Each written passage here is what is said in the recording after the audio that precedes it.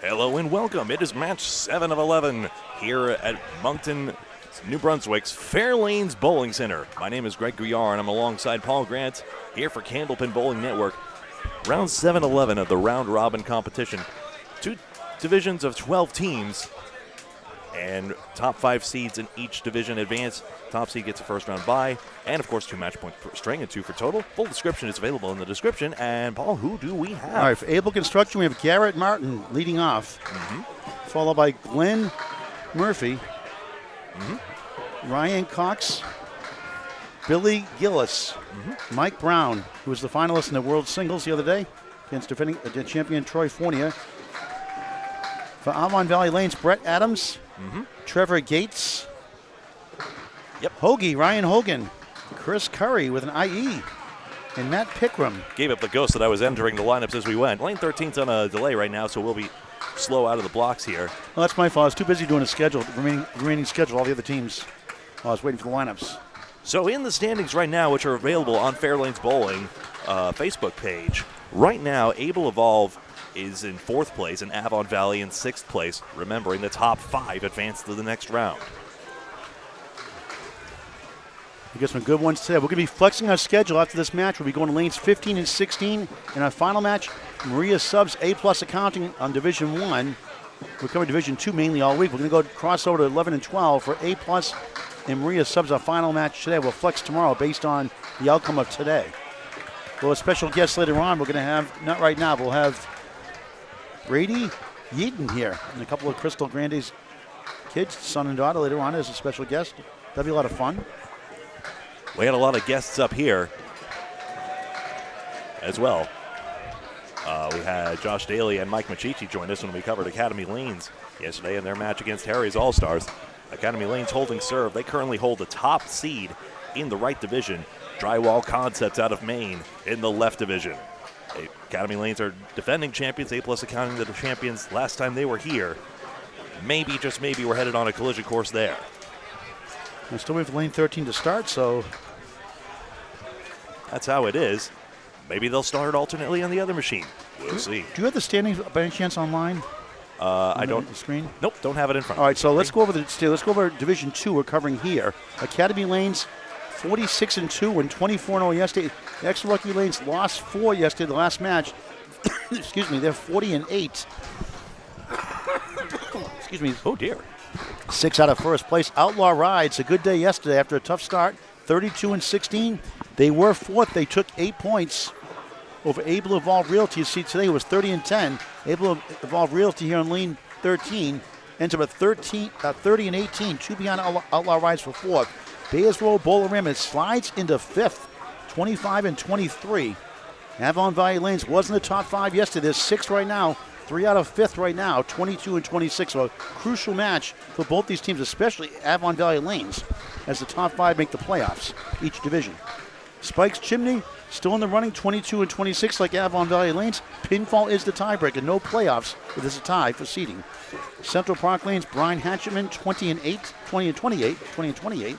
New England Flooring, 16-32. Harry's All-Stars, 8-40. And Oakland Park, out of Rockport, Maine, Jason Kayla's team, 7-41. For Division 1, Drywall Concepts, 34-14. It's all bunched up. Fenway Academy 1 behind, 33-15. And Kingswood Bulletproof, 32-16. The unique thing about that, Greg, is all 3 had a chance to jump each other last match. All 3 of those teams, Drywall Concepts, Fenway Academy, Kingswood Bulletproof, all went 6-2 in the last match. Maria Subs labored yesterday. They came on strong to win. And they're now 28-20. They're 6 out of first place. Canada 5. 2 big wins yesterday to go to 28-20, including 8-0 sweep for A-plus accounting, who's dropped to 6. A-plus right now on the bubble on the outside looking in, 26-22. Record roll 2.64, and Team USA 22-26. Still have a chance. Birchill Siding, who was 20-20 before losing 8 to Canada 5 that last match, 20-28, still in the running. Stars and Strikes 18-30. Graffam Flooring 13-35, and Massachusetts 12-36. We'll need some help and a lot of wins. Those are the standings right now. So the top 5 make the playoffs. 1 division bye for each top seed in each group. So right now, Drywall Concepts, if it holds up, Academy Lanes will get a 2-round bye to the semifinals Saturday afternoon. Exactly right. The playoff format is the top 5 teams advance. The 5 and 4 seeds of one division have to cross over to the other side and face the 2 and 3 seeds, respectively, of the other division, while the number 1 seed waits for them to all to duke it out, down to 1 team aside. Then the number 1 seeds duke it out in the semis, and then we have the grand final. Well, Kingswood Bulletproof, if they stay third, they will not cross over to Kings. 13 to the right side. Ha-ha! I knew you'd like that one. That was brilliant. 13 is Brilliant. 13 is resetting right now. Here's hoping if all rack comes down. It does not. We are on Candlepin Bowling Network on YouTube in high definition. It's free to subscribe, never a charge. Candlepin Bowling Network, please subscribe, free high definition, live instant replay up to 10 seconds on YouTube only. For live notifications, hit the bell icon after you subscribe so you don't miss a ball ever. We will sign up in between each match, including the playoffs. So please subscribe free and hit the bell icon after so you get notified for live action. Abel and Avon are competitors right here. Abel rostering an combined average of 597 in this tournament of the 574 of Avon Valley, but got a few 120s on either side. Garrett Martin and Ryan Cox, 120 aside. Mike Brown, 126 at anchor. He was our star of the singles final on Monday. Brett Adams and Chris Curry, 120 themselves. And remember, substitutions are allowed before box 7 and not on a mark. And I cannot get a signal on my phone last night at the Airbnb, and I can't much very often. It's real slow. My 5G is out of room, it says. I noticed that. I had to go onto the 3G as well. I don't understand that one. Well, we're all here, and maybe the 5G tower is just waking up in the morning or something like that. Bob Lee and Duncan McDougall have calls on lane 1 and 2. They're on YouTube only. Greg and I are on YouTube and Facebook today. They're on their side right now. They have their first match is Birchall's siding, the 9th seed against number 6 seed, A+ accounting. That's a big. If Birchall's side can take 8, they would sidestep A+. Later on, they have Team USA and Canada 5, and later on, they'll have Drywall Concepts and Graffam Flooring on lanes 3 and 4. So it's not the streamer's right to impose on this, but I would strongly suggest to the bowling community to use the rule that's, even on the poster here, but it's certainly in the ICBA rule book, even though we're not under the auspices of that. But when one machine breaks down, the idea is you go alternately on the other machine. If their patience starts running thin as well, they may wish to do that, but we'll leave that to them because it's a rule I seldom see implied, but I know a lot of bowlers get weary when they get delayed too much, so maybe, just maybe, they'll want to consider that. All right, so later on today, our next match, we're going to be flexing after our regular coverage here in 13-14, where the finals will be Saturday afternoon. Later on today, Team USA, Canada 5, they'll be in lanes 15 and 16. Canada, is that right? Canada 5 would be 11-12. Yeah, 11-12 rather. Because that would be us panning to the left of it. Okay, that's hold right. on a second. Just get back to this here. I'm sorry, 12-15 for our coverage is Academy Lanes and Able Evolve Realty. So we'll see Able twice in a row. We'll see Academy Lanes, defending champs, number 1 seed, trying to lock it up today if they can, possibly. Not probably officially till tomorrow, but they'll take on Able Evolve, our second match here. Academy Lanes, a powerhouse. Our middle match here, right around 12:50, maybe 12:30 now, 1 o'clock the way it's going. And then later on, 3:30, around 3:30, give or take, we'll switch over to lanes 11 and 12. We'll go to Division 1 for the first time in our coverage. It will be A+, 5-time champion. Maria's former champions a couple of times too. With Bob Wickham won it twice in 1998 and 2008. That'll be A+ and Maria subs. That'll be a good one. Maria's right now the 4th seed. I'm sad amid our coverage. Did I interrupt your read? I'm sorry. That's okay. No, you're fine. Academy and Exeter's Lucky Strike are both undefeated. They've won all their total pinfall comparisons to this point, which I believe is a boast no other team has at this point in the proceedings. That's on the right division. Sadly, they'll be on lanes 19-20, and I can't pan over there, but maybe the TikTok ladies on @Candlepin Bowling will be able to help out with that. I see a rig there, so maybe, just maybe, we'll be able to have someone's phone on that, and maybe, just maybe, we'll be able to help out with that, or be able to show you that or point you in the right direction. Fall standings are available at Fairlanes Bowling on Facebook. Donald, you're asking on Facebook. Thank goodness. So go to Fairlanes Bowling on Facebook. Fairlanes, all one word, of course. Fairlanes Bowling on Facebook for the full standings. They've posted it here. Thanks to the Wood family for doing that. We'd like to use some of the remaining schedule while we're waiting for the lanes to start. So Bayers Road Bowlorama has moved into 5th place. We talked about earlier. So let's recap again. Academy Lanes in first place, sole possession, 46 and 2. 40-8 Exeter Lanes Lucky Strike. Outlaw Rides 32-16. Able Evolve Realty 30-18. Bayers Road Bolorama 3 pins ahead of the 6th place Avon Valley Lanes. Bayers Road 25-23 with 5 matches to go. Today they have Exeter, a tough matchup. They got the Hatchemen and they got Able Evolve, the 3rd match today. Tomorrow they get Academy Lanes and Avon Valley Lanes. They got a tough schedule still. Yeah. Avon Valley Lanes has Able Evolve Realty here now. Then they got Exeter and Academy back-to-back today. That's a brutal schedule. Tomorrow you got the Hatchemen and Bayers Road to wrap it up. By the way, I just saw a sweet shot that Matt Buffalo Nichols just made on lane 15. And while we're waiting here, I might as well replay it. Lane 15 is the one in blue just to the right here. And you see him in the red shirt take aim at what appears to be the 410 and send the wood off the red line. Good to know the replay machine is up and running. Thanks, Buffalo Nichols, for testing that out for us. Outlaw Rides has Spikes Chimney, Oakland Park, and Central Park Lanes today. They got a more favorable schedule. They already played Academy and Exeter. Tomorrow they got New England Flooring and Harry's All-Stars. By seeding, they got the easy path to maybe move up, possibly, and keep number 3 at least. Outside chance of 2. They're 8 behind Exeter, 14 behind Academy. More than likely, the only chance they have is against Lucky Strike. But they should stick that 3 spot, you'd think, at least, minimum, and stay in this right room. And they will play the 4th seed on the other side, which currently is Maria Subs. That'd be a tough first-round matchup. They would lock in change between now and then. So it'll be 2-5, 3-4 in the playoffs. Teams 4 and 5 cross over to the other side of the lanes. Yeah. We got some pinfalls as well. We did the pinfall averages. Team Lucky Strike has the highest with a 123.6 average. They are currently 2nd in the right room to Academy Lane's 120.7. And what's most interesting about that is it's such an echo of the Friday Night Pro League last year when Team Central 3 is Academy, basically a lot of crossover there, and Team Exeter, now Exeter's Lucky Strike, a lot of overlap between those teams. The team now known as Lucky broke their hearts on the last day, not just in the last week of the regular season, but also in the last week of the playoffs. And I'm wondering if on that round 11 of 11 matchup that is going to take place on 19 and 20 at the very end of the round robin, maybe, just maybe, that showdown is going to have even more weight than it already does right now. Spikes Chimney outside edge looking in right now. They're still in the running. Right now they are the 7th seed in Division 2. Outlaw Rides take Exeter and Harry's. Tomorrow, Central Park Lanes, Oakland Park. Able to Evolve Realty. Avon today. We'll see Academy with them next match again. Bayers Road, Bolorama. Not an easy schedule today. Tomorrow they have Exeter and then the Hatchemen. So not an easy schedule to get by for sure. I wonder if we should switch over to one of the other lanes for Greg for now. Kingswood and Graffam Flooring, or we can just stay here and go over the stats, I guess. We'll be able to switch over there in a moment. Sorry, now I'm just looking at my stream. It should be fine. I'm not sure why it's... Yeah, you're all here. Already 100 of you. Thanks for your looking patience. on longingly at lane 13. Well, let's go over the remaining schedule for Drywall Concepts. They're number 1. So let's go over Division 1. Drywall Concepts 34-14. 1 behind Fenway Academy in the finals last 2 years. Runner-ups 33-15.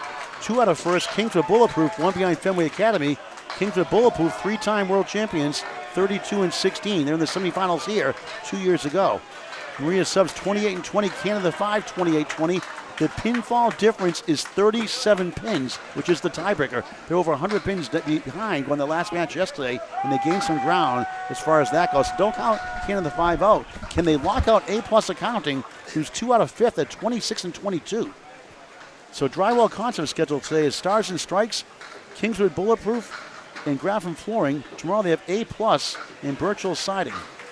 Fenway Academy, the 2 seed. Team USA today, Stars and Strikes, and Canada 5. That'll be the toughest match today on paper. Wreck and Roll tomorrow and Mass H. They have a favorable schedule overall. Fenway has an easier path to number 1, I would think. Kingswood has Graffam today, Flooring, Drywall Concepts, Birchall Siding. Tomorrow they got 2 tough ones. Kingswood, Maria Subs, and A-plus accounting. So they have a tough schedule. They've got 3 or 4 tough ones, 3 anyway, tough ones, and 1 challenging one. Maria Subs has Drywall Concepts today, Birchall Siding, and A-plus on the tough schedule.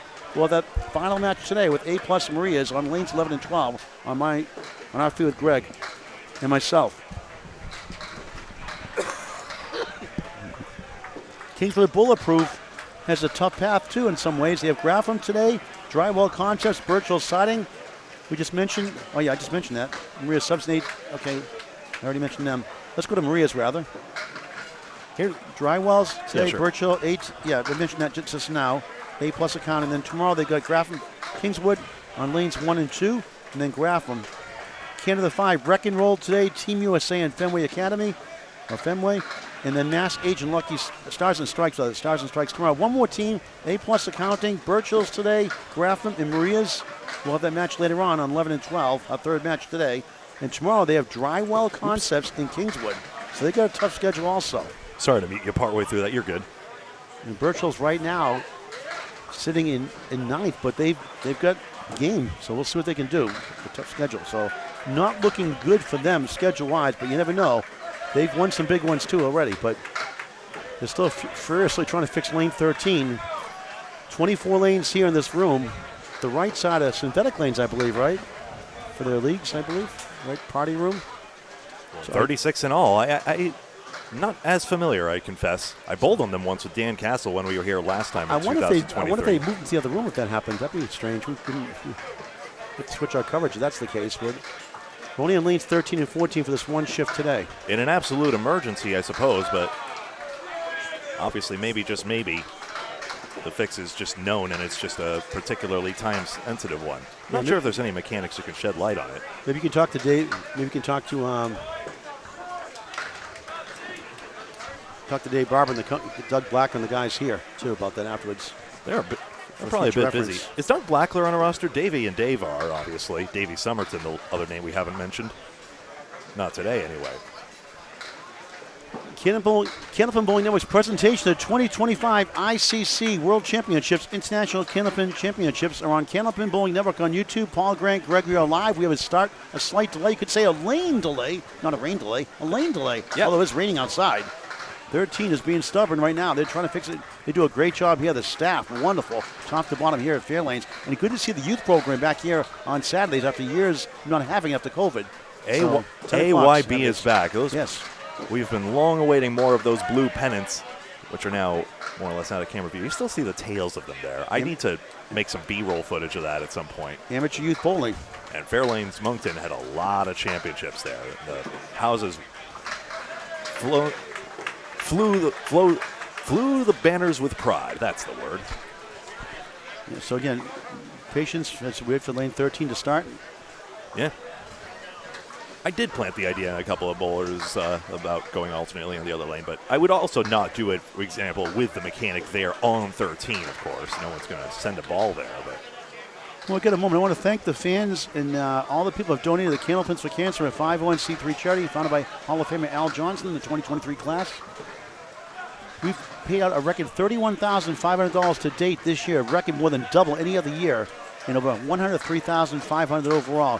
Do your part. Help a bowler going through a hard time going through cancer treatments by going to candlepins4cancer.com.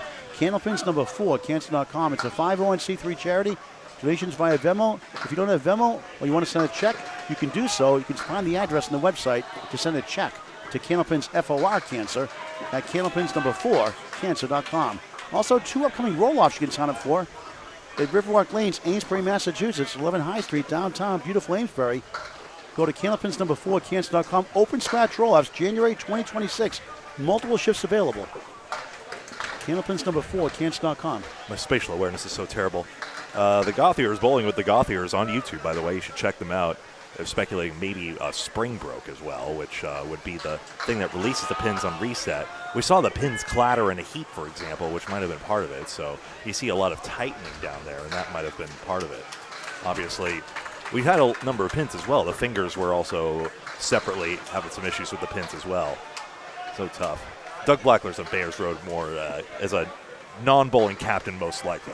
The other roll-off is March 7th, 2026, a one-day roll-off, our first 10-stringer, sponsored by Candlepins for Cancer. One-day event, 10 strings, 2 shifts. You can bowl your Mini Easter Classic that day if you want, 10 o'clock a.m. and 4 o'clock Eastern Standard Time, obviously. That's a high-flying roll-away lanes in Ware, Massachusetts, W-A-R-E. Where, Massachusetts.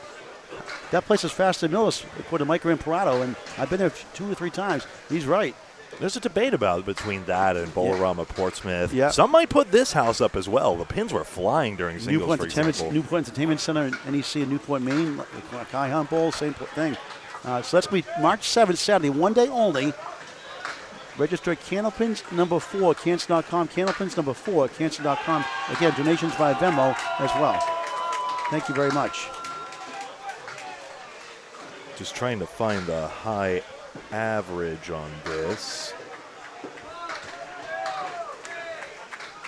We'll go from the teams also. Some of the teams' top averages. I'm not sure if I'm blind. I can't find the high average. How about Tyler Richester, the young gun, in the Atlantic Candlepin Singles Tour Class A Northern Conference at Academy Lanes, Pub 125, Haver, Mass, threw a 182 in his first World Appearances this week, in a 441 series, a 182 single, and a 442 stunner. Outdone awesome. only by Brad Stewart on 443. And Freddie Toffmeyer has a Toffelmeyer has a 421. Other single notables beside Tyler's 182, Brad Stewart 171, Tim Jim and Java, the Fenway Academy 171 also. Division 2, Andy Babineau 171, Ryan Cox we'll see here today. And this, if we ever get going here, 168, Calvin Locke 163, Garrett Martin at 163, and Jimbo Ayotte joins the 163 party also, when he's not flipping 7 pins around. Garrett Martin versus Andy Babineau, Series 427, Garrett Martin 422, Ryan Jenkins, Ryan Cox we see here, 421 for series so far. That's in Division 2. High score scratch series, Able Evolve Realty. How about 1971? Not the year, that's pinfall. Extra Lucky Strike, 1952, Academy Lanes, 1916. Those are pretty good numbers. That was such a hilarious highlight of Jimbo Ayotte just taking out the... So he took out the 4-pin. Well, you can watch it for yourself. I think Nico Puhar, our social media manager, titled it, "What did Jimbo just do?" And you see that 4-pin take a hike. Duncan misidentified him as Jeff Surratt, and I think that's a pretty understandable reaction. I remember the candle spin bowling video where Jeff Surratt made a whirling dervish shot for a spare during the Friday Night Pro League. And he gave that same look back of like, what just happened? Even though these guys are formidable bowlers.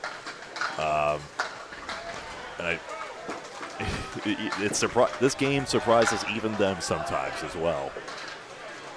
Had I known, I could have gone to Tim Hortons today.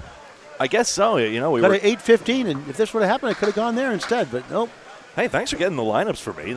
Here we are, as we have last minute. We had to scramble to get the lineups last minute, then we're delayed. So we're still waiting for lane 13 to get fixed. They're working feverishly at it.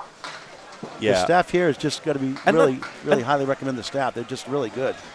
They do such a great job with all 36 of the machines here, and, you know, the machine broke down during practice. And that's the other reason I would recommend the bowl alternately on the other machine rule past a point where I would say, because it would also take anxiety off the poor pin sitter. I think that is Jeff, who's, you know, a 25-year employee here at Fairlanes as well. And, you know, he doesn't need to be, like, you know, burdened with, you know, we're here to have fun. It's serious international tournament at the same time, but still, we want to be able to not direct all that ire, which is a lot of testosterone and a lot of energy directed at the pins. We don't want to direct it at them after all, even though I know the bowlers are champing at the bit to get going. Champing at the bit, not chomping at the bit, if I recall, to get going here. Bob Lee, Duncan McDougall do have a call on YouTube only on Candlepin Bowling Network if you want to switch over to that one. They're on lanes 1 and 2. And we're going to keep you alive as you wait for this to start, this lane delay. I apologize. Did you mention the Agawam 9-pin? Patrick's reminding. The Agawam 9-pin is going to be December 14th. Right. That is not on the candlepinforcancer.com website. That's on the Agawam Facebook page. You can register at their Facebook page, Agawam Bowl, I believe, or contact Agawam Bowl for more information. That's December 14th. There'll be 2 shifts, 11 a.m. and 2 p.m. Candlepin for Cancer will sponsor $500 to the prize fund, and we donate money to bowlers tournaments to raise money for our charity like the United Way does for the NFL. So we give $500 back. We do a couple of 50-50 raffles. We get lemon drops. We get shirt sales and open donations. We make more of that back to help families out. So the centers win, the bowlers win, the charity wins, the family wins. Everybody wins with Candlepins for Cancer. And Candlepins for Cancer has also helped out our streams as well. Obviously, a lot of the equipment you see here on our broadcast is also used on our live shows. So we really have Al Johnson to thank, and of course you, Paul, for being the one to inspire everyone to a lot of people that donate as well. And because of that, over $100,000 U.S. given to families, and also the ability to promote the game better by just showing the bowlers in a better light, which reminds me, I was going to up the bandwidth on this thing. Several in Canada also as well, even recently one in Canada here as well. But yeah, so Al Johnson's mission is to promote Candlepin bowling. Candlepin Cancer is to promote Candlepin bowling. And by doing so, we help families by raising money to our charity. And I want to shout out to the kids, the Mixed Up Graduates rematch with Mike Moore and Greg Guerra and myself. Mike Moore returns, special guest star. That's Sunday, December 21st at 2 p.m. That'd be a good one. 4-4, 2 men, 2 women. They're going to go to the other room, I guess, huh? Are they now? All right, they're going in the other room. So we're going to have to switch over, Greg, now. All right, sounds good. So they're going to take a hike over to the other pair of lanes. Now, do we stay on and cover the other matches, or do we get the Central Park lanes? And we could go to Graffam Flooring and Kingswood over here if you want to 11 and 12. We're not able to do lane, and that's the good news. We're not 13-14 anyway after this match. So 11, 12, 15, 16, the rest of the way. So 11, 12, let's call an audible here. So that's yeah, Corey Smith, we got you, Corey. I told him we're going to cover you. Don't worry about it. We'll get help with the scores though because we can't see him. Yeah, very good. I can take the photo of the standings here. So we're going to switch our schedule on the fly. So bear with us. There'll be Graffam Flooring out of Bollarama in Sanford, Maine, taking on Kingswood Bulletproof. Kingswood right now is the 3 seed in Division 1. So 2 Division 1 matches on YouTube on Candlepin Bowling Network, and we're on Facebook as well. Taking on Graffam Flooring, the 11 seed and the 3 seed. And this is a tough test for Graffam to try to get back in contention. There's some talented bowlers: Scott Lapierre, Steve Poulin, Jeff Bugia. Some outstanding bowlers. All right, I'm going to do the live audible for now. Steve Poulin on lane 12, slips left, gets the 4-7-8. We'll get the updated scores as soon as we can. We'll take a picture of all the scores. As Greg feverishly will change the line and put this all in. We're putting the pressure on Corey Smith. So a setback for our broadcast in a sense. Thanks, Corey. So a setback start to our match, Corey. He's punching the number. He's tuning us out. I don't know if he could hear us. Well, he's out of focus at the match at some point. Really, really appreciate him coming in here. Yep, so we got Kingswood Bulletproof now and Graffam Flooring them. Our first match today. So angle our camera to the left. And Greg gets the pin cam all set up there, a little more to the right maybe. I think it's maybe a little more pan left, Greg. You see the left channel possibly, maybe a pan over a little more. Yep. Thank you. It's a great job you do. I couldn't do this stuff at all. I have no idea. I would need a 3,000-hour class probably. Oh, phooey. That's pretty good. My time's not that valuable. All right. All right, J.J. Trigney, very good bowler. A 6-pack, check his ID. We'll get the scores up just a moment. It's hard to see. It's smudged scores. Manual scoreboard. Stencil pen. Just missed the one for a spare. 30 to... I'm going to go get the lineups, Greg, if you want in the meantime. Sure. Bear with us here. Looks like Graffam Flooring is ahead in the early going. We'll see in a second.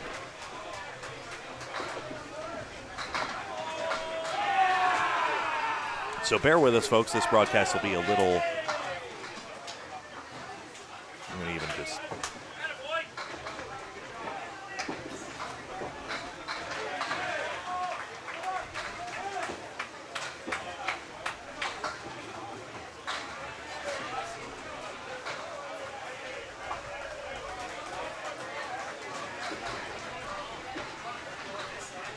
There we go. Excuse us a moment. We'll take a commentary timeout, but enjoy the sounds of the lanes while we do that.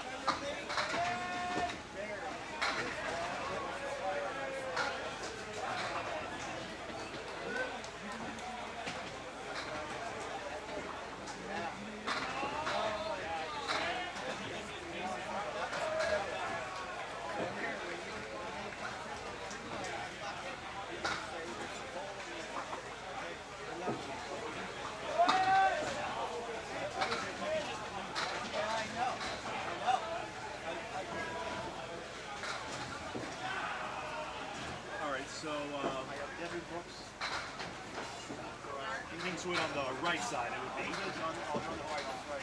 Are they? Wait, no, they're on the left. Devin Brooks, real deal. Jamie, Jamie Oil. I'm gonna have to put it on the right. That's okay. I can't do it. Oh, it's tedious now. No, it's fine. I have an idea. Devin Brooks, who? Chris McGrady, MC, capital Grady. That's whoa. No, sorry. Jamie Boyle. Third is Chris McGrady, MC, capital Grady. Justin Jones got a one box. He didn't throw the ball, but he pulled himself out. So who's Chris driving on now? Corey, C-O-R-E-Y Smith.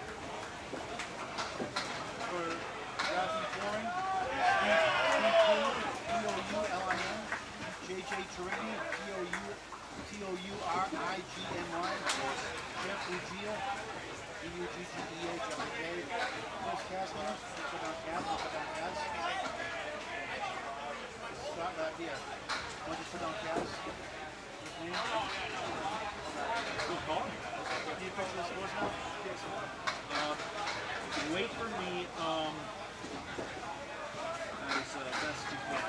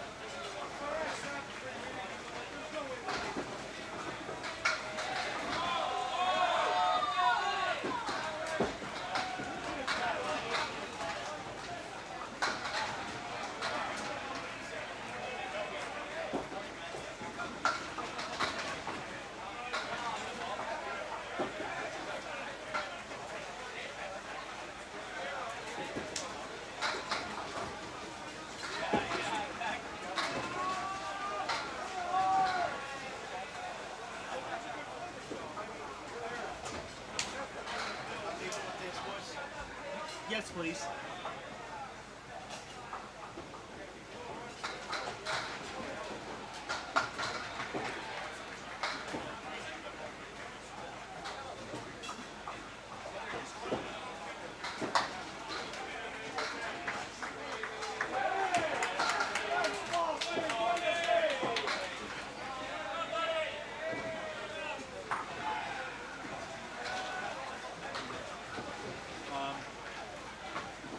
Watching them as well. Pass took its hand.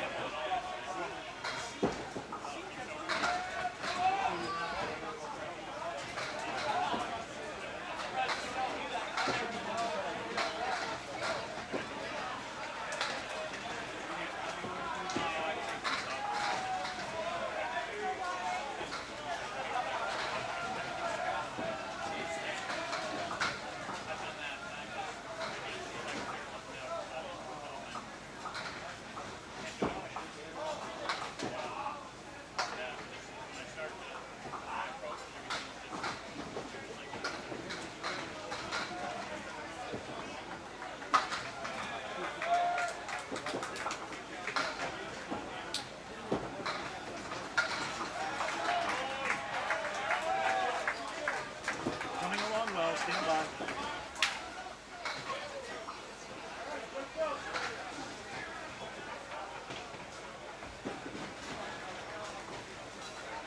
I'm catching up. Yeah, I'm doing. I'm doing very well. I'm not just panicking. Now I'm feeling confident. You're doing a great job. Thank you. I'll give one the picture. Lop here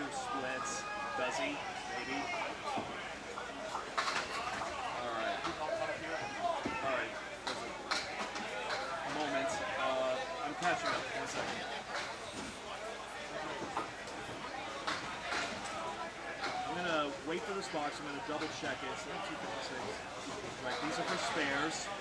64. Okay, 41. I just copied those in. I don't know if Scotty's sending this. That's going to be a tricky one. Oh, you beauty. But that's not going to go. All right.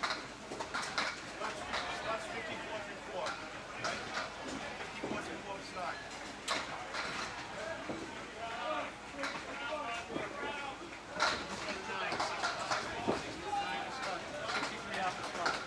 All right, you got a 9? Okay. And then, oh shoot, what was that? Now I've lost the score, I'm sorry. Forgot to get this still filled.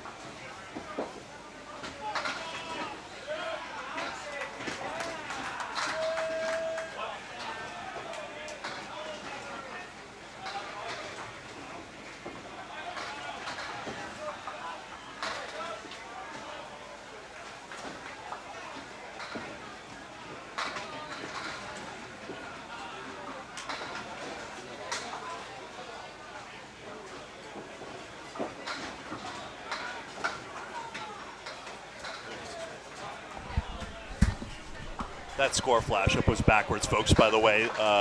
Graffam appears ahead, actually.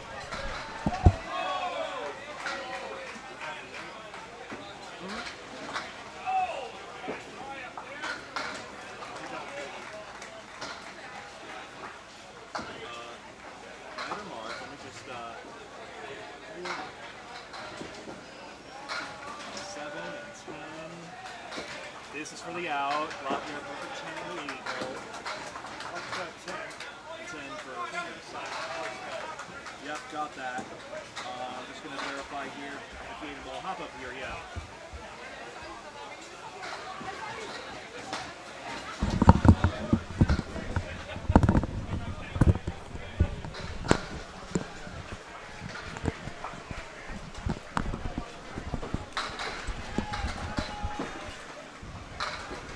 All right, welcome back. This is Devin Brooks mowing down 9 on his spare fill. Yeah, Graffam Flooring has the early lead in this one. And stand by. Almost there, folks. I think we're about to have a broadcast. Poulin's got a bundle of 5 that eventually goes down for Brooks, so he's got 19 in another. As Kingswood tries to get back in this match, and Poulin just wide. I have to get the names backwards. Sorry, our first match was moved to the other room because it had lane delay for like 15, 20, 30 minutes. So they went to the other side of the room. So we're on lanes 11 and 12 now. Our scheduled match at Avon Valley Lanes, able to evolve Realty, unable to cover that. So we're covering the number 3 seed in Division 1, Kingswood Bulletproof 11 seed, Graffam Flooring of Sanford, Maine. And Devin Brooks, the real deal for Kingswood Bulletproof, the 3-time champions, the number 3 seed in Division 1. Trying to move up today. On lane 12, the bonus is 4. 15 pins minus a mark, and Brooks fills 4, though, so the lead for Graffam is 11. Poulin upping 7. 8 left, 6, 10 right. Interesting wood, all angled towards him. Have to cap and gown it. I'll try and change colors in a sec. Brooks just missed right. Right side, 3 right, 5 left. Left side, 4 right, 7 left. Poulin, good try, won't go. We're on Candlepin Bowling Network on YouTube and Facebook today. Free to subscribe, never a charge, high definition. Like and follow us on Facebook as well. Brooks takes an 8.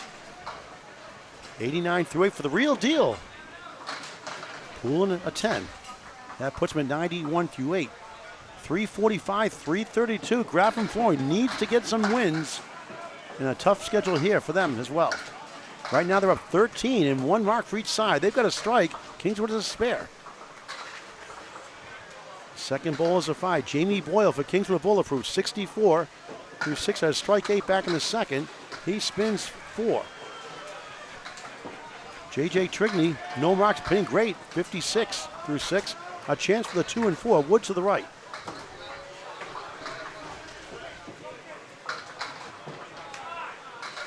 Oh, Boyle nestled Wood between the 2 and the 8, and he does not take it out.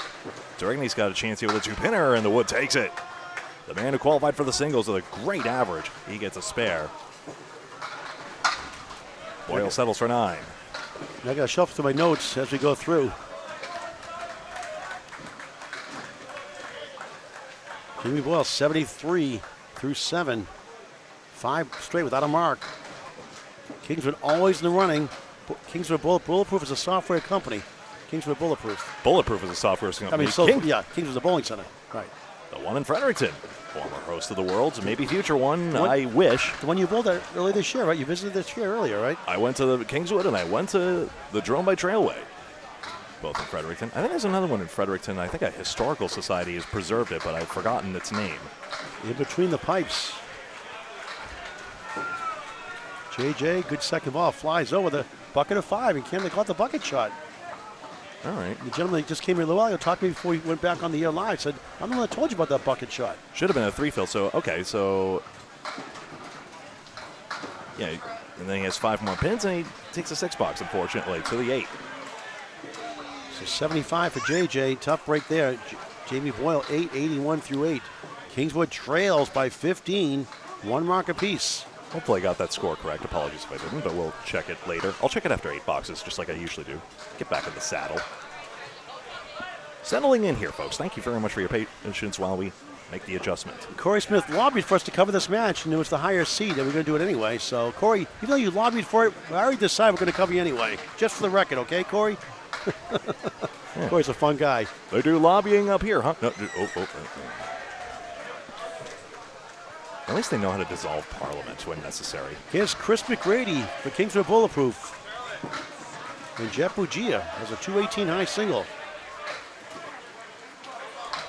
Chops 2 behind, 2-4 in the 10. Kingswood not up to par yet. It's early. First of 3 matches today. Every day, 3 matches through Saturday, including the playoff finals. First round starts tomorrow afternoon, just after 3:30 or so, 4 o'clock give or take. McGrady bounces 2 for 9, 67 through 6, had a spare 5 to start, and a 6 after that. Nothing since, but pinning well, 4 9s in the 10. A 10 to get 1 back. Jeff Bugia, 83 through 8 after the strike 9. I think we're all caught up pretty much, Greg. Pretty much. Maybe I could change the title here as well.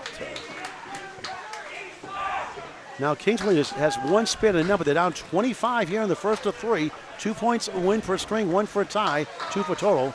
And you split the points, so they tied the total, obviously, as well. The one good thing is after 6 matches, we could mathematically cover everyone, so everyone's been on our stream now. Or the Bob Lee and Duncan McDougal stream for the left division. Yeah, we did that through yesterday anyway. Now we're going to flex schedule the rest of the way. Pretty much. Right. Oh, what a shot for a strike. He got it. I think you'll find that 9-pin budged off for Bugia, and then he got it down anyway. Reverse 9 to 5. 5 goes to 9. His second strike the last 3. 93 plus 2 of the 8 for Jeff Bugia. McGrady, spare. 77 in the ball through 8. Now they're starting to heat up. So take another look here as the machines reset. And yes, that 9-pin got bumped forward before it got bumped backwards. A wacky way for a standard hammer. Chris McGrady, a former bowler for A+ accounting. Graffam flooring in good position here with 14 boxes remaining to possibly take some points up here. 2 per string and 2 for total. McGrady slips on the spare. He gets 8. That's Big right. Break. That's right, or it should be. That's Chris Ryder, yep. Mis-IDing. He won the singles knockout here last year, actually, in 2024. Came to semifinals this year also. Troy Fournier won it at Butwell's Bowling Center, Concord, New Hampshire. Good for him. Ryder, high piece of wood in front, trying to knock it down for spare. He does. Back to back. 58 through 6. 68 the ball through 7. And Chris Kasnay, we call him the Kaz man. Kaz, great guy. 1-3-10. Had a spare 3 to start. All 9s and 10 cents. Pretty good. 9-10, 9-10, 10. And now a 9. 70 through 7 at the minimum. And now Kingswood Bulletproof. 2 marks to 1 on their side, down 16. Just 3 bonus pins, but he's hanging on to them very well.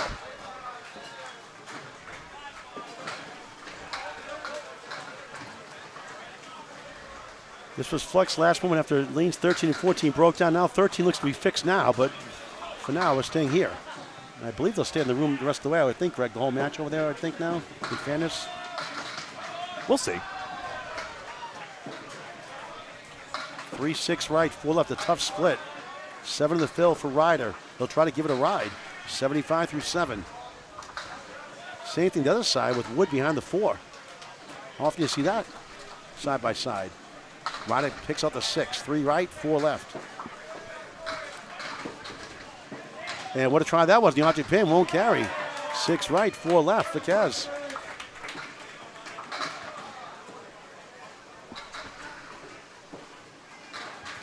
Ryder takes an 8. 83 through 8. And Kaz picks 1. 79 through 8. 411, 401, 10-pin lead for Graffam Flooring, looking for the seeding upset. Points they need to move in to the top 5. They got a ways to go and need some help. Kingswood actually have more marks right now, but they're losing out on pinning right now. Graffam's only left 23 standing, and I mentioned Kaznave only losing 3, but Lapierre's only losing 1. They're pinning. They're losing only 3/4 of a pin per no-mark frame. That's a huge gain for Graffam. Here's Mr. Setback himself. Corey Smith wills down the 4-7. He's got a chance. 3-6-10.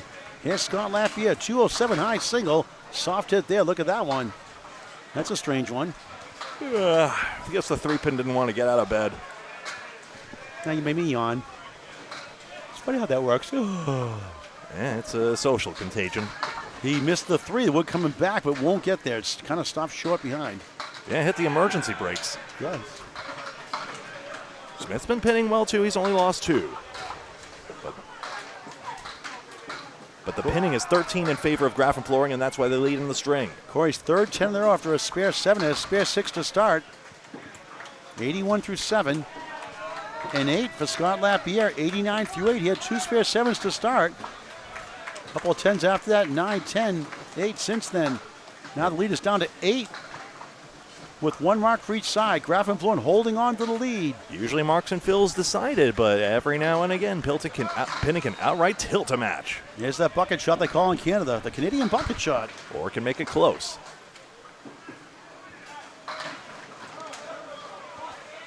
Lapierre a 3-1 split. I'll take photos of the scores after this to make darn sure I've got it all. Corey Smith for Fredericton, New Brunswick, Canada his whole life. 123 average, 129 peak for a season. Spare! There goes the bucket. He kicked the bucket, you could say. He's still alive. 91 the ball through 8. Boom, boom, boom, boom. Wow. Scott Lapierre, 3 in the 10, mini split. It's makeable. Can he get it? He gets a field goal instead. Not happy with that. It's Nate anyway. Yeah, it's tilting pins as well, by the way. 89 through 8, back-to-back 8s, and here comes Kingswood Bulletproof now. They have 2 marks to 1, and they're only down 6. We got a virtual tie, folks. What else is new? And we get back to the top of the order. Steve Poole on the right, out of Bolorama in Portsmouth, New Hampshire. And Devin, the real deal, Brooks for Kingswood Bulletproof. Poole flops 8. 6 goes down. It's the 1-3 chance. Back to lane 11. Brooks, look at this one. 4 horsemen and a triangle. Greg doing a great job getting us here on the stream after our first match was changed due to a lane breakdown after 20 or 30 minutes.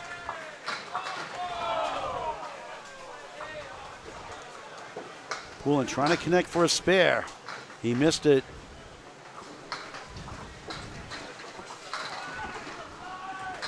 Bulls aren't as active so far. They're still waking up. They'll get louder as the day goes on, especially tomorrow and Saturday when the playoffs start. Poulin, a Paul Grant special, missed the second shot completely, making the third. Not a good time for that. 10. 101 through 9, back-to-back 10s. Had a spare strike 9, this third and fourth blocks. You got to put in the work if you want to get to the big blockbuster show later on. Looks a 9, 98. That's 98 through 9. That's candlepin bowling to a T. It's not always flashy, but it's important every pin and every ball of the way. Poulin, right side. 4 horsemen, this time no triangle as 10 fell down. 6 right, 9 left and back. In front, it's the 1-2-4-7. Scores confirmed. And Devin Brooks sets him up with a 6-10 chance. 7-pin lead for Graffam Flooring. Down a mark. Poulin, what a shot for a spare! Nico highlight reel, that's not easy. Brooks denied, and now it's 2 marks apiece. And Graffam Flooring leads. By 7. Yes. 1-1-1 on the ball in the 10th for Steve Poulin. Devin Brooks a 9. 107, disappointing start. That's not the real deal, Devin. Comes down to the Pro Series also. This past season. Steve Poulin trying to fill it big. His team's up 8 right now, plus this. It's a good ball. It's 8. Nice finish, 119. His father, Mike Poulin, nominated for the Hall of Fame class 2027 by Gary Duffett. 16-pin lead for Graffam Flooring. They have 1 strike. Kingswood Bulletproof has 2 spares. They're testing the number 3 seed. See Mike on many a Channel 50 Stars and Strikes show. Jamie Boyle on the left, J.J. Trigney on the right. J.J. 75 through 8, 1, 8, wobbling 9, 10. Trigney 16th place in singles qualifying. And a Boyle hammer. bonks away, baby, strike. 91 plus 2 in the 9th. They needed that. They're really only, they were really only down a mark. Wait a second. I think this match is tied unless we get a response here. What a shot for Trigney. Oh, the 9 won't go. Great effort on a tough shot. And I think Kingswood has virtually tied the match. Yes. What else is new? 10 for J.J. Trigney. 85 through 9. Balls in the Friday Night Pro League for Riverwalk Lanes. Mark Ritchie's team. Great co-owner of Riverwalk Lanes, Melissa Ritchie. Home of the Candlepins for Cancer Open Scratch Roll-Offs, January 2026. Register Candlepins number 4 at cancer.com. Trigney in the pocket. He gets 8. The 4-7 go down. 6-10 chance. Woodard's angle makes it a little tricky. Jamie on a strike. 1, 2, 4. As the 4 hobbles. 9 wiggles back right. 10 far right. On a strike. JJ, tough break.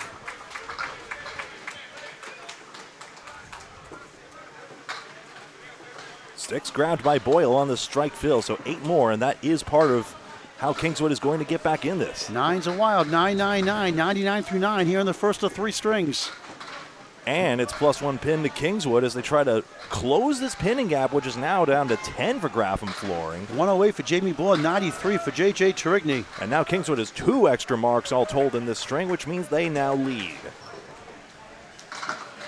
473, 466. Like Greg said, Kingswood 2 marks to 1. 2 spares, Graffam 1 strike. Sorry.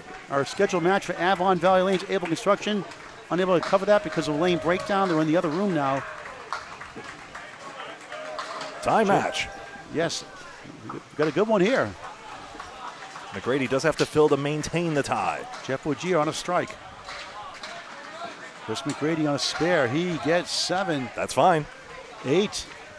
3 flops down. 1 in the 10. Wood a bunch. Remember to keep an eye on the yellow numbers on the Canadian smudges to the right of the scoreboard. That gives you the true context of the lead. 85 through 8. Bougier 8 on his strike. 101 through 8. They match the box. 7-pin lead for Graffam. Down a mark to Corey Smith. The only mark on the board, either side. We're off angle, but I think the wood all goes if the head pin is hit. He missed it. Want to miss right, if anything. Maybe the double wood deflects, and maybe we'll see it on ball 3.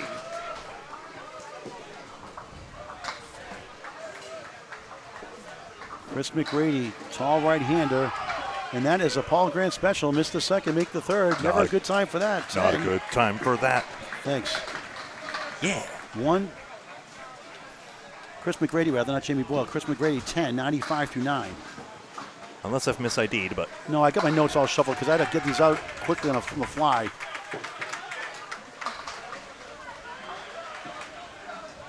Ugia, look at this one. A little better than we thought after all that. 2 wobbling 5-7. 2-8 shot there. The half Worcester, dreaded half Worcester. For Chris McGrady. The final box of the first of 3. A lot of pressure coming up on Corey Smith's spare fill. First of 3 matches every day this week through Saturday. Ugia with the wood. Well, he got the pin instead. He couldn't get the 7.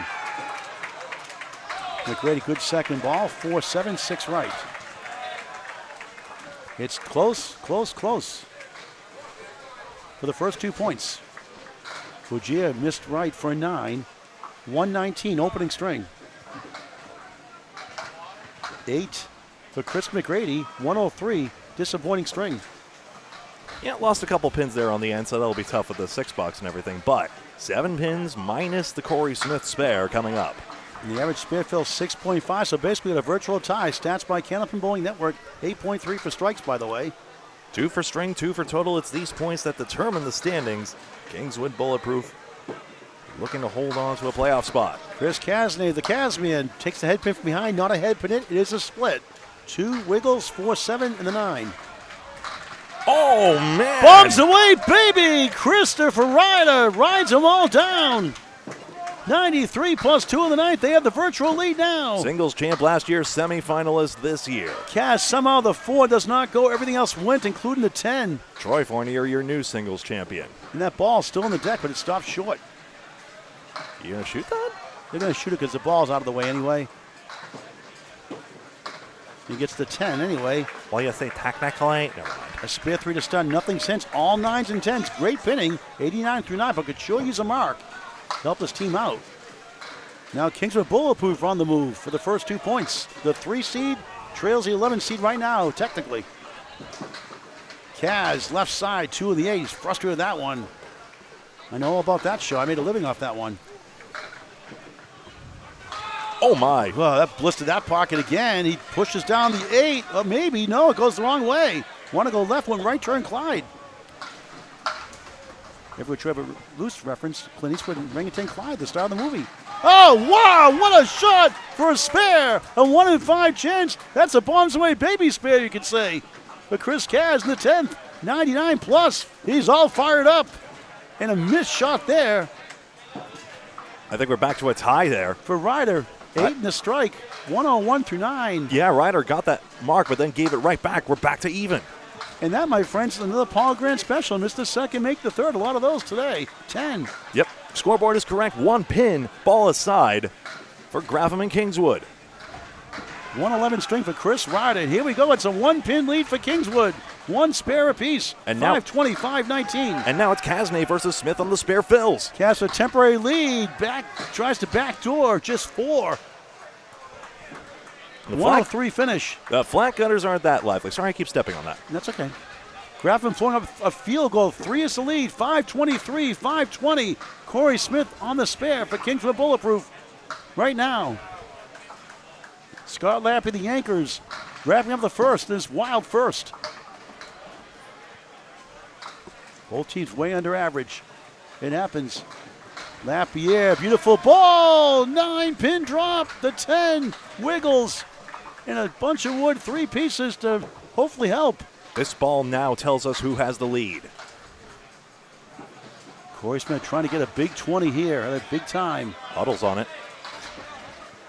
He hits the pocket. He splits. 3 and 2. Unbelievable. 2-pin lead. 5-25. 5-23. Kingswood up by 2 fingers. But Lapierre has the better lead. Can he take advantage or will the wood foil him? 96 through 8. Lapierre. Spare. Huge for Graffam. Flooring.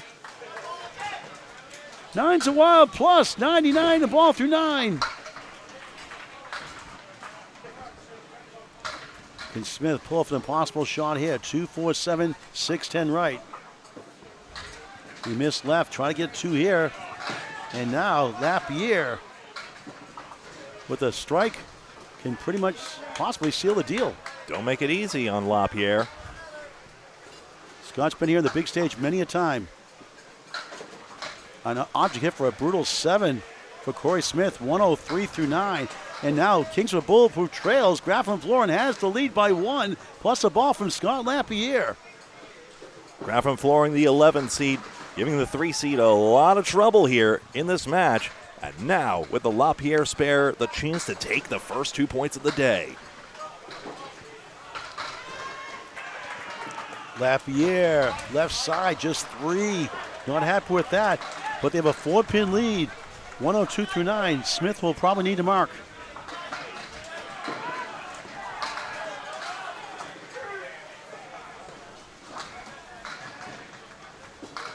Corey, beautiful ball, somehow just 8. Wood rolls to the 5 middle, 9 right. It's trying to push the 5 down. It's not going.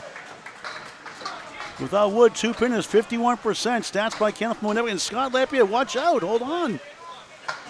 Remember, they're up 4, so if he gets a 5 or 6, we could have a tie possibly, or maybe a win. without a mark from Corey, but he wants to get the mark here. A 7 box shuts out, to your point. Yes. Unless For a spare. He got it! Huge! Clutch, clutch, clutch! Or demands a spare, rather. 113 to ball, and Lapierre an 8. 110 finish.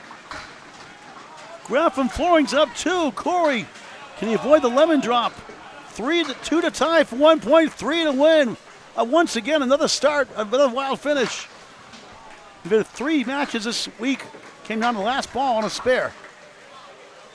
For the win, he ties with 2. Unbelievable. Only fitting. We tie. 544. 544. Don't you just love Candlepin Bowling and Graffam Flooring sticking around still? Unbelievable. Here's the full scores as soon as I get that correct. 544. Oh, a devastating 12 on the end for Kingswood, but they do get the 1 point and still a chance to go 7-1. Or can Graffam take even more points away? Wow. We'll reset and go again here. For string number 2, no intermissions in this dojo. Let's get going here at Fairlanes Moncton. We'll confirm lineups. That sure looks like Devin Brooks up there. Steve Poulin alongside Greg Guyar back here in the booth alongside Paul Grant. You're watching Candlepin Bowling Network on Facebook and YouTube. Wasn't that worth the wait? I know the pin setter delay was disappointing to see, but hey, we got ourselves a match, and 1-1. And maybe only the 3rd tie across the entire field, as I understand. I believe each division had one. And there we go. Brooks begins. 3, pin, Wilson, it's a 7-10. Now I'll try and start tracking some head pins for you now that we're here from the start. Oh, and rips through the middle, just 3.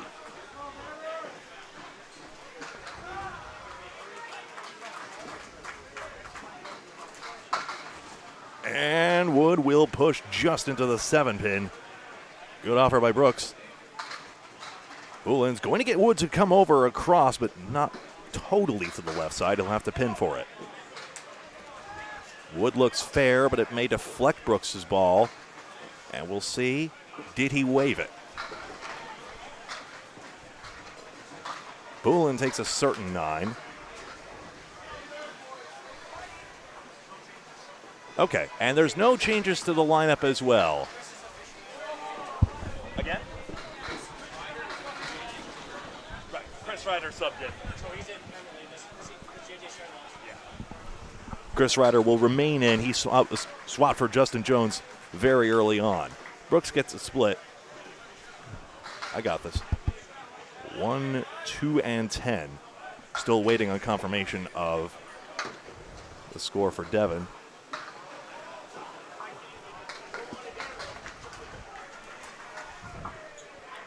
Three, 7, 10. Nope, just a couple of pins. Poulin's try.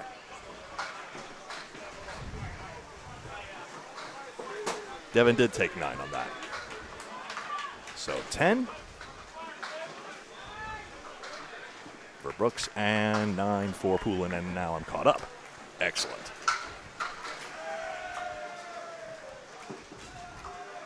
How's it going out there, Chad? Good to see you all. Thank you for your patience earlier. Obviously, lane delays happen every now and again, and I know it's disappointing for them as well. I think they feel it no worse than anyone when it happens, but that match continuing on in the other room, and maybe, just maybe, 13 will be set and ready for the next match. Jamie Boyle and JJ Tarigny getting going 2 and 2 splits apiece now in this one as we get the split bug early in string number 2. 2-4, dancing across here. That may have ridden up on the, it almost looked like he went on the carousel that takes all the pins away. Across it comes, but no 6 pin for Tarigny, much to his chagrin.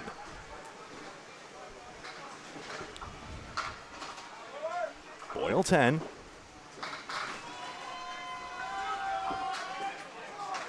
And a 10 for Tarigny.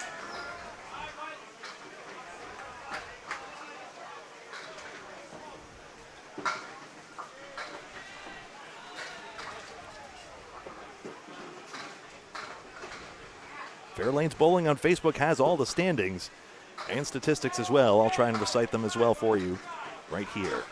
Boyle, we call this one the 6-pack, 4 horsemen, and the 5 and 8. 6, 7, 8. That wood gets over, and I think JJ's got play on this one. Drive the wood across, and it should take the 7-8, you would figure. Watch the arrows, watch where the ball hits. Oh, and that headpin gets stung from behind by Boyle. And excuse me, spare, and he's got 20 and a ball through 2. Teregny, wrong piece of wood. He wanted the one with the red lines aimed at the 7-8.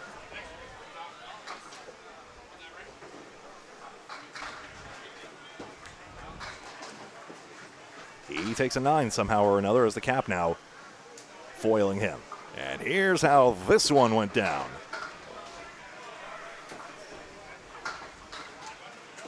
Boyle goes into the bundle of 5, and then something or other comes out from behind. Bugia and McGrady.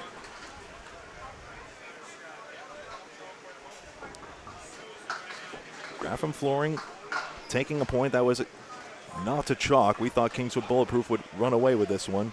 Corey Smith and Justin Jones, but Jones had to come out. The 123 average along with Corey Smith could not go, so an injury setting the back, so to speak.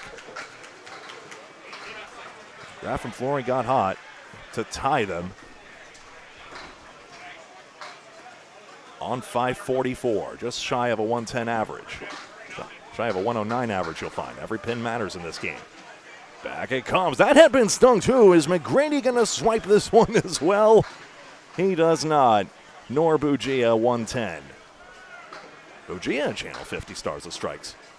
Alumnus, excuse me. That's misgendering. $10 for McGrady. And a 9 for Bugia. Bugia, of course, on Friday Night Pro League. I believe still with Team Riverwalk Lanes at last check.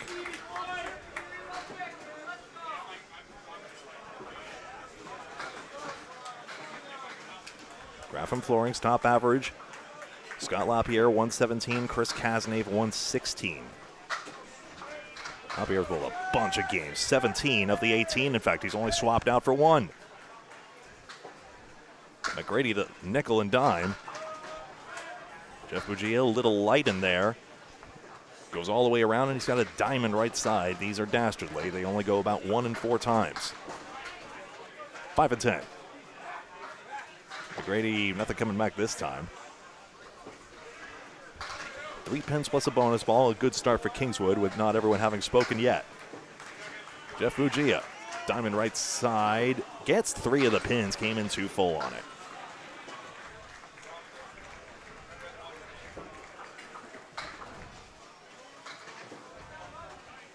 With the left to right ball, McGrady deals. He's got a 9 box. And a 10 for Jeff Bugia.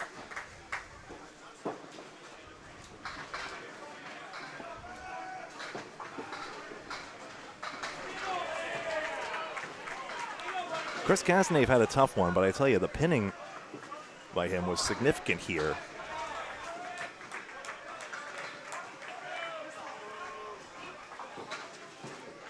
In the end, Graffam Flooring conceded 11 fewer pins, and that was the reason they clawed back the 11 bonus pin advantage that Kingswood Bulletproof had on their 2 marks. They gained 11 pins on the bonuses, but Graffam Flooring made it back with a pinning. Ryder, too bad he's full on the triangle. And he leaves now the 5-6, worst of all. Kasnave at 110. We've seen a match decided by 1 pin. I believe it was a literal pin. I now had to double check and I'm less sure. I just calibrated the statistics on my new machine. 8 box aside.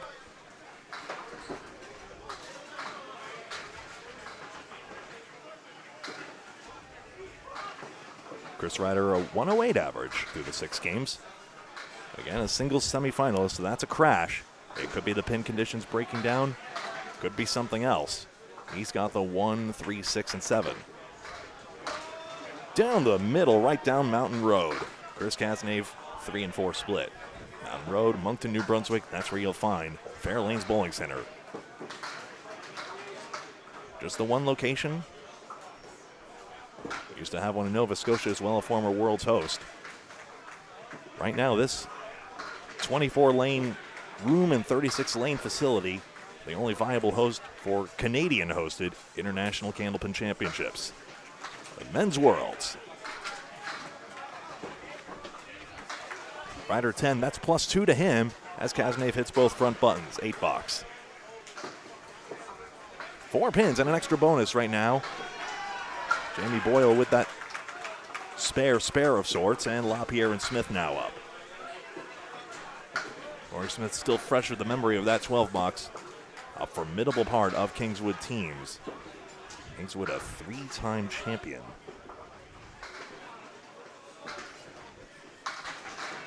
Twice in Kingswood and Fredericton, once here in Moncton.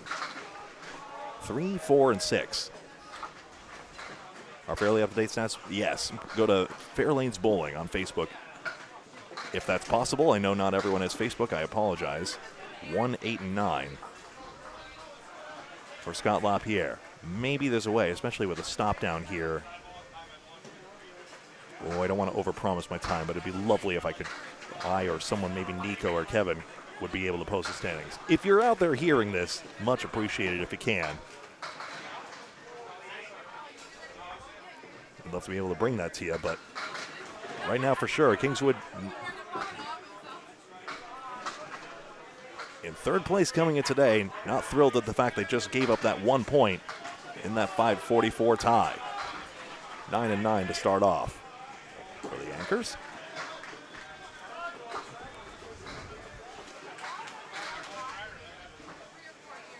Corey Smith 123 average. Scott LaPierre 117 tournament average. LaPierre doing a lot of the work. 5 and 10. That's now 6 splits for Kingswood Bulletproof in the early going. LaPierre crossover side. There goes the 7. He gets his break. He's got the 5 pin. They've been tough to come by, these breaks. Kingswood, the lone mark of this last pair of boxes as the consult develops now. The 10 pin is drilled. How does the ball take it? I'd almost want a kid to throw at this one, then maybe the ball wouldn't jump both pieces of wood. It gets tagged them both. It's good. Smith did jump it, but the ball deflects perfectly into the 10. And LaPierre good as well, does not get stubbed on the cap. We'll see here, and then we'll take a check on the scores. I can tell you 2 marks to 1 in that last exchange, and yes, a perfect ball jump by Smith to equalize the LaPierre mark. 95 to 91, an extra bonus. On this Thursday morning here at Fairlanes. 3 matches, all round robin today. Tomorrow it'll be the final 2 round robin matches, immediately followed by the first round of the playoffs. Then all day Saturday, the remaining 3 rounds. Round 2, the number 1 seeds take part in the semifinals, and then the grand final between the survivors of each of the 2 divisions, left and right. Split. Oh, Brooks bumps an extra pin. Will not take the 6 immediately.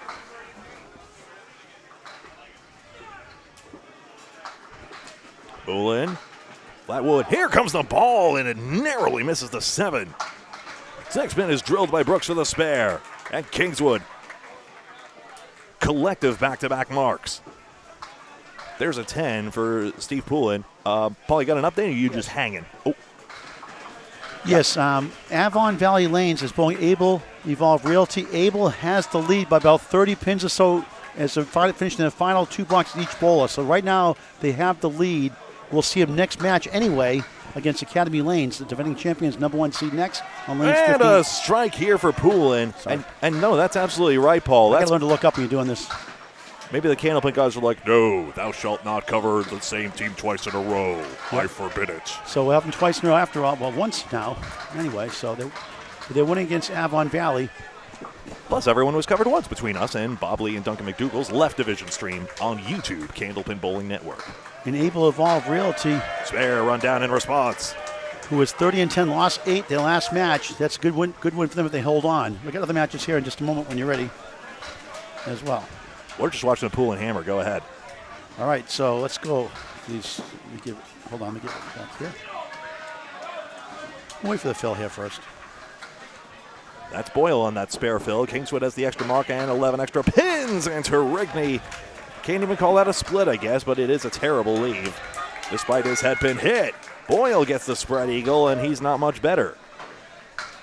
Right down Mountain Road himself. But a cut shot here.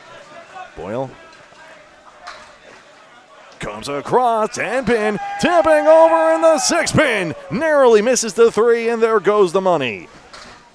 25 USD given to anyone who can make a spread eagle clean for a spare on our featured lanes. No wood, has to be a true spread eagle. All right, other scores. 10-6, 4-pin gain for Kingswood. A-plus account. The slump continues. They lose to Birchill's Siding, 559 to 524. Matt Harnett at a 130. Only one of the ball that Jerry done in the 100 series, 101. The rest under. And actually, Blake just had a 107. For Birchill's Siding, a 124 for Travis Toffelmeyer and a 121 for Troy Dunphy. A-plus account. The 6th seed coming in loses to the 9th seed, Birchill's Siding. That's good news for Birchill. Lost 8 to Canada 5 yesterday. 3 pins taken out by Terigny. Boyle lays into it. He's got the 1, 7, and 8. I wish I had the Bobley radar gun on that. That'd be fascinating to see. 5-10 for Terigny. I can go hijack it if you want afterwards. No actual rush. Plus, it's probably been clocked already. He's on the left division. Why wouldn't Bob have done that? Oh, head pin pass between, I think you'll find. Other scores, Fenway Academy, the 2 seed, 1 out of first place to Drywall Concepts, Division 1. Win the first, 594 over Team USA, 549. Team USA was led by Corey Alisi of Candlepin Corner. Free to subscribe on YouTube, Candlepin Corner. For Fenway Academy, they were led by Joe Smith with a 136, a 127 for the veteran bowler Brian Kroll.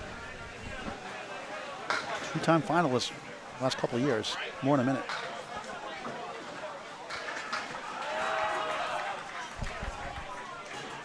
Jeff Bugia and Chris McGrady. Bugia with a distinct left to right hook. Over left arrow and a strike. I think the kingpin fell last from behind. How confident are they after that first string tie? McGrady hooks all the way over. It's a similar hook to Bugia's, in fact. A change in the standings. Drywall Concepts drops down. They lose. Fenway Academy slips into first place as of now. Drywall Concepts loses the first string to Maria Subs. 567 to 547. Maria's up 20 after 1. A 130 for Brian Fuller Jr. A 122 between Jason Gauthier Jr. and Austin Barnes for Drywall Concepts.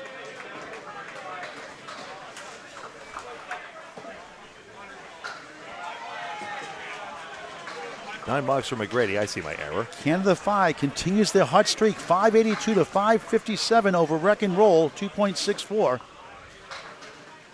Canada 5 led by 134 by Bobby Kite, and Matt Schultz is 121. From Wreck and Roll, a strong performance. Brad Stewart, a 139. Canada 5 wins again. Bugia light hit this time. Canada 5, the 5th seed, coming in tied with Maria Subs. They continue to be 4th and 5th. And it's all bunched up in the Division 1. And McGrady's lighting there. I guess it's so tough to get the break to work consistently there. The slower the ball travels, the more time it has to do crazy things on the lanes. But Bugia strikes fair. McGrady on the bundle of 5, no. Stars and Strikes defeats the Mass H team 577 to 562. Troy Fournier, Sean Shattuck with a 125 each from Butwell's Bowling Center in Concord, New Hampshire. For Stars and Strikes, a 119 was good enough for Joey Hutchinson and Russ Neely Jr., the great co-owner of Stars and Strikes with Jody Neely in South Paris, Maine. 14-lane facility there. The kingpin fell backwards, of course, so there we go. Got a piece of it, and it's a tie ball game. The one you saw earlier was tied after 1, 544, 544 here. 115 for Corey Smith to lead his team. And this is how it is. Oakland Park probably in the basement because some of their best bowlers couldn't make it through the border, and Corey Emerson had to come in last moment. Steve Poole and Jeff Woodgear, 119 for Graffam Flooring. Harry's All-Stars should have had Dominic Palladino and don't, for example. So with talks of relegation, there was a lot of talk about maybe have it when the team is bad 2 years in a row, then they can be challenged, for example. Lots of ways to implement this. As of course we want to see the best of the best. And these captains are putting some good money on the line, and they want to succeed too. Central Park Lanes 5 points out of the last the fifth spot for the final playoff spot right now. Take care of business. A thundering 638, 546 thumping over Oakland Park. 147 from Matt Buffalo Nichols, but even better, the Tsunami Keith Beaupre, a 156. Stephen Body at a 120. Oakland Park led by Sam Higgins, 124.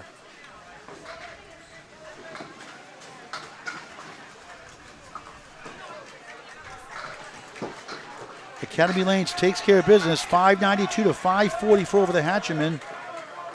Hatcherman led by Aaron Halberdell from Western Massachusetts, 127. Academy Lanes, a 125 from Josh Daly, a 120 from the Terminator, Charles Collins. They only have one loss, 2 points they've lost.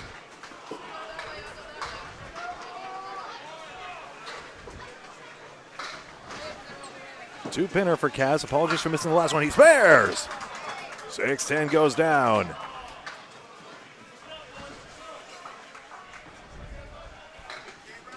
Riders got, what is that? I got a couple of goofy photos of some of the bowlers getting this standing. I got 3 more standing scores for you. Are you ready? I've created an emergency for myself. I forgot a score, unfortunately. Split spare. Oh, Riders got Wood coming back, but it budges the 6 instead of taking it.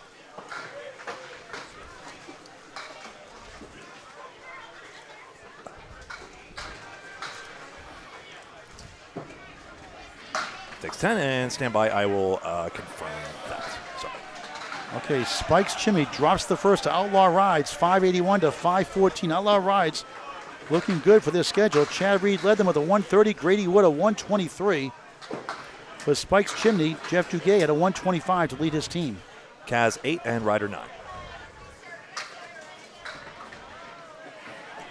That's now in the scoreboard. A couple of more. Harry's All-Stars 539, but New England Flooring gets a 579 to beat them by 40. LaPierre, a 9 drop. A 142 for Mark Ritchie, corner of Riverwalk Lanes with Melissa Ritchie at Amesbury, Mass. One of the Candlepins Cancer Roll-Offs, open scratch roll-offs, January 2026. Register Candlepins number 4 at Cancer.com. Matt Rich for Harry's All-Stars, 122. Continues his great week. Jake Cook at a 121. LaPierre, his team leads, wants the 9 drop. He's good on the forfeit for back-to-back. Lucky Strike explodes, 676. And a split spare in response by Corey Smith. Sorry. No, go ahead.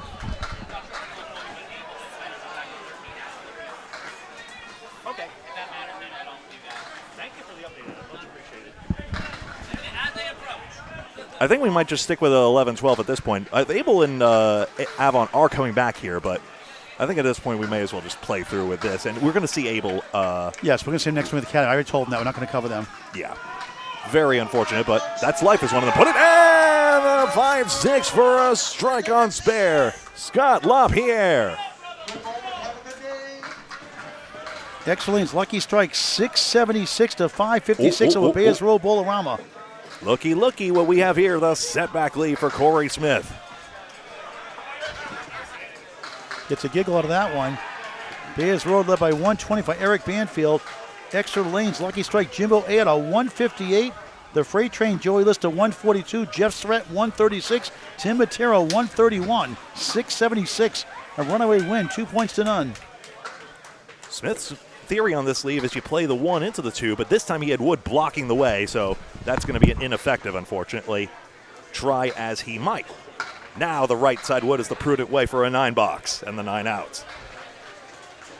So LaPierre, 3 marks in a row, including 9 and 10 fills and another. It's a tie ball game of Graffam flooring stacked with open marks. You guys know to look at the yellow number to the right of the scoreboard. So you see they are ahead by 3 bonuses, 2 extra strikes and 1 extra spare. Devin Brooks in his trademark crouch deals away. He'd lob the ball otherwise if he was any higher. Justin Scally is very similar in that regard. Poulin on a strike, starts with 7. Does the Wood take anything?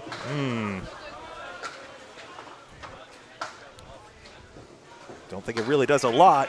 He's against the spare of Brooks, and he's got 3 in a row.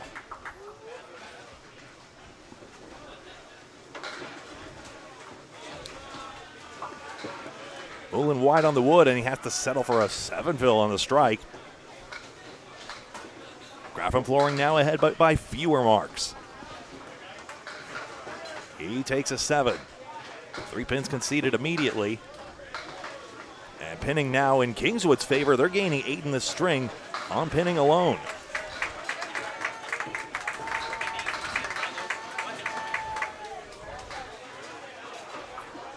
Great to see 13 and 14 back up and running. They bowled in the other room. 36 lanes here at Moncton Fairlanes. 7-pin tips out for Brooks, and he's got a 9-fill. Poulin luckless. He's got a 4 to begin on his. We're watching 11 and 12. Graffam flooring and Kingswood Bulletproof. No, single blown, unfortunately. Devin was aiming for the object pin, of course, the head pin simply. But he may be able to gain sticks because Poulin is struggling with the out. He already had a 7 last on that last split. Trying to fight through it. Opposed by a 9 box. Can Poulin make the 3-pinner and at least cut it down? Does a good effort on it, but it is a 7. Back-to-back 7s, and it's a 14-pin gain for Kingswood in that pair of boxes all told. Greg, the update on the match we were supposed to cover, they're back on 13-14. We're going to stick with the other match anyway now in progress. 574 for Able Evolve Realty, 515 for Avon Valley Lanes. Able Evolve Realty wins it on the right room, and the highest score is 141 for Ryan Cox. A 114 for Chris Curry led Avon Valley Lanes. Now substituting Ryan Southall in the second position. So Able, after 8-0 loss the last match yesterday, go to 32 and 18. Spare for Boyle. So right now they're the 4th seed in Division 2.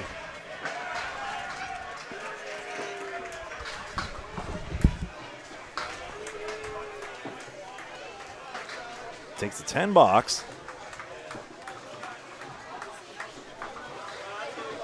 Here it is, 4 horsemen run down perfectly by Jamie Boyle. On the outside, and the 4 and 7 glance out.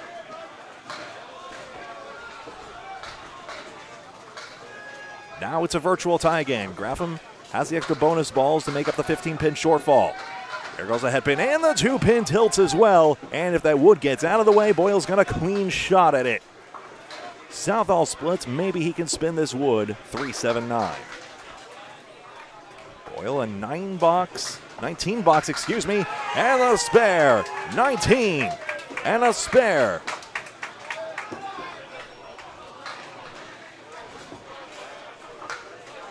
Southall just wide. Just off, rather. He made a good effort on that one. He'll have to take 10.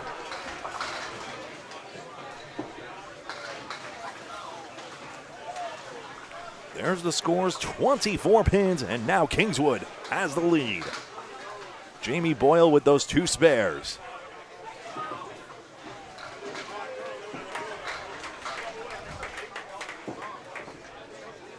McGrady picks up his bonus balls. Now we have a substitute here. See if I can get to the bottom of who that is here.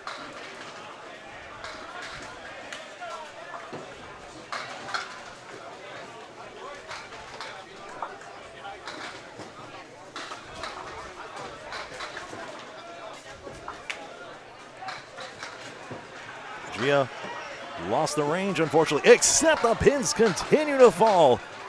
And 8-fill. Kingswood spares. Pardon my naivete. Is that Justin Jones, or am I completely mistaken here? 1 and 3. So many names to learn on the fly. LaPierre. Or no, Ujia gets the spare as well.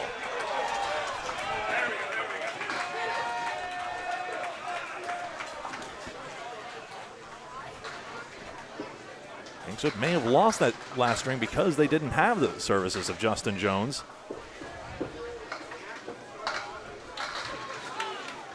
Can't really leave the booth to go ask, unfortunately.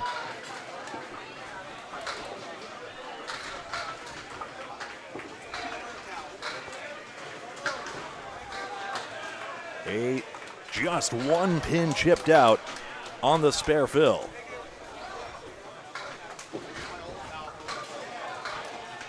Bugia into the spare fill, 6. Paul, I need help identifying a substitute for sure. Oh, it's Sean Doothright, isn't it? Right?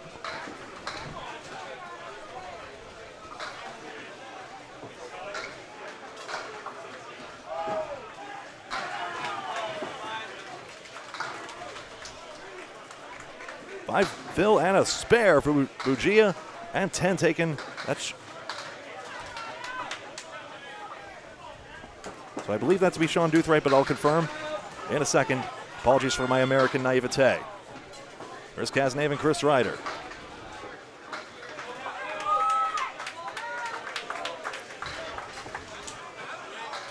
Need help identifying a Kingswood sub. I apologize. Kingswood swapped someone in third. I think it's Sean Doothright. I'm not 100% sure. 1, 2, and 7 for Chris Ryder.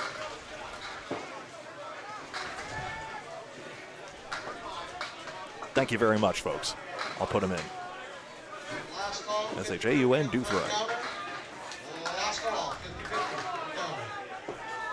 Should have recognized that beard from anywhere. 1, 2, 7.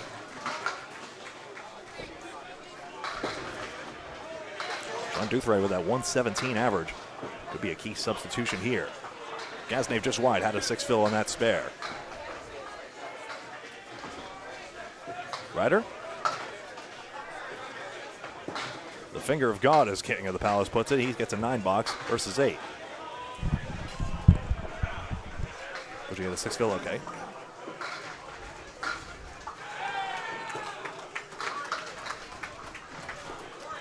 Sean Dufresne coming in relief. Thank you very much.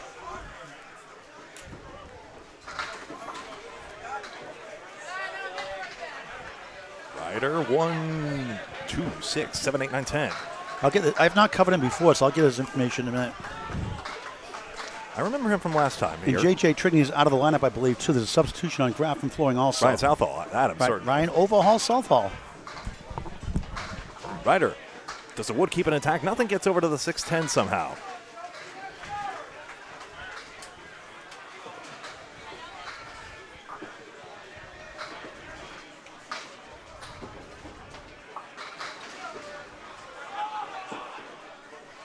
Yep, you're absolutely right. JJ as it is, so JJ's dirty slots. What does that even mean? And a 10 box for Ryder. And a 9 box for Kaz. Bill Olson also over that. Thank you so much. Scott LaPierre and Corey Smith. Sorry, I got distracted with a... Paul distracted me, not to be honest, but hey. I got to learn how to stave it off every now and again. He does great work for the game. That's on me for getting distracted past the point. Smith is not a fan of this head pin right now, I tell you. So now he's going to the side, and he's got the 1, 2, 5. I mean, of course, everyone's aiming for the head pin, but still. LaPierre spills it out, and he's got the 8, 9, 10. Sean Doothright in, by the way. Yeah, I saw that. S-H-A-U-N. Of course. Got a 122 average, 125 career high. Virtual tie in the match right here. LaPierre filling the strike. Wants to load up some more. Let's see if he leverages this wood. It's looking mostly at the 10 pin, I would say. Plays red line. 9 pin gets a tickle, but oh dear. Just an 8 fill. Indeed, it was just looking corner. 66 through 4 for him. A 10 box for Smith, who despite all those splits is getting a 61 half. And a 9 box for Scott LaPierre and a 75 half. Anyone going 60 half, 120 string is going to be happy with themselves. In the faster conditions of Moncton Fairlanes, it might be demanded. 3 bowlers on Team Exeter's lucky strike, north of a 130 average, for example. And boy, oh boy, is that Week 11 match between them and Academy Lanes going to be a blockbuster. It will be out of the range of our featured lanes, but I think some Candlepin streamer out there somewhere is going to coalesce around that one. And we're going to hear a lot of noise around it. We'll find you some match that's going to have implications for either first or fifth. We always talk it over at the hotel every night so we can bring you the best match we can. Smith does the best he can, and he sweeps out the 5 on the check mark. You know, with the sidewall action, the flat gutter keeping, you know, the namesake wood, the trademark live wood of Candlepin in play, I think the 5 pins are getting swept out plenty. LaPierre spares in response. And Graffam flooring level with Kingswood completely. Here we go again. Are we going to find our way to 2-2 in a whole new adventurous way? There's the scores at this point. I'll confirm after 8 boxes, but for now, here's what we have. 2 bonuses aside. Jeff Bugia on 202 with that 4-mark chain he's got going on. 9-pin drop for Poulin. And the 7-8 for Brooks. Poulin advantage here as the match remains on a knife's edge. Totally no margin in total or game. Poulin drills his, Brooks does not. And Graffam flooring gains.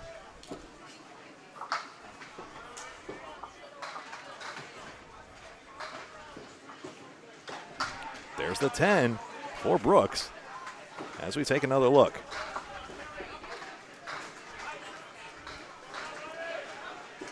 Yeah, so the front wood deflected it away. I won't let you miss this. I just want to see if I can get it one more time for you.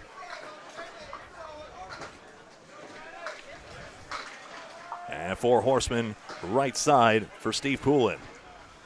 6 fill on his spare. Down the middle, 3 and 4 split. Not even getting clean spread eagles to shoot at here for Brooks. Poulin perfectly run for his 3rd mark of the string.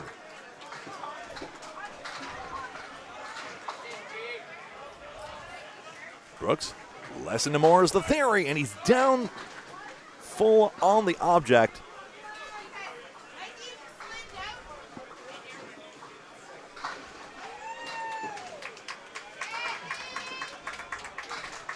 Rips apart 3 more object, but Brooks gets stuck with 7 and gives away 3. So tricky here as we're through 32 boxes.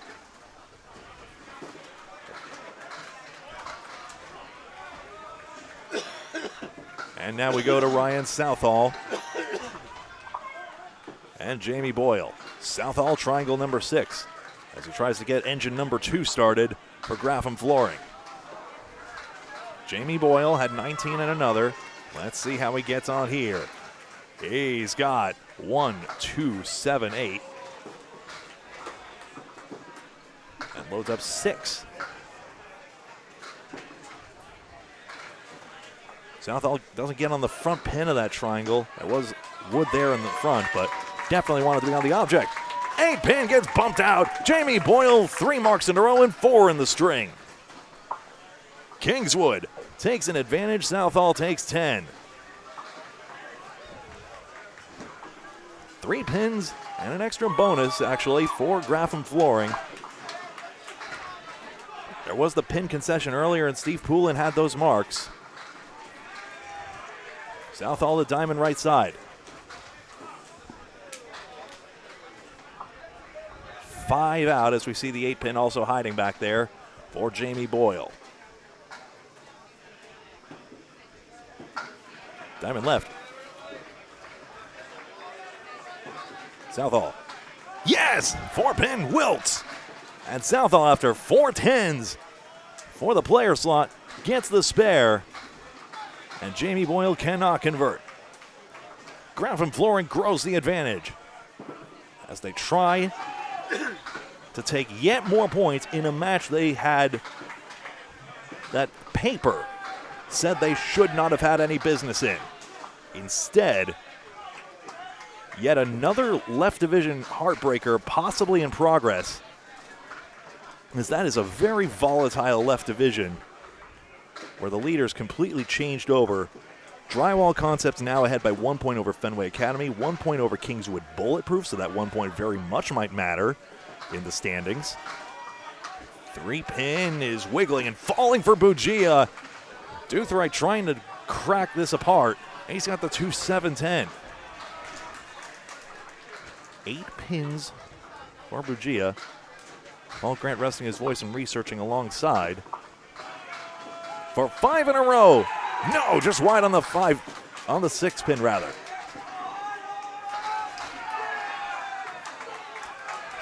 Oh, a moment of respite as finally Bugia slows down and has to settle for 10.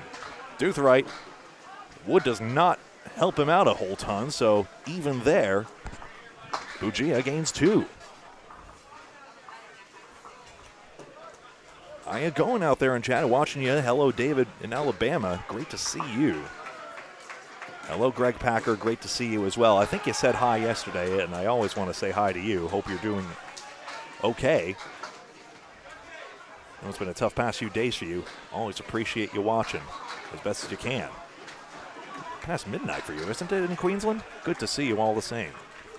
4 horsemen left side for Bugia.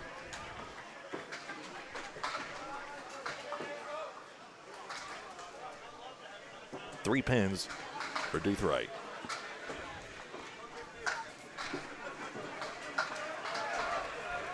One, 2, 4. I'm just realizing it was Ryan Flynn who was helping out. He's the guy who actually came up with the term setback, and he's the guy we always misappropriate the credit to for Corey Smith. The 5-6-10 or the 4-5-7. Without wood that does a whole lot of good for anybody at any time. Nice 10 by Doothright to equalize that of Bugia's. Ripped apart the 3-pinner. That could be an important one as this match remains fairly tight, although now Graffam Flooring ahead by 9 pins. There's a couple more marks. Chris Ryder looking to get back to the form he had on Monday. Darcy, nice to see you. Head pin, 7-10 split.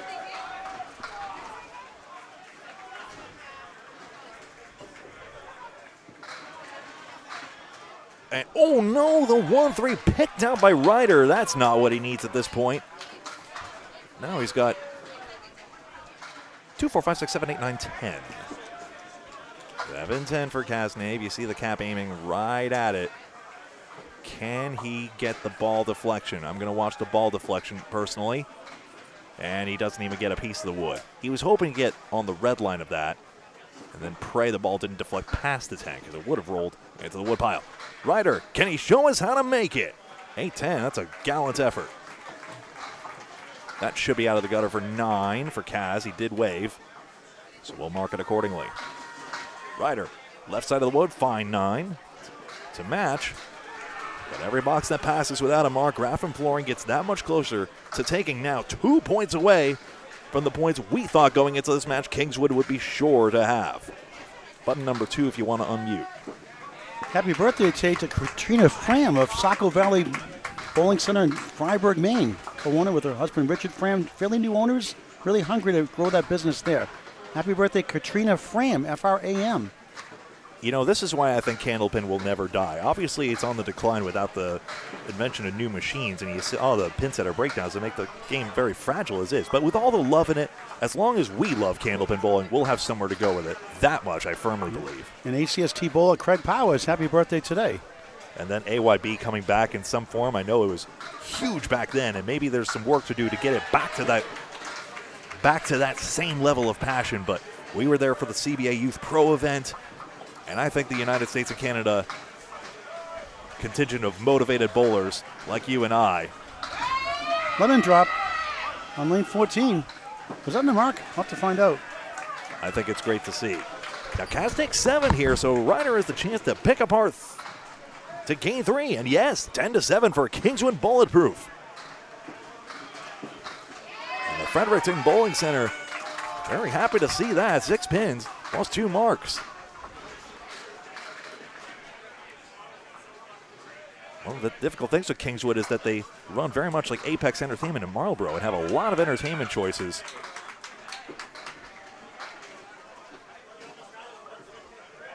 So it's very tough. Bowling is one of the more high-maintenance repairs there between this and the golf course and the arcade and the indoor zip lines I believe they have.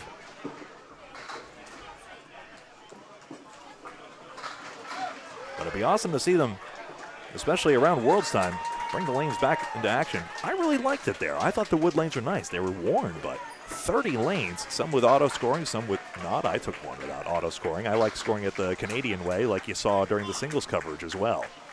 Up here, just wide of the head pins. Smith can gain a mark here. They're down by about 2.5 marks. Get on that 2-pin. Yes! Oh, eventually it went there. The 7-pin taken out. I think for Worlds, especially since the auto scoring is haunted, much like it is in the left room at Academy as well, you might as well just disable it. Everyone knows how to keep score here. So you might as well just go with paper and just turn on the lane machinery, which doesn't need the computer to function, and then just do it that way. Just a 2-4-7-8, as Paul proudly brandishes a toonie that he worked very hard to collect. The IRS apparently knows no borders. Anyone who's been taxed abroad knows that very well. LaPierre spread eagle. I feel better now. We got the lemon drop from the Avon Valley Bowler. Yeah, you were very proud. Like, hey, there's the $2. I want my $2. That's a pretty stiff exchange rate I'm noticing as well. Hey, you're not going to take $1.10. They don't have pennies here anyway. I want it good. I want $1 and $2 coins, and that'd be amazing. Well, we do have dollar coins, but still. Smith.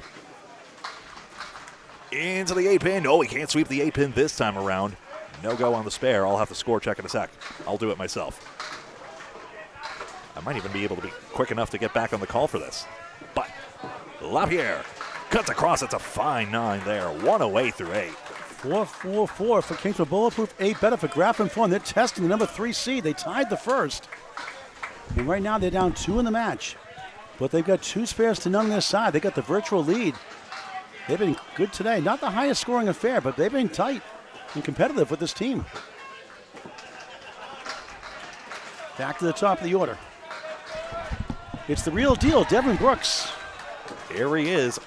Steve Poulin on the right. Told you I'd make good time. On lane 12. Brooks into the head pin. 3, 4, and 7. A little too full. He's splitting again. Greg, you are fast. Has that break. 3, 6, 7, 10. The road runner. The road runner. No rest for the weary. Where's Rob Linehan? I can get on your level. Don't you worry about a thing. I'll score check as well. We're in the middle string of 3. Our first of 3 matches today. Every day, 3 matches through Saturday, including the finals. Little smudged on one. I'll have to confirm later. 3, 4, 7. Completely missed. Poulin, 3, 6, 7, 10. He's a little fall on the object pin. Wood's coming completely the wrong way. Corner's back there. 4 pins and an extra for Graffam flooring. That's fair.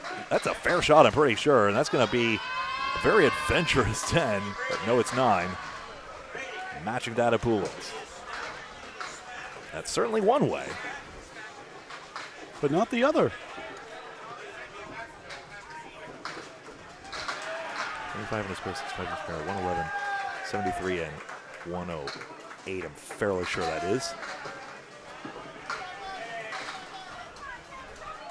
And then 99, 102, that should be 76, 75, and 102. I do believe I have that correctly. 4 pins and an extra bonus. There are some smudged scores. I apologize if this is incorrect, but I do show Graffam ahead by 4 pins and an extra bonus ball. Tied the first. I used to go down in the pit and get pictures of the transparencies, but in the heat of competition, I don't feel comfortable doing that anymore. I'll do it for you. Let me in. Yeah. Bunch of nice guys just in the heat of competition. The focus is on the bowling. Oh, spread eagle for Brooks. That's not what Kingswood needs. They need to get back in this match. I don't know if Poulin's going to pull them further apart unless the wood takes a 7-pin out. It's coming out in front. Wayne Petty, great to see you. RC, nice to see you as well.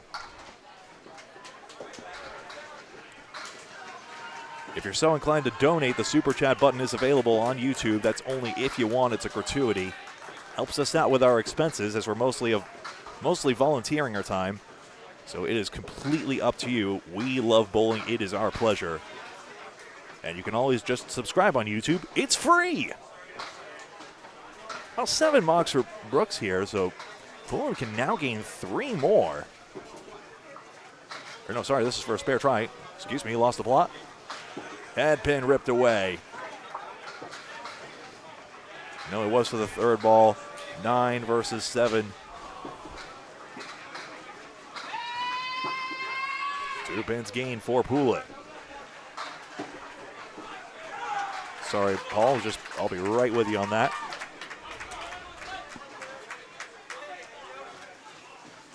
(108), 102, 76, 75, 102.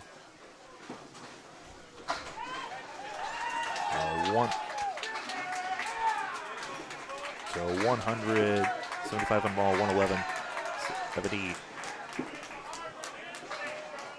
Oh. 73 and 108. I'm confirmed. Hooray!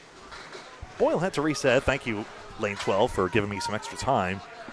Scores are confirmed. 6 pins and a bonus ball for Graffam Flooring.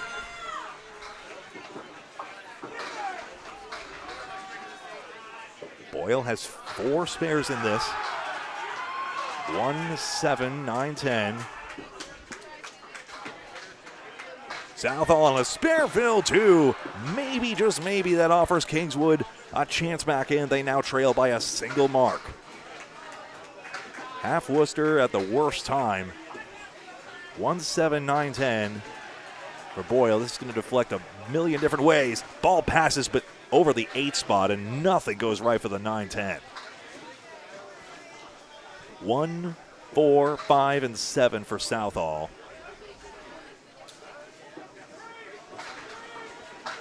Nine is trivial, 1, 11 through 9.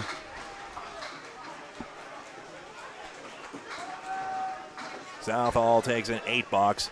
+1 to Kingswood. It's a 7-pin game right now. Pinning is 10 in favor of Kingswood in this one, and now pinning is mattering the other direction. Meanwhile, Graffam 17 ahead in bonuses. 13 marks to 12. So the extra mark and the fills mattering, but of course the 2 fill just now, giving Kingswood Bulletproof an opportunity. Graffam Flooring sees Southall get the 5 and 7.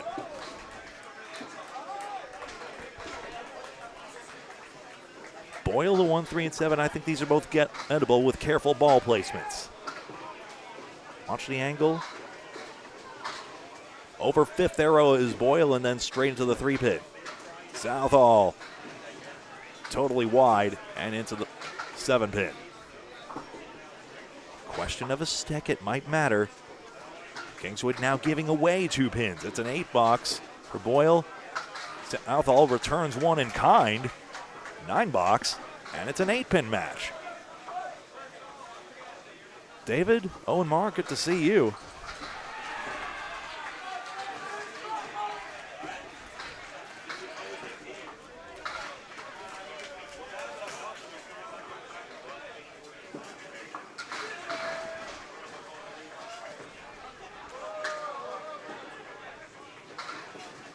Owen, I made some time to watch your Bible Hill Bollicade League streams. Always appreciate you sharing those. Sean Duthright swapped in. He's got the 5 and 8. Jeff Bugia had a 4-mark chain. Does he have more in the tank? He crosses over. 5 spills out. The 8-pin goes for a hike, and he's almost got the 7.5 pin. Duthright gets the spare for Kingswood. As it stands, they've closed the gap. Does Jeff have play on this one? The right-hand wood is definitely looking at the 10. Does the red line of the left wood take it? This is a cold one, isn't it, David? Certainly up here. Rainy, too. It's rained today and 2 days before. Worth the wait at that Asian fusion food truck, poutine and all. No, Bugia is too low and doesn't even make it to the left-hand wood. So Kingswood Bulletproof have now made the mark. They saw the 2 fill opposite.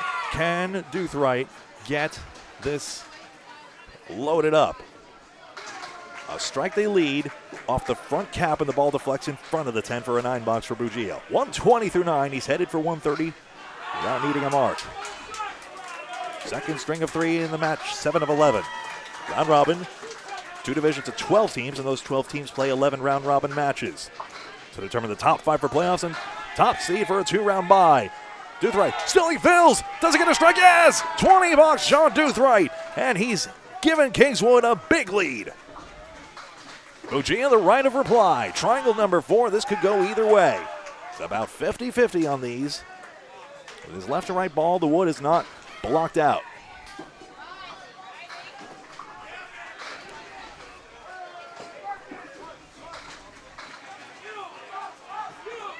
Yellow bricks are headpin hits, red bricks headpin splits. That's been part of Bugia's path. To his mark, chain, it's good! He matches the mark.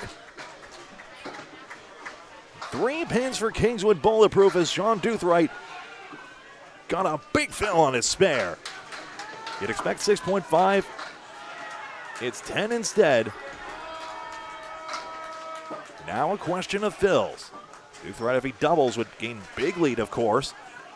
He's got a bunch, but he's got the 5 and 10. He's guaranteed a good strike fill. Bugia must respond to stay in within about 3 pins. And he does in the fill. If the 6 pin will go somewhere, it's 9. 139. Doothright, this is just a question of count. He'll probably just want to take a safe single. He does. Right at that piece of wood and everything. Loads up a 19 box for 115 for the player slot. So the fills are level. 3 pins for Kingswood. That strike one more time. Boy, that 8 and 9 took its sweet time, didn't it? No mark standing. It's a true 3-pin lead. Chris Ryder's had a struggle string, but he knows how to deliver in the clutch.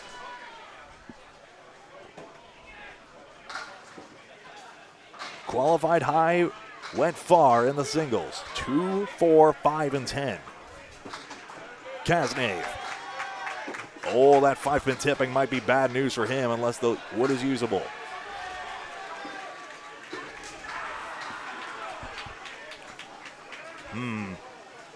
See if Ryder plays the triangle. Does the wood turn away?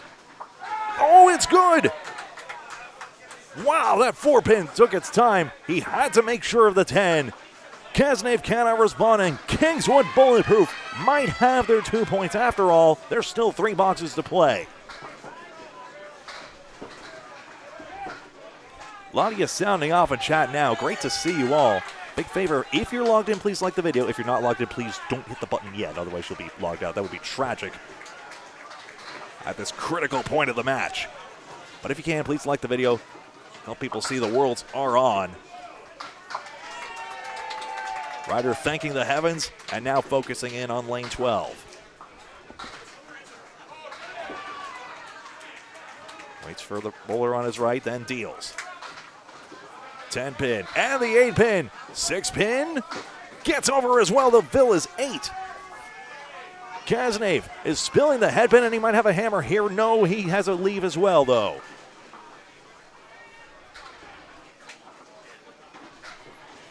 One and 3. Kaz's is easier. Ryder gets his. Again, a wood spill out to take the 3. And that's good as well. Fair and a spare for Kasnave. 92 in the ball.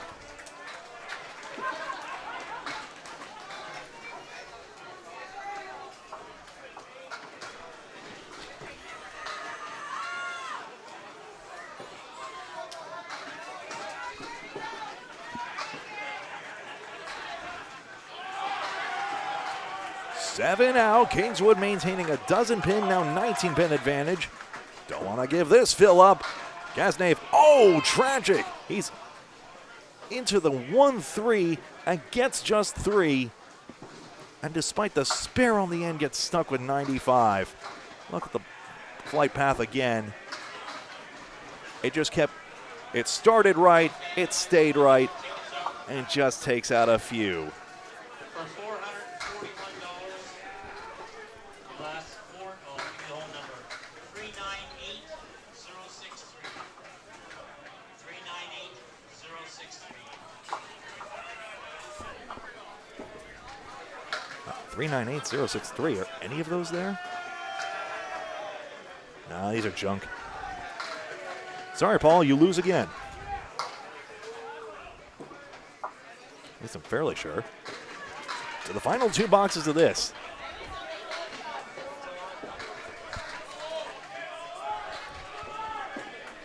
Corey Smith. 2 marks ahead is his team. Scott LaPierre, capable of back-to-back marks.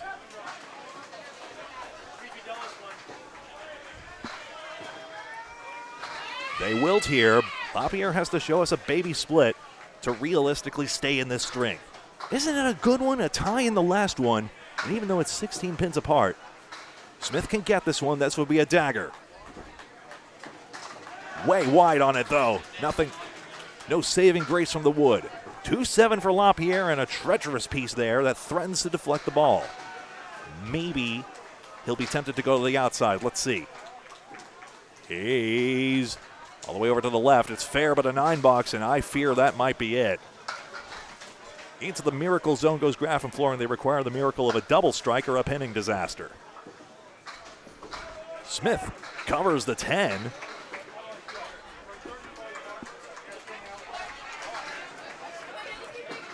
And a 10 box for LaPierre. Hey, Super Chat here. Will Goff, thank you very much for your $10 US dollar donation. Really appreciate you. Great coverage, Greg and Paul. Looking forward to Riverwalk in January. That's gonna be such a fun Candlepins for Cancer event. Another open ladder coming up. You can go to candlepins4cancer.com to learn more. 1-3-4-7-9-10. LaPierre 1, 2, and 8. And without the double there, Smith needs 1 pin to make it mathematical. Just 1 pin. All we ask. It's a winner. Kingswood Bulletproof take 2 points and are up 3-1 in the match. LaPierre does spill this spare out, though. That's going to matter for total later on. Corey will want these pins, even though these 2 match points have been decided. 2 per string, 2 for total. Die split the points as if I had to explain that here. Aggressive head pin try, arguably. He gets a 7 box. And real quick, we get to see LaPierre.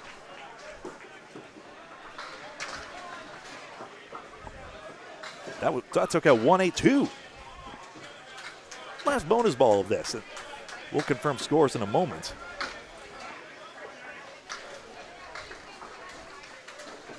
$128 plus 3 more.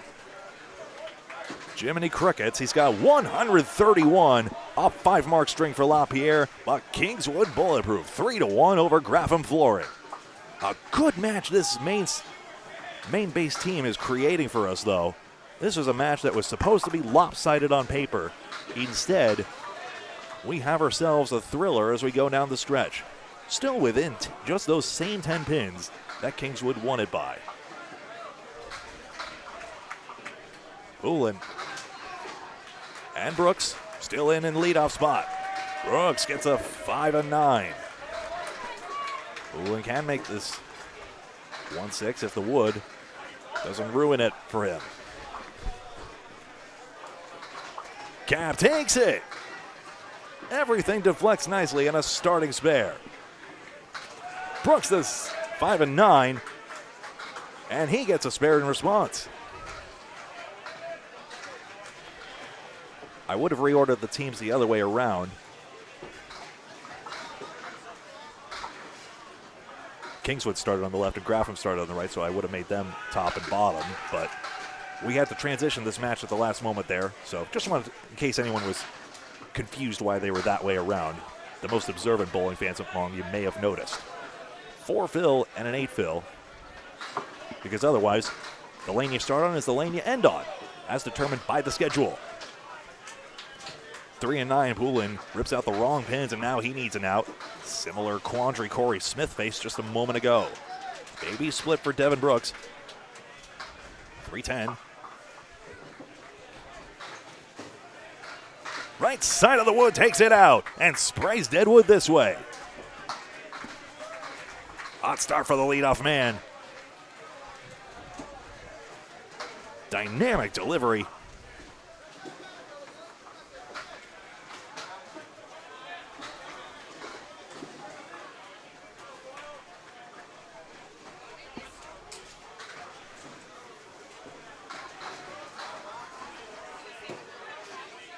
Southall remains in. Everything except the 5.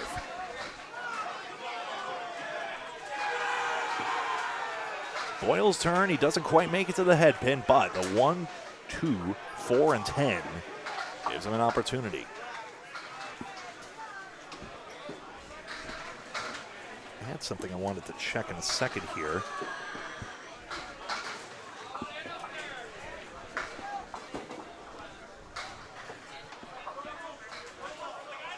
Nine box for Southall, and a 10 for Boyle. Oops.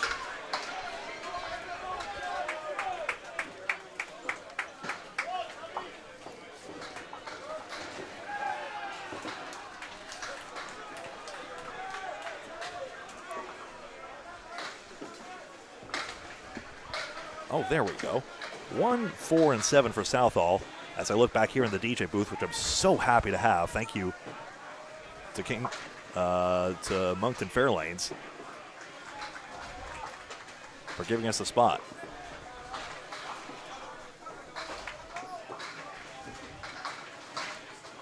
One, 9, and 10. Just the 110 remains. Question of sticks, Southall 8.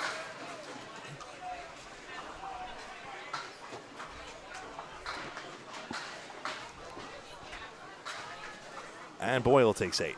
A lot of you said hi.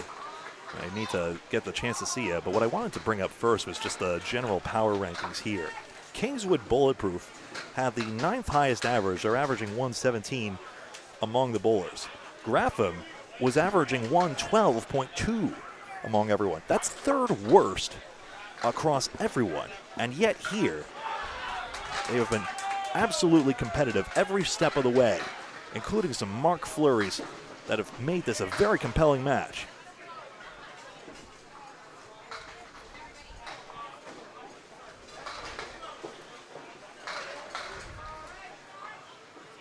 Bugia, they call this the Bob Caleri in New England. Leaving just the head pin, Duthread having to pin like crazy.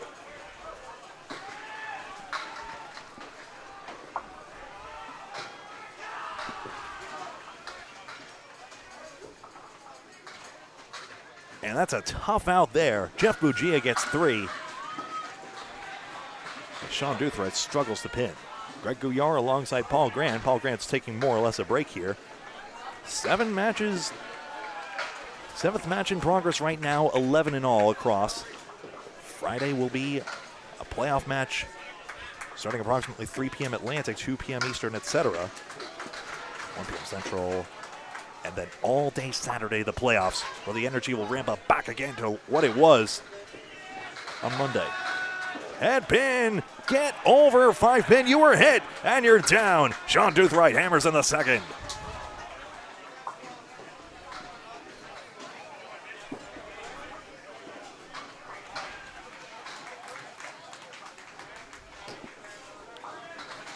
Reggie trying to push.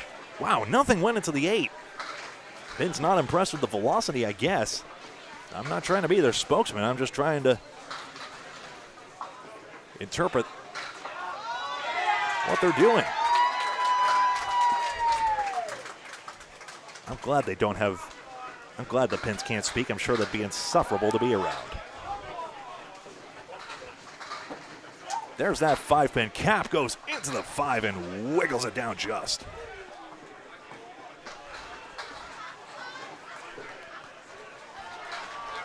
To the Chris's, Ryder and Kaznave. Head pin, holy smokes, that was good. 6-pin from behind. Kaznave delivers a 2nd mark for Graffam floor. And a spread eagle for Ryder, who's had a tough go of it. Had those 4 splits last string. Splits overall, by the way, are 21-17 for Kingswood.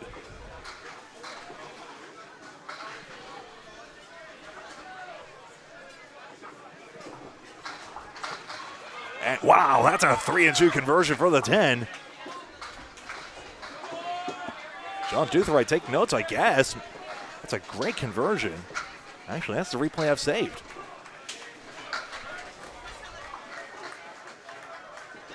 Sent across.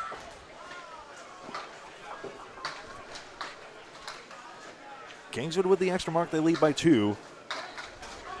Cazenave double immediately ties the match. A string, certainly. Triangle number 3. I love 3-pinners. They can go either way. 1, 3, 7, 9, 10 for Ryder.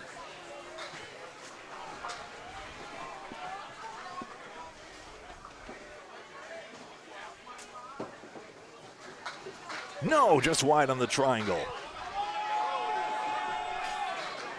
Kingswood should maintain. Ryder cannot gain, but that's a good exchange for them all told. 9 box and 9. Paul, you got an update by any chance? Oh, yeah, with some really close matches down there. We get to pull this up here. Question of a pin here. That's going to be a 9 box. Stars and Strikes ties the Massachusetts team in the second string, 620-620. Stars and Strikes up 3 points to 1, up 15 in the match. They won the first 577-562. Troy Fournier, the singles knockout winner at a 133. Sean Shattuck, butt balls, both bowlers there, 132. Sean's having a great week. A 144 for Joey Hutchinson for Stars and Strikes. Westonley Jr. even better, 147 and 132 from Corey Cooper. 3 points to 1 for Stars and Strikes. Headpin spills out for Smith. He's got a 10-pinner. Central Park Lanes won the first, lost the second. Oakland Park wins it 595-540. 2 points apiece, but CPL won the first 638-546. You have a good lead in the match still. A 133 for Stephen Body. Lead their team. A 139 for Natty McBride. Oh no, the wood deflected the shot away and Smith does not make. Sorry. Natty McBride, good for him, a 139, second string. No, keep it going again. And 122 for Jason Kaler. Same thing, you talk, I'll interrupt only if necessary. All right, thank you. Want to raid in your parade. Not at all. Bayers Roll, Bolorama lost the first 676-556 to Exeter. A tough loss the second string. They get a 631, not good enough. Exeter 640. A 9-pin win to a 4-0. Keep the Smith on number 2 seed. The second string, a 138 for Dylan Ezekiel. How about Eric Banfield, a 154? Woo. Extra Lucky Lanes were led. A balanced attack. Well, Joey Lister actually had a 158. Wow. He had a 142. He's got a 300 through 2. The freight train. His average is going up. He was already in the 130s. Jimbo Ayout, 127. Jeff Sreda, 124 for Extra Lanes Lucky Strike. Sponsored by Rob Ficara of Extra Lanes. You know, thanks for watching. Caroline, we moved over from 13-14 after the early breakdown on 13. They bowled their remaining match somewhere in the right room and now are back at it on 13-14, but by now we've moved along. And we'll see Abel in a moment. Against Academy Lanes. That's next. match 8. Okay, other action. Fenway Academy won the first against Team USA, 594-549. They dropped the second, 594-573. They lead the total, but it's 2 points apiece. Jeff Walsh, the Bulldozer, plows a 157 for Team USA. A 130 for Chris Merrill to lead Fenway Academy. They had first place. They gave it right back. Pierre spares a 2 and 10. Graffam flooring trying to get back in. They took first place temporary after the first. They gave it right back to Drywall Concepts, who won their second string against Canada 5. 2 points apiece in that match. Let's see, pull up some more scores here. Ian, I didn't say hi to you earlier. Thank you very much. We're doing very well. Kingswood Bulletproof tied here with Graffam Flooring, 544-544. Second string, Kingswood Bulletproof barely won it, 578-568. Out 10 in the match, up 3 points to 1.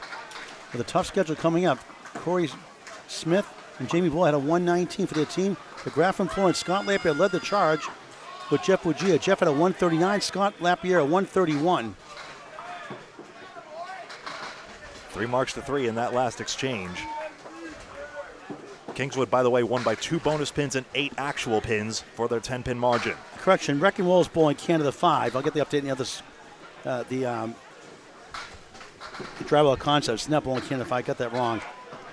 Spread Eagle Brooks on the fill. So Canada 5 continues the hot streak. They're 4-0 today. 582, 557 over Wrecking Roll, 2.64 in the first. They win the second, 573 to 566. Not a safe lead in total, but they're up 4-0. Second string led by a 120 from Andrew Murphy.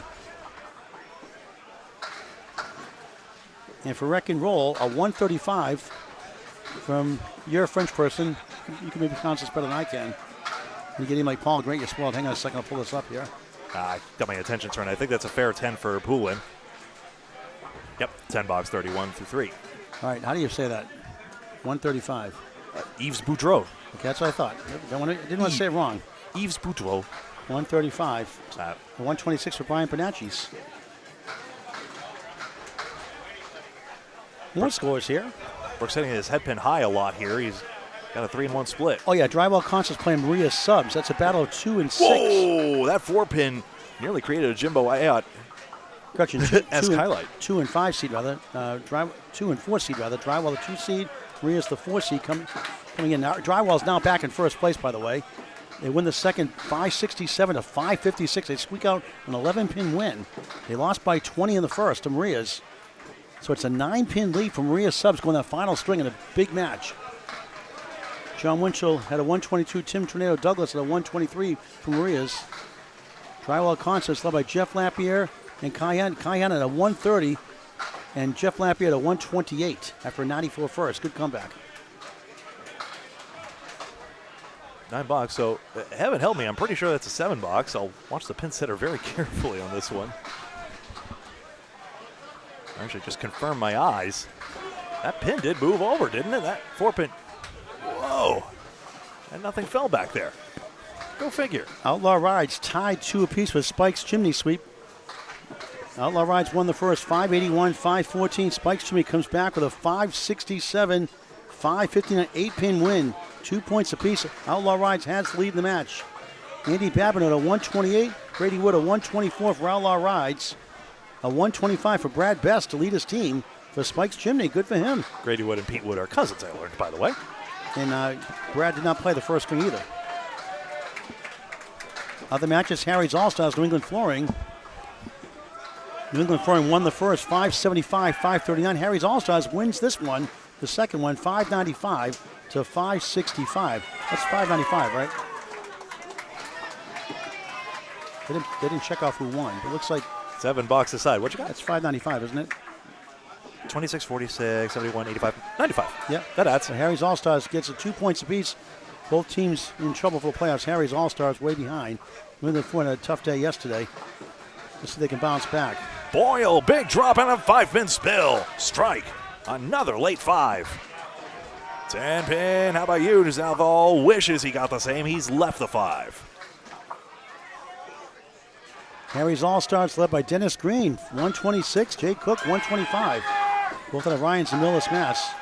New England Flooring, a 120 for Peter Crawford Jr. to lead his team. Blank has blundered and Jamie Boyle has gained a mark for Kingswood. They now lead by an extra mark. A couple want to leave you alone. Leave me alone. Wah.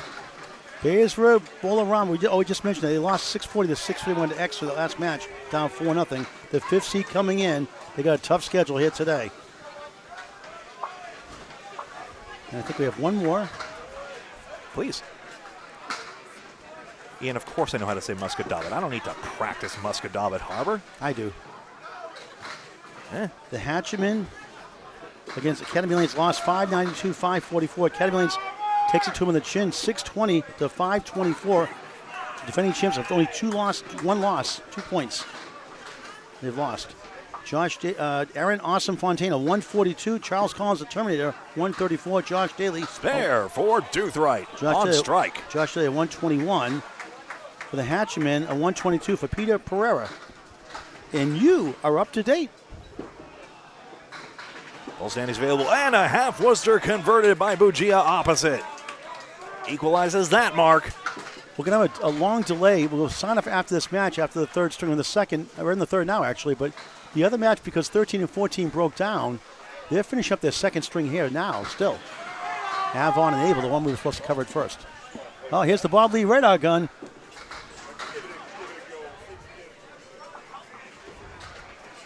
Half Worcester for Doothright on this fill. The spare fill is 2. Reach around me if you must. I got to call this match, guys. Sonia Johnson saying hi. Hello, Sonia. One of the best female bowlers in the game today. Ojea can gain on this fill, but it's just 3 more, 5 in all. One of many. Could gain on the fill here. Ojea, last thing he wants to do is go down the middle and create a dastardly one on the third ball. But now Muttley. And he's got a 3-pin. Do the Alicia Dixon laugh. Oh, just the 3, take it out on the right side.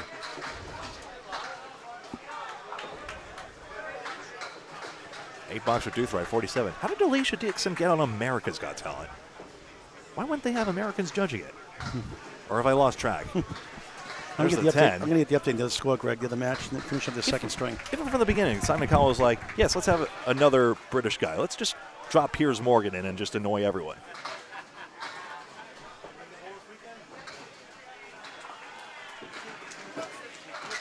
Thanks for Howie Mandel, I guess. He's okay. I like him. I like the person. I just don't like him as a host. That's all. Ryder the 1-2-10.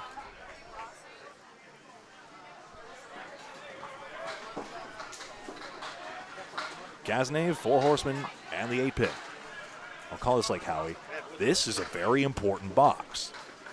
If Ryder can get the 1, 2, and 10, he pulls Kingswood ahead by an extra mark.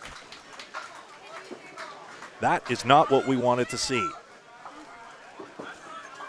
Now it comes down to this. And Gaznave gets the head pin. All right, enough of that.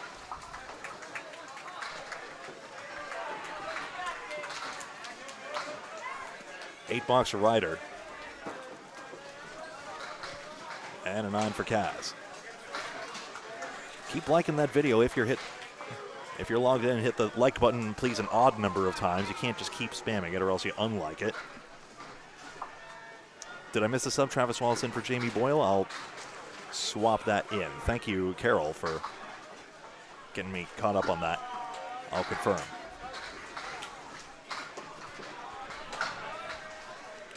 Sub check on Kingswood, please. Yeah, I think got a report that I missed one. 4 horsemen and the 9-pin for Kaznave.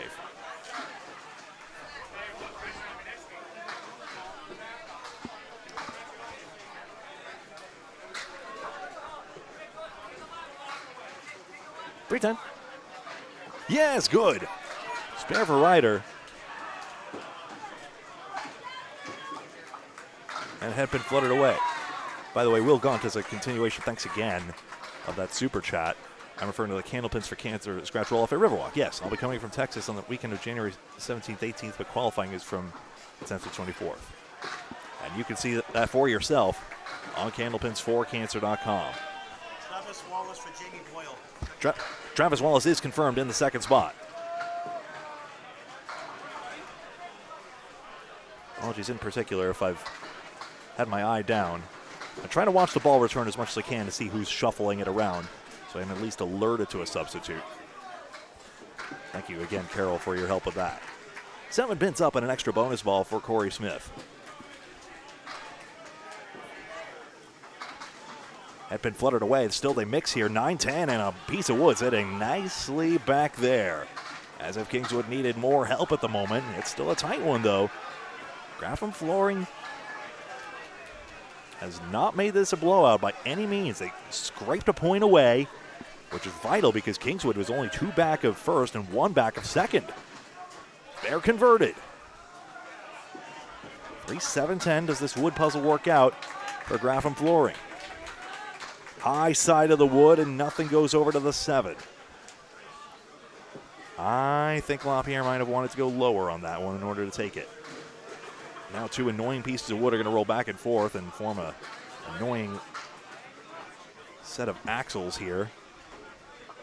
Up here. Probably just wants to go straight at it. Fine. Drives right through for a 10.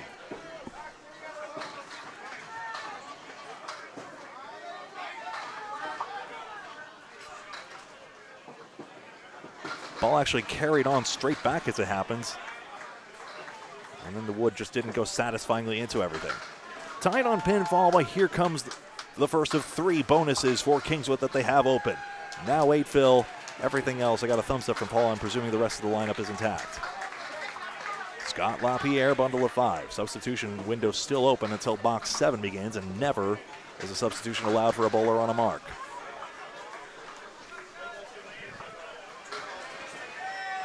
.610. Good. Corey Smith happy he flagged us down for this one. 18 and another one as the anchor starts to heat up again in string number 3. 234 through the first 2. LaPierre 241 through the first 2. Now a 10 box.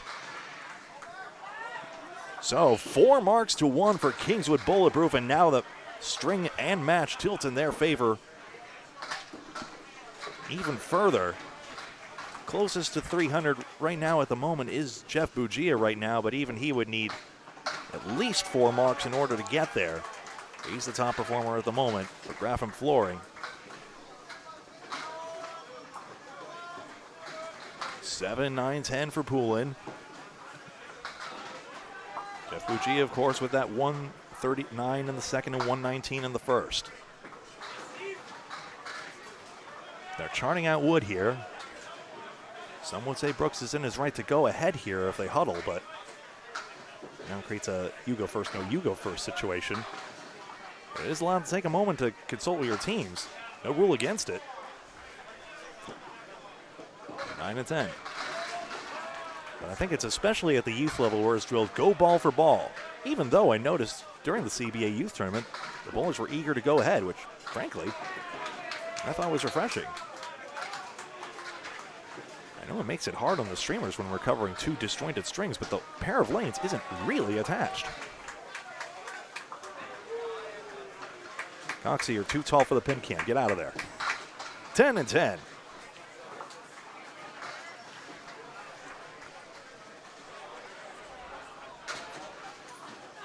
I may be able to show you the tail end of that Avon Valley and Able matchup. I'll try my best to at least point the camera there. Realistically, I'm not sure we'll be able to interrupt or get scores in the usual way, but I'd be loath to deny you free bowling coverage one way or another. Maybe we could dub it later. Lots of possibilities, so little time. Brooks tips an extra 1. And he's against the 2-pinner of Poulin and a chance for marks for each. Graffam Flooring needs a swing here. They're down by effectively 4 marks.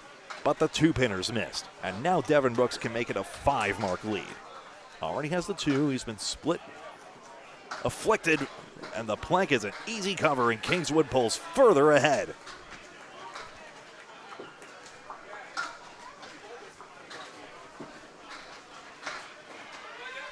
Match statistics right now. Marks are 32 to 39 now for Kingswood Bulletproof in the match. Pinning is within 2 overall in this match, even though we've seen it swing matches twice. Kingswood had more bonus pins, but lost on or tied on pinning rather, because Graffam Flooring made it up on the pinning.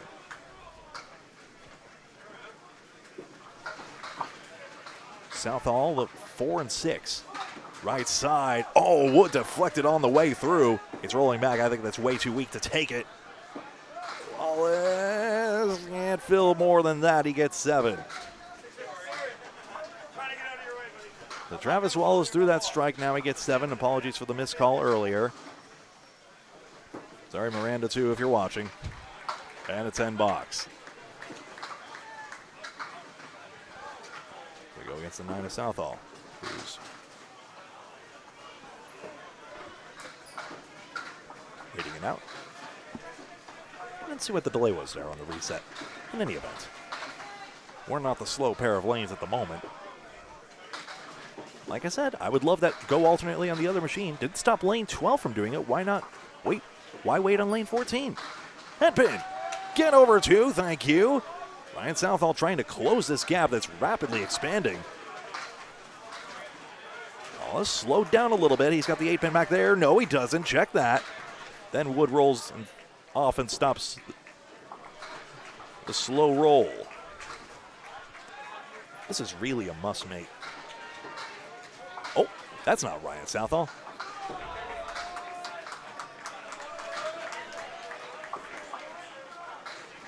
Spare for Graffam.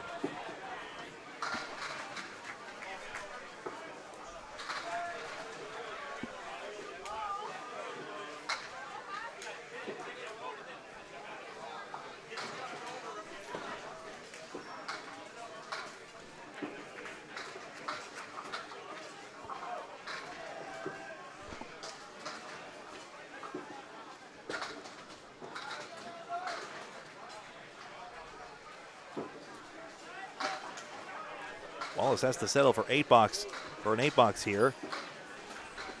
And Graffam hoping by substituting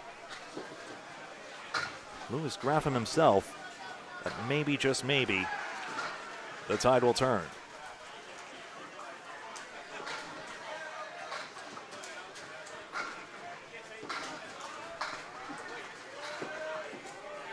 Never in a million years would they substitute Jeff Bougier. He's the top performer across everyone in the match. Curls it in, curls across the face of it. 2, 4, 5, and 10. Deuce Wright has the 4 horsemen right. Now a straight line bowler against the hook baller, Bougia.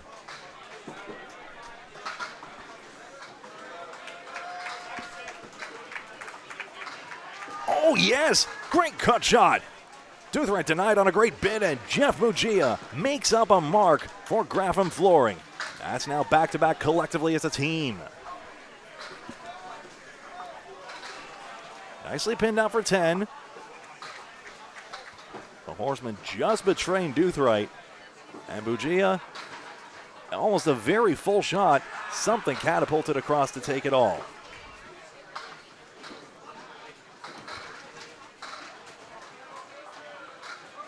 $15 pins and a bonus. It's now a 3-mark margin for Kingswood. Bougia again now in the head pin directly, and it's 5. 60 half. Again, he's going well. He's headed well and truly for 360s at this point. Ball goes straight down the middle. Deuthright with all that power. How is that 6-pin crippled yet not falling? Holy smokes. Now Wood's coming from behind, and if anything, it straightens it back up. 2, 4, and 6.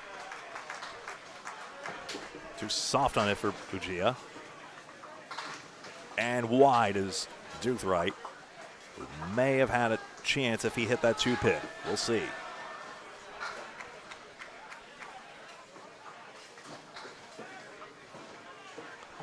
Wood rolled forward. Surprising outs by both. And it'll be 8 and 7. +1 to Kingswood. That could have been a little bit of a gainer here for Graffam instead. And Ryder and Kasnave. Stats in this string, pinning is within 1, so it's really the 3 extra marks by Kingswood that's making the difference. Kasnave, 1, 3, 6, and 8. Kaz, of course. I believe a member of the Friday Night Pro League, the weekly series of Friday night matches among pro bowlers in the United States. 9 fill for Ryder as it works itself out. Kaz wide of the head pin. Nothing's coming this way. I think the left side of the left wood takes it too. Just go right at it. Thank you very much. And another bulletproof mark.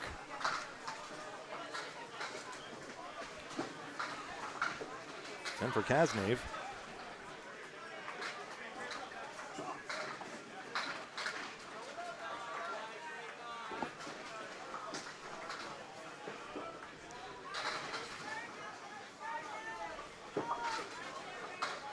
Graffam Flooring based in Limerick, Maine.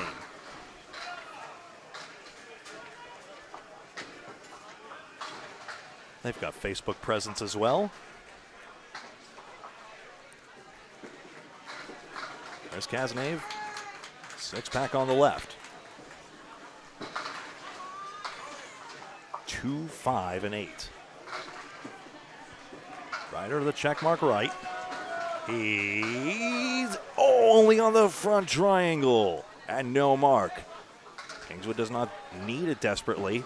At the moment, they're headed for a 7-1 victory, and 3 pins just conceded opposite. Ryder +2 at least, and that's all.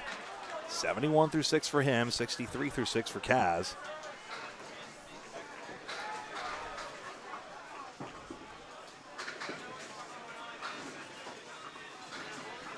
Bucci is the only one currently on a 60 half. LaPierre could get one with a mark. Brooks and Ryder already have theirs, and Smith is a favorite to go 60 half as well.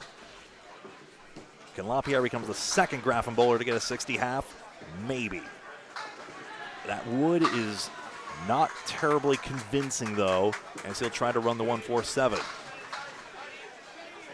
Smith is this, the 3-4-6-8-10. Couple of diagonals.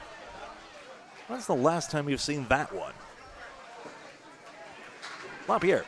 Whoa, this one's dancing. Did he find a way? He does. Apparently that's how that goes. Incredible bid by Smith, but no.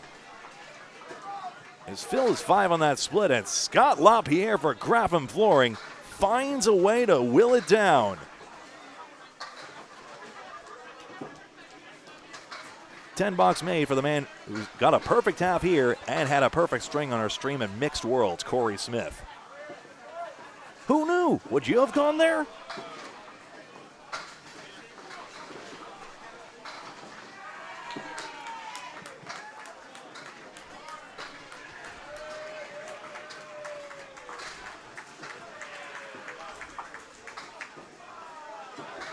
Had been taken and a 4-6. Tough break. This is smashed in by Smith as he tries to make the mark back. 25 pins still, but LaPierre does make it to that 64 half as Graffam Flooring tries to get another magical run of marks. Bucci and LaPierre both at 5. They need a little more help.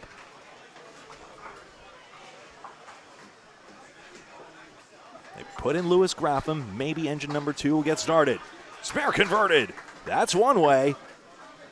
Scott LaPierre doing his part. Corey Smith cannot make. Graffam Floyd hanging around, only down 15 of the string. 25 of the string, making now 35 of the match. They have 2 spares to 1 in their favor also. That's right. So Graffam Flooring did gain 2 extra marks there. There was 4 marks to 2 in that last pair of boxes. So momentum back in their favor, but they trail by an effective 3 marks with 4 boxes to go. You can make up an average of 1 box per pair, you would think. That's plenty of time, if you can manage it. 1, 3, 5, 6, and 7. 2-pin wilts forward.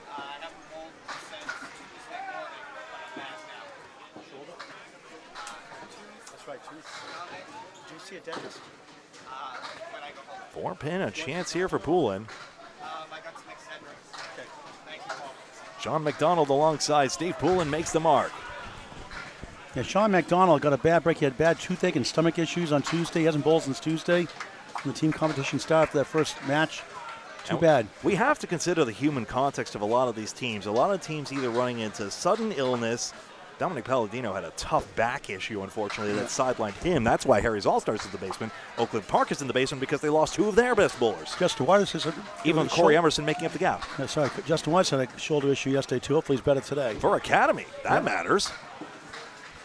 They could go without him and still win by the way they're bowling. They've lost 1 match, 1 string actually. They are a stacked roster. They won the first 2 today. There's the counter argument to the common refrain of maybe the rosters should contract.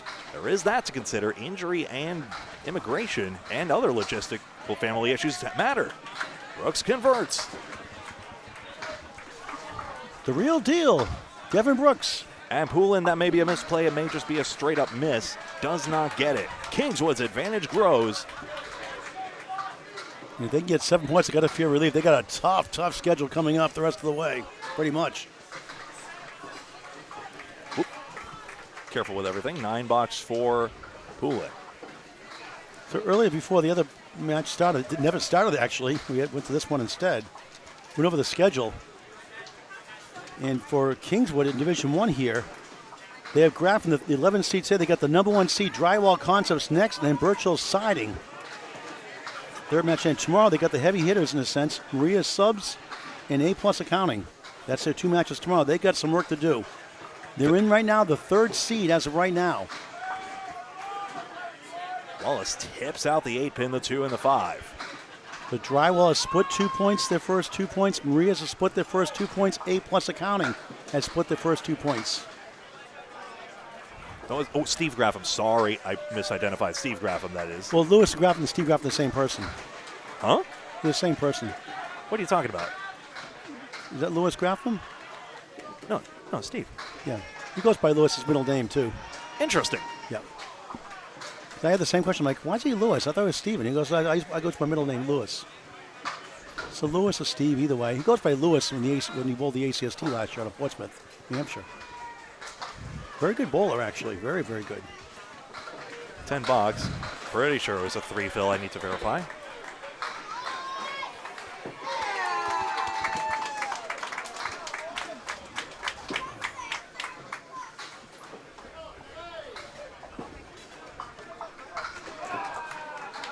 Maria Subs, by the way, they're bowling Drywall now. Drywall Concepts now 2-2. They're playing Birchall's next. A+. Our third match today on lanes 11 and 12 here. Our last match today on Canal Bowling Network and YouTube, separate broadcast. Tomorrow Maria's got Kingswood and Graffam. Correction, Graffam on 65 right now. I'm just going to take the pin away from maybe the out, I guess. Covered by Wallace for the spare. I'll verify scores at 8 boxes anyway.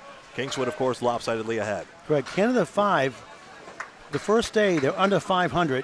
They won the last 2 matches yesterday, 16-0. They won the first 2 strings today, 20-0 since then. They lead total. They lead early in the 3rd against Wreck and Roll. They have Team USA next, then Fenway Academy. Tomorrow they have Mass H and Stars and Strikes. So they have a decent, favorable schedule. Fenway will be the toughest match. Team USA, no easy slouch either. That's a fascinating team. Right. A multi-provincial team full of some candlepin 2 5-pinner bowlers and some former candlepinners that have dragged 5-pinner bowlers. So we're seeing the adjustment again here from people who've been either away or just acclimating to our version of small ball is a fascinating development. And Team USA is still in the hunt for a playoff spot. They've got some great bowlers in their team. As a lot of these teams do. Doothright, another 2-pinner as Kingswood tries to get an embarrassment of riches. Birchall's running into trouble now. They got Graffam flooring next. They have Maria Subs on the other coverage. Our coverage later on today. Oh, I'm sorry, that's A+. A+ is Graffam next. They have Maria Subs, our last match today. They have Drywall Concepts tomorrow morning. Either one of the 2 seed or the 3 seed. They got Kingswood the last match tomorrow. So A+ will be tested. They've been struggling of late. They're 2-2 in this match today with Drywall Concepts. In a tight match. Yeah, Bob Lee, Duncan McDougall are calling our YouTube channel. Canal Bowling Network. Free to subscribe. Total and game both in Kingswood's favor at the moment. Second ball gets into the curtain for Bugia, and now he'll collect the 5-pin for the 9 box.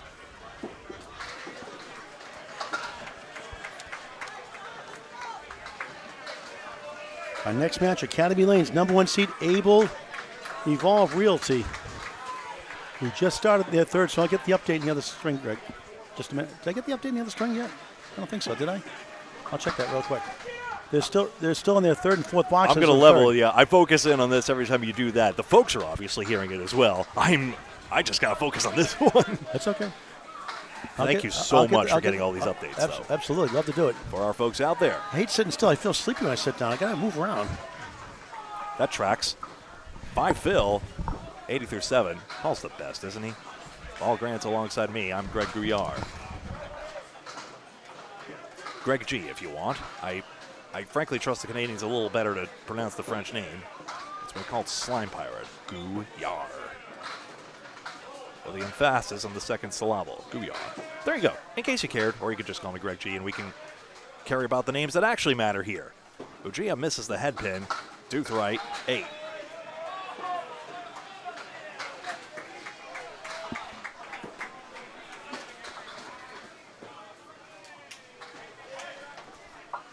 Den box for Jeff. He's got 86 through 8. 27 pins and an extra now. Fill rate, by the way, is 0.02 different. That is negligible at the moment. So 0.07 different now in favor of Kingswood if you want to split hairs. But realistically, Kingswood has actually averaged exactly 9 on their no-mark frames. Graffam actually is doing better. Considering they've had fewer marks, they're actually pinning better relative to that. And a strike for Kasnave. So if the match turns and they start getting marks here, that's going to pressure the Kingswood pinning all of a sudden. And the spotlight will be back on that. 7-10 for Ryder.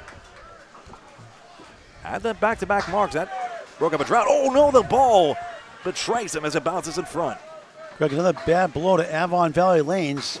They were in the top 5 yesterday. There were 6 coming in at 22 and 26 tied with Spike's Chimney. Spikes has split their first 2 matches, first 2 strings with Outlaw Rides the 3rd seed. But this one we were supposed to cover to the lane breakdown. Able Evolve Realty up 4-0. How about this one?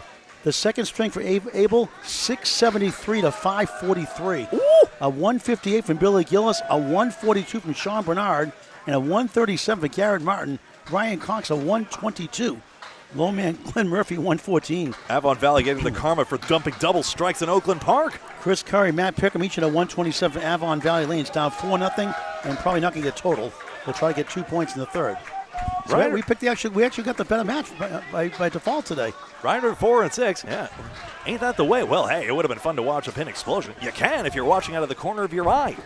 So right now, Able is tied with Outlaw in the standings, 34 points each. But Outlaw Rides has one pinfall by less than 100 coming in.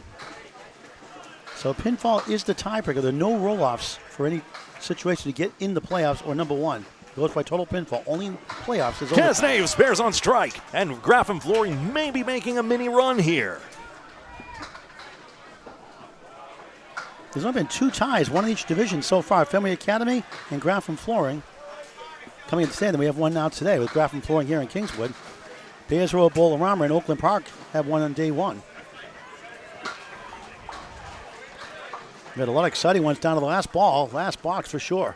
2 marks to 2. Glad I put that number there. Those smudges are all together there, the yellow triangular Canadian smudges. Just like you saw showcased, the proper way to score Canadian style is showcased on our Monday show. With little variants there, like little diagonal descenders from the marks. I guess it's regional or provincial where you have that little diagonal line bleeding down from the triangle of sorts. Again, programming note, Academy Lanes defending champions, number 1 seed next on lanes 15-16 in Division 2 here. Division 2 rather, against Able Evolve Realty. Our final match on lanes 11 and 12, Division 1, A+ Accounting, 5-time champions against Maria's Subs. Our final match today on Candlepin Bowling Network on YouTube. Very important, after you subscribe free, hit that bell icon so you get notified once we start live, so you definitely get notified when we go live. Candlepin Bowling Network in high definition YouTube. Please tell your friends and family to subscribe also.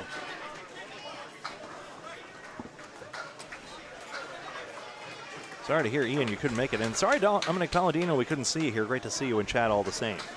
The Dominator. Hope you're feeling better, Dom. Great guy, great bowler, on the rise. You don't have to say it in chat. It's just we're wishing you well. And thanks to those helping out Candlepin Bowling Network on Super Chat. We appreciate your generosity. Candlepin Bowling Network is free to subscribe. Super Chat, you can help us monetize Super Chat. If you can help us out, that would be greatly appreciated. Yeah. We were asked by some, hey, we want to help you out. How can we do that? That's one way. Not a mandate, but we appreciate it because miles and miles Never in the car. a mandate, yeah.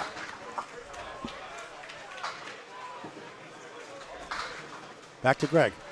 3 pins out for Smith. Of course, the more we get, the more we would love to, buy even more equipment perhaps. I mean, what if I could have, what would be? I would love to have GoPros I could just mount on the bottom of the lanes there. I could have GoPros that would mount on the telescores as well so we don't have to squint every now and then. There's a lot of ways we could play this. Or just buy a new scoreboard system. Yeah. YouTube is helping out as well. Give me some programming classes or You get all the scores, by the way, once the matches are over, about within 20 to 30 minutes after the strings are over. Once made way delayed because of this half-hour late start, the lane breakdown. Spare for LaPierre. He's got 3 marks in the last 4, and maybe, just maybe, I think the match is down to 1 mark, I would say. Graffam flooring stunning. Kingswood Bulletproof. We're in the fun zone again. We are fun maxing this match. I'll check scores. Fair Lanes Bowling on Facebook. Fair Lanes, one word, Fairlanes. Fair Lanes Bowling on Facebook for all the standings up to date after the match is over. Within about 30 minutes, they punch them all in first. They upload it on Facebook. Fair Lanes Bowling for all the stats all week long after the matches are over. Again, be patient about 20, 30 minutes afterwards. We'll give the updates here as well. Back to Greg Guiar. Half Worcester for Poulin on box 9. Brooks about to fill down Mountain Road, and he's got a 3 fill. Well, if down Mountain Road here, it's 9-3. You have to get the 936 pin. Say again? The address is 936. You have to punch the 9-3 and 6 pin for Mountain Road. Yeah, you could take out that side saddle triangle or leave it. Heck. Now a pinning war develops here as Poulin gets a little unlucky on the head pin, and he's got a 5 box. Can Brooks gain? Not really, but it's 2. It is a gain. I mean, it's 2 pins. He wanted more, but now it's 9 pins minus a bonus. That's currently a lot for Graffam flooring, but they've got 9 boxes left to make up the gap. Total is in play, even though it's more firmly. It's really 2 marks ahead in that one. Not that much more. Is Greg Packer on the stream? Casey McCool on the stream? I've seen Packer. I haven't seen McCool yet. Greg, hope you're feeling better out in Australia. I know it's the year 2025, and I think it's Monday afternoon there, I think, now. You guys are way ahead in the time zone. You think Newfoundland's only half an hour ahead of us. How about Australia, Greg Packer? Technically 14 hours. We always have a good banter about that. Greg's a cool guy. Left side goes through. Graffam flooring makes their mark, and Devin Brooks would be hard-pressed to match it immediately. He cannot, and with his last box, he's got a pin here. And now I mentioned that Graffam flooring had a better pin rate. Now Poulin just tossed a 5 box there. That gave some of it back. There's been a lot of 10s though. How in the world he just made that 3-2 is beyond me. 9 box, 114, 336 for Devin Brooks. Poulin, with this exact bonus ball, is going to go north of that. What an interesting thing here. Yeah, pinning is still a good rate here. Graffam has left 2 fewer in the match. Kingswood is actually ahead by pinning in 1 in this string. How many are watching Greg here live, do you know? A shed load. I'll check later. I can't take my eye off this. 6 fill, 104 for Poulin. 3. Sorry, I was off on the math there. 6 more is 332. A 10 fill would have matched Brooks' 336. 2 pins minus. The mark was huge for Graffam flooring. They have the lead. They're only down 12 in total. Steve Graffam swapped in. He got that 1 spare, gave it back in the pinning, and here he comes in the 9th. Left it short, and he'll have to work for this one. Wallace on the lone open mark for Kingswood Bulletproof. Head pin, skinny mini, but 7-10, and he's got an 8 fill.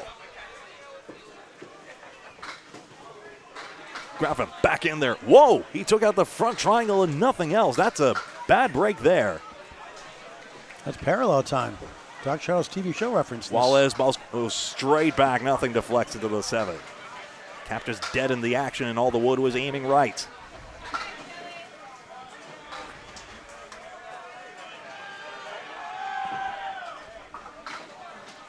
Nine box. And 9, I do believe. That was a good out. I'm going to have to check on the score there. Actually, we'll check the replay as well, because that was some fluke there. Oh, and the ball went right into the curtain. That was the issue. 478, 468. Kingswood pulled up 10 in the string, double that in the match, 20. Down 2 spares to none for the and fourth. A hammer here. Steve Graffam in the 10th. Welcome to the game. Wallace cannot break this split up. Graffam flooring in the lead for sure now. And maybe in total as well. 3 marks to none. Oh, 4-10. And where did all the wood go? Wasn't it there a moment ago? And don't forget, Kingswood has a really rough schedule the rest of the way, pretty much, including 2 big ones tomorrow. Travis jumps the ball a little to the right. What's a man to do in this spot? He'll put up a 9 or 10 pin lead here, but then 3 bonuses for Graffam to make it up. 9 box 106 for the player slot. Remember, Travis Wallace swapped in partway through. Before Graffam deals, let's have another look how we got to this point. He shrugs his shoulders and steps up. Lewis Graffam, Stephen officially named. He's really good. I told you, he's very good ball. Tough string in star, but big time in the 10th. Graffam, thin, no double. On pinfall, Graffam still trails, but 2 more spare fills to come after this. They must be filled by Kasnav and LaPierre, otherwise Kingswood Bulletproof can wrest the points right back.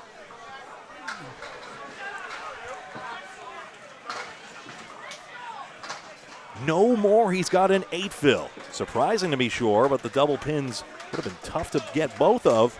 Steve Graffam, I believe 101 for it all. Close, close, close. Kingswood's lead is 1 in the string, 11 in the match. The 3 seed being tested by the 11 seed Graffam Florin. Graffam 2 marks to none also. Yes, 101 and 104, 114 confirmed rather. Or no, 104, sorry. 104 and 101. Got Bob Lee standing by if he needs to talk. You handle the distractions, Paul. I got to do this. Okay. 4 horsemen in the 9 pin for Bugia. You can budge past me, otherwise I don't want to hear it. Honestly, strike, deuce right. Kingswood gets their mark. They're down by 2 marks, and Sean Doothright gets one back. Double obviously takes an instant lead. Even a spare here would be good. Does Bugia have a shot at this one? Good effort, but it's just a sidewall glance that takes it, goes in front of the 4-7. Susan from Nova Scotia, good to see you. What a match you're in here for. One that cosmic forces propelled us to. And what a treat we have after our scheduled feature match fell through. 9 box, 1 more shot at how Sean Doothright tears into this one. Whew. 2 pins, minus a bonus still. Sean Doothright, 20 box. Would give Kingswood Bulletproof a championship franchise more vital match points as they try to hold on to the top spot. 7 fill to star. You see the 8 pin poking out back there. Bugia. Sean the Bomb Doothright. Is that a real? Ian, I trust you. Is that his nickname? We'll have to ask him ourselves. 1-3-10. No. Doothright. Does he get a 20 box? No, but the fill is 9. More work to do for Kingswood Bulletproof as they try to claw back into this one. Question of a stick on this one. 11 pins minus 2 bonus pins. 10 for Bugia. 10 for Doothright. Holy smokes. We've got 11 pins. One of the Graffam bowlers just popped on over to see. 4 box to go. 5-16, 5-05. Kingswood Bulletproof hanging on for dear life. Up 11 in the string, 21 in the match. The 4th and 5th bowls coming up next are both on spares. Nada on Bulletproof side. They may need some bullets to get through here. Some big strikes or big spares. Kaz, only 2. On the spare. Break for Kingswood, 95 through 8. Chris Ryder, 90 through 8. I got it from here. Okay, you got it. Jazz, no! 6 pins minus a Graffam mark. This still should go either way, and now a question of pins. Ryder would probably do well to go triangle 6. Yeah, I would think so. 10. Sorry to do the analysis for you. That's a step on you as well. That's okay. Ryder. 8 sticks. Gets just 1 for 7. He went for the 3, but missed the object pin. That's a swing. It's a 3-pin lead for Kingswood Bulletproof, 13 in the match, and they're down a mark. Yeah, so now Graffam is ahead, basically. Graffam fighting for 3 points and hopefully 5 for them. Kingswood's trying to hang on, get 7 points. They got a brutal schedule, including A+ accounting and Maria's tomorrow. Yeah, scores are confirmed. Back to Greg. Through the 8 boxes anyway. I'm pretty sure I got the rest right as well. Kazanev in a 3-pin minus situation. He's got Scott LaPierre waiting on the wings for his fill. Can Kaz add on with the 2-pin, the 1, 4, and 7? Ryder. And pin smashed! 9 into 5, and Kingswood gets a mark right back. And a wood puzzle for Kazanev to respond with. Graffam holds if he marks, and he does! And if he fills, that was a great shot. The hammer first by Ryder. That could save him total. And maybe the string. Yep. Bottom top was reversed on the scoreboard. My apologies. We were transitioning here. Kazanev, 4 filled. Now you see the reality. It's a close match. Graffam does not take advantage of that extra spare response. Ryder has work to do. 2, 4, 7, 6, and 10. And it's a box 8. And it's a fill of 8. By the way, I got the Kaz fill wrong. Kazanev only a 2 on that one. Let me double check. John's yelling at me it's 120 for him.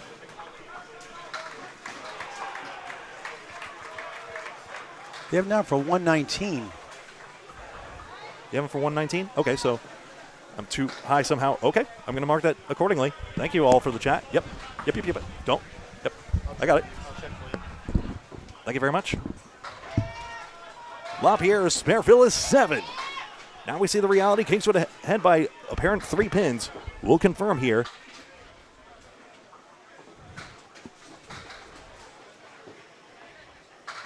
Add pin 2 and 6 for Smith. Kingswood ahead by 3 pins. 5, 9, and 10. All scores unofficial, but this is what we show. We show Kingswood Bulletproof. Kaz and Store confirmed 119, Greg. Got it? 3 great strings. And a spare here. Corey Smith makes his mark. Kingswood further ahead now. And Scott LaPierre gets a 9 box. Kingswood's going to win total now, more than likely, unless LaPierre can double strike somehow and fill big. Kingswood 4 in the string, 14 in the match. Here we go, final box.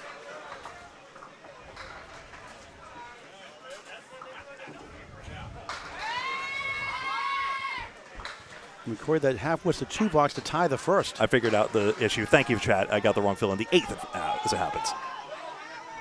Split for LaPierre, 3 and 10. Smith has made his mark. 4 pins. This fill is huge, and Kingswood Bulletproof have won this final string in total. 7-1 victory. They've got to feel relieved. Graffam flooring sent them for a ride. But in the end, unless Corey Smith throws a 4-ball frame, it's all over, baby. A 7-1 victory as LaPierre did have a spare in the 10th. Fallacy of the predetermined outcome, ignore that. And a matching mark as well, why not? Great shooting by the anchors, Scott LaPierre into the 370s, surely, and Corey Smith a chance at 360. What a finish. Mark aside, it's all over. We can put it on the board. 7-1 for Kingswood Bulletproof. They were back, 1 back of second and 2 back of first coming into this. A great development for them. Fooey, we'll just leave it there. Scott LaPierre, 132 and a 373. And 3 more for Corey Smith, a 121 and a 355. I'm going to confirm scores here, and we'll get into this. So I show it as 573 to 561. I'll wait for them. 5-7-3. Yeah, that should add up to 5-6-1 unless I think I'm getting good at telescore hieroglyphics. And yes, that's a confirmed score. It'll be a little bit because this match that originally scheduled for us on 13-14 was delayed half an hour. They're still in their 7th and 8th boxes here in the Yeah. third string. I'll snap the cameras back in the meantime. At least I think I will. I'll right? check the scores. I want to check the drywall concepts. That was a good match over there against we go. A+ accounting. Yeah. I'm going to go over some statistics in this one. Obviously, we're just going to show you Abel and Avon. In the meantime, I have not been paying attention to this one. But, of course, Paul has with all his updates as well. I've just been laser focused on this one for you folks. I think you see how we're cooking here for you. I'll also ask 226 of you watching live on just this one stream here. Left Division stream available on YouTube with Bob Lee, Duncan McDougall, maybe Aiden as well.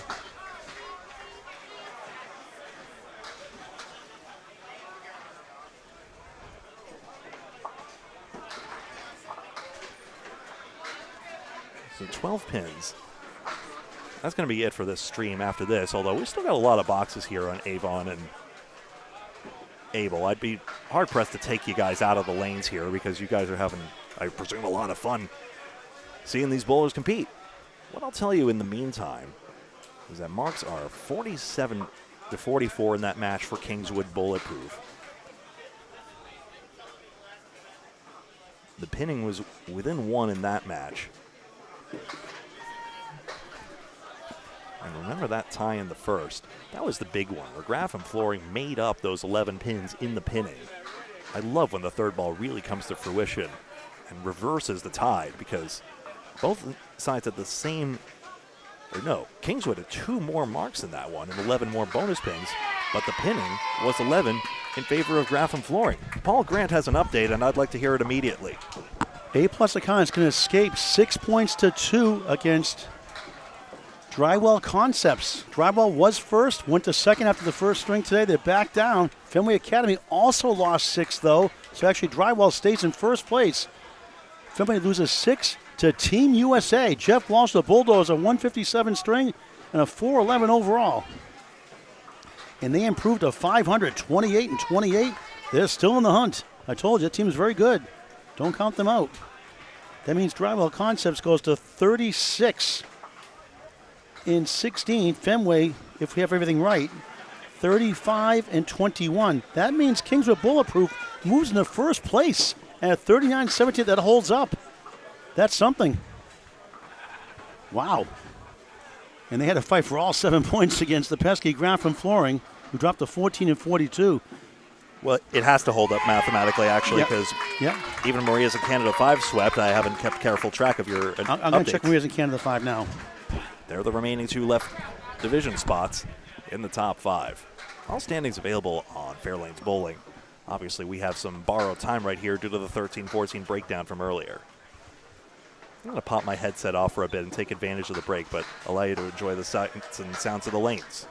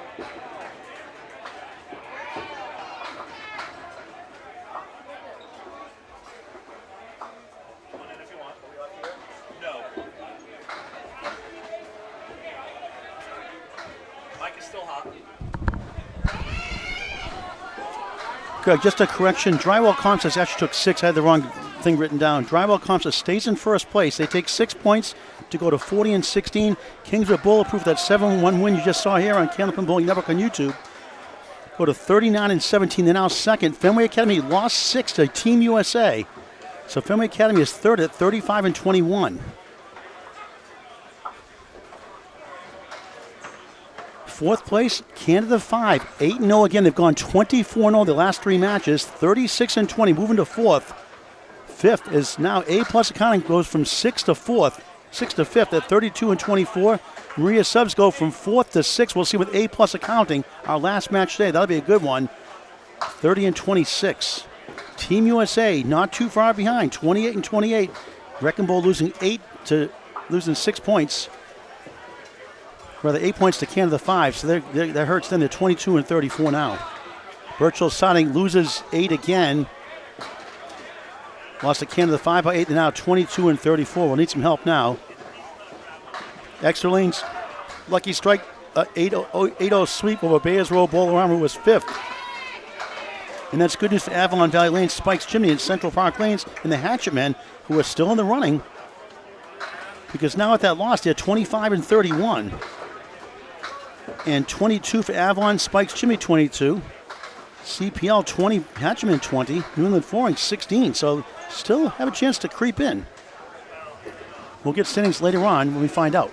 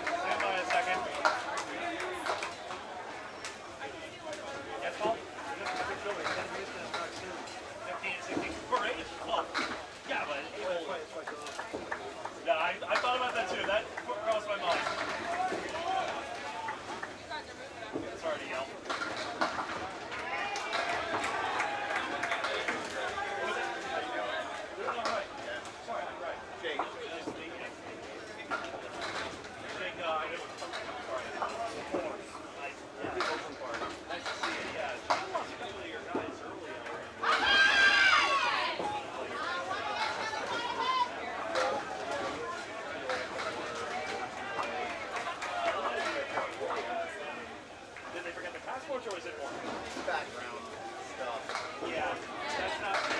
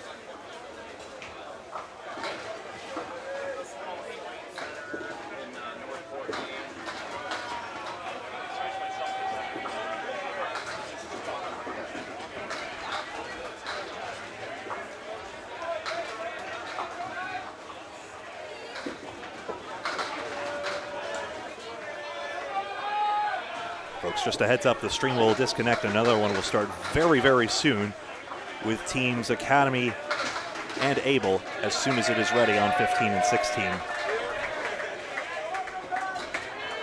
So back here, Academy and Able. So please like and follow on Facebook and subscribe on YouTube so that you're in the know.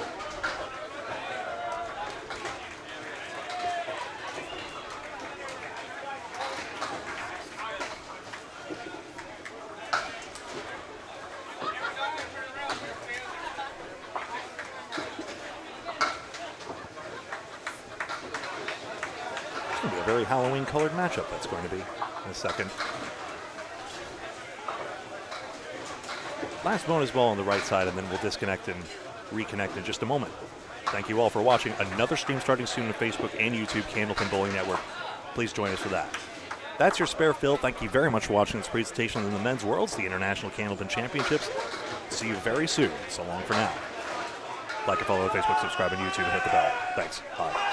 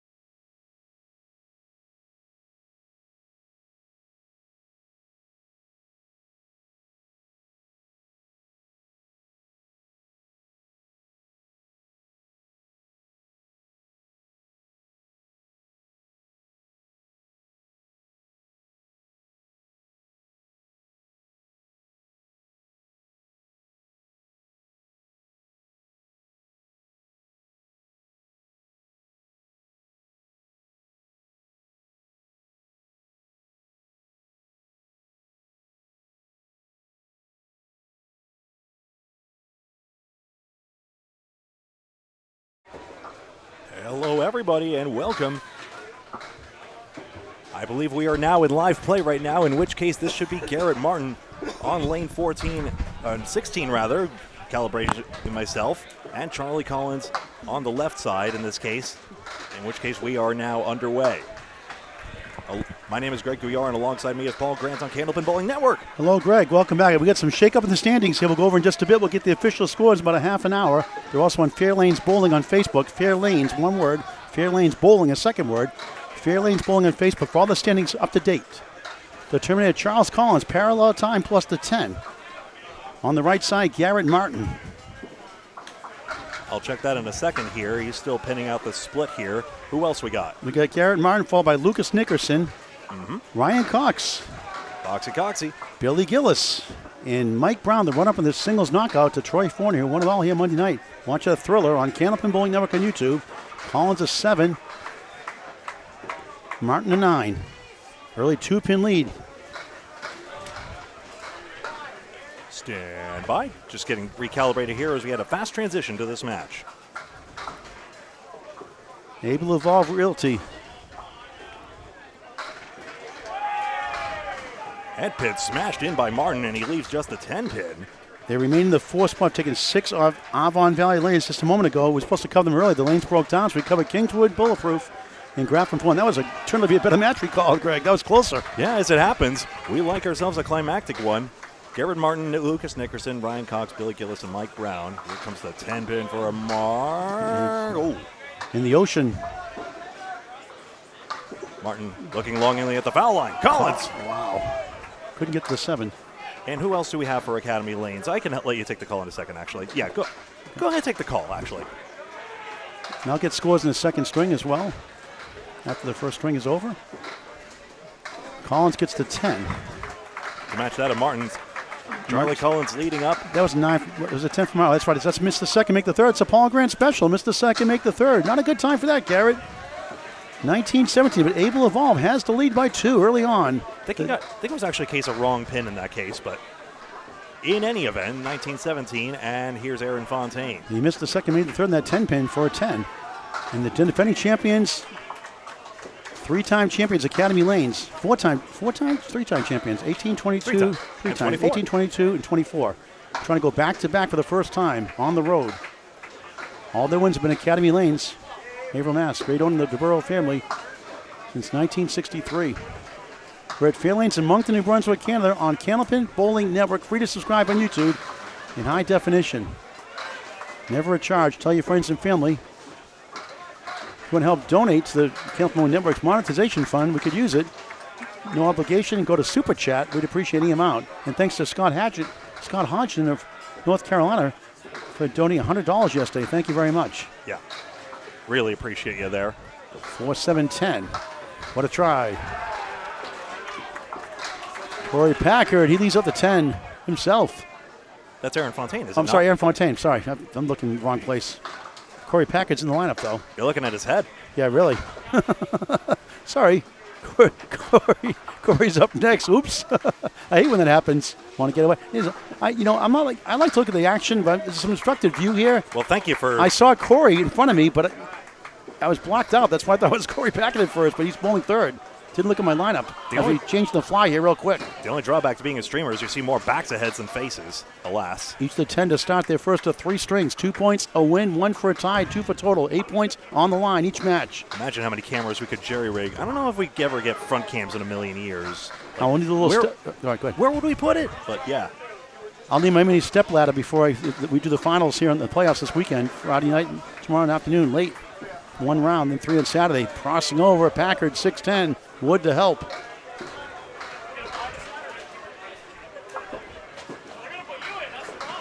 Lucas Nickerson, a tough look leave here. Doesn't go too often. David, nice to see you. He got it anyway. Spare. Reverse nonsense jinx. He likes that one. 20 the ball through 2. And he missed that second shot, made the third for a 10 earlier.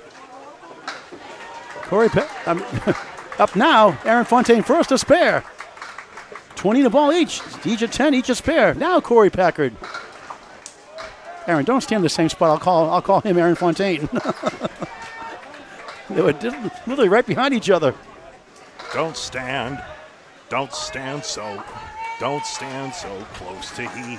Greg Sting Guyar. Call the police. Hey, perfect. Is that white on orange bad contrast? Please advise. Parallel time on the right side for Ryan Cox in a tough 2-2 split for Corey Packard. Wobbling 6 right, 3 to the left. On the left side, 2 right, 4 left. First of 3 strings, a good one here. Number 1 versus number 4 in Division 2. 2 divisions of 12 teams. Each division winner gets a first round bye, a 2-round bye, actually, the semifinals. Packard leaves baby's first eagle. Run 15 and 16 on a flex schedule now the rest of the way. Chips up the 9. Big one coming up next. A-plus accounting. Maria Subs, our final match today. That'd be a great one on lanes 11 and 12 on Candlepin Bowling Network on YouTube. Packard, what a try. Greg, you're on the background vocals, and we didn't do any station IDs. Greg, we'll have to catch up this time. Just along with everything ever. I know, really. Well, our first match originally scheduled for Avon Valley Lanes and April Construction did not happen because of lane breakdown. What? How did that 10-pin not go? Anyway, 8 box. 8 for Cox. 9 for Packard. Did he One just miss pin it? lead. I thought I saw it move. Maybe I'm nuts. 1 pin lead for Abel. No, I'm nuts. No, I'm just nuts. He just. As soon as we get the official standings, we'll let you know all the updates. We know that Drywall Concepts is in first place in Division 1. Fenway Academy lost 6. They dropped now. Kingswood Bulletproof slides into number 2, but they got a brutal schedule coming up. Fenway Academy, Canada 5 at 36 points. They're actually third now. Fenway Academy fourth at 35 points. And at 32 points, A-plus goes from 6th to 4th. And Maria Subs drops from 4th out of the running right now at 6 at 30 and 26. We'll go over the numbers just as soon as we get the official scores.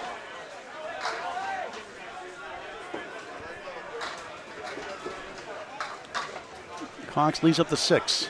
You can go to Fairlanes Bowling on Facebook for the information as well.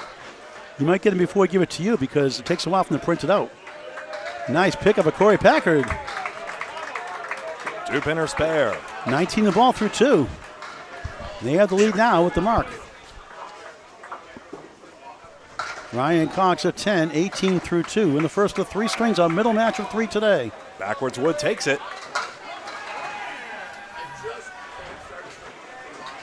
57-56, Abel has the lead, but down 2 spares to 1 to the number 1 seed, Academy Lanes, and defending champions.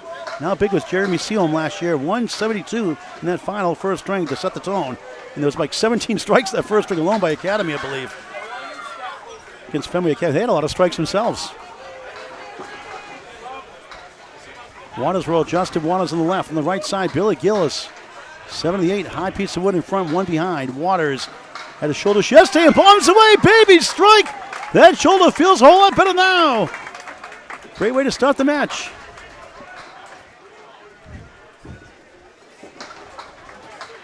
He says he's all numbed up. Rest of his shoulder last night. Gillis can't convert. Academy now 3 marks to 1. Air Machine. Gillis a 9. The string is tied technically, but 3 marks to 1. Waters for the lead right now. Out of Ryan Zamilis, he's from Natick, Massachusetts his whole life. Former Atlantic Candlepin Singles Tour Class A champion, always in the running. Always seems to be a number 1 seed every year. Kevin Burns, good to see you. Thanks for all you do for us. Waters trying to double it up. On lane 15 at Fairlanes in Moncton, New Brunswick, Canada. Right side, rear head pin miss for me. He's so accurate in the head pin. You're not going to make them all the time, obviously. In fact, about 72% for bowlers with his average hit the head pin. Stats by Candlepin Bowling Network. 1 wobbling 7, 9, 10. 3 pieces on the deck. Gillis missed the object. The 3 right. The 5 is to the left. Waters for big 20. Missed right. 17 through 1 on the strike. Bit of a missed opportunity there. I think the head pin would have taken some more. They lead by 7 plus an extra mark. 2 spares to 1 their side. Justin Waters, nice 10. Perfect start, 27 through 2. Gillis and 8, 17 through 2.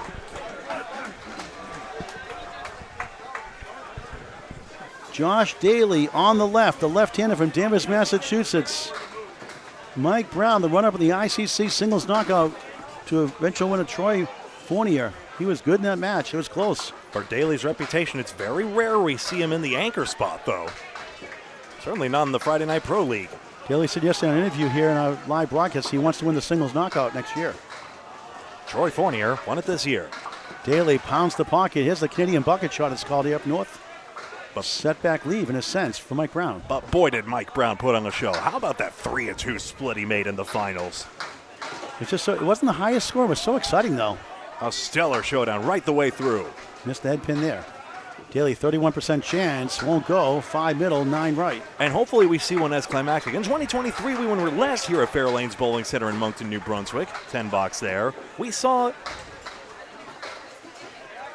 another thrilling showdown in the teams competition as well as the singles before that. Remember, Blake Doucette versus Calvin Locke. What a showdown that was. Calvin threw a double strike in a losing cause there. And then, of course, who could forget? A+ Accounting versus Fenway Academy. Good to the last drop. 2-drop. And that was a stellar showdown. 9 for Daly to start his match. Mike Machici, their captain. 8-0 again today. They've only lost 1 string. They're 54-2. Thank you, 4-pin, for getting over. Daly crosses over. Does not lead to a king. 2-4-7. That 5 is getting swept out a lot. We've made much ado about the Canadian flat gutters, as is the American tendency to do. It's a conspiracy against you, Greg. They don't want you to say crossovers lead to kings. Yeah, but the sidewall bounce takes out a lot of 5s, sweeps some pins out from behind. But Candlepin is about playing the live wood, and it keeps a lot more of it in play. Michael, 179. Can't get to the 7. The ball bounced right in front of it. Out of bounds. Daly can't get the 7 to go himself. Did you see the backwards English on that ball? It nearly took the 7. Hop, skip, and a jump.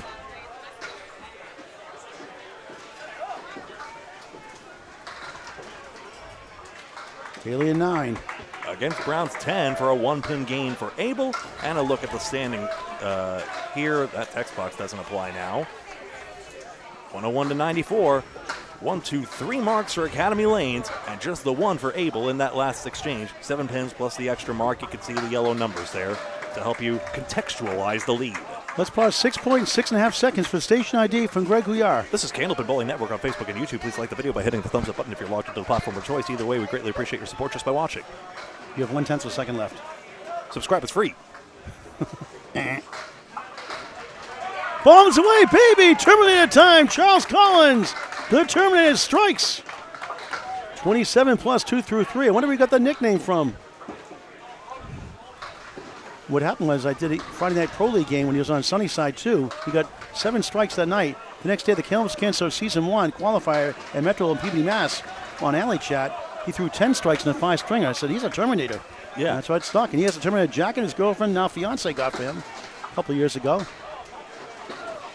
Now this is interesting. So apparently my match 7 became a match 8 stream. Interesting. I guess I have a super stream going. Well, cool. You're all here. Thanks, Nico and Kevin, for flagging that. I think we just have the same crowd from before. Okay, I missed the last block, so Garrett run at 10, so 9, 10, 10, 29 through 3, and Academy Lanes on the move once again. 2 spares a strike to 1 spare for Able Evolve Realty. Thank you so much, Karen. Thanks for your stream help earlier. Collins for double strike, 8, 2 and the 7 survive. Garrett Martin, whipping 2, 4, 7, 10. That's a piece in the middle. You can get that front piece to turn around. So I guess I restarted the stream so quickly that restream was like, oh, you just disconnected. Okay. Charlie Collins, okay. Well, for a big 20, sliced the 2 barely. 9 the strike, 36 through 3 in the first of 3. A middle match with 3 today.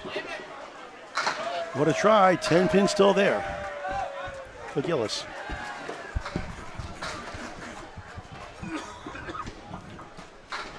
If you guys on the socials can let people know, Nico, don't you dare frame it as a mistake. It was not. It was not. Please acknowledge Greg Guyar was right. Greg's always right. Right? Wrong. Double negative. +1 for Garrett Martin, 10 versus 9. He's only left 1 pin standing. What a rise in his game. Charles Colley's gotten so much better, so much confidence, and it's showing. What a really good week. A great kid, too, on off lane. His mother, Lori, his great mother. She's awesome. Won the Atlantic Candlepin Singles Tour out of Ryan's Millis. By the way, Graffam Flooring in that last match, they did average more than 9 on the no-mark frame, so they were losing less than a pin per frame. So, with Garrett Martin contributing similar here to Abel. Let's see if any of these teams can pin as admirably. It wasn't a 1-7 losing cause for Graffam, but still. Aaron Fontaine, 1 wobbling 3, 6-10, 4 horseman right. Fontaine can't reach the 10. Nickerson, a great fill and a chance for another.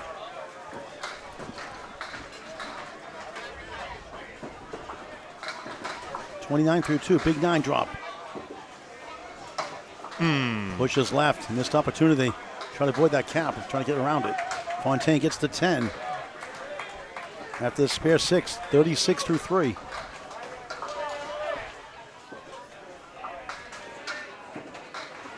Now it's a Paul Grant special. Missed the second, make the third. Shakes his head. Not a good time for that. 10, 39-3. Nickerson deals across lane. He knows he could have had that one with his ball. The cap should not have been an obstacle. The Friday Night Pro League Game of the Week returns, not this Friday due to the World Tournament, returns Friday, November 14th, 2025, 7:30 p.m. here on your home for all things Candlepin Bowling, Candlepin Bowling Network, 7:30 p.m. Academy 2 versus Academy 1. From Academy Lanes Pub 125, Haverhill, Mass. Fontaine floating with a strike, 9. 3 pieces in the area code. Nickerson plucks out the 2-8. My bad. Talk to me if you can't see the graphics well. No, the Mike Brown thing is throwing me off next to the right, that's why. Oh, gotcha. I gotcha. There's the Fontaine mark. picks a spare. Second to last 3, 46 in the ball through 4. Here in the first. I got you now. Second ball, much better. 5, trying to tip to the 7. It wants to, it won't. Thanks, he says.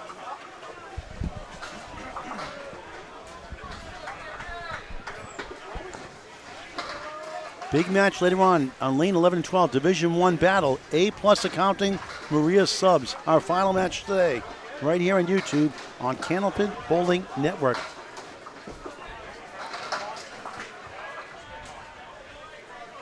Lucas a 9, 48. And Fontaine 46 in the ball. Now Fontaine's like over here when he's over there, but still. Now it's an active bowler at least, so you shouldn't get confused. Hopefully. All right, Corey Packer on the right, on the left. Lord knows I've confused Bob and Duncan enough times. Greg, you've got a good stream going here. I'm just so confused. I was born confused. I'm confused. I'm confused. Why does this keep happening?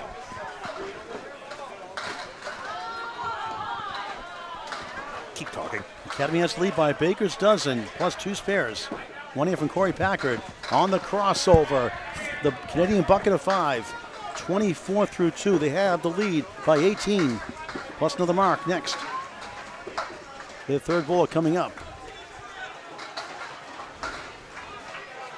Dump. 2-6 wobbling 10. Duncan McDougall will sidle over here in the middle string, I do believe. And I'll give you the third string then. If you want to do that, then I'll check all the scores. Seems reasonable. Save our voices for the playoffs this weekend. Starting late Friday and all day Saturday. 3 exciting matches, riveting. Broadcast always begin at 9 a.m. Atlantic, 8 a.m. Eastern, 7 a.m. Central, 6 a.m. Mountain, 5 p.m. Pacific. Where are we, Alaska? I don't know. How about 9:30 Newfoundland? In the future in Australia for Greg Packer fans. A longtime viewer, Greg Packer. A lot of health challenges, Greg. Hope, prayers, and thoughts with you. Hope you're doing okay. Back at 8, 32-3. Cox back-to-back 10s after an 8, 28-3. Hope it's a 2 literal pin advantage for Abel of Realty, but Academy Lane's ahead.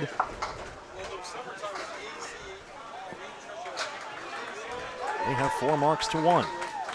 5 marks to 1, really. Mike Chichi gets a nice applause from his team. Everyone loves Cheech.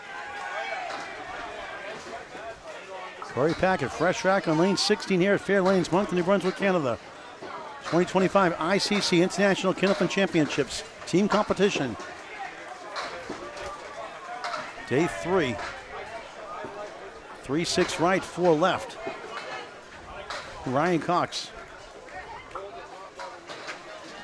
Explosive bowler. As is Corey Packard. 2 full. Leaves up to 3. Abel has no marks. Academy has 1 spare. 2 far right, 3 right, 4 left.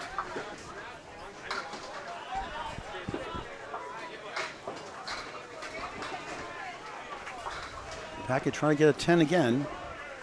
And he does. Actually, his first 10 make that 42 through 4. I mean, he always gets 10s, it seems like. Ryan tries to get his third 10 in the row. Does not. He gets a 9, 37 through 4. And again, Cox is pinning it as well. Nickerson has only left 1 pin standing.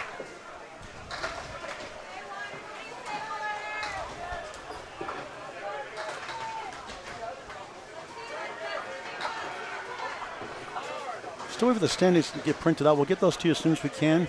They are on Fairlanes Bowling on Facebook. Fairlanes, 1 word, Bowling, 2nd word on Facebook. Once they get put in the computer, then we'll get a printout a few minutes later on. Pending Wi-Fi, which is tough here sometimes. Waters check mark, left. 310 on the other side of the ledger. Corey Packard, here they come. Right on cue. Dakota Wood, thank you very much. We got the update in the standings after this box. Waters unchecks it, spare. He's back. 37 the ball through 3 to strike 7 earlier. A spare to match. Billy Gillis on the board, 27 the ball through 3. Division I Drywall Concepts 40-16, 1 behind. Kingswood Bulletproof 39-17. Canada 5 all the way up to 3rd.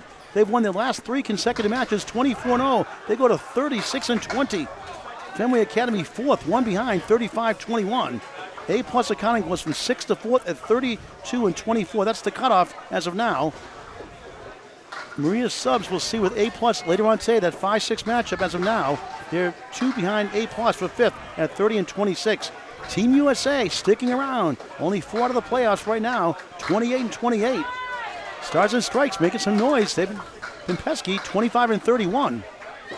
Birchville Siding has a couple of tough losses, 22-34. Wrecking Bowl, same thing. Massachusetts team 15-41. Graffam Flooring 12-44. Watersville is 7, 44 through 3. Headpin hit. It's 7. It's a triangle broken up by 1. 9 right, 9 left, 10 right. A plethora of wood on lane 15. Gillis 8 fill, 35 through 3. For Able Evolve Realty, Waters can't convert. So Drywall Concepts, Kingswood Bulletproof, Canada 5, Fenway Academy A+. Right now, your top 5. 5 make the playoffs in each group. 2 match points per string, 2 for total. One is the 10. And it's these match points that determine the standings as the 9 boxes taken here. 4-4-4, 44 through 4, Greg. Those divisions, so 2 divisions of 12 teams playing for those 8 match points. Any ties split those points, of course. It's these match points that determine the standings. Top 5 advance to the playoffs. Top seed gets a 2-round bye in the knockout round to come. Josh Daly on the right. On the left, Mike Brown. What a battle this is. On Division 2, Academy Lanes right here. 54-2, the defending champions. Extra lucky strike took 8 also. Like Academy Lanes said earlier, they're 6 behind. They lost 4 their last match yesterday. Only 2 behind going in yesterday. Now they're 6 behind at 48-8. Still a good record. They control number 2 at least. Outlaw Rides goes to 38-18. They're 3rd. Able Evolve Realty took 6 earlier. Avon Valley Lanes, they're 2 behind Outlaw Rides. They lost 8-2 yesterday. 36-20. 4 horsemen, 5, 7, and 9. Oh, Daly denied. And Greg, Central Park Lanes, despite under 500, they move into 5th place, 26-30. As Bayers Road Ballroomer lost 8 earlier to lucky strike of extra lanes. Bayers Road 5th now 6, 1 behind Central Park for the final spot at 25-31. And it's all locked up. Avon Valley Lanes 24-32. 6-point losses to Avon Able Evolve Realty here last match. Spike's Chimney took 2 points last month. They're 24-32. They're only 2 out. And Brian Hatchman, believe it or not, only 6 out at 20-36. what's so interesting, yeah, so there's that middle bulge in our division, whereas on the, yeah, I mean, there's contentious races for 5th in both, so I think we're going to have some thrilling matches especially in tomorrow's coverage as well. Brown, 9. Daly, same thing. And New England Flooring, believe it or not, still in contention, only 8 out of a playoff spot. 18-38. Harry's All-Stars took 6 earlier. They go to 14-42. They beat Oakland Park. Oakland Park now 9-47. Daly gets the spare. And Brown does too. Daly needed that one. His single was the tougher one to get. Back to the top here, 225 and a ball extra. And 2 balls extra for Academy Lanes, 208 and 1 ball extra for Able Evolve. So 17 pins and an extra. That's about 3 to 4 marks more. So recapping top 5, Academy Lanes Division 2 first. Lucky Strike Extra Lanes second, 6 behind. Outlaw Rides 38 points. Able Evolve Realty here 36 points. Central Park Lanes 26. And a bunch breathing down their neck at 25, 24, 24, 20, and 18. You can call him Charlie or Charles. He answers to either. You said Charlie's fine too. Charles' more elegant name. He had a strike 9 in the third. That's a strike machine. That's about right. Oh, you've graduated college. You're an adult, Charles. Spare. Garrett Martin, 9, 10, 10, 10, spare. Now he gets to build on that solid pinning foundation. Collins can't get to the 4-7. Ooh, with his clockwise turning ball, I thought that was buried in the 1-2. Enable has 3 marks to 2, and we have a virtual tie, folks.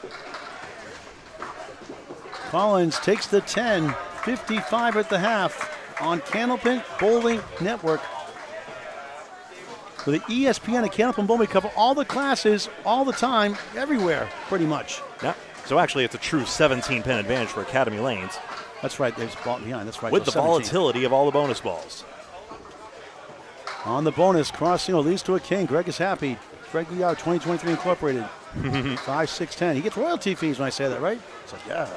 It'd be nice. Tell me about it. Collins, bucket of 5 plus the 10. And the other gentleman told me today, I'm the one who told you about the bucket shot a couple years ago here. He said when you pluck out the 2 pin on the left or the 3 pin on the right, it's called you got a hole in the bucket. Ah. I call it parallel time, like Dark Shadows, great TV show in the 60s and 70s. Ran home from school to watch that show. It was a great show, live on tape. Well, recorded, it was live on tape. Played it later on. Collins leads up 4, 2, 4, 7, 10. The headsets don't really want to be put down like that. I guess we'll have to untangle it like a telephone, just like let it spin. Anyway. Garrett spares 7, 56 and a half, takes a 10, 66 through 6. Very solid string. Another mark and he gets to the 110s just for 2. Collins takes 2 for an 8, 63 through 6 for the lead-up bowler. Still in his young 20s. Early 20s, I should say, the young gun. Second bowl is a 5. Lewis Nickerson on the right for Able Evolve Realty. They're coming in at 4th. Academy Lanes is first in Division 2. Top teams get each division get a 2-round bye to the semifinals. Aaron Fontaine on the left. He's on a spare, 46 in the ball. Lucas 48 through 4. 6 tries to fall on the right, will not cooperate. 2-4 left. Fontaine just 5 to start on his spare fill. In Maine, it's the Christy Hapworth special. It's the Bob Clary leave everywhere else. Martin effectively gains 2. He was sort of loosely associated with that mark, so little +2 to Able. Watch this space. 51 through 4. It's creeping down now. It's 2 marks. Outlaw Rides in Division 2 has the easiest schedule out of the playoff contenders right now. Good bid there by Nickerson. Now his ball really doesn't take it. He's got to get all the way to the 2-4, which is opposite his break. Fontaine, couldn't get to the 9. All so close. Fontaine is so good, he gets furious when he misses basically any shot. Obligatory mention, his grandfather is Tom Olsta, and he is his biggest fan. Nickerson 9, 57 and a half, back-to-back 9s. Believe me. Fontaine at 10, 61. Second 10, the last 3. Perfect string so far. 10 spares and strikes. 61 and a half, Greg. Was just checking something, sorry. You're always welcome anytime to chime in and interrupt. Likewise.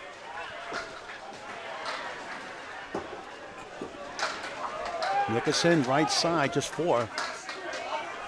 Aaron Awesome Fontaine.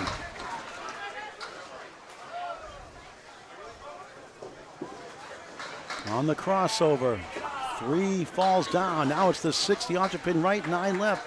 He's got 3 pieces on the deck. 2 in front of the 6'9". Now I'm thinking, let's see.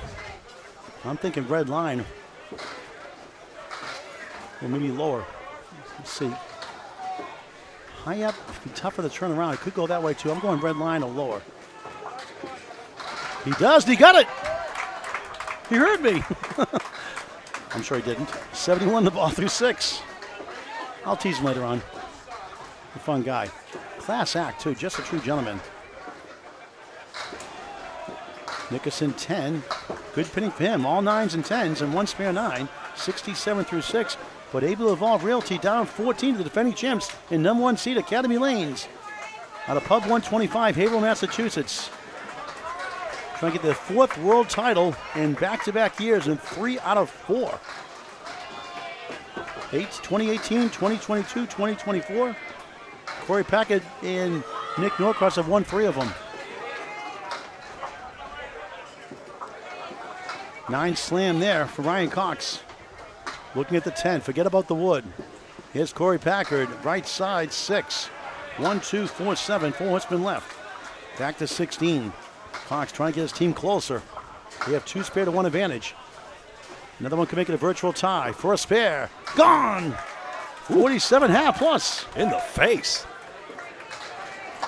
In your face. Cox a very similar string to Martin here.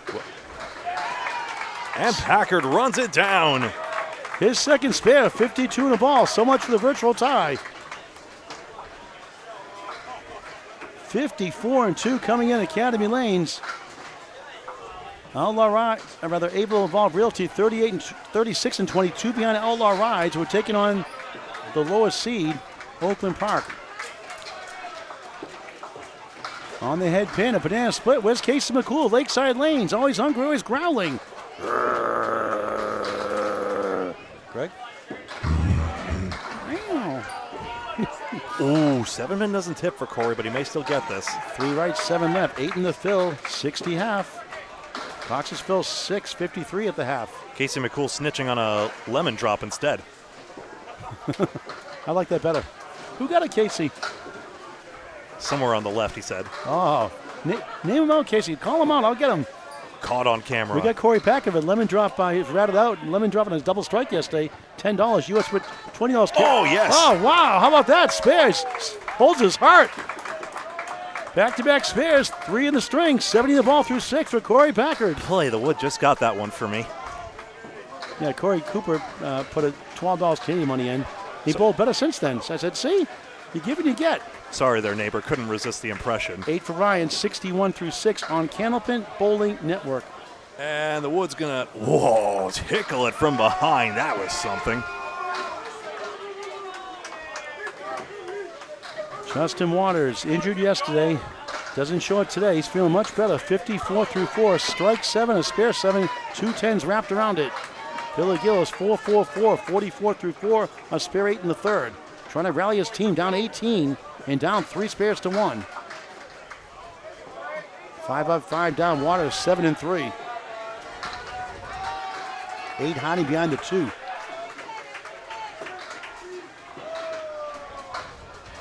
Just missed left, 1 of the 9.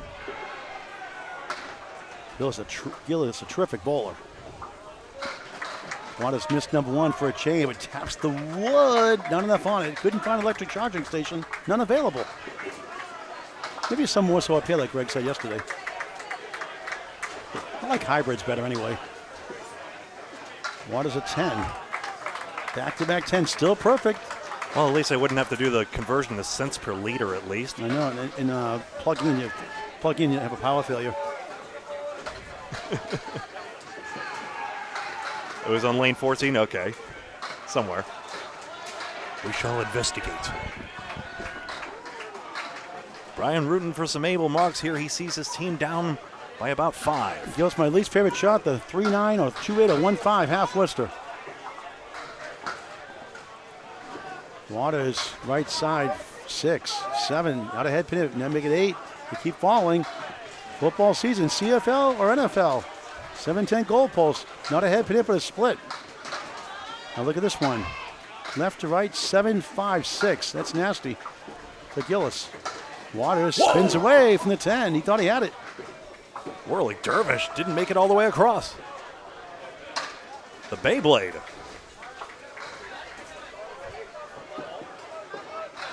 He'll take an 8. Gillis 61 through 6.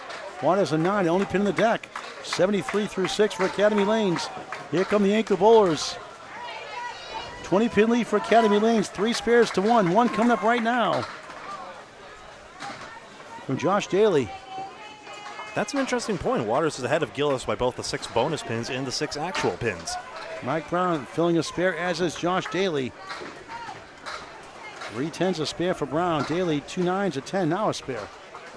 Both sides are pitting very well to this point in the match. In the pocket for strike 9. 4 pin left up. 49 through 4. Like the baseline is neg 1. It's currently neg 0.62 per no mark frame for Abel and neg 0.57 And for Academy. Speaking of half west, is a 1-5 center west. That's just wrong. That is a pinpoint accurate shot, a bullseye shot. Nothing to show for it, but a spare 2, minimum 40 through 4. Spare! Mike Brown, back to back. He's got a full house, 3 10s, 2 spares. 59 the ball through 5. Daly, 9 to the 10. Oh, the brutality of Candlepin and the clutchness of our singles finalist Brown. That's basically a double mark swing. Daly takes a 9. Avoids 49 half. Sorry to step on that. It That's avoids okay. it being a triple mark swing. Ouch. Like that Weird Al video, I love Rocky Road from I Love Rock and Roll. They go, ow, in the song, so a kid steps in his foot. He goes, ow. Oh, yeah, goalposts for hockey. It's been a while since I've watched a hockey game. I mean, I watched Toronto lose a Game 7 tragically, but, you know, some things never change. 9 again. 2 spare 9s in a row. 68 half for Mike Brown. Daly off to the left. Steals 8, maybe 9. The 3 falls the wrong way. Number 1 stands. It's the easiest pin to make the single pin, but for some reason the head pin is less to convert on the second ball, by about 13% less. Stats by Candlepin Bowling Network, without wood though. Well, if you missed it on the first ball, maybe you're more likely to be off. Daly gets it, spare. Second spare the last 3, 59 the ball through 6. So we parking lot things. I didn't drive. 3 pins plus 2 extra bonus balls for Academy Lanes in this first string of 3. Current in the last exchange, What did Brown get the last box? Brown had a spare. Right? Yes, it's showing. Okay, I can't see it from here. Okay. Oh, sorry. I meant to do this. Sorry. All right, so he's 78 through 6. Minute ball through 6. There we go. Okay. Okay, here we go. Back to the top of the order. Let's get an update from Greg. I may have zoned out. You may have already given it. It'll be the first time. I'm looking around all the other scores. Hard to see the scoreboard, though. We're way back here in the DJ booth. Jeff Little, I'm a snot, aren't I? Well, Bruins fan at heart, I guess. Jeff Little, the laser, former Class C ACST Atlantic Candlepin Singles Tour champion, now in Class B. Terrific guy. Thanks, New Brunswick, for having me in. I know I'm a Bruins fan and I'm talking smack, but that probably just gets me to the subject of teasing right now. The Bruins having a decidedly disappointing start to the season. More on Jeff Little in just a minute. Collins, 6. He's rooting on Charlie for sure.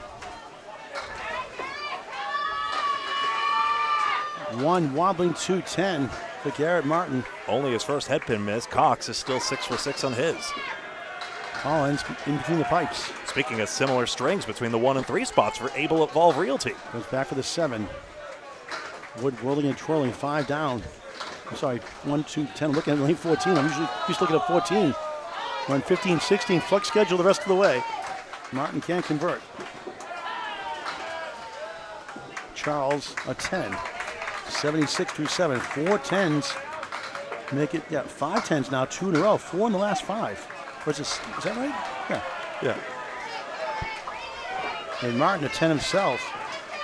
Charles, 73. Martin has the 2 10s in a row. 4, 5 in the last 6. He has a 9 to start. Everything else 10s and spares. 7. Collins 3 marks in the string, 2 in the last 3. At 73. On the head pin, 7, 8, 9, left to right. See if the wood can help. Here's a strike ball. Will it go? No! 5 pins, stumbling and bumbling. 75.8 down. To borrow one from Don Gillis, the castle walls collapse, but lo, the king still stands. Collins spins it down. Wow! Pumps his fist. Fair. 83 in the ball. 3-way for the Terminator. A spare to match for Garrett Martin. His second spare of the first. A wild first string. It's a good one. It's close. Defending champs, number 1 seed Academy Lanes in the lead. But Abel testing them.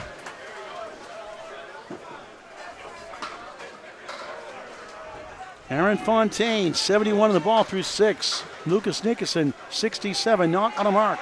12 marks to 10, comparable pinning right now. Abel's been filling their marks better. They've averaged 8 on their 6 marks right now. Obviously, Daly had that 2-fill punching right down Mountain Road. So there's that. We're on 936 Mountain Road at Fairlanes in Moncton, New Brunswick, Canada. Oh, Canada. Fontaine, he gets 9. He has the 6 for another one. 80 through 6. Fun to watch, isn't it? He's won a lot lately. Lucas Nickerson, a spare 9 in the second. It's all 9s and 10s. That won't help the 3-9. He's go about 1 in 5 times. Stats by Kenneth Moy, never for Class A bowlers without wood. Fontaine for another one. Bang! 90 the ball through 7. 4 spares in the first. Lucas rolls. The 6 is on the right. The 4 is on the left. Oh. That 6 wanted to fall down, trip over to the 4. Where's Dick Van Dyke? He trip over himself. Bob wants me to call that wraparound pin a Canadian ballet for some reason. I don't know if I should, though. 9, 76 through 7. Talking about Jeff Little, we're talking to Mike Machichi, the captain. Everyone loves Cheech. I asked, how's a guy like Jeff Little get involved? He's got the right attitude, the good cheerleader, and a great person on the line. A very good bowler, actually, but not upper level yet, but getting there. And he said, you got to bowl in Friday Night Pro League and Pro Series to get your name out there more and see what you can do in competition, not just the ACST. So it's tough. He's got 2 kids. He's got to watch single dads. It makes it hard for him, but he's trying to get there next year. And I think he deserves a spot, at least in the limited role, which is the start. All right, 7-10 posts. Let's see if he can go West Coast to East Coast. Meanwhile, just 4-7-8 go down for Nickerson. Yeah, very flat wood looking towards the 7. We'll see.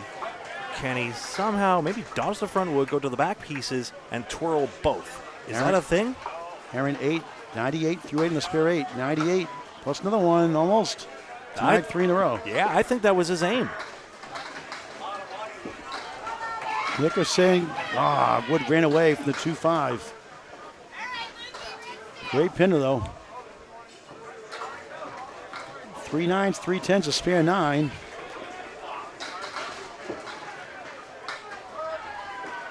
Wood out of play. Probably.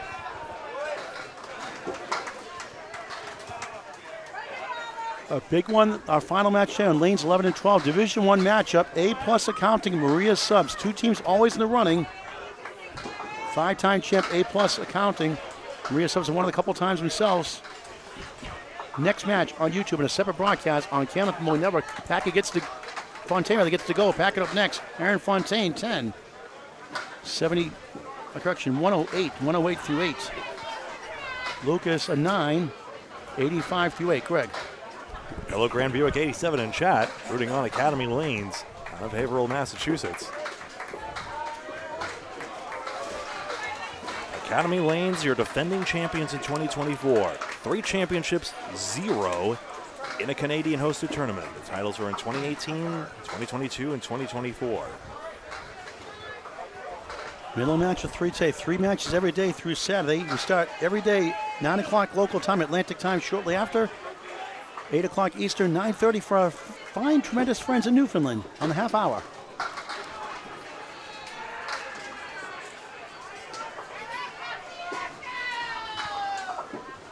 Packard on the left side of the 1. 4 horsemen, the post is the 7. There you go, you're too low. Strike! Ryan Cox, 71 plus 2 in the 7th after a spare 6 in the 5th. 8 in between. A couple of 8s along the way, a couple of 10s, a mixed bag. Packett Wood behind the 1, 3, 6, 10 also there to the right. Trying to get to the 7 also. Missed right though. 1, 7, 10. I call it the Augusta Maine Special. Mark Smith, the care, the great owner, is a lousy lead, but a great name for a bowling center in Augusta, Maine. And pretty when it goes. We'll see if the Deadwood The remains. updated version of the high-low jack. Got to promote Candlepin bowling. Why not the Augusta, Maine special? In the words of King of the Palace, high-low jack with a joker, maybe not even on the deck. Might have to be removed. You want to go? You want to go? You want to get that piece of wood? Are you sure? Is it really deadwood? Do we want to just shoot at it? Let's get removed now. Candlepins for Cancer, a 501c3 charity helping Candlepin bowlers going through cancer treatments. Donations via Venmo 24/7 at Candlepins number 4, cancer.com. Candlepins number 4, cancer.com, a 501c3 charity. Checks be written also. Address on the website at Candlepins number 4, cancer.com. A staggering $31,500 paid out this year alone, more than double any other year paid out, and over $103,500 overall. Candlepins number 4, cancer.com. Please help out. Candlepin bowler going through a tough time. Thank you very much. For those who have donated and will, thank you very much. Back to live action. Packard. For 10. 9. 84 through 7. Pretty good, significant cut there to get that extra pin. Right. Again, 9s are better. Sorry, Greg. Ryan Cox filling the strike next. I jumped the gun there. My bad. Corey from Sutton, Massachusetts. An accountant. And not the one in the movie. Pinning so good still. I mean, you see Packard just at the 1-8 box there. I can see Corey Packard being a movie star. He's got the look. Make my day. Just we're littered with 10 boxes across the way. That's the big reason why. Get your 10s, kids. Corey with a K. K-O-R-E-Y. 3, 8, 10. Double strike up a 2 to the 8. 5 to the 7.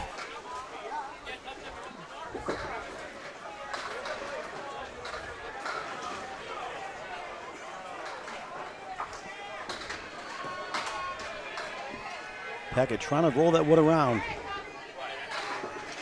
Would have probably propelled them into the lead had Cox doubled there. So we're talking to Brady Yeaton sometime during this match. Oh, what a try. Turning around to the 8. Hits it, not going down. Excellent effort. Oh, wow. Spare on strike. 81 through 7. 91 on the ball three for Ryan Cox. COX. X marks the spot, literally. It's down to 16 for Academy Lanes. Now Able Evolve Realty has the extra mark, 3 to 2. Now a virtual single-digit match for the champions, who again have only lost one single string all game long, as I recall correctly. Yep, 54-2. Just a singular string lost by Academy. We got some special guests coming here, Greg, soon. Yeah. It's going to be wild and crazy. Get him in the middle, move that headset to him, and take your right headset for yourself. When the time comes. No, that's going to be your headset, and he's going to get in the middle of us. At 5 and 7. Sorry to have to do the production work on the air. Come on up. Can we all fit in here? Honestly, just...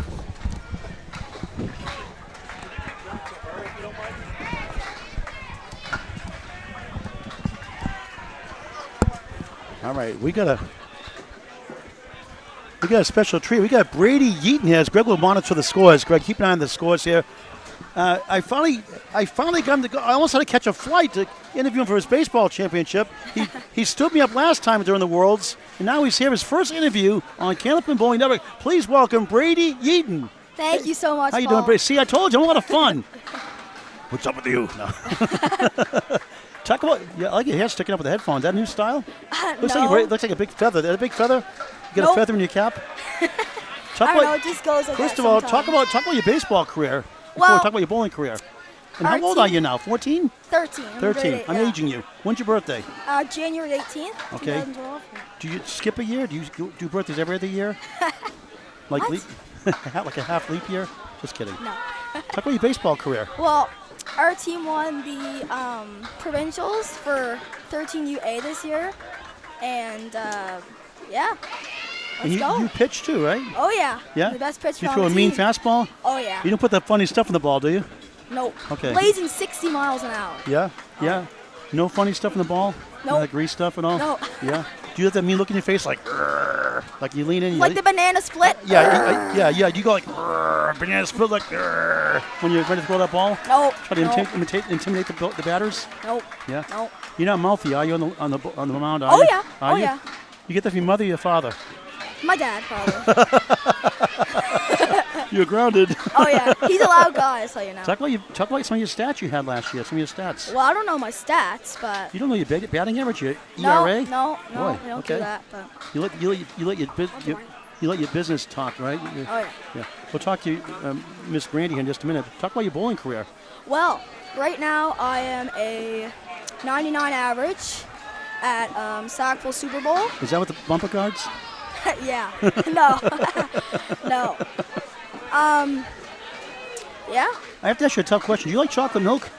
I love chocolate. Oh, yeah. Come on, give me 5. Yeah. I love it, love it. Charles Collins likes the okay guy. Oh, yeah? Determined likes chocolate milk, too. Yeah. Chocolate milk rules. It's a man's drink. So you're 99 average. Yeah. When you first started bowling, when did you start bowling? I was 4 years old. Yeah? Yeah. And what's your favorite bowling moment so far, besides being here right now? I don't know. Probably my high triple, Which is? 335. Okay. That's your batting average in baseball, too?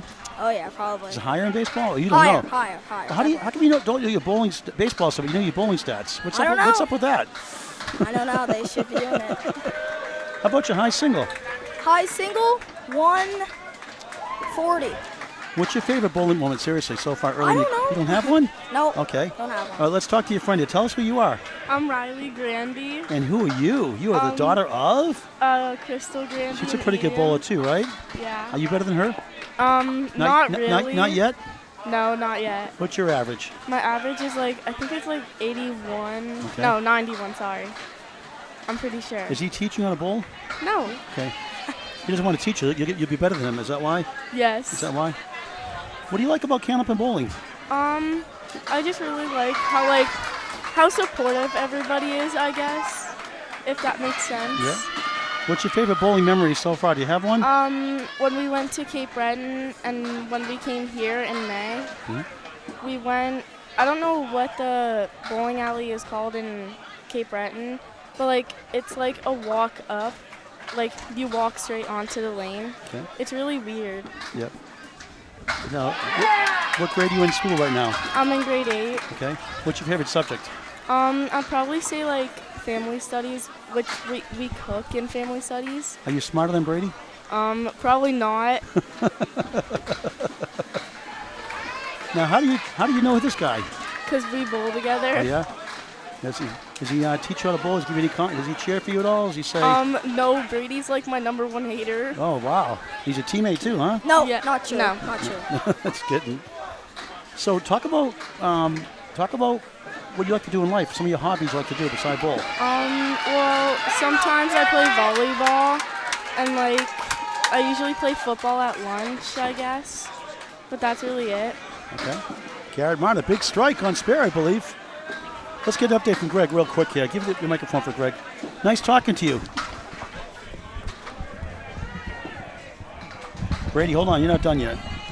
Got the strike on Spare for Martin All right, there. Brady, you're all set. Thank you very much. Good to see you, Brady. Thank you. 3 fill for Collins, and now just punches straight through an object pin. And that's a pretty good out there for a 7 box. I'm just going to confirm scores real quick. I just want to let you folks know that during that wonderful interview that I hate to cut off there, 5 marks to 4, including 4 20 boxes established by Able Evolve to now develop a lead in this match, all confirmed. And the last of the 3 Stooges, tell us who you are. Aiden Grandy, Yeah. Are you the youngest brother or older brother? older brother. Okay. Now, how's your bowling going so far? I set a new record for me this year, 366 high triple, and then a new single for me, 145. And what's your average right now? 102. So you're better than Brady, huh? I would say me and him are same. he has better days than me. I have better days than him. Are you a better bowler? Going to be a better bowler than your mother? No. No. Love your confidence. I'll get there someday. Yep. $20 again for Able Evolve, and Collins responds with a 7-8 spare, but holy smokes, Abel's pouring it on. What do you do at school? Like, what's your fun favorite subject? What grade are you in now? 9. Probably like tech ed, probably like woodworking and stuff. You like that stuff, huh? Yeah. I was terrible at woodworking. I built a pump lamp one time. It was all warped. It lasted like 20 years, though. It was all deformed, though, like me. So what do you like? How, you feel like you could be in the Worlds here someday, hopefully? Hopefully. Does this give you a taste of it? Like, give you some motivation? Do it? Ooh, Collins is spilling more. That's +4 to Academy. Tell your mother hello, and good to talk to you. Thank you. Thanks a lot. Thank you so much. Sorry to have to do play-by-play over you. Really appreciate you coming here. 131 for Garrett Martin and 112 for Charlie Collins. The Grandies and the Edens. Here with Able Evolve Realty.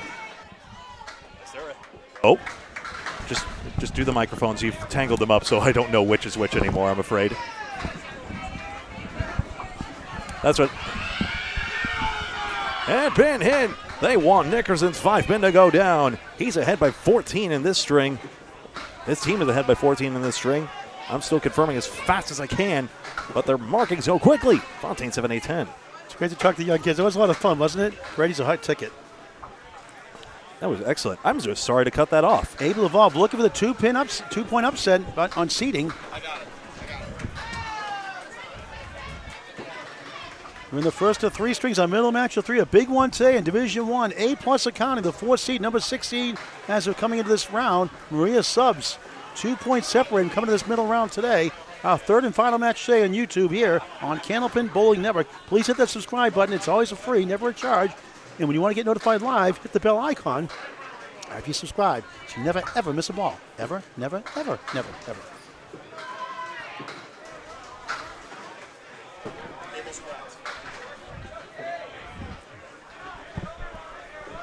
No mark. Where's, as the world turns, nope.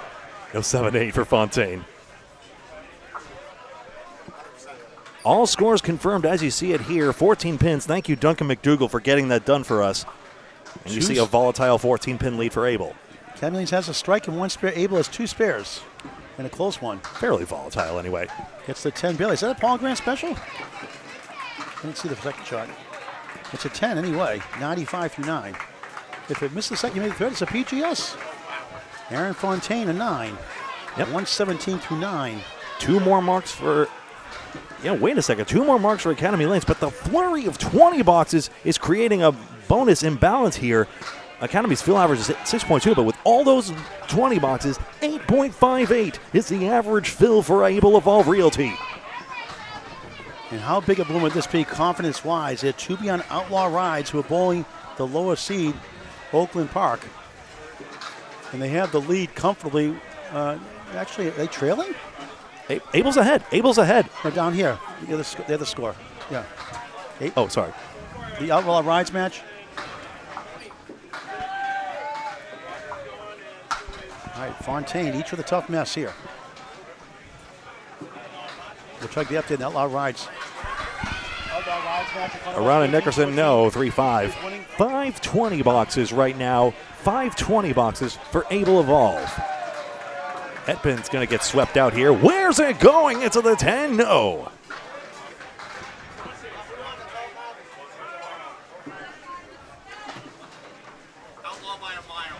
Outlaw is winning that first string against Oakland Park, so they're going to maintain their number 3 seed lead. Fontaine with the wood doesn't go. Each with a 9. 104 for Nickerson, 126 for Fontaine. 163 Adam Lanza got a 163 for Outlaw Rides. Wow. Ooh. Tyler Reese, the high single, 182. Brad Stewart, the 483 was it? I think was he the one in Duncan McDougall's fantasy league? Here we go, winding down here in the first of 3. 443, don't be ridiculous, Gregory. 443. That would be more down to earth. Spread eagle plus the 8 behind the 2. Brutal for Cox. On a spare, just 3. That hurts. 94 through it after 3 marks, the last 4 and 2 in a row. On the crossover, Packard, triangle right, 3 middle, 5 left, 6 right.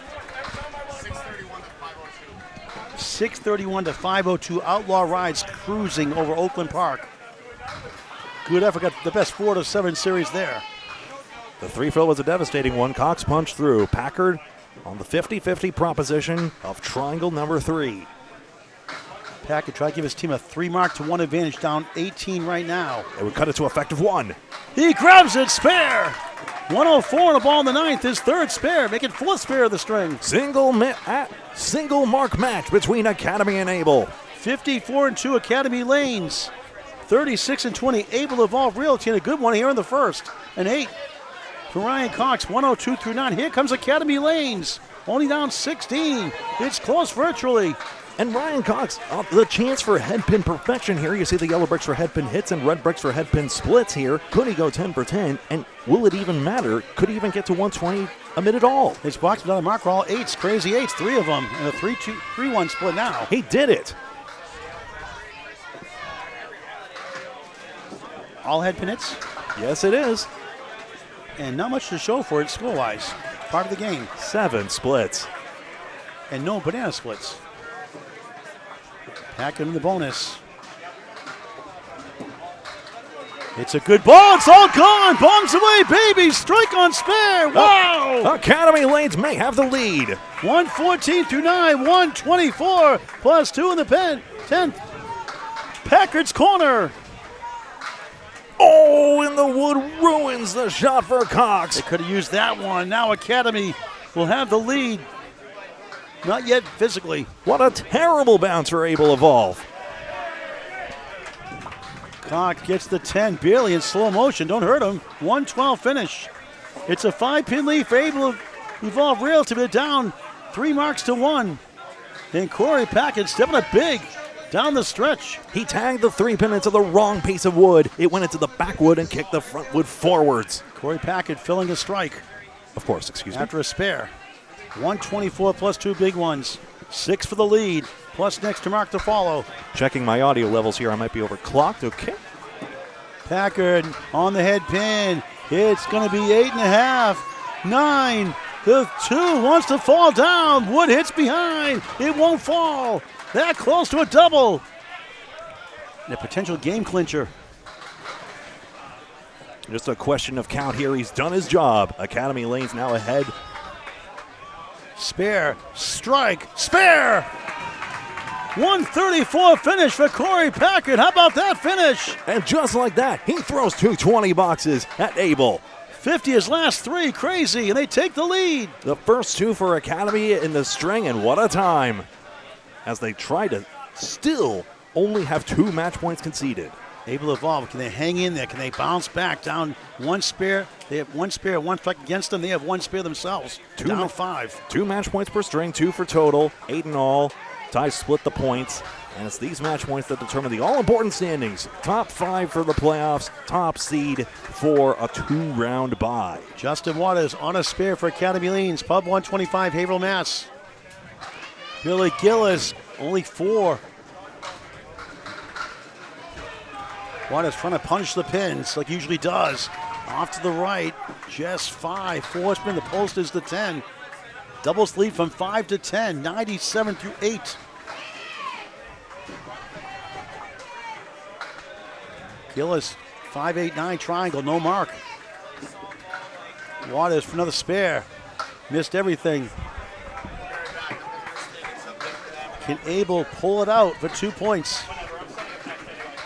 8, 87 through 9 for Billy Gillis. A spare 8 in the 3rd. Too many 8s, too many 9s, no 10s.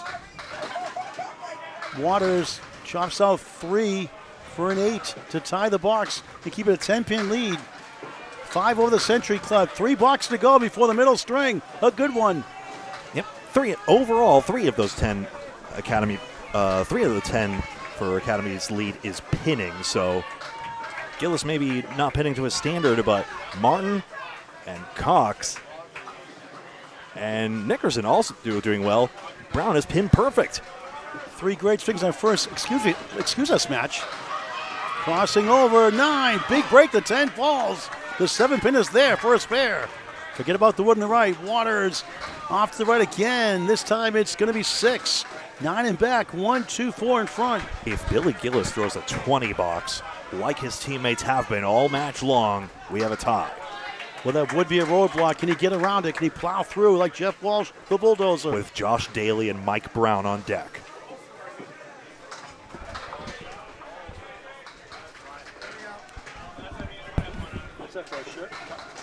Gillis gets it, of course, off the plank. Watch yourself with that arm, please. I don't want to take the cameras out now.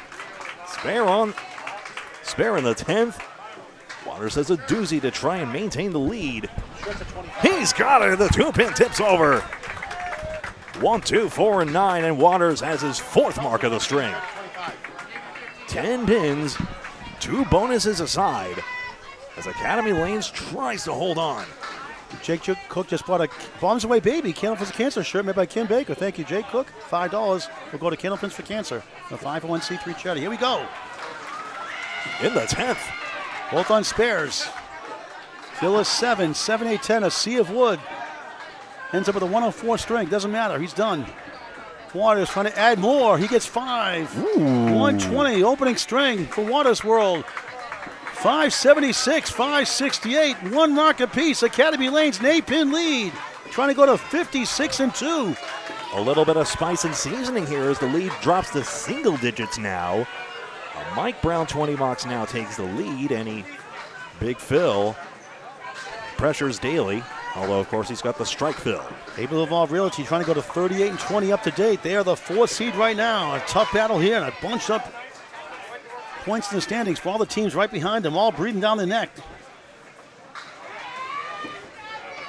1, 3, 6. Oh, that falls down. They did not help. 1 of the 6. Loads up. On the spare 8, though. That's the good news. 126 rate Mike Brown. Daly splits 3 and 2. He's on a strike, though.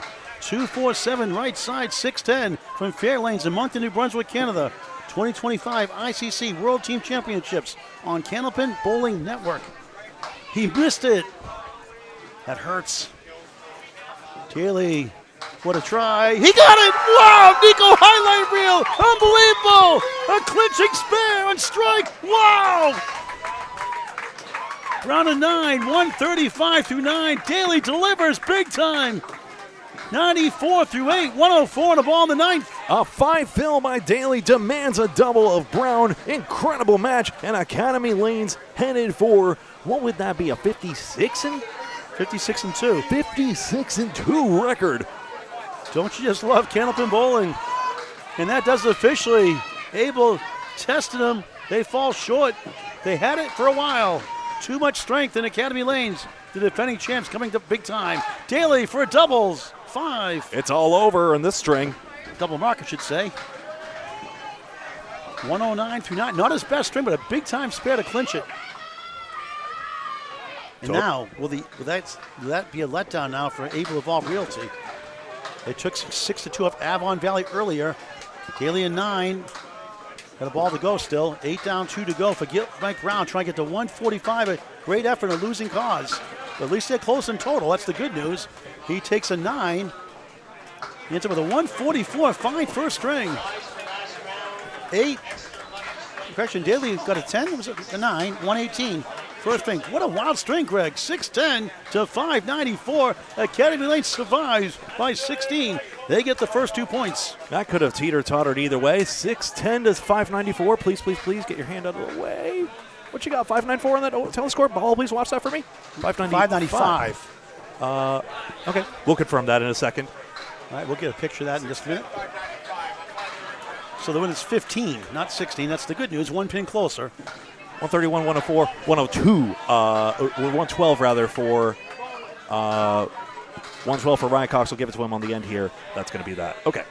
So 610, 590 officially. Look at those scores. 131 for Garrett Martin. 144 for Mike Brown. Corey Packer, the big finish. 134, Aaron Awesome Fontaine. 126, Waters World. Justin Waters, 120. 610, 595. Now a middle string is next. And Duncan McDougall joins us. Greg gets a lunch break. Thank you, Greg. Great job as always. And Duncan McDougall will do the play-by-play. And I'll check out the scores in the meantime once he's settled in. Thank you very much, Paul. I'm going to need your help getting started up, and then we'll be rocking and rolling We from got to there. check the changes in the lineup also. All right, Charles Collins. 1-3-9 behind the 3. 1-3-7 for Garrett Martin. For a spare, missed it.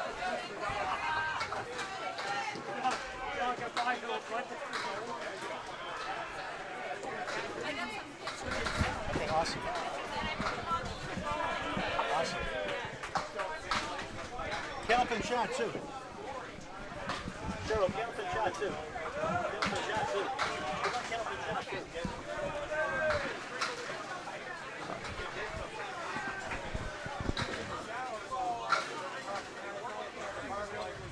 Garrett Martin starts off. I believe that was Nate or 9. Greg Collins has at a 9. Okay. 9's wild. All right, you got the play-by-play? You all set, Duncan? Sure. I'm going to just check the lineup changes and get scores for the other matches. Sure. Duncan McDougal. America runs on Duncan McDougal. It's not Mick, it's McDougal. Did you get the standings updates through 7?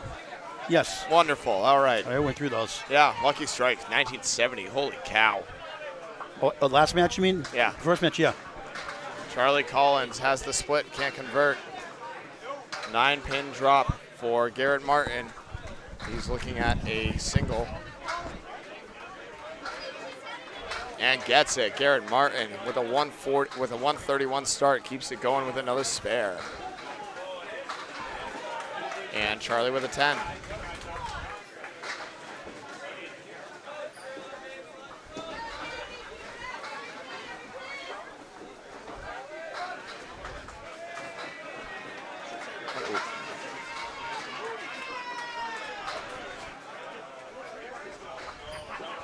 There we go. We're back. Aaron Fontaine and Lucas Nickerson.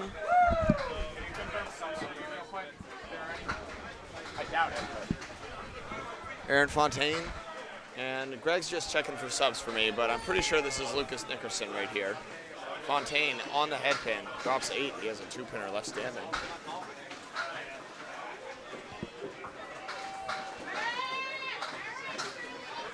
And off the head pin is Lucas. He'll wash out 5.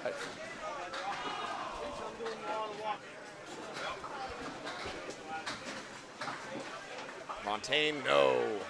Goes wide. Nickerson, the horseman, plus the 9. Here on Candlepin Bowling Network. Free to subscribe, never a charge. Sterling Trites is number 2. This is not Lucas Nickerson. This is Sterling Trites.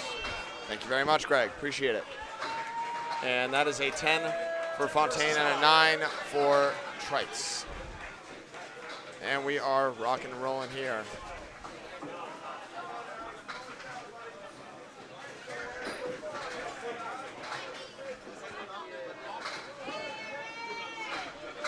I'm trying to do stuff that Greg knows how to do and I don't, so it's going to look a little different, and that's okay, just at the beginning.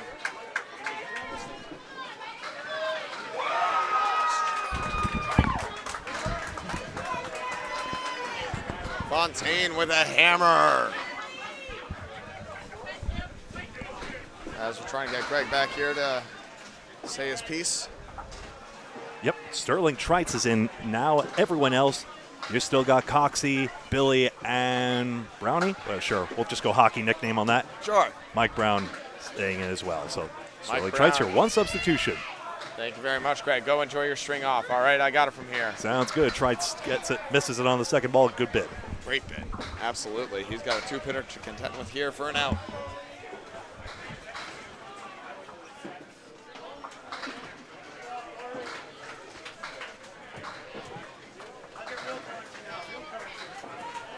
And he'll get a 10.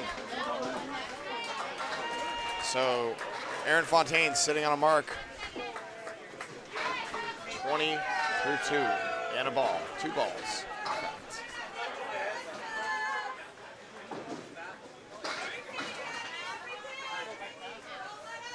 All right, Corey Packard off a huge finish, couple of 20 boxes in the 9th and 10th.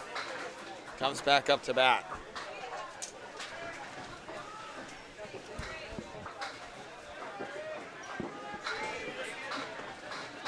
Academy with an early 1-pin lead. Ryan Cox opposite in the 3-hole. And Corey with that slow, methodical delivery, almost dropping the ball on the foul line, but deadly accurate, just misses the head pin. He has a Caleri left. And Ryan Cox absolutely rockets the head pin. Wow, does he throw an explosive ball. Tough break here, though, the 3-6. This is Duncan McDougall filling in for Greg Gouillard and Paul Grant. I'm doing it all, folks. Corey Packard giving it all he got. He gave a great ride on it, took out the horseman, did not take the sleeper. The 8-pin stands as Ryan Cox goes wide. Both bowlers open in this first American Open, I should say, Canadian closed. And Packard with a 9 to start. Cox with an 8. ICC Worlds match 8 of 11 here. 8 down, 3 to go after this. This is the second string. Academy took the first in dramatic fashion, winning by 15 at the end as it came down, as they were down heading into the last 2 boxes. Corey Packard rockets 9. Ryan Cox tries to answer, has a head pin and a checkmark 2, checkmark 3 to contend with. Corey Packard, wood on the deck. He could sweep it. He's not going to. He's going to go right at the 5-pin.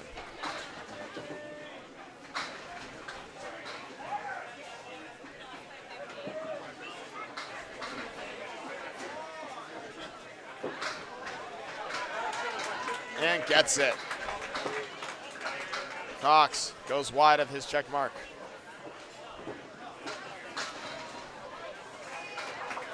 As Corey Packard joining Aaron Fontaine on a mark in the second.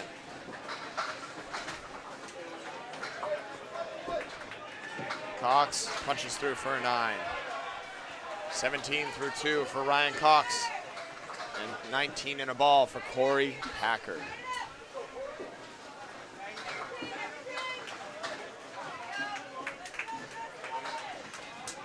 All right, Justin Waters. Hey, I know this guy, Billy Gillis. I'm actually not acquainted. I think this is Canadian Bowlers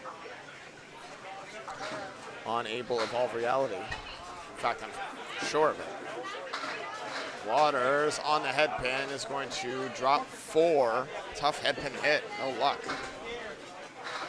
Waters coming off a 120 string, very steady. The consummate pro. Billy Gillis rips the middle, takes out a bunch of the wing, but wanted the whole thing as he's going to have the 2, 3, 4, and 7. Waters rifles 4 more, but he's got the 8 and the 10 for his 3rd ball.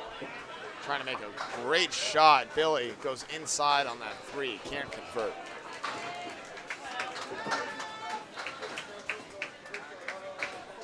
Candleman Bowling Network, we appreciate everyone for tuning in to this wall-to-wall coverage of the World Tournament. Justin Waters with a 9.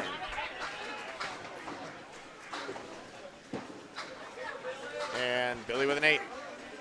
Tough break there for Billy Gillis. Let's see if he can come back here. Both bowlers on their objects, both bowlers. Tough splits, almost converted.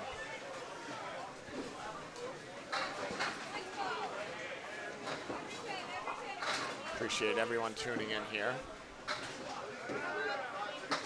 And Waters rockets. Looks like it's going to be 9. 6-pin left standing. Billy Gillis. Ooh, tough 5. No luck.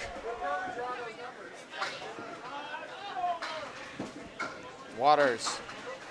Wood on the deck. He's going right at the pin. And he goes wide. Waters uncharacteristically missing a single for a spare. Billy trying to make it hurt and does! Billy Gillis, an outstanding cut shot, 3 into 2 as he gets on the board in style. Waters pins out for a 10, wants that one back. He can't get it. No take-backsies in this game of candlepin bowling as Billy Gillis answers the call with a beautiful shot.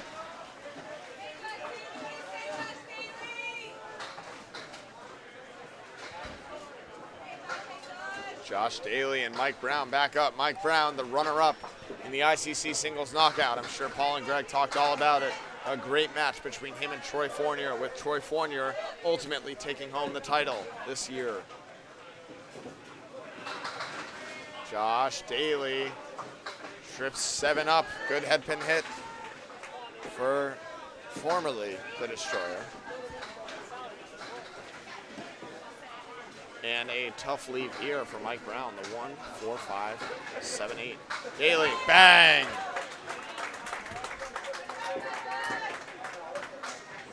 And Cox with a good ball, trips it up. Mike Brown, what a shot for a spare. Great answer there. Paul Grant with an update coming in now. All right, let me get my camera out here, camera phone, and update the scores here for you. All right, let's start with Division 1, the left room. We're going to have Division 1 later on. Maria Subs, A+ accounting, a monster match. Coming up next, a final match on lanes 11 to 12 here on Candlepin Bowling Network on YouTube. A separate broadcast after this. All right, let's see what we have here. All right. Maria Subs just got themselves out of the playoff picture, now in the 6 on the outside, looking in. As Paul Grant gets settled, Josh Daly lines up for a spare fill here. It's going to be a good ball, too good of spread eagle and a 4 fill. Mike Brown trying to answer 5 of his own. All right, so Team USA drops the first to Red Hot Canada 5. They've gone 26-0 since being under 500. 582 to 540. Oh, Josh Daly! Is he going to make the eagle? The 2-pin won't go. What a bid. Mike Brown goes wide. Canada 5, a 129 from Andrew Murphy. A 132 for the Bulldogs of Jeff Walsh. He had a 151, I think, earlier, something like that. Earlier today also for Team USA. But down 42, and Team USA still in the running. Jeff Walsh had a 411 in his first match today, too. Andrew Murphy made 3 of the most outstanding shots you'll ever see for spares in that match. Now check this out. Maria Subs, a 624. Good enough to win, right? A 138 from John Zappi. Brian Fuller Jr., 151. John Winchell, 126. 624 safe. How about this? Birch siding, struggling lately. Snap out of it. 708. Wow. To 624. A 168 from Chris Hollett. Travis Toffenmeyer, 161, a 135 from Troy Dunphy, a 168, a 125 from Josh George, and the low man was Doug Cormier with a 119, 708 to 624. 624. Birchall's have 2-0 on Maria Subs, who now are out of the playoffs as of right now. That is amazing. Garrett Martin drops 7 and cannot convert the split. 7 fill puts him at 26-2. Charlie, the 9-pin drop, no. Other scores, you ready, Duncan? Whenever you are, Paul. A+ accounting beats Graffam Flooring 621 to 535. A 144 from Matt Harnett, a 135 from Justin Corkum. Second year in the team, they won it, or third year in the team, they won it in 2023, his first year. Blake Doucette had a 120. For Graffam Flooring, they're led by Scott Lappius, 122, and Jeff Bugias, 121.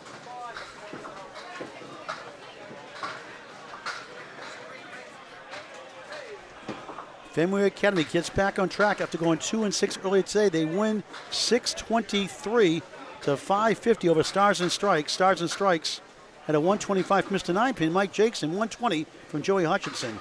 For Fenway Academy, a 147 from Chris Merrill, a 133 from Tim Jammin Jalbert, and 124 from Brian Kroll. Garrett Martin with the split, can't convert. He's got 6 pins in a 2-2 formation for his third ball. Charlie, good bid, won't go. Kingswood Bulletproof survived our first match 7-1 in the tight when they tied one by 10 and won barely down the stretch to take 7-1 last match against Graffam Flooring. They beat Drywall Concepts, the number 1 seed, 637, 604, 33-pin lead. And that puts them in first place, I believe, right now. Let's see. Yes, it does. It does by 1 point. They were 39. Drywall's 40. So now Kingswood goes back in first place. They did for a moment earlier, I thought, but now they are in first place for sure. They were led by a 153 from Sean Duthright, a 124 from Matt Cormier, a 120 from Corey Smith, a 119 from Justin Jones, who took himself out early. He had some vertigo issues early. He's doing better now. Chris Ryder had a 121 also. For Drywall Concepts, Jeff Lampia led their team with a 126. 2-0 in that match. for Kingswood Bulletproof. They got a tough schedule coming up tomorrow. A+ and Maria's their final 2 matches tomorrow. Aaron Fontaine on the strike here. Sterling Trites takes out 4 on the first. Only 3 on the first ball for Aaron Fontaine. The Massachusetts team 548 over Wrecking Ball by 1 pin, 547. That's why, folks, every pin counts. A 122 from Steve Kelly, a 3-ball spare. Free to subscribe to his YouTube channel. Sean Shattuck, Buffalo's ball, doing great this week, 121. Fontaine can't convert. He'll take 7 on the fill, though, after a tough first ball. Sterling Trites also can't convert his 6-pack. Oakland Park humbled by Outlaw Rides earlier, 631 to 602. Outlaw Rides led by Adam Melanson's 163, a 131 from Chad Reed. They've got the easiest schedule out of the playoff contenders so far. They got a lot of ground to make up in terms of losses, though, as Academy and Lucky Strike are really running away with this thing. 2 points in the loss column and 8 points, respectively.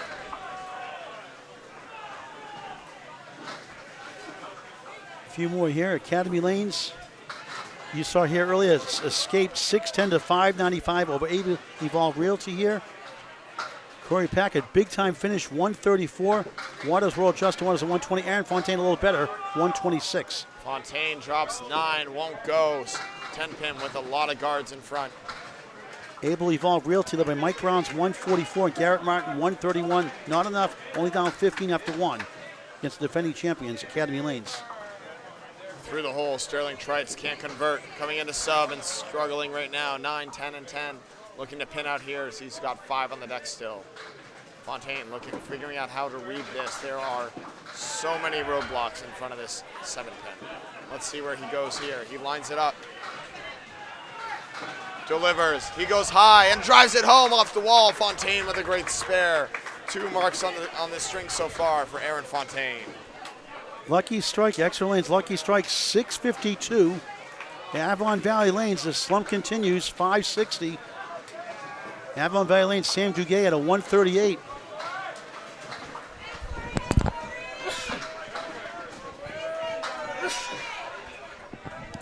Bless you, Paul. The allergies kicking in. Extra Lucky Lanes, a 138 from Jeff Surratt, a 130 from Jimbo Ayon, a 130 from the freight train, Joey Lister.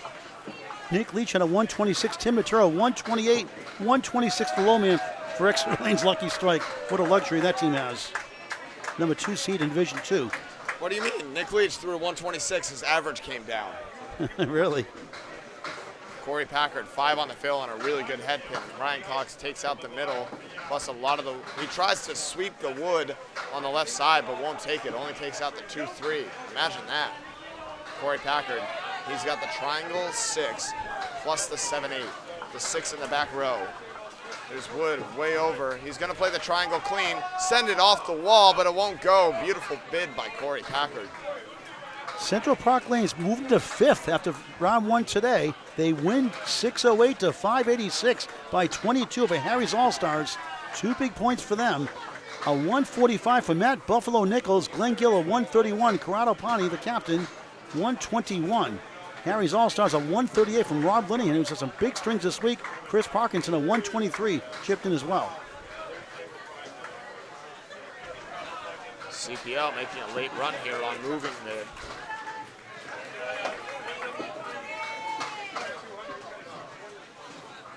Greg Guyard called the 3rd string. Now, final match again, A+ account and Maria Sub's a good one. I'm sure he'll help out a little bit too, Paul. Oh, yeah. Bayes Row, Bolorama bounces back, 570, 553 over the Hatchetman. Hatchetman led by Peter Pereira, 125. Bayes Row, Bolorama, a 124 of a balanced attack. Gleno Duguay, 124, 122 from Dylan Ezekiel, 120 from Eric Banfield. They're up 17 after 1, 2 points on Bayes Row, Bolorama. They were 5th coming in earlier today, and they lost last match. So now they're still 1 behind Central Park Lanes for that final spot, but Avon Valley Lanes, who lost, also 1 behind them, and Spike's Chimney 1 behind them, also lost. Very, very tight on the bubble, Paul. Yes. Ryan Cox had the 1-3-7, couldn't cover the 7. Corey Packard looking at the triangle 4. He goes wide, out of the hands, on the 7. A couple more, I think, 1 or 2 more. New England Flooring, 677. How about that? Spikes Chimney, 553. Trevor Stinson combined with J.R. McDonald for 120, 119 for Jeff Duguay. And boy, look at this one. Peter Crawford Jr., a 173. Wow. A 139 from Dave Hodge Mallihan, the captain, 130 from Tim Hazer from Western Mass. 677. New England Flooring still in contention, believe it or not. They have 20 points now up to date. They're still in the running, believe it or not. There's still 3+ matches to go. And you are up to date. Thank you very much, Paul. We appreciate it as always. Doing great work. When you're not announcing, you're grabbing stats everywhere you can. It's fantastic. Whoa! Billy Gillis, that one got away. He may have stayed behind the foul line. That was on a fill. So that's important. It's only 3 on the fill. He's not putting the reset button, so that means that will count. A 3 fill. Justin Waters off the head pin, takes out 6.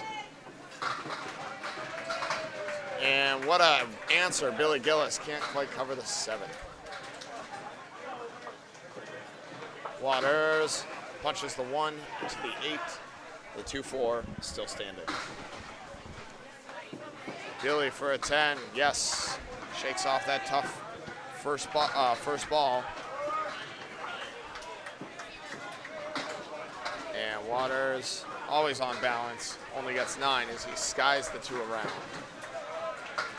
31-3 for Billy Gillis, 28 for Justin Waters.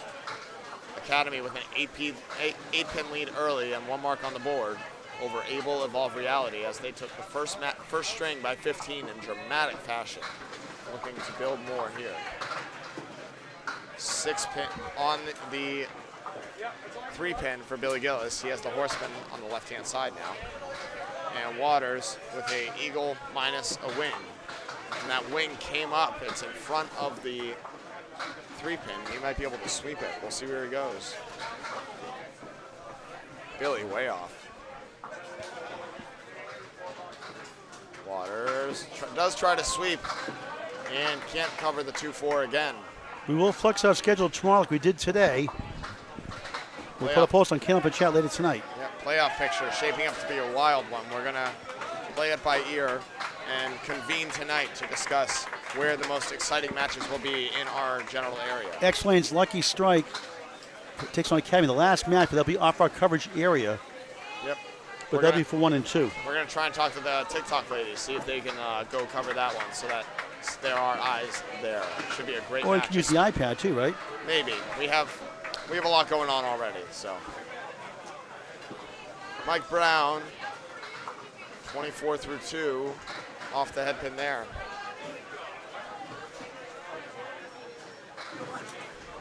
Daly rockets the head pin. He's got the triangle 2 plus the 10 over on the right side.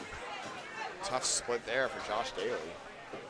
Mike Brown just gets by, takes the 8. Daly trying to send a messenger over, only gets the 5 instead. Trouble sliding there, maybe. Yeah, Mike Brown looking for sticks, gets 2 for a 9. Daly, only an 8. Trouble sliding him, looks like he's gonna need to figure it out here. He's got 1 box to go before he moves over to lane 16. Candlepin Bowling Network, live coverage here. Free to subscribe, never a charge. Duncan McDougall on the call, Paul Grant on the stats for this string. He and Greg Gouillard will bring you home in the 3rd string after I finish up the 2nd. Giving them a much needed break. They work very hard and they deserve it.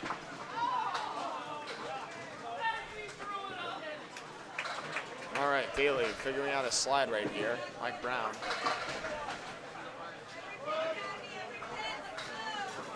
Delivers. It's a rocket of a head pin hit, but somehow only 6.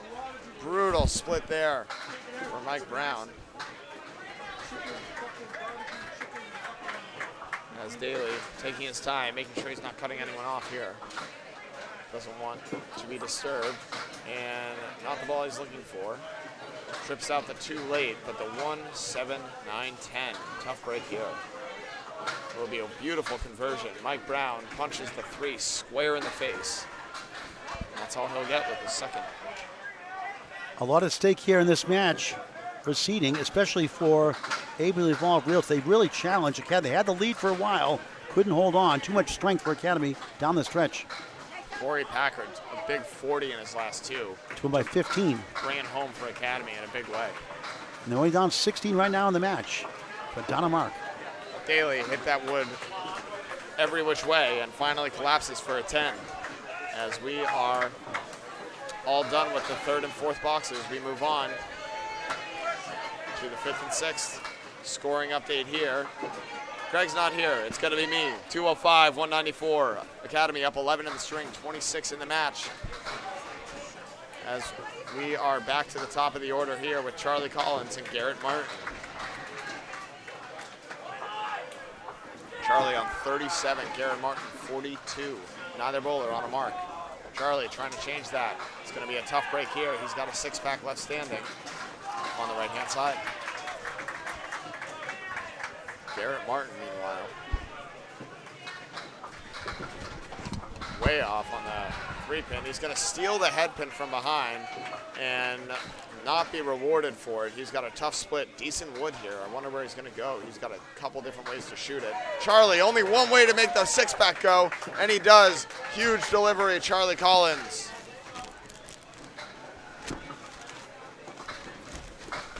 And Garrett trying to send it over. There's too much wood blocking his way.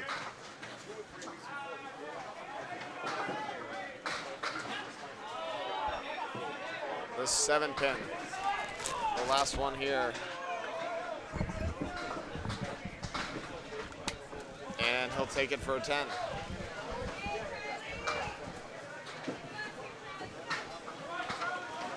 .52 half for Garrett Martin. Charlie Collins, 47 in a ball. This one right here. It's a big one to pad Academy Lane's lead if they can. 2 marks to none so far for Academy. One of them filled with Charlie with 6. Tough head pin break right here though. He's got the triangle 3 and he's got the 7 over on the left side. We've seen a lot of triangles plus pins. Garrett Martin goes wide. He has a Caleri. And Charlie blows up the triangle but can't cover the corner.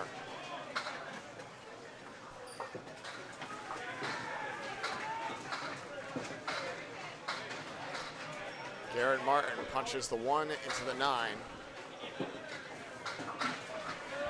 Neither bowler marking here in the 6th. Charlie for a 10. No. Yes. From the clouds, the 7 pin goes as the ball comes up and down and in to the 7. Garrett Martin with an 8. He's at 60 even. Leadoff bowler struggling a little here. Scores are unconfirmed. I'm usually pretty good at this, but I'm a little all over the place. So if pins have come out of the gutter, I wouldn't have registered those. Oh, we're having a great time, Shannon. They are too. This is the best of the best up here now. Speaking of, Aaron Fontaine, one of the premier bowlers on the planet right now. 45 in a ball through 4, filling the only mark on the board now for either team.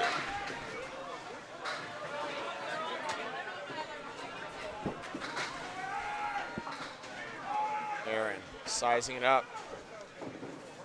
The hand goes up, the delivery is off. It's going to be 5 on the fill. Sterling Trite rockets the pocket. Late falling 6-7 on the fill. Now for Aaron Fontaine, every pin counting double, huge. Sterling Trite's a tough split, the bucket plus the 10. Fontaine, no. Sterling, no, that's a single. The 5 pin down.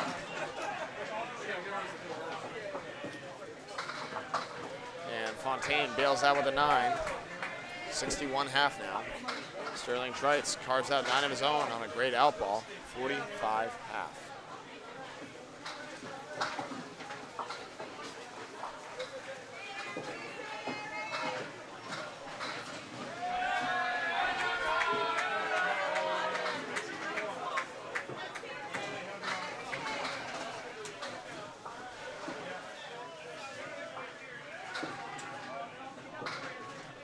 Fontaine rockets a hammer.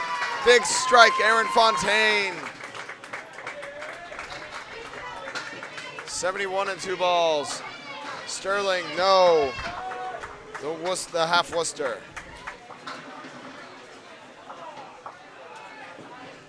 Trying to make a brilliant spare. Sterling Trites, heavy on the head pin. Won't go. The 4, the 6, and the 10 left.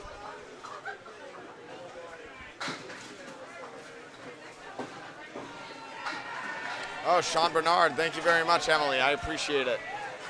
And that's a 7 for Sean. He must have come into sub. I'll change that for you right now.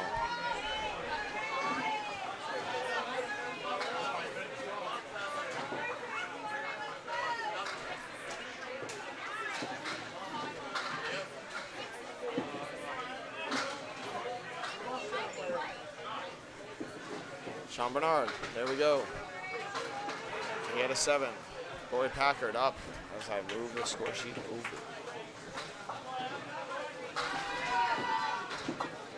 Packard, it's a head pin. It's 6 on the first. A diamond 2. Ryan Cox drops 4. Thank you very much, Emily. If I have anything else wrong for the Able Evolve Reality team, please let me know.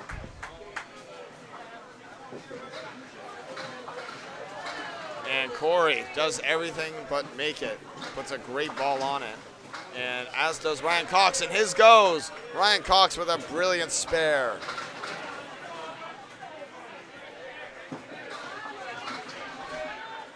.46 and a ball at the half. Corey, no. That's going to be a 9, 52 half for Corey Packard. Appreciate you guys helping me out. I'm flying solo. Way back here in the DJ booth. Don't have the best view from where I sit. I'm glad you guys have a great view from where you are, though. That's the important thing. Jack Berrigan, the Harrigan, kicking that pin into the pit. No, not into the pit, onto the lane. Good enough for a reset.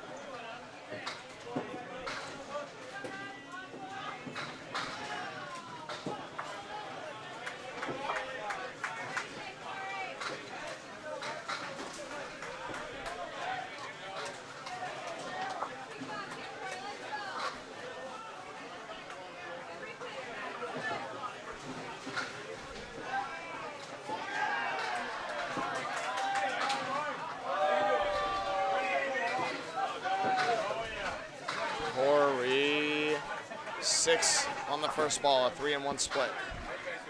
And on the fill, Ryan Cox, not the ball he's looking for. Steals 6 though, off the head pin.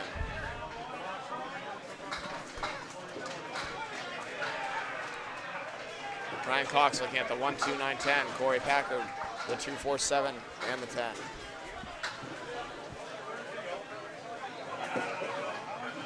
And Corey makes a great bid. Can't carry the other corner though. Sends it over, but it won't go. Ryan Cox, the 1, the 2. Wow, somehow, someway, he made the 1, the 9, the 10. Everything flew around the 2, but didn't go. Crazy game, crazier ball. Packard, 10.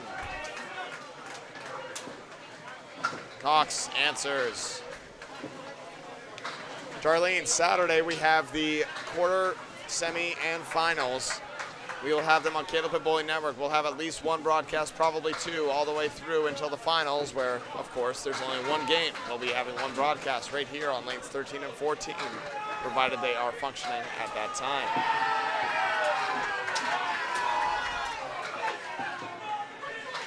Top 5 teams in each division of 2 make the playoffs in this format.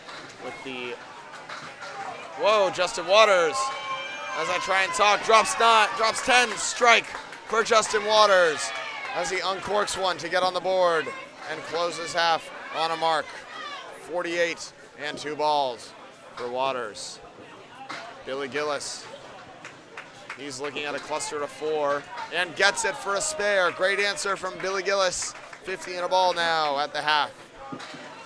So top 5 teams make the playoffs. The first seed has a 2-round bye.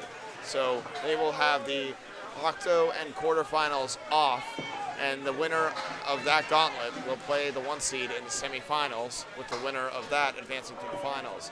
The divisions switch, so the higher seed in the left division will play the lower seed in the right division at the beginning. I don't know if reseeding is available or not. Justin Waters, 8 on the head pin in a tough split, and Billy Gillis off the head pin steals 9 with the lone head pin. The only pin left standing. 9 fill for Billy Higgins, big time. Justin Waters trying to cut something over or slap it. The wood's not bad, but he's got to hit it just right. And he does! Sends it off the wall and collects. Justin Waters, a spare on strike. Billy Gillis, no, won't go. Big swing there in Academy's favor as the elusive head pin, as the single. The least propensity to go out of any single, because you just missed your first ball, stays elusive. Ryan Cox, or Billy Gillis with a 9. Yes, Darlene, we're going all day Saturday. Appreciate your questions. I'll do my best to answer, as I am the one-man army here in this second string. Academy Lanes versus Able Evolve Reality. Academy up 24 with 2 marks in hand. A strike by Aaron Fontaine, and as you just saw, a beautiful spare from Justin Waters. 24 pin lead, 39 in the match. Thank you very much, Karen, I appreciate it. And Daly, not the ball he wanted, right out of the hands. And that is the ball Mike Brown wanted, drops 8, but a tough split. Just brutal. Daly trying to come back, chops out another 4. And he's got a brutal lead to contend with. Just a mess out there. I cannot tell that lady to stop screaming. I'm sorry. I'm back in the DJ booth.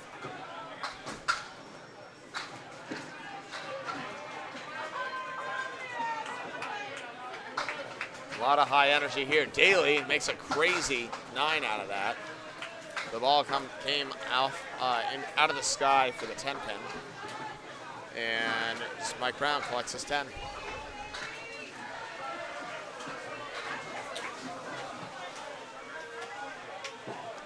$50 half for Mike Brown.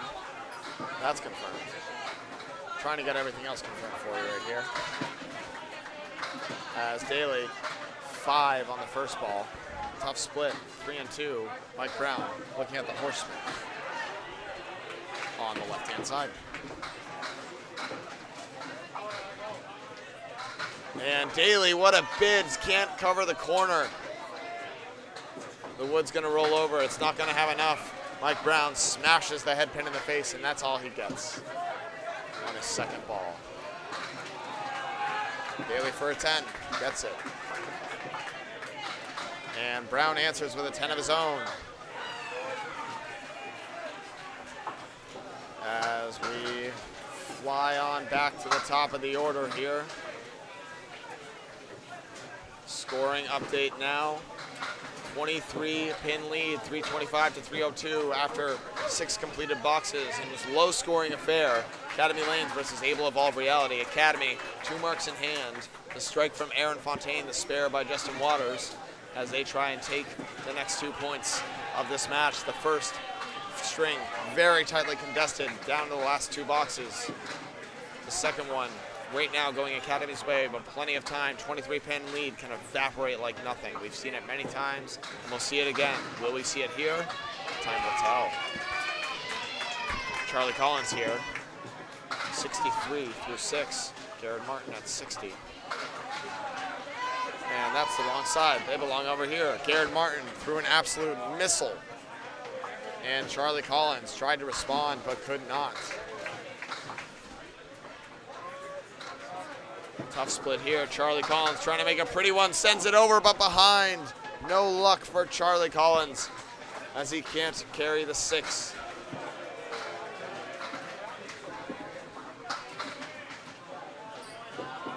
Charles, 10. 73 now, as Garrett on the hammer is 70 and 2 balls.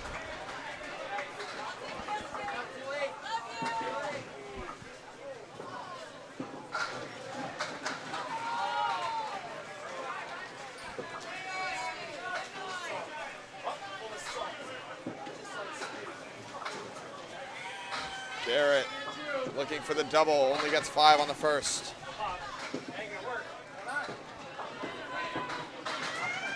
And Charlie rockets 9. Somehow the 4-pin wasn't even touched, and he'll have to punch it in the face for a spare.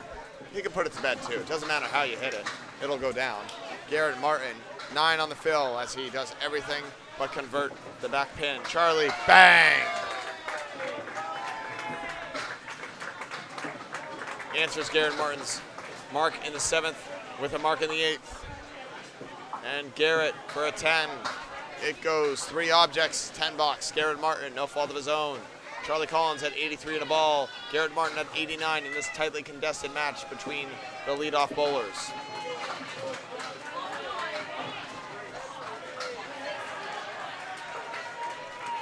Aaron Fontaine up to bat on lane 15 opposite Sean Bernard. Aaron Fontaine working on a strike here. He's at 71 and 2 balls in the 6th. Sean Bernard drops the head pin and 6 more. He's got the triangle 4 left standing.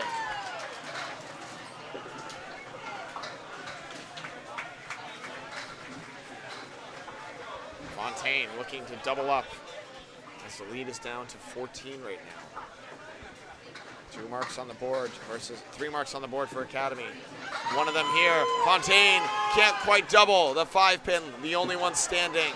Brutal wood in front of it too. We'll see where Fontaine goes to try and take this home. I think it's nice and high. I don't know. I'm all the way back here. Who's to say? Sean Bernard very nearly steals that spare, but that ball bouncing on the table, rotating slower and slower, will not go. Fontaine, bang! Spare on strike. As Greg Gouillard has entered the building, I'm going to ask him very nicely to get a scoring check for me when able.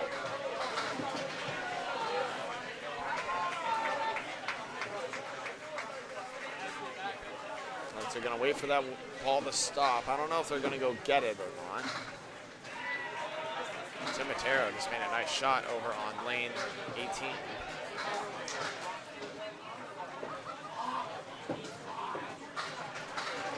As we get a little break in the action here. I gotta breathe. Amazing. How's everyone doing today? Candlepin Bowling Network, day 3, match 8 of 11 here.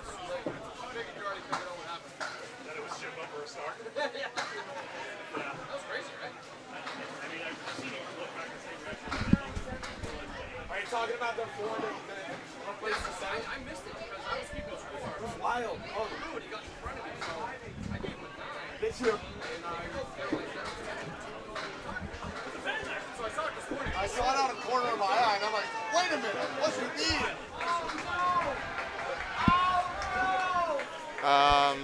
Don't know if that was a 10. I believe it was for Sean Bernard.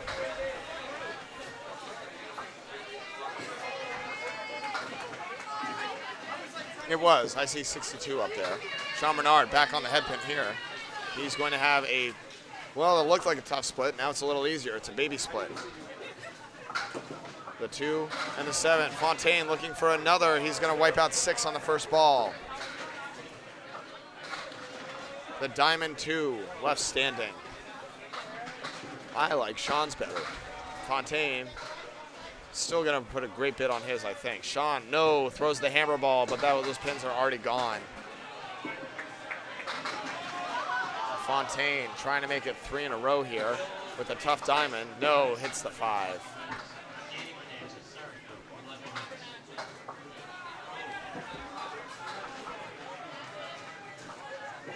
Bernard, 3rd time's the charm. Yes, the Paul Grant special on the Paul Grant and Greg Gouillard stream, but this is neither Paul Grant or Greg Gouillard. This is Duncan McDougall subbing in for them, giving them much needed time off here. 107 with that 10 for Aaron Fontaine through 8, 72, Sean Bernard.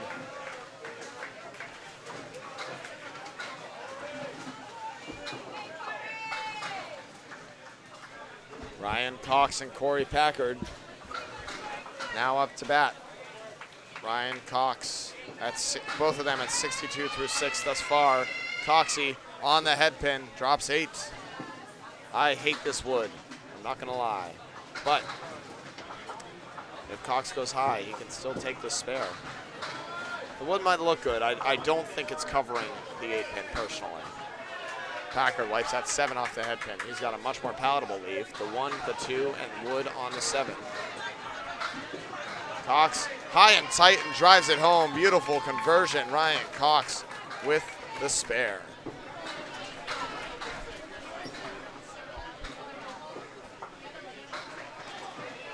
Greg Gouillard, what do you got? Ooh, Corey Packard has a spare. That's pretty cool. One score correction to make. Aaron Fontaine has a 62 half with that 10 box at the half. That's the only thing. Everything else is correct. Thank you very much, Greg. We appreciate it. All scores confirmed now. 392 to 361 in favor of Academy. 3 marks to 1. Ryan Cox loading his up. Drops 8, but a tough split. No luck right there on an 18 box. He does have wood that he's going to have to try and spin around. Corey Packard, a spare of his own, and no luck of his own either. He trips out 6 on a light head pin hit. And look at this leave. This is ugly. 3, 7, 9, 10. The right triangle, hard enough to make on its own, and now you have to take the corner. Ryan Cox can't send it off the wall. He will be American Open, Canadian closed in the 8th.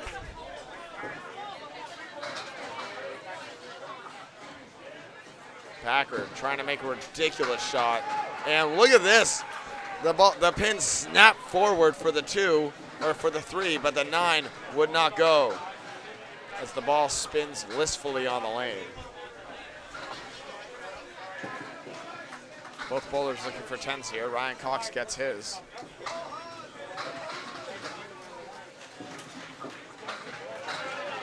And Corey Packard waiting for that ball to dive off the lane. It still stays on. It's fighting. It's spinning. You're getting very sleepy, and it gets retrieved.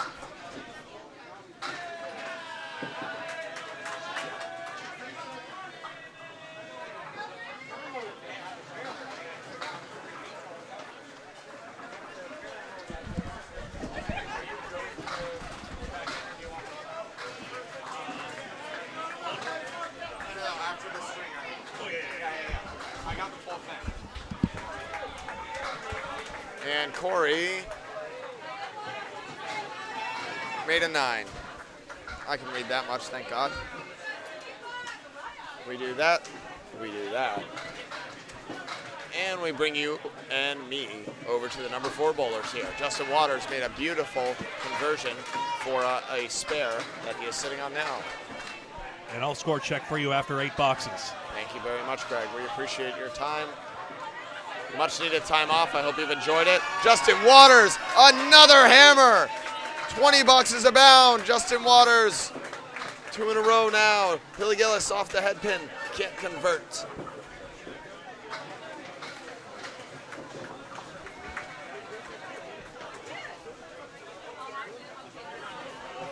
And Billy, a tough 7 to answer.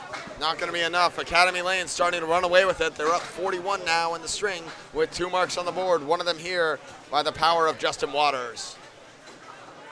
88 and 2 balls now. As we approach the finish line of this second string. Billy Gillis, a spread eagle pure. $25 shot coming up. Candlepin Bowling Network to celebrate 5,000 subscribers.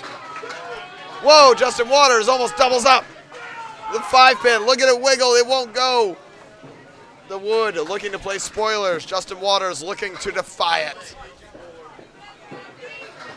And Mike Brown reeling, or Billy Gillis reeling a little bit here as he only takes out the 10. Justin for another 20. Yes!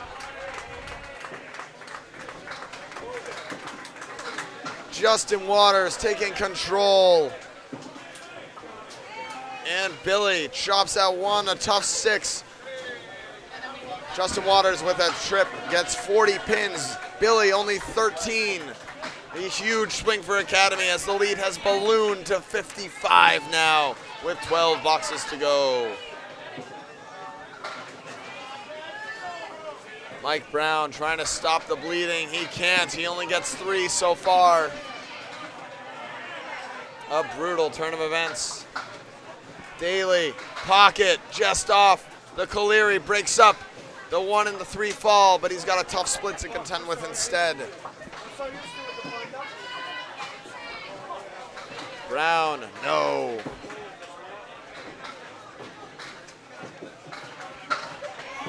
And Daly converts. Beautiful spare ball as he plays the wood perfectly.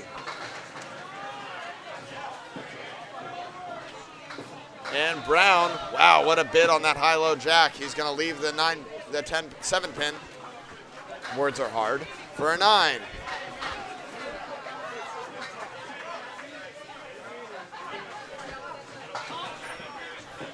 Greg making sure he can see the last box. We appreciate him as always. Mike Brown looking to respond. No answers there as he's got a really tough 4-7-10 split. Daly tries to deliver. He cannot. He has a tough 2-2 split. 6 on the spare. 77 now through 7. Trying to make a really pretty snapshot. Brown can't convert. Daly, no, tried to play it on the inside, kick it over, but it wouldn't go. Just skidded by. Now Daly looking for an 8. Trying to get 2 and pin out as Academy Lanes maintaining control now. 9 for Brown, only a 7 for Daly. It's 84 now, as Greg is going to do a score check for us real quick and make sure we're good to go. 470 to 410 is what I have.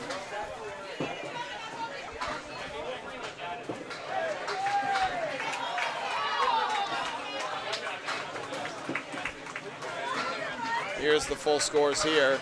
228 for Justin Waters, leading the pack along with Aaron Fontaine at 234. Garrett Martin and Mike Brown both on 222 and 220 respectively, and Corey Packard at 221.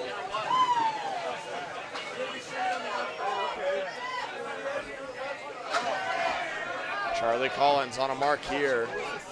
One of 2 bowlers for Academy, him and Justin Waters both on spares.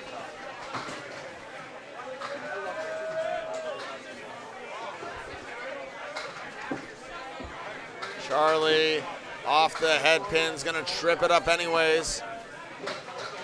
And he'll have a right triangle with pretty good wood on it. A 7 fill. A head pinless split.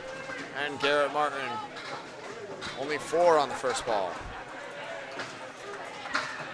Charlie delivers another. 2 in a row, Charlie Collins. Garrett answers with a beautiful spare of his own. What a shot, Garrett Martin. Darlene, we'd love to have you down here. This is an outstanding atmosphere here in Moncton Fair Lanes, Moncton, New Brunswick. Candlepin Bowling Network here covering live every match we can. Scores are confirmed. Scores are confirmed accurate by Greg Gouillard as Charlie tries to load up another. He'll only take 5 on the first on the head pin. He's got a bucket. And Garrett Martin throws a hammer, strike on spare to stop the bleeding and try and keep Abel in this match here. Charlie can't convert the 5 pin, the last one to stand. 119 now and a ball and 2 balls for Garrett Martin. And a double would go a long way here. Charlie Collins goes wide for a 9. He'll settle down for a 114. 226 through 2 for Charlie Collins. Hi, Greg. Hello. What do you got for us? Just doing some audio mixing is all. Oh, we appreciate that very much. Making sure we're all sounding real pretty. Oh, my fault. I took away Garrett Martin. He's still throwing balls. Let me get him back for you. Hello, sir. 6 on the first. And a dastardly leave here. That wood's not going to help. He's going to have to make a really pretty one to get at least 9 out of this. 2, 7, 8, 10.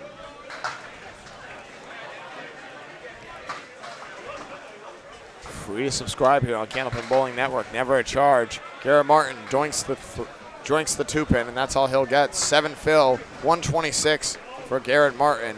and a really outstanding series of strings, 257. He's on 400 watch.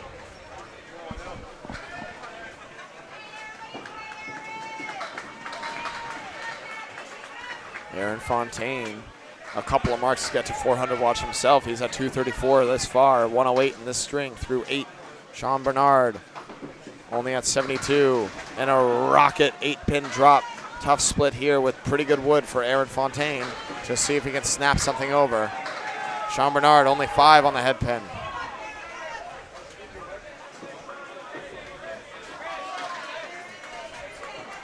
And wouldn't this be something? Fontaine lines up. It's a good ball, and he snaps it in. What a spare. Aaron Fontaine, another one. And Sean Bernard can't convert through a great ball, but the back pin, the sleeper, the 9, won't go.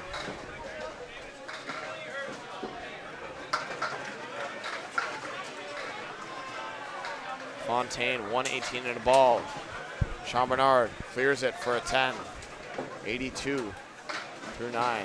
And I believe Sean Bernard came in as a sub in this one. I was told by the chat that he was the one bowling instead of Sterling Trites after a moment. So Sterling Trites was in, I was certain of that, but engine number 2 clearly tougher, able to get started here. And as you can see, Academy Lane's pulling way, way ahead. They are indeed. Aaron Fontaine has a tough split here, but a great 8 fill. And Bernard goes wide off the head pin. He's got a tough one here. Not as tough as Fontaine's for a spare, though. Fontaine has a woof. What is that, the 3-6, the 2-6?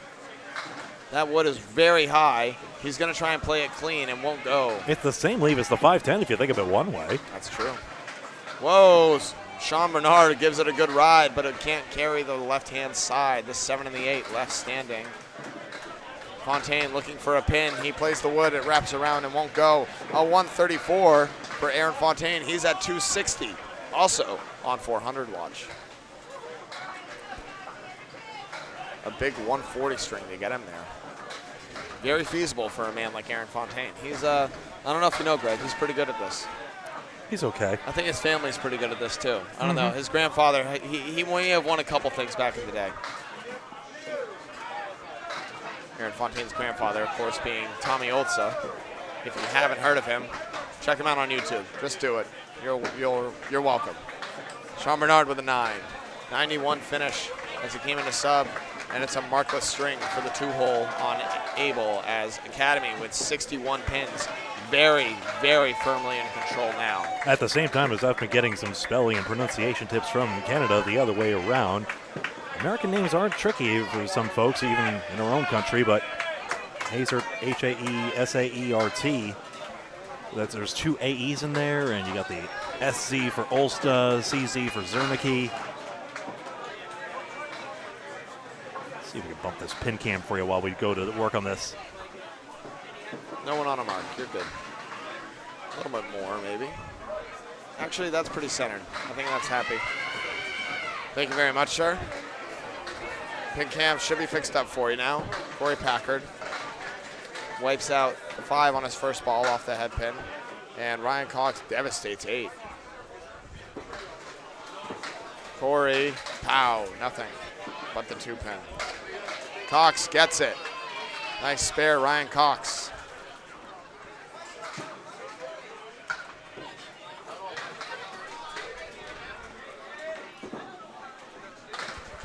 And the 1-9-10 taken out for a 9. Well, where's the wood going? No, not going to go anywhere. No, absolutely not.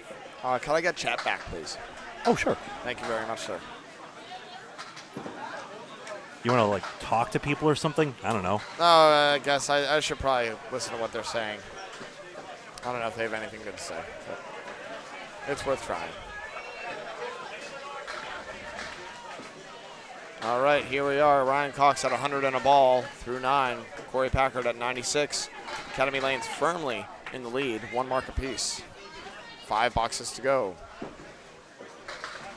Corey, wow, look at this. Carved out 4 in the middle. Not even an eagle. That's crazy. And Cox takes out 1 additional, but still has a tough 3 and 2 split. He saw Corey's leave and was like, hey, that looks fun. Spoiler, it was not very fun. Ryan Cox with some interesting wood in front.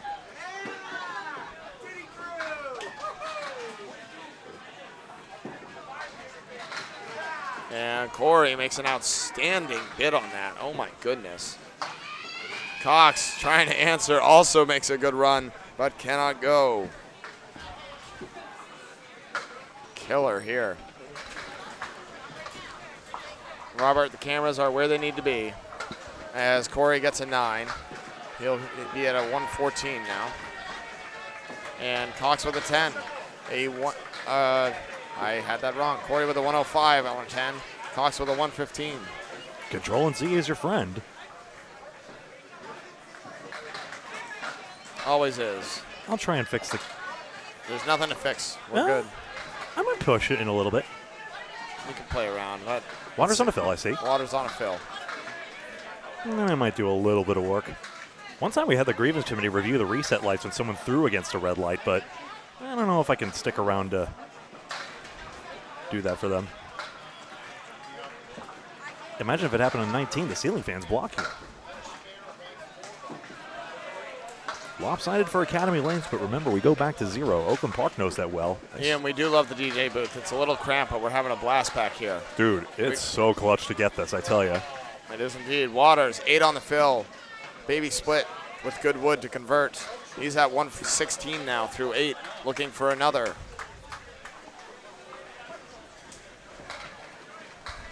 Waters, no, denied by the wood. Academy doesn't need it. They're running away, though. Take that microphone. If you see it there, carefully extract it.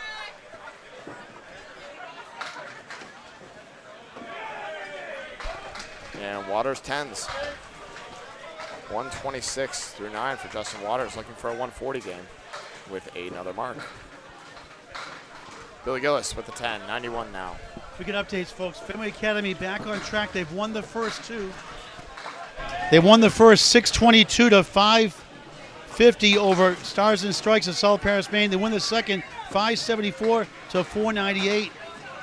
A 121 from Danny Allard for Fenway Academy to lead his team.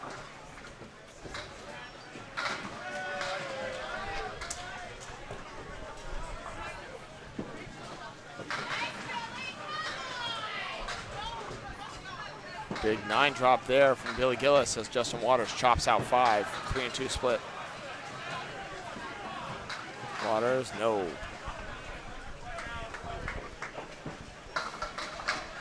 Oh, Billy Gillis misses his object, collects the spare anyways. Kingswood Bulletproof against Drywall Concepts, the 1-2 battle. Kingswood took the first to get first place. They give it right back, 637, 604. They dropped the second, 611 to 591. It's close. About 13 the lead for Kingswood. Go on the final string, 2 points apiece. A 124 for Chris Ryder and Matt Cormier. And also Corey Smith, the 124. A 156 for Mark Weber. A 124 for Mark Carrier for Drywall Concepts. Mark Weber having himself a match right now. I'm going to take that off, that's a little ugly. And fix that up for you. Hey, there they are. Josh Daly and Mike Brown finishing strong here. Academy, all but guaranteed. Daly needs 9. Mike Brown needs a 4-bagger. And that will do it. The 10-pin holds on, and so does Academy to take the next 2 points of this match. Mass T won the first, 548, 547, 1 pin over Wreck and Roll, 2.64. Mass wins the second, 590 to 513.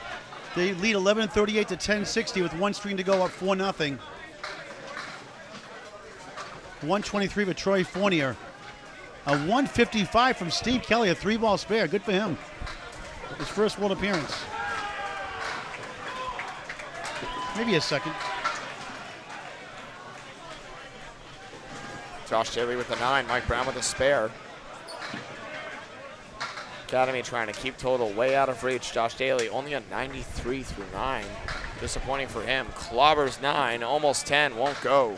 Spike Outlaw splits it. Rides has the easiest schedule in Division 2 left. They win the first 631, 502 of Oakland Park. They win the second barely, well, actually pretty big, 581 to 514. A 125 from Calvin Locke in that second string. A 132 for Jason Kaler for Oakland Park, and a losing cause. 4-0 Oakland, 4-0 for all our rides. Controlling the third spot right now. And to finish up, Daly with a 10 and Mike Brown with a 9. And that'll do it for the second string. Unconfirmed score is 590 to 546. I see 590 up there. And we're looking for 546 as soon as we clear that hand. 546 scores are confirmed correct. Academy Lane's going up 4-0. Greg Gouillard to bring you the rest of the way home. Thank you very much, Duncan. By the power of this Greco Donaire, thanks, chat, for the suggestion. We move on to string 3 of 3. I'll tell you, that sauce on that beef sandwich is delicious. Even made me a lover of tomatoes and onions. Not usually my style. Anyway, with that said, we see it here, 590 to 546 as we get set for string number 3 of 3. My name is Greg Gouillard. You're watching Candlepin Bowling Network, and Paul Grant is in the booth alongside. Just an update, Central Park Lanes, the 5th seed in Division 2, won the first 608, 586 over Harry's All-Stars by 22. They dropped the second by 4, 549, 544, 2 points apiece. They have an 18-pin lead going to the final string. Corrado Pani, the captain, led his team with a 123. Dan Ezzi, a 126 to lead Harry's All-Stars.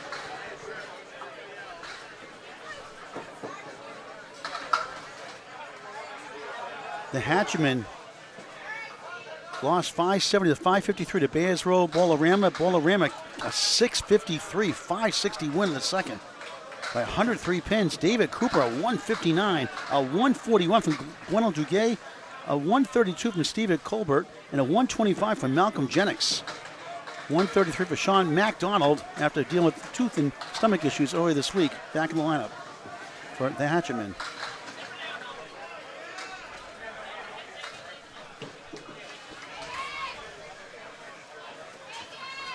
A few more scores here in just a minute. That bid taken out. Martin gets the spare.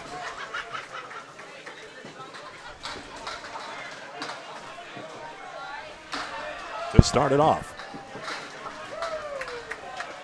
There's the 9 box. Spikes Jimmy fighting for a playoff spot. New England Flooring beat them 677 to 553. The Peter Crawford Jr.'s 173 first. They tied the second, 592, 592. Mike Salona, 134. Tim Hayes at 131. 124 for Peter Crawford Jr. He's at 297 through 2. For Spikes Chimney, a 147 from Ryan Jenkins, a 128 from Trevor Stinson. 3 points to 1 for New England Flooring. Still in the running, believe it or not, for a playoff spot. We need to win a lot and get some help. Team USA, Team Canada 5. Canada 5 won the first, 582, 540 by 42 to go, 26-0 since being under 500. Their streak is snapped. They lose the second, 550 to 523 by 27. So it is 15 going to the final string. It's Team USA in contention for a playoff spot in Division 1. A 116 from Sean Sears and JT Lyonnaise, Justin Lyonnaise for Team USA. Canada 5. The highest score, believe it or not, was 108 from Brad Glynn. An off string for them, but for sure. Martin with a 3-1 split conversion. Charlie Collins Wood assisted 7-10. A couple more here for you, Greg, and leave you alone. Leave me alone. Wah. Oh, hold on a second, you back in that? I think there are 3 more scores here left. How's that camera view? A little more pushed in for you folks. I know there was some hopes to get the camera a little more focused in. Hopefully that helps a bit. Yeah, this picture did not come out. Maria Sub's getting trounced. I'll get the scores in just a minute. This did not come out right. I will get another picture of that in a minute.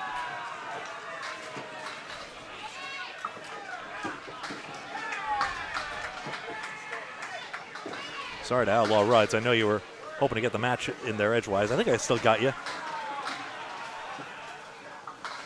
A+ accounting, bouncing back, 4-0. Fontaine spares, excuse me. Sorry.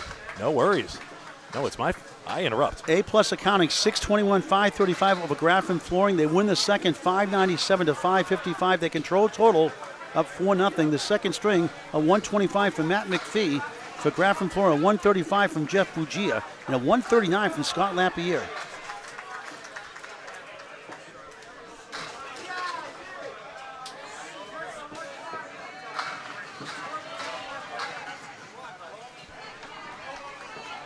Extra Lane's lucky strike, 652 to 560, 588 to 533 over Avon Valley Lanes. Slumping Avon Valley Lanes. I seem to see this is Glenn Murphy by any chance. Hold on. I see Glenn on the score sheet there. For the life of me, Yes, it is. Thank you very much. For Extra Lane's lucky strike, a 135 from Jimbo Ayotte, a 120 from Jeff Surratt. Avon Valley Lanes, a 133 from Brent Adams. I got to check one more score, and I'll double check that lineup for you.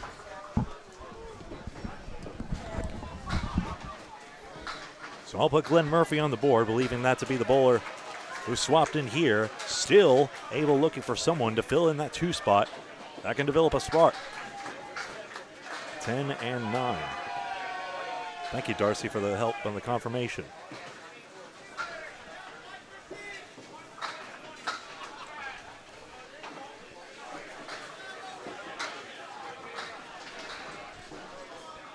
I think the pin cam's a little askew as well. Yoink. Okay, that makes it a little better, I think. Alrighty. Ryan Cox now staying in at position number 3. Here's Danny Harris. That's a new one. Corey Packard was the bowler in that spot. Here instead, a frequent anchor of Academy Lanes, now bowling 3rd.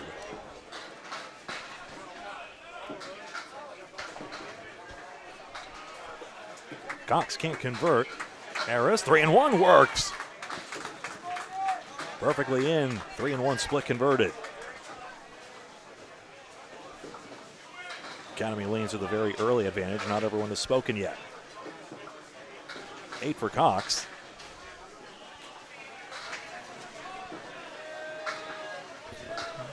Hi, Sonia.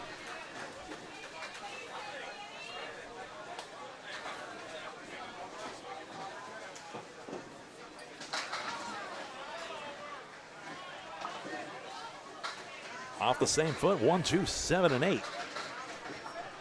It's one of the smoothest same foot motions for my money. Steve Kelly has a different sort of smoothness with his when he goes off the same foot. Yeah, Greg, Glenn Murphy's in the 2nd spot. Sean Bernard's in the 4th spot. Say again? Sean Bernard's in the 4th spot. Glenn Murphy in the 2nd spot. Sean Bernard moves down to 4. Thank you. Yeah.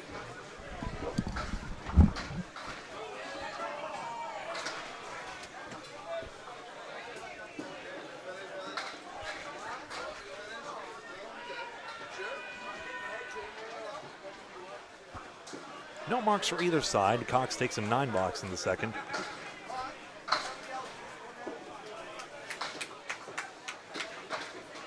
And Harris takes 10.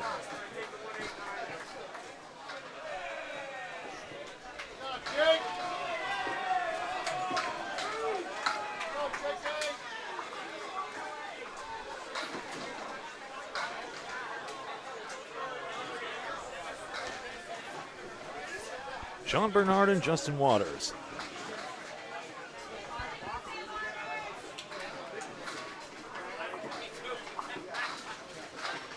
Starts off well for Abel, and he's got number 3, tipping over for the strike. That took its sweet time, but Jean Bernard worth the wait. And Team Abel has their 3rd mark to the 3rd of Academies. H2O's got 1, 2, 4, 6, 7, 8, and 10. On the outside, and he's pushed it through brilliantly. Waters makes those look so easy. Boy, that triangle took its sweet time, but Bernard does well to match the mark of Waters. Uh-huh. Yes. Maria Sub's getting pummeled first 2 strings. A wild one here. Birchill Siding, 708, 624 first string win. Second string, 654 to 558. They'll get at least 6 points. A 133 for Brian Fuller Jr. up to 151 first from Maria Subs. For Birchill Siding, we mentioned earlier, Travis Toffenmeyer at a 161 first. Chris Hollett at a 168 in the same string. Troy Dunphy at 135. Josh George at 125 in the second. Good. Troy Dunphy a 155 second, a 131 for Travis Toffenmeyer, 292 through 2. Chris Hall at 120 second, he's at 288 through 2. Josh George 138 second, 263 through 2. Amazing. Matching marks, good count for each of Waters and Bernard.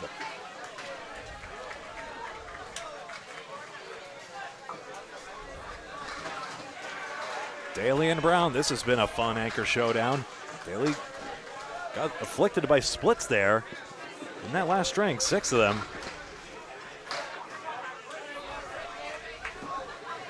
Brown now punches through, it's on the 2-8. Daly, nope, still too flat on the head pin, I'm afraid. 3-1 split. Still the pins remaining, 5 pins in all. Daly will need more on this third ball. Now, Greg, Team USA has moved ahead of Maria Subs in 6th place. They're, well, tied in the points. Maria Subs does have a pinfall, but only was 47 going to the shift. So they could be jumping ahead of Maria Subs for the 6th spot at 30 and 30. Maria Subs at 30 and 30 now also. In Stars and Strikes hanging around, 25 and 31 coming, but I think they lost their first 2. Birchill Siding winning 4 helps them.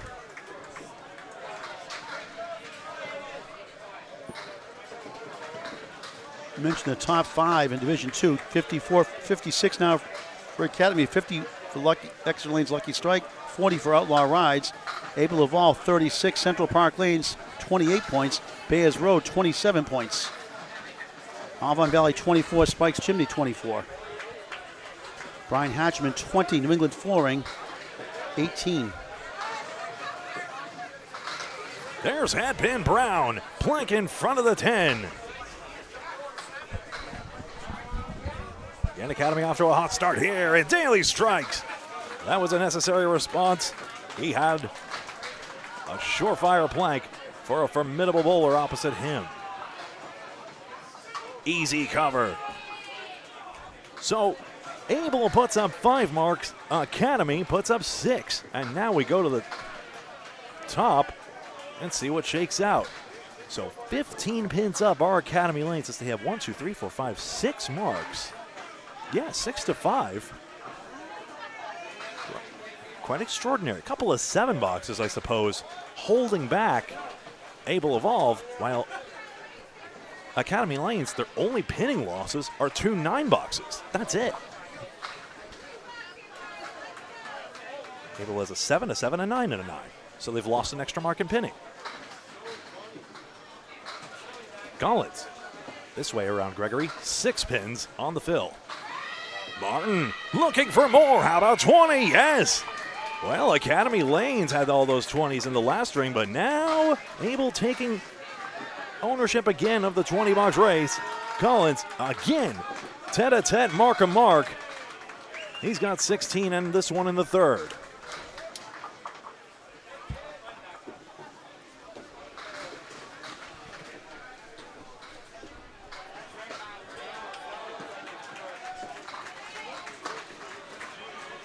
Pins, a volatile lead for Academy this time, as Able Evolve has a shed load to load up. 2, 6, and 10 on the fill.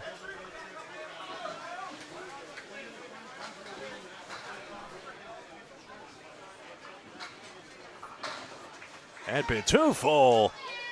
Garrett Martin, spread eagle.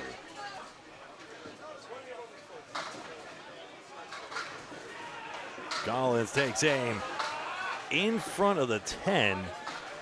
It's going to move all the way across. He's got a 7 fill, Martin just 6 as the spread eagle holds him back.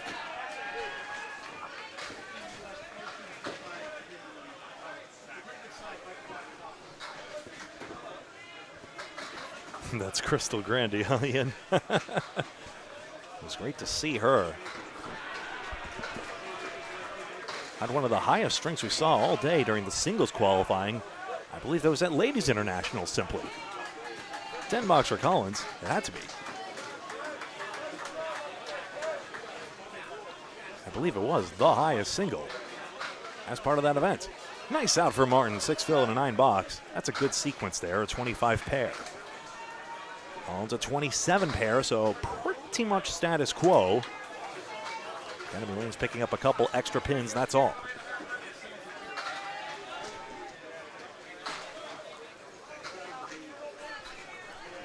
Fontaine could get to 400 with a few more marks. Martin's probably closer. Yes, he is, in fact. Murphy. 4 and 10. As he takes a look back at his team to consult. Fontaine, Horseman and 7.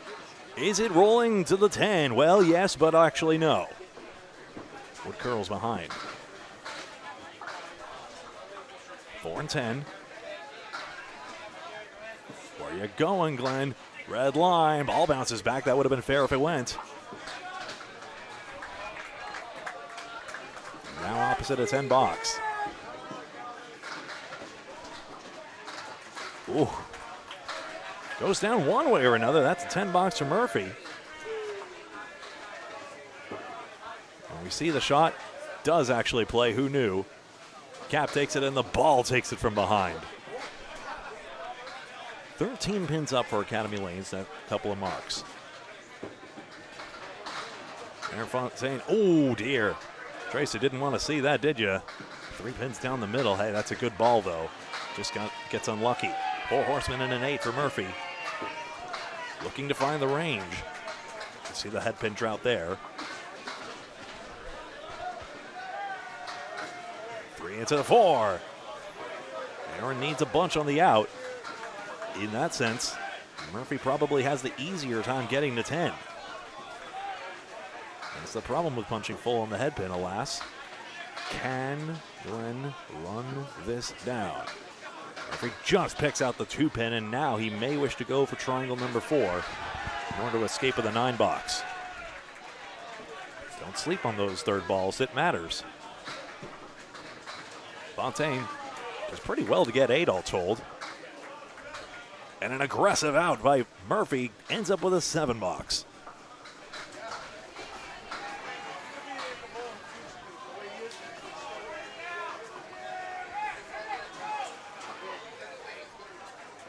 Is Danny Harris wearing that pink belt? I'm not sure. Maybe he's saving it for the finals. But that lucky pink belt that propelled him in Academy Lanes to victory, surely he would have remembered to pack it. 4 horsemen right side.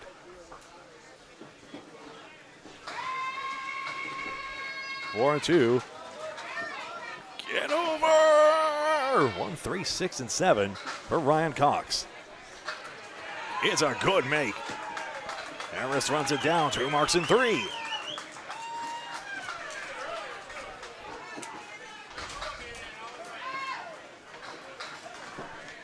I'm going to pan the camera one more time as we see Cox just wide on the make. I'm going to pan it one more time.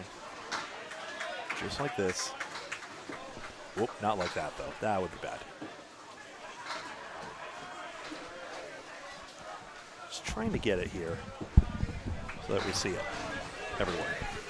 Not sure that that actually accomplished anything. I think it does. 10 bucks for Cox.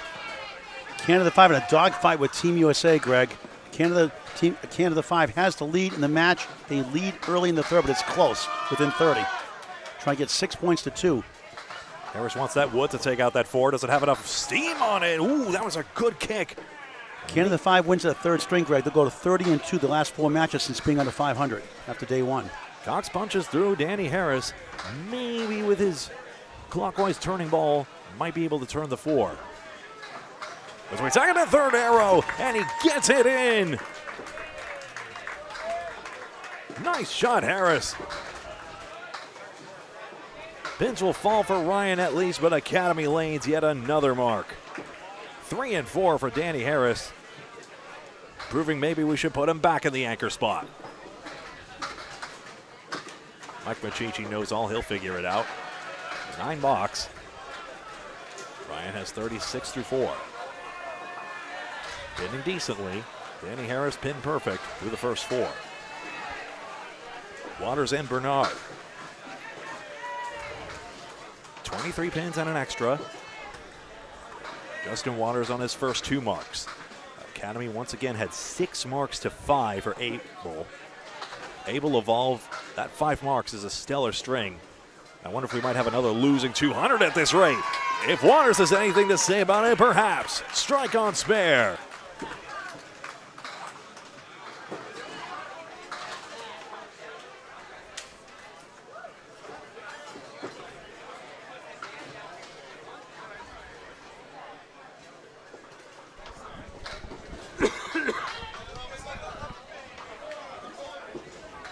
Here's the try and the spare. 16 and another. 16, I said. A spare in response.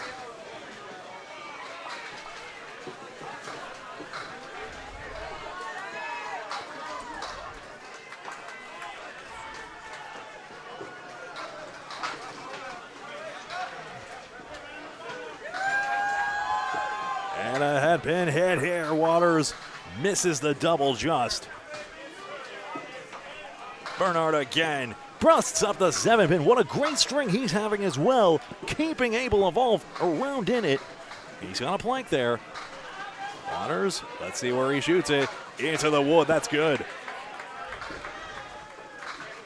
Say what you will, he played the wood, but it's perfect. And Justin Waters on the front 4 marks. Bernard should be able to match this. Is he on the front 4? Yes! The 4 spot. 4 for 4 and 4 for 4 here in match 8. Wow. What a battle. As Abel tries to make it 4-4. Sean's had a pretty good darn week. Sean Bernard himself. Abel Evolve Realty being tested by the #1 seed. Down big in the match. Have a chance still for the string, but down 3 marks to 2. Still time to make it 2 points apiece. My biggest regret is I don't have more time to look up bowler averages. Every time I try to do it, I always look away and miss a ball. I can look it up for you. Anything that is really notable, much appreciated. Oh, yeah. Daly on a strike, Phil. Here comes Wood to try and take the 4 backwards. It's going to go nowhere, and Mike Brown is a 7, Phil. I'm going to go by team. Brad Stewart for Wreck and Roll, 2.64, 121 average. Is that the whole, hold on, is that the whole thing? Let's see. Is that just that day? Hold on. Yeah, that's the numbers on the right side are for the last match. The gray numbers should be overall. So 121 for Brad Stewart for Wreck and Roll, 2.64. Ooh, Daly gains a mark. Billy McClennan, 120. For Drywall Concepts, 123 average for Mark Weber, 122 for Kai Hunt, 120. Nope, those guys aren't bowling. They just listed on that as 120. And Matt Huff is a 119. The Kingswood Bulletproof, 122 from Corey Smith. Justin Jones, a 122. 118 from Devin, the Real Deal Brooks. For Fenway Academy, led by Joe Smith, 123. Chris Merrill, a 122. But actually, Cole Fry leads the team with a 124 average. Devin Cloyd not bowling yet. 7, 9, and 10 for Daly with a spare try here. For Birch Hill Sunny, Travis Toffmeyer bowling great today. Freddie Toffmeyer, rather, 121. Travis Toffmeyer, 120 average. Ooh, misses it each side. Chris Hollop bowling well this shift. He has a 116 average overall. That should go up. Stars and strikes, led by Joey Hutchinson's 119. Russ Neely Jr., 117. For A-plus accounting, they're struggling, but they're doing better now. Matt Harnett leads the 122 average. Nate LeBlanc, a 121. Blake Doucette, a 121. Jerry Dunn, 118. Justin Corkum, 118 in limited action. Now Academy Lanes has 6 marks in that last pair of boxes to 3, so that means they have 12 overall. For the Mass H team, Sean Shattuck, first year in the world out of Buttwalls Bowling Center, Concord, New Hampshire, representing really well. 122. Tyler Reese, that 182 high single yesterday in 441 to lead the tournament. And single, 117 average. Troy Fournier, the singles knockout champion, 116 average with Nate Fontaine. For Canada 5, Burt Drover. No, he hasn't bowled yet, actually, sorry. They're balanced, 118 for Matt Schultz and Andrew Murphy. 117 for Bobby Kite. By the way, Academy Lane's pacing 130 at least. Maria Subs. 650, I should say. Top average, John Winchell, 120. Aaron Spiller, with only one match in, 119 average. Tim Douglas, 117. Craig Holbrook, just 112. For Graffam Florin, led by Scott Lappy, a 118 average. For Team USA, the final one we'll mention, well, this group, Kevin Padgington only bowled one string, a 143 average. That's that's an asterisk on that one. And then let's see who else. I got Jeff Walsh, the Bulldogs, a 120, really the team leader in a sense. For the Mass H team, we already mentioned that one. I think we're all done. I don't know, we'll get more here actually. I think, let's see. Well, I got two copies of the same page, that's why. For Harry's All-Stars, Matt Rich and Chris Parkinson lead the team with a 115 average each. For Avon Valley Lanes, Chris Curry, 121. Brett Adams, 119. New England Flooring, Tim Hayes, he didn't bowl yet. Peter Crawford Jr., that big 173 string earlier, gives him a 118 average. Tim Hazer from Western Mass, a 118 average also. Outlaw Rides, Andy Babineau, 127 average. Calvin Locke, a 126. Brandon Romard, 120. Grady Wood, 120. A balanced attack, Adam Melanson, 119. For Academy Lanes, where do you start? They're all in the 120s except for Nick Norcross at 112. A 127 for Corey Packard. A 124 for Charles Collins, the Terminator. 123 for Justin Waters. 122 for Josh Daly. 122 for Danny Harris. 120 for Jack Berrigan. Sean Taylor actually had a 114 also for them. Aaron Fontaine, a 120 average. Can you pass me my yellow papers back there, please? I want to see those power rankings as well.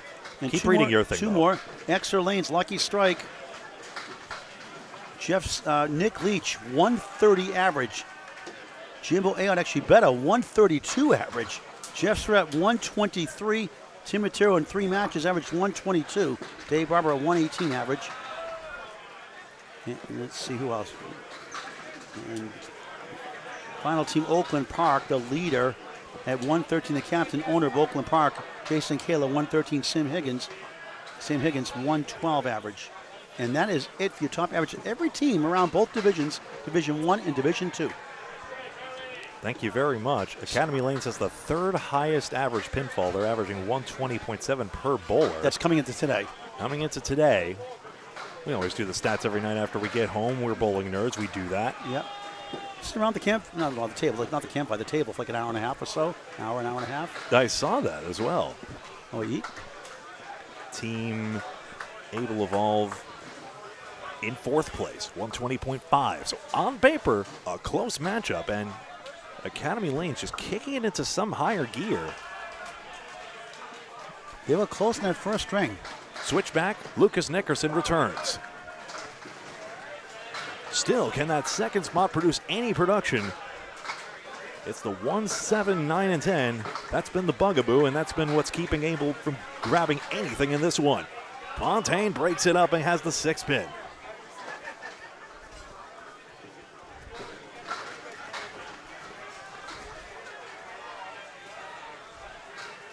Lucky Strike and Outlaw Rides, 123.6 average and 121.6 to the 120 we heard earlier. This pin covered through. Fontaine into the cap of it, but nothing deflect. Oh, hey, didn't matter. The pin was gone by the time you got there. Outlaw Rides give it a whole new meaning to Outlaw Rides. The slaying ain't big enough for the two of us.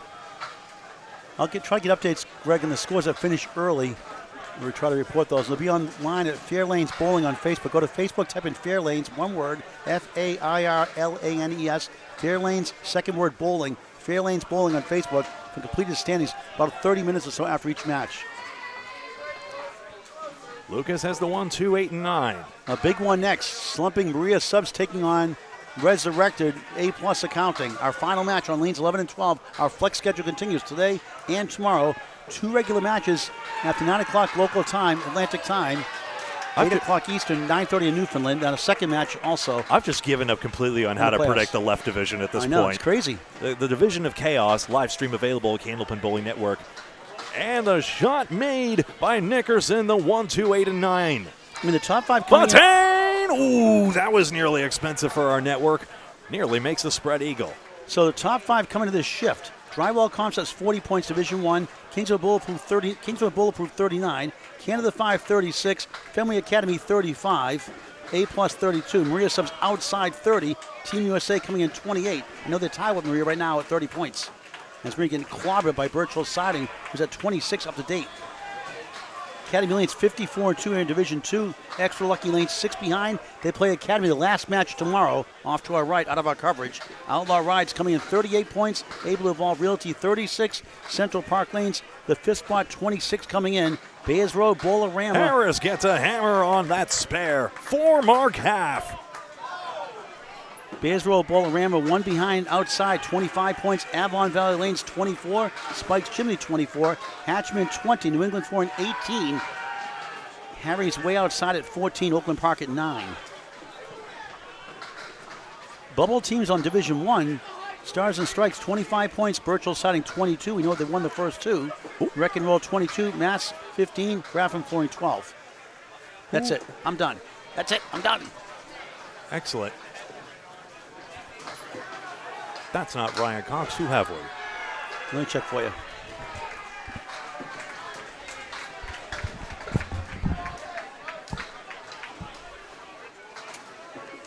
Sterling Trites. He's going to go get the information I just got for you already. Sorry about that, Paul. Did Harris just double while I was looking at that? Holy smokes.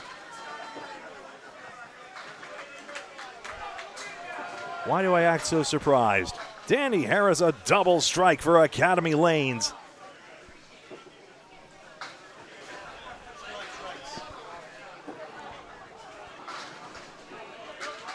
And there's the 10. So when Danny Harris gets up next, he'll work out a monster string here that's destined to go for a 90 half.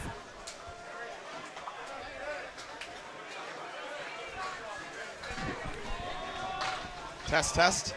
Yep, you are on. Mark Weber just threw a 177 a game for Drywall as they take 6 points. Ridiculous string. He threw a double, almost a triple at the end. Awesome. Mark Weber 177 for Drywall, taking 6. Very good. Thank you very much, Duncan. Jean Bernard, this still should be 1, 2, 4, 6, 8, and 10.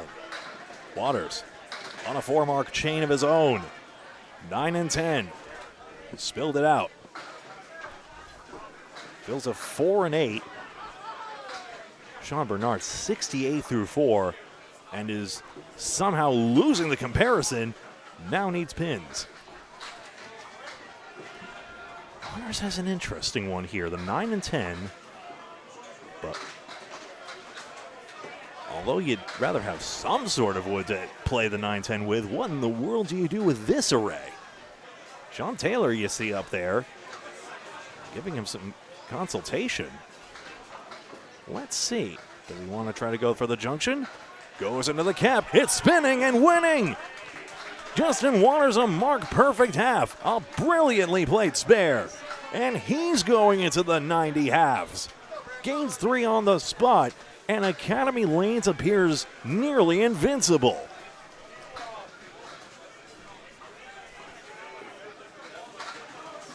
And remember, Abel's Bowling has been pro tier basically every step of the way.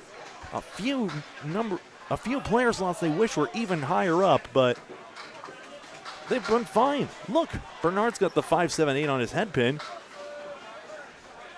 And now he can reasonably say the wood is not his friend. And Waters on a spare. Well, I think the 5.10's got a chance for him, even though it's on his wrong side. 94 half. And Danny Harris is going to likely have a 90 half as well. Presuming good count on the next ball he throws. Bernard not back this way. Oh, man. A match that should not be an anticlimax, suddenly turning into one.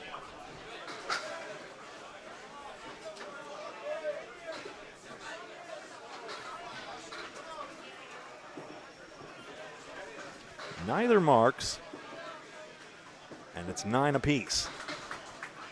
Status quo, fine for Academy Lanes. Up 80 pins. And up to 139 pins and an extra mark ahead. Daly and Brown. Waters needs basically just one more mark for 400. Say the same for Harris. Well, in the player slot, a combined 400 in the 3 spot for Academy. Just a microcosm of how stacked their bench is. Mirror image Horseman.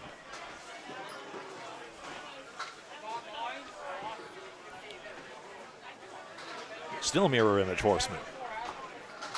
Josh Daly is 60-something half. Get over 10. We know what that one means. But third time around for Mike Brown. Gains 2 pins. 10 versus 8 for Abel as they try their way back in. Overall statistics in the match. Marks are 52 to 36 for Academy Lanes. Pinning is also, in this string alone, 14 in favor of Academy. They have 6 more marks, really 7 more marks. Right, Matt? Isn't that just demoralizing? But it's just you and the 10 pins when you get up to the lane. Or in the case of Brown, I'm going to be real, I have no idea what happened on that lead. Here's the 2, 6, 8, 9, 10, and Brown converts. The head pin wilted, and he's driven it in. Daly too high on his horses, and the 10 pin doesn't go.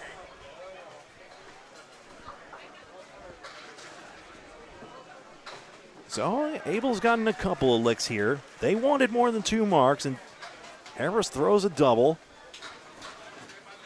But we take a look here, 412 to 334. Abel's pacing out for a 550. Academy Lanes is pacing for probably 700 if this trajectory kept going. This is just ludicrous, and a reason why a lot of the field is terrified of Academy. At least until they get on the lane, then they know it's just them and the pins. Just bowl your game. Sure, Collins melts down the left side, and he gets the right side to himself, and Martin can't punch to that pin. But at some point, there's only so much you can control. Now, this piece of wood turned on Collins, and it turned around the 6 pin, and he's missed it. So not so fast. Abel does not fall further behind. Does Martin have any play off this wood to send it into the left side? Maybe it's going to roll. It's going to roll this way back. No. Nor is the in-sloping sidewalls going to help. We got some updates. 3 finals, Greg, from match 2 of 3 today when you're ready. In-sloping gutters, I should say. Go ahead, Paul. Mass team takes 8-0 over Wreck and Roll. Wrecking this chance for a playoff spot now. Wreck and Roll down now to 24 and 42 on life support for the playoffs right now. They would need to win out and get some help, pretty much, or close to it. Mass team with an 8-0 win puts them still a chance, way outside still, with 23 and 41. But still time to go. If they can finish, remember they finished undefeated the first 2 days last week before not making the playoffs. Maybe it'll be a return of fortunes this time. Scott Hodgson, thank you very much. Thank you, Scott. Great. Thanks for the donation yesterday, and thank you very much for your support as always. Appreciate it. Tyler Reese, a 132 for the Mass team. We had that 181 yesterday, 182 and 443 series. His new high single in his first World appearance. Steve Kelly had a 127. Mass wins the third string 6-16 to 522 in a rout, 1754 to 1582 over Wreck and Roll. Wreck and Roll had a East Boudreau at a 119. Boudreau at 119 that final string for them. All right, ladies and gentlemen, sorry to bother you guys while you're bowling. It's an important page. Raffle time? If you are spectating and you are parked in front of MB Liquor or the two sections up in front of MB Liquor, Someone's in parking trouble. have to be moved. They have no parking left. Okay? They are part of our complex. So Be nice to our anybody, neighbor. even bowlers, when you're parked out there, your vehicles have to be moved. We need to make space for MB Liquor. 3 pins. Please don't be my countryman. Please don't be my countryman. 2 pins remaining in the 4 and 7. Greg, Fenway Academy rebounds, 8-0 sweep over Stars and Strikes South Paris, Maine, putting a dent in Stars and Strikes playoff hope. They still have 25 points, still outside chance of getting in. Fenway goes to 43 and 21 after 8 matches of 11. For Stars and Strikes, Joey Hutchinson, a 136 third string. A 126 missed a 9-pin, Mike Jakes. For Fenway Academy, they were led by Joe Smith's 129, a 122 from Tim Jammin Jalbert, and a 119 from Chris Merrill. Big win for them. A reminder for those of you just joining us, all of the information is in the description anyway. 2 match points per string, 2 for total in each match. It's these match points that determine the standings. 2 divisions of 12 teams left in right halves of the room, and top 5 advance to the knockout round. Top seed gets a 2-round bye. One more important final. Drywall Concepts, 6 points. Okay. Keeps number 1 by 3 over Fenway Academy. 6 points to 2, going to 46 and 18 over Kingswood Bulletproof, who survived Graffam Flooring somehow 7-1. A sentence they never thought they'd utter. Kingswood Bulletproof ice flat in the third string, 527. Drywall Concepts, 687 third string. A 177 from Mark Weber. A 138 for Kai Hunt. A 134 for Jeff Lapierre. They crush him 6 points to 2. A 135 for Sean Duthright, who had a 389 for Kingswood Bulletproof.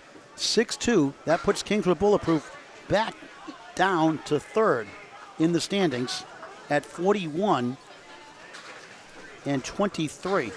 So right now, Drywall Concepts 46 points. Whitney from Canada 5. They will drop more than likely with 6 points if they win.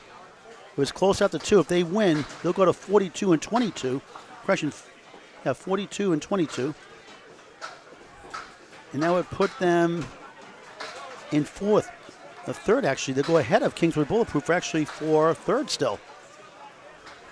A plus trying to get up to 40 points of the sweep if they can. Maria Subs getting clocked the first 2 by Birchall Sada. We'll get an update on that soon. Fontaine plays the wood very well. He gets a mark on the 8th. And the response by Nickerson, matching it up. Matches cooled off a little bit here. We went 3 boxes without a mark on either side, and now matching marks by Fontaine and Nickerson. Oh no, Fontaine's been misspelled the whole time? Wow. That's a long time since I've had a spelling error persist that long. My bad. Caught it myself. That was very subtle. Had been hit. Harris 17 on his first strike fill. Can he? Yes! He's got another one. Spare after the 2 strikes. 123 in a ball through 7. Try to strike something here. A spread eagle ball. Could take 10. Maybe so. The 5 pin's missing there. 9's fine. 64 through 7.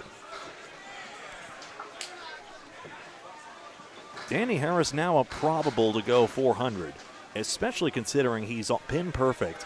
Academy leans overall right in this string. Has left only 10 pins on the plate. Stand by here. Harris now cools off here with only a 4 fill. in this mutant string of his, 127 through 7. Trites off target, and here's Duncan with the latest. Update for you here. Central Park Lanes taking 6 off of Harry's All-Stars, winning their last string by a single pin.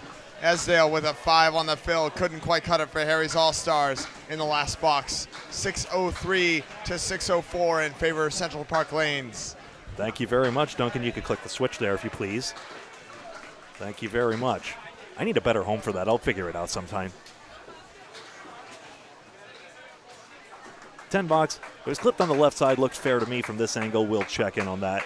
10 box. All the pins for Harris. 8 box is the 3 spot.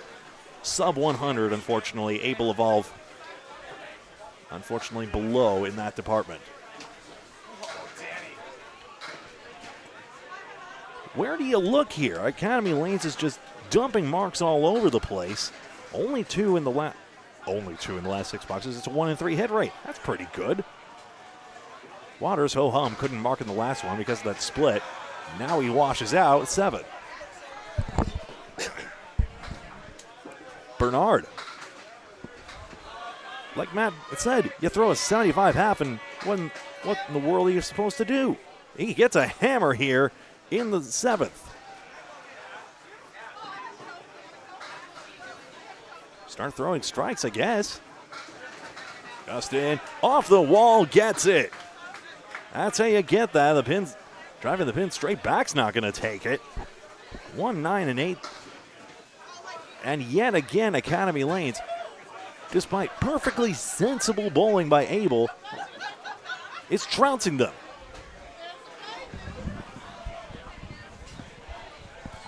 Wow, that was an incredible ball, but for the fact that it was just a standard gutter clearance. Justin would probably take a 7 fill there, but he's going to have to throw a real ball here. Oh, come on. The pins are even giving you good fills on the gutter balls. What are we going to do? Everything coming up at Academy Lanes, it looks like over here. Justin Waters and Danny Harris going absolutely ballistic. Danny Harris 137 through 8, and Justin looking to catch him, which is insane. Oh, singles finalist Mike Brown is even had a smile on his face. He knows. I mean, you just can't help but have a sense of humor. Just like, what are we going to do? Waters only 5. Boo. Show you for hitting a pocket. He's washed 118 through 7. He can pin out 400, but can't.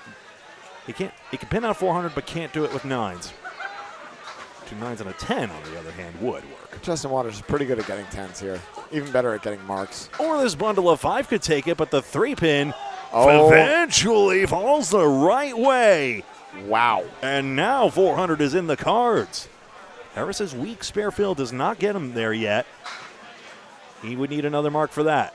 So Charlie Collins, Justin Waters, both on 400 watches, it looks like. Mm-hmm. Garrett Martin will need a big finish. He gets a 7 fill for the out. Ends up with an 8 box. Looks like Martin would need a double strike here to get to 400. The string's just about over. If I'm seeing correctly, Academy has thrown 2 8 boxes and nothing less than 9. No kidding. That's wild.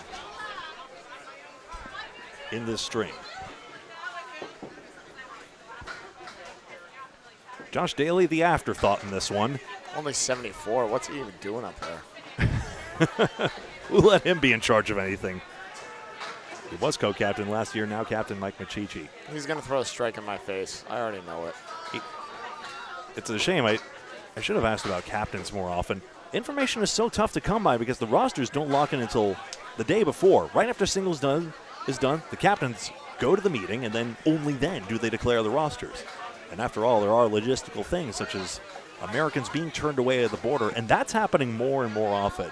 Yep. We don't want to delve too much into the partisan politics of why, but there's an international reality that the United States and Canada relations are frayed, and what I've noticed, whether correlation is causation or not, is that a lot of Americans who have previously had little issue at the border are suddenly getting turned away over things they thought were in the past, for example, and it's tough. So it's one of the reasons why the United States-Canada relation needs to be strong in order for the international success of this sport that we love.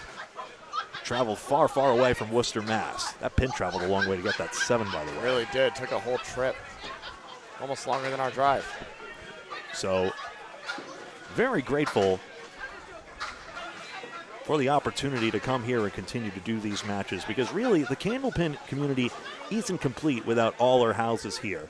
And to be able to come here and see the culture of Candlepin as far away as it is, all the kilometers or whatever, whatever that means, as far away as it is, see the AYB pennants and know that maybe more again will fly one day, and the fact that, you know, everyone's dealing with the fact that Candlepin organizations may be faltering a little bit, but the enthusiasm for the sport ever since COVID-19 chilled it a bit has never been higher in this decade. It just keeps going on the right direction, and it's partially in part to you, the viewers. We'll take a tiny bit of credit too. We haven't done nothing, that's for sure. Daly hit the crud out of that diamond, but that sleeper pin wouldn't go. Well, it's a head shaker for him, but he's very happy to be picked up by his teammates in this situation. Good time to throw what is not a good string for Josh Daly, but is still looking to be a 120 with a mark. All the pins, 30 in the last 3. Brown settles for 9. Not on the head pin terribly much in this string. I'll check scores here. We see the direction the string is going, but still I want to get this right. Yep. He's going to double check scores. Not that it matters too much. Academy up $1 billion and $1.5 billion in total right now, as they are looking to pull off the sweep of Able Evolve Reality, potentially dashing their hopes of making it into the playoffs.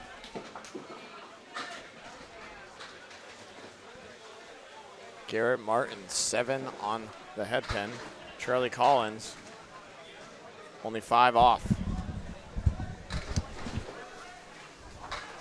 I always get nervous when the bowler chucks the ball like that. Like, careful. You and your around the world routine, Duncan, that scares me the most, if I'm honest. I've adjusted away from that, but I'll still throw it out occasionally.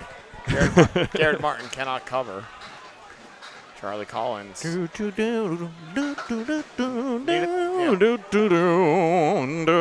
the 9 pin's not going to go. Nope. Charlie needed a big one here for a potential at 400, like a monster, and he's going to have to settle in the 330s most likely without a mark. He is going to get this 10. Yep. Garrett Martin, 370s almost certainly with the 131 and the 126, and no points. Yeah. Tough to happen, but when you're going up against a juggernaut like Academy, you need everyone clicking on all cylinders. They almost stole the first as Academy came storming back at the end, and it's been all Academy ever since. The 6 and the 7, doot for Garrett Martin, 3, 4, 6, and 10 for Collins. Yeah. Another match will start on a separate stream, we're pretty sure. Looking around, I think we'll have time to, disconnect this stream and start another. Maybe. It's going to be tight. You're one of the later matches going on right now. Well, we'll see. Yep. But I'll try and get it actually disconnected, otherwise. Yeah, we're going to do a very abbreviated wrap-up here, as this is already pretty much, this is all said and done, and now we're just looking for 400s from Justin Waters. I may not be able to do a starting soon screen, so we'll just wing it. Yep. We'll make it happen for you guys. Don't worry. Get you the best possible coverage with the available tools. Match 9 of 11, which I'm forgetting the schedule, if I'm honest with you. 8 box and a 9 for Collins. You got a good one. That's what I remember. Which one it is? Who's to say? Actually, is the yellow paper back there by any chance? You got 2 loose pieces back there. Yeah, I got it right here for you. Looks like the plan for you is to move over to 11 and 12, and A+ versus Maria's. That's going to be a great match right there. Maria's, I don't know how they did. We'll get an update later. Maria's poorly, unfortunately. A+ is on the up and Maria's is on the down. So yep, Maria's needs a big one to stay in playoff contention then. So 2 converging forces on that one. Because now the question just becomes how high Academy will go. Fontaine, 7 off the head pin. Lucas, 8 off the head pin as well. Able with a singular mark will make a 110 average and maybe more. Yep, looks like they finished up over on lanes 1 and 2. I'm going to go over and help out Bob. Enjoy the 400 hunt. We'll see. Lucas spares 3 marks in the last 4. A great half working here. Where's that going? Head pin plucked out alone for Fontaine. As you see, splits are holding him back in this string. Red bricks indicate the splits. So another broadcast starting soon, so stay tuned to Candlepin Bowling Network on Facebook and YouTube. Separate streams of left division and right division. Please subscribe and hit the bell icon on YouTube. If you only hit the subscribe button, the algorithm may or may not decide. Sure, you're in the mood for Candlepin. Don't let technology dictate what you like. If you want to watch bowling this week in the best men's tournament the world has to offer, the men's Candlepin tournament the world has to offer, subscribe and hit the bell icon for Candlepin Bowling Network, at least for this week, so that, yes, I want to see all the bowling, or as much as my work and home schedule allows, this week. Fontaine the 4 and 8. Nickerson loads 7. He substituted in, and he's produced a 3-mark back half.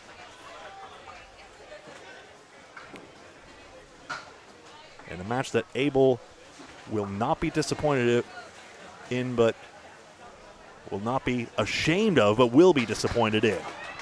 Fontaine the spare, he breaks through, and he's headed for 120s despite being afflicted by all the splits. You see only one of his spares in a split situation. Three, 4, 6. This is for the out here. And the 9 is obtained, 111. For a 306 for the number 2 slot. Remember, Nickerson was not there the entire time. Academy still only left 12 pins standing. They only lost 1 pin in that last pair of boxes.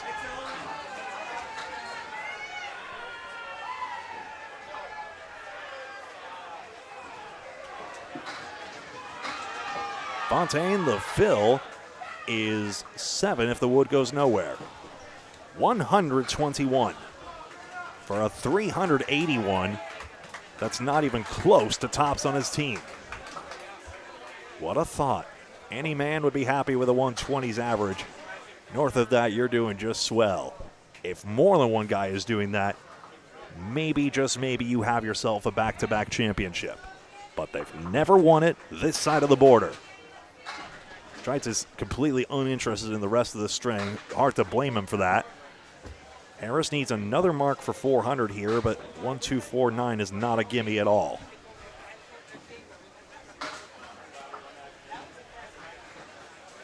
Let's see. Can't dig it into the 1-2 pocket. He'd like to make the fill at least easier for himself.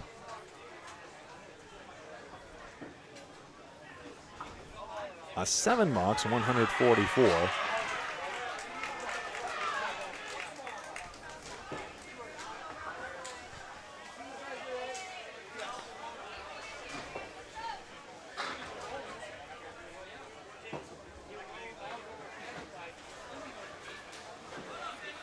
Trites gets his head pin. The 2 pin spills out in the 7-10 split. Harris. Now this is a pretty favorable leave. Did the wood turn enough? Or can it drive through the backwood anyway?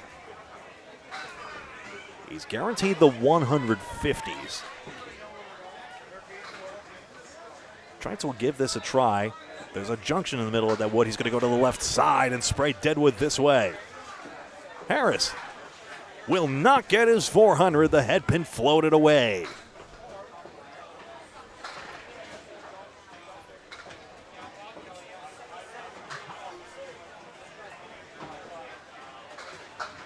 Jack Berrigan, that's your cue. Don't worry, we saw enough of the flow. Yeah. And again, Abel's going to have possibly 1,700.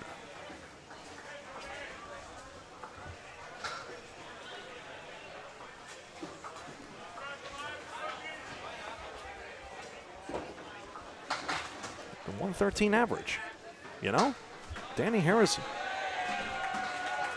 both take 9 boxes. 153 makes 392.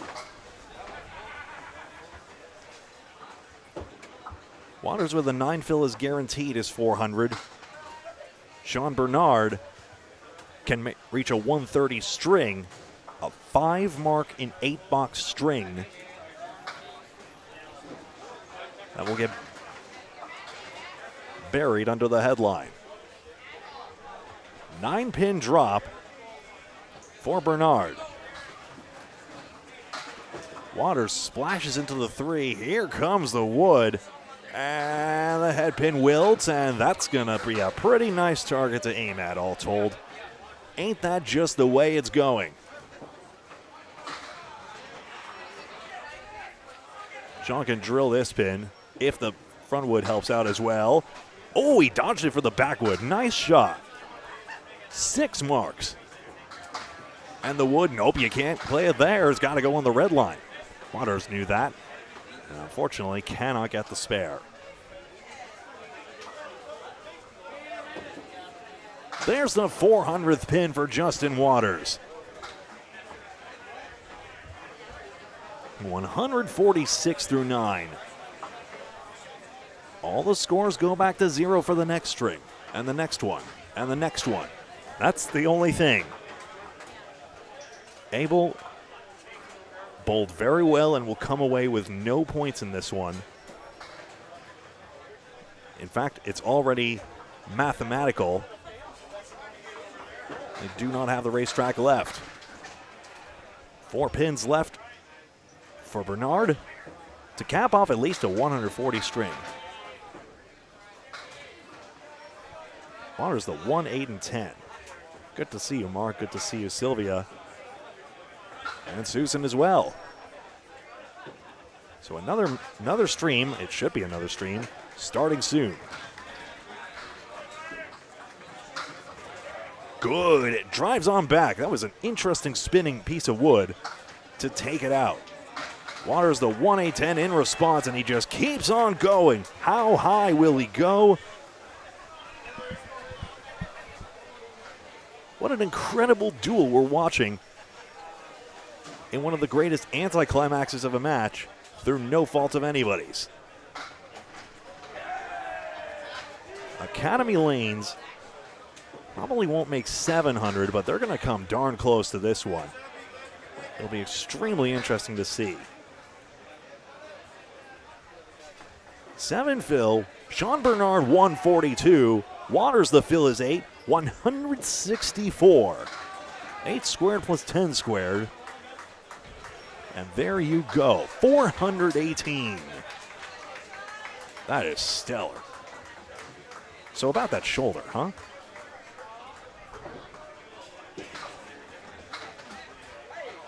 Daly would need some marks here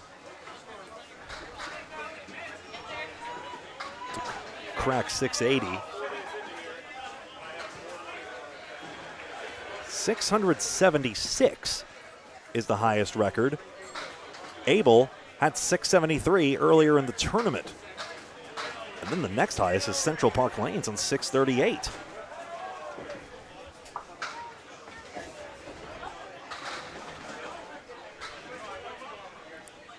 So 673 lucky strike and 676 lucky strike and 673 Abel evolve. This will be very tricky to run down if this mark is not made. Greg, I've got updates whenever you're ready on standings. I'm very curious about the chase here and the mark not made, so go ahead, Paul. Okay, for Division 1, Drywall Concerts takes 6 points. They still lead first place in Division 1. Look at that 2-round bye to the semifinals tomorrow afternoon with 3 matches to go. One more today. They're 46 and 18. Fenway Academy takes 8. They're now second at 43. Canada 5 had their streak of 26 lost, but they won the third and they won total 6 points to 2 over Team USA. So Canada 5 right now is in 4th place. Our featured match on the other stream. I'm sorry, excuse me. They're in 3rd place. 3rd place at 42 and 22. Kingswood Bulletproof lost 6 to Drywall Concepts. They're now 41 and 23, one behind 3rd for 4th place. In 5th place, A+ Accounting takes 8, back in 5th, 40 and 24. On the outside looking, Maria's got clobbered by Birch Hill Siding. A triple strike for Freddie Toffmeyer the last 2 boxes to win it by 9 pins. They were down 24 going the last two boxes, and they win it. And they go, that helps Birch Hill Siding go to 30 and 34 outside right now. But check this out. They're ahead of Maria's subs at 30 and 34. Oh, Daly just made a ridiculous one. Maria subs 30 and 34. Team USA 30 and 34. So it's going to be an interesting finish. Well, thank you very much for watching this presentation of the Men's World's International Candlepin Championships, where leaves like this are apparently going today. That's off the wood and a bulb from behind, and that's about the day Academy's had. Who cares? It's 116 and a 337 for Daly. And just real quick, Academy goes to 62 and 2 extra lanes, lucky strike. Go 8-0. They're 6 behind, 56-8. They play each other tomorrow in the final match. Outlaw rides third with a sweep, 46 points. Abel 36 and 28. They are fourth, and at 32 and 32, Central Park Lanes hangs on that fifth spot. Bayers Road Ballarama is 1 behind. All right, 11 and 12 is already underway, unfortunately, so I'm not sure what to do. I'm going to have to disconnect and reconnect the Facebook stream at this point. All right, we'll join you back in a few minutes. We're just going to have to keep it going, actually. All right. We're just going to keep it going. I'm going to disconnect and reconnect the Facebook stream because otherwise it'll time out. And I'll get the lineups. And we'll be right back with you. Stand by.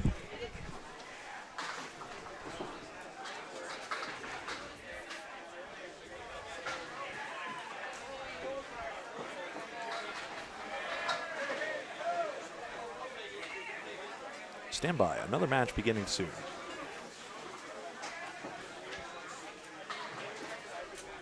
Facebook, I'm going to disconnect you. Bye for now. Come on YouTube if you want to make sure you're in the know.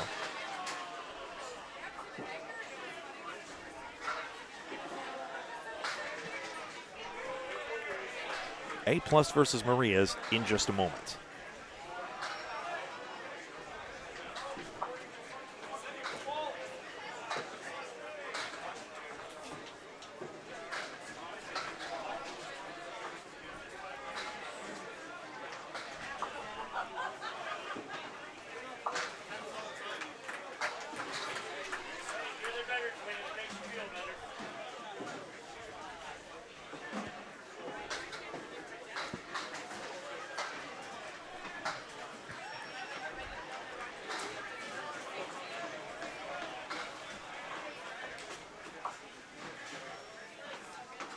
We'll get started with live commentary. The match is already underway, of course, but we'll have the call for you in just a moment.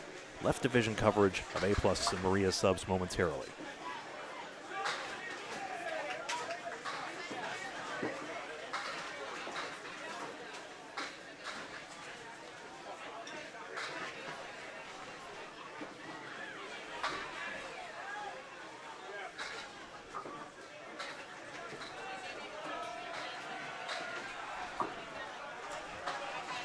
Hop on up here and we'll do our best. Score cam will not be available for a sec. I got the rosters, Greg, if you need those. When you're ready. Not just yet, I'm afraid. Stand by, folks. I'm getting better at this, but we'll need some time. Okay, so John Zappi's on the right. Retiring after this year in his Friday Night Pro League team. Hingham.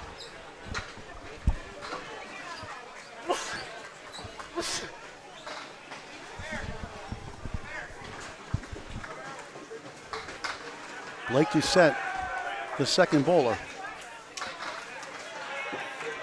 For A+ accounting. 5-time champions. They won it here in thrilling fashion. Now the very last ball, both on spares. As Matt Hunter had a crazy shot for a spare and won it. It's on Candlepin Bowling Network on YouTube. One of the best matches you'll ever see. Sean Baker, the middle bowler. Justin Corkum, who won his first title in 2023 with A+. Yeah, that was here in 2023. That was in 2023 as part of that thriller. Sean Baker in lane 12. Crosses over 9. Their team needs to bounce back. They've been struggling the last couple of days. They've had their blips off and on the last couple of years. They're always in the running.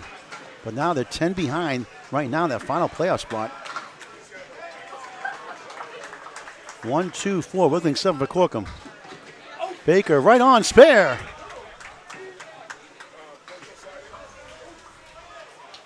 We'll get the scoreboard up in just a moment. As Greg we got this match all of a sudden last second. We're flexing our schedule today and tomorrow after we did all the teams covered each division, 1 and 2. Bob Lee and Duncan McDougall have a match, I believe, on Candlepin Corner, joining us with Candlepin Bowling Network on YouTube. We're on YouTube and Facebook here.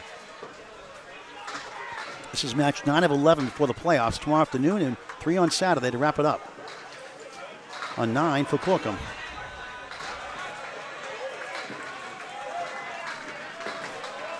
After Justin Corkum, Nate LeBlanc, and then followed by Matt Harnett, not technically the captain of the team.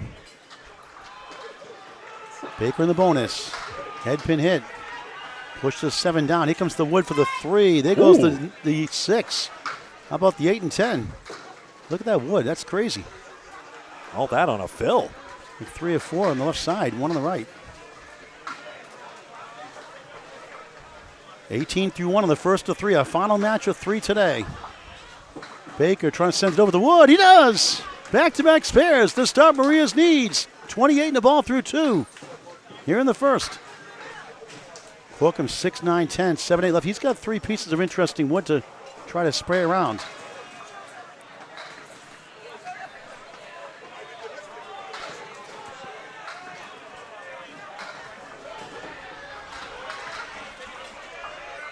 Just that rock and roll, slow motion approach. He got it! Tree tops to 7 last. Great shot, spare. Great plus. A+ shot for Justin Corkum. Girlfriend Katie Pone here in attendance. His parents own unbelievable lanes in where, Greg? Muscatawbet Harbor. Coming along nicely here. I'll be right with you. Greg's favorite name, Muscatawbet? Muscatawbet? Muscatawbet. I got it right, Muscatawbet. It took me 3 years, maybe 4. Thinking like Paul Grant, you're spoiled. The School of Pronunciation from Greg Gouillard. Now our 4th bowler is Nate LeBlanc. Well, actually, hold on. There's still bowling up there. Hold on, switching now. Here we go. Sorry, Nate LeBlanc on the left. Brian Fuller Jr. on the right. He's got the 3-9. 1, 2, 4 for LeBlanc. It's not LeBlanc. It's not. It's LeBlanc. Fuller got the 9, not the 3. LeBlanc can't get the 4 to go. Sean, a 9, 27 through 2. Okay, that's Brian Fuller. I'm sorry, 9. I'll get it right. 9 for the starts. Yep. Yeah, 9 for the start. And LeBlanc, I think I didn't see that ball, Greg. He's got a 9 as well. Okay, 9 as well. Okay. Slightly obstructive view here. I need the perch. Brian Fuller, not Sean Baker. I know the names. I know the faces. Say I'm wrong sometimes. 4, 3, 6, 10, left to right. LeBlanc chance in the 7 pin for a spare. We're angled 11 and 12. We're flexing our schedule, not our muscles. Fuller, good try. Can't reach the 10 on the right. 4 on the left. LeBlanc for a spare. It's gone. 10 on the ball. Actually, make it 19 the ball through 2. Smile on his face. Baker. I keep saying Baker. Why am I doing that, Paul? See, I say it wrong once. It's in my head. He has that a 9. It's a very similar delivery, in fairness. Yeah. So a 9 for him. That's what, 18 for him too? 18 through 2, I think? Yes. Okay. We'll get that score on the screen in a moment, and I'll be on track. Always off track anyway. Veteran bowler John Winchell out of Exeter Lane Shooter Sports Club, Exeter, New Hampshire. Great place to bowl. Sorry. Great owner Rob Ficara Sr. Starts his first of 3. Left side. It's a 6-pack. Check his ID. Matt Harnett. 7 down, 3 to go. That's the 3-5-8 right to left. Zigzagging. In a sense. A mini fence, actually. Can he track it down? He does not.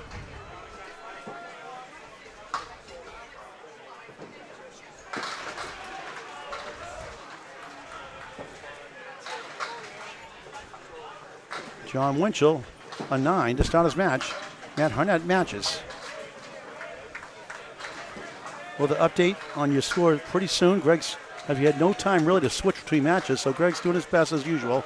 Does a fantastic job. Todd Holbrook's got a point. I probably could have moved sooner, but I wanted to see the end of that. There was 400 chases and everything. No rest for the weary. Hey, we love it. Ooh, what happened? Second box, first string.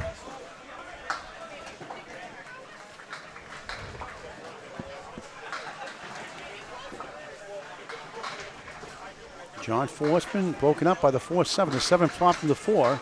Harnett check mark right, left to right, 5-3, 6-10. Not a split. Neither is John Winchell's. Although it looks like one, it's not considered a split. It's not on the head pin either, so that doesn't count no matter what. He gets the spare anyway. 19 the ball through 2. The scoreboard on your screen now. Greg will call the middle string. Harnett can't convert. A+ must take 8 to get him a chance to get to the playoffs. More than likely, 6 would certainly help a little bit. 8 is really important for them. After getting trounced by 8 by Birchill siding, a triple strike by Freddie Toffelmeyer down the stretch to win it for them.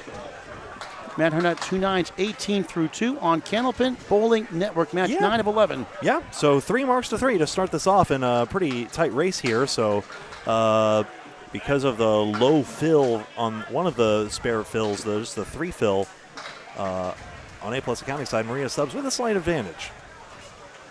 That's Jerry Dunn. I recognize that stoic stance anywhere. Absolutely. Great guy, too. His wife here in attendance, Shelly. His girlfriend, Shelly Wynn. Sorry, not wife, girlfriend. Whoops, no pressure. 3-6 right, 7 left. Not the first time I've done that.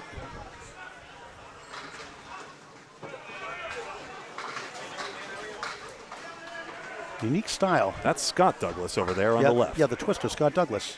See, sometimes we mess up the Americans, too. Go with it. Yeah, I've got them written down. I forgot to tell you, you're busy typing in stuff. And John Zappi as well. Okay. Yeah.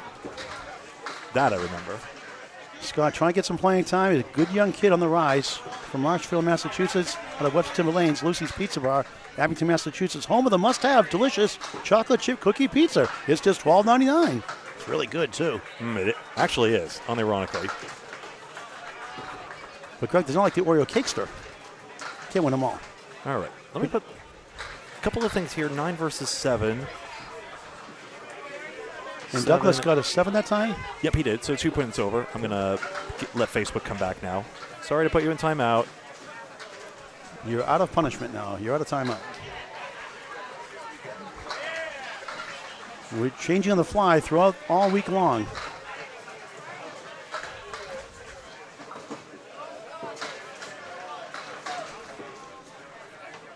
Fourth box, first string, Fairlanes in Moncton, New Brunswick, Canada. Paul Grant, Greg, we are live on Candlepin Bowling Network on YouTube or on Facebook as well. Like and follow us. Hit that like button on your screen.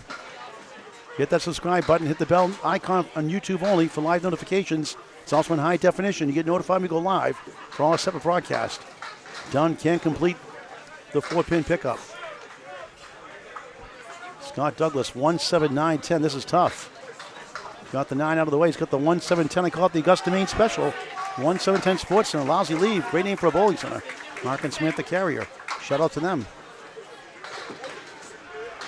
Watch pin with Jerry Dunn, a 9. 4 9s in a row playing poker, 36 through 4. Good hand.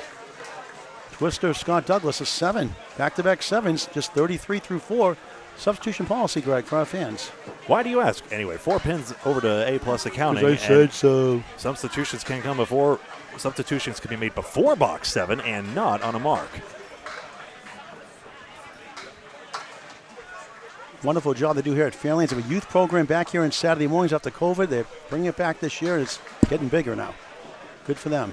Tell your friends and family, get the kids involved. Grow this game. Fly the banners. Future generations. Yes, right.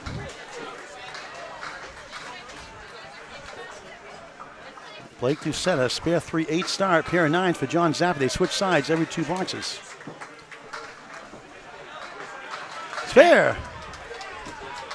Blake blanks him down. 2 marks and 3. Wants a better fill this time. John Zappi missed everything on the 4 spin in the post. For consistency's sake, I've only just turned on head pin tracking. Watch out for the yellow bricks for head pin hits and red bricks for head pin splits. Follow the yellow brick road. Follow the yellow brick road. Because of all the wonderful things we've done. 7 for Zappi. We're up 3. to see the wizard. Oh, a lot of more pins leaking now. A+ accounting just picked up another 3 on the pinning. Got to watch that third ball, folks. That can make a difference in the matches. Tied 123 apiece. 3 marks to 2 for A-plus accounting. The top 5 right now, there were 6 coming in. Maria's is 4th. Now Maria's 10 behind. A-plus in the standings. Yeah. Set fires away. 9. 6 pin for another one. 40 through 3.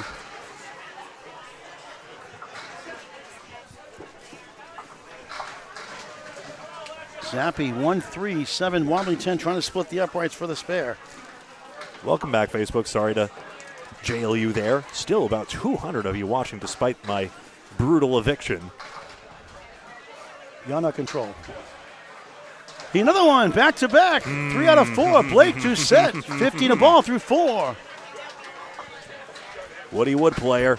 Blake Doucette, the last singles champion we had here in 2023. Troy Fournier this year out of New Hampshire. At Butwell's Bowling Center in Concord, New Hampshire. Great owner Andy Dallas. Dallas with an E. USA for once. And another 2 pins to A-plus accounting. Yikes, we need a 10 box here because A-plus accounting now is 11 pins plus an extra bonus. John just 33 through 4. It's a great story, a great career, but struggling right now. An A-plus up to 11 pin lead plus 3 marks to 2 on their side, all spares. Take your time. Justin Corkum, Sean Baker, both on spares now. People joke Justin Corkum needs a pitch clock. Hey, Joanna Rosano worked pretty good. She made the Hall of Fame in 30 titles, Pro Series titles. How many can say that? There's a strike on spare. 29 through 2, 39 plus 2 through 3. Good timing, right? And it bombs away, baby. Match game PM strike for Sean Baker. You can do it. I can do it. 38 through 2. Make it 28 through 2, right? Or 38, right? Yeah, the strikes will light up on the strings in a moment there. So 38 Scoreboard's through 2, correct. 48 plus 2 through 3.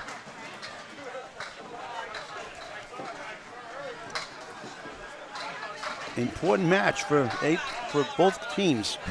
Justin subs mainly. Justin's like, I'd like that ball back, please. A number of bowlers are superstitious like that. The ball they last through, right? They wait for the ball to come back. It's a mental game for sure. The biggest stage in the world right here in ICC 2025 Championships on Candlepin Bowling Network. Both on strikes after both had spares. Seen a lot of teams that could be our next champion. Will it be Academy again? Justin on cork save. Go for a double strike. 8. 5 middle, 8 left.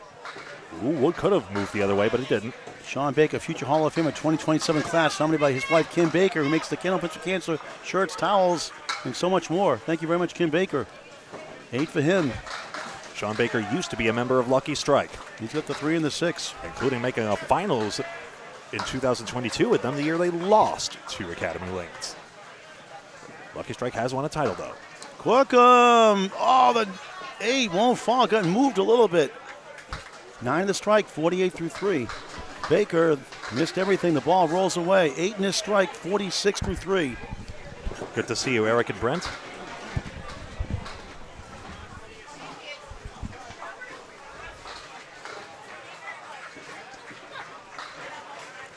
Corkum in 9. Strong start, 57 through 4 in the first of 3. The final match today. 3 more tomorrow, 3 more on Saturday. Playoff start tomorrow, the 3rd match tomorrow, and all 3 playoff matches right here on Saturday at Fairlanes in Moncton, New Brunswick, Canada. They're on Candlepin Bowling Network on YouTube. Reminder, the format is 2 points per string, 2 for total. Any ties split the points, and it's these match points that determine the standings. There are 2 divisions of 12 teams on the left side, which we are now focused on, and the right side. Top 5 teams in each division after the round robin advance to the playoffs. Top seed gets a 2-round bye from the knockout to come. Baker 9, 65 through 4. It's 180, 160 at a dozen pin lead for A-plus accounting. 2 spares to 1 on this side also. On the right side, just 4 for Nate LeBlanc on a spare, 23 through 2. Ryan Fuller Jr. in the 4th spot. 5 up, 5 down.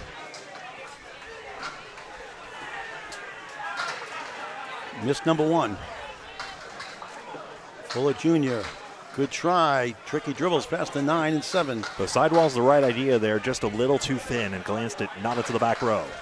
Corkum at 10. correction, LeBlanc at 10, 33 through 3. I know it's not Corcoran's, Nate LeBlanc. Off my mind for a second like usual. 33 through 3. Threes are wild.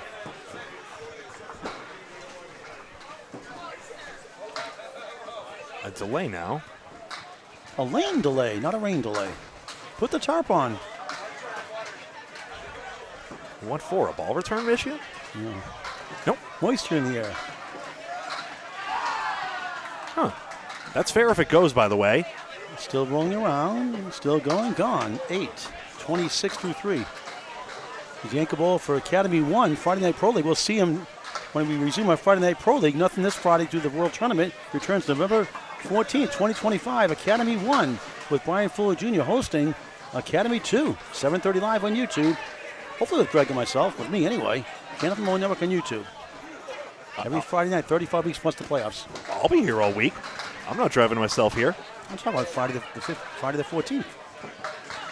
I'm forward thinking. Oh, I see. Your brain's in the future. My mouth's in the future, my brain's in the past. 1-9-10 for Fuller. Interesting wood behind. That could help clear that back row, hopefully. I'm sort of obnoxiously in the present, so I guess it balances out. Oh, the 7 won't go. Can't believe that. I guess it was just too thin on the head pin, I guess. Fuller nudges the 10 down, spare. Ooh, they need that. 36, yes they did. 36 in the ball through 4. A 10 for Nate LeBlanc, 43 through 4. Now Marias has 2 marks to 1, down 18.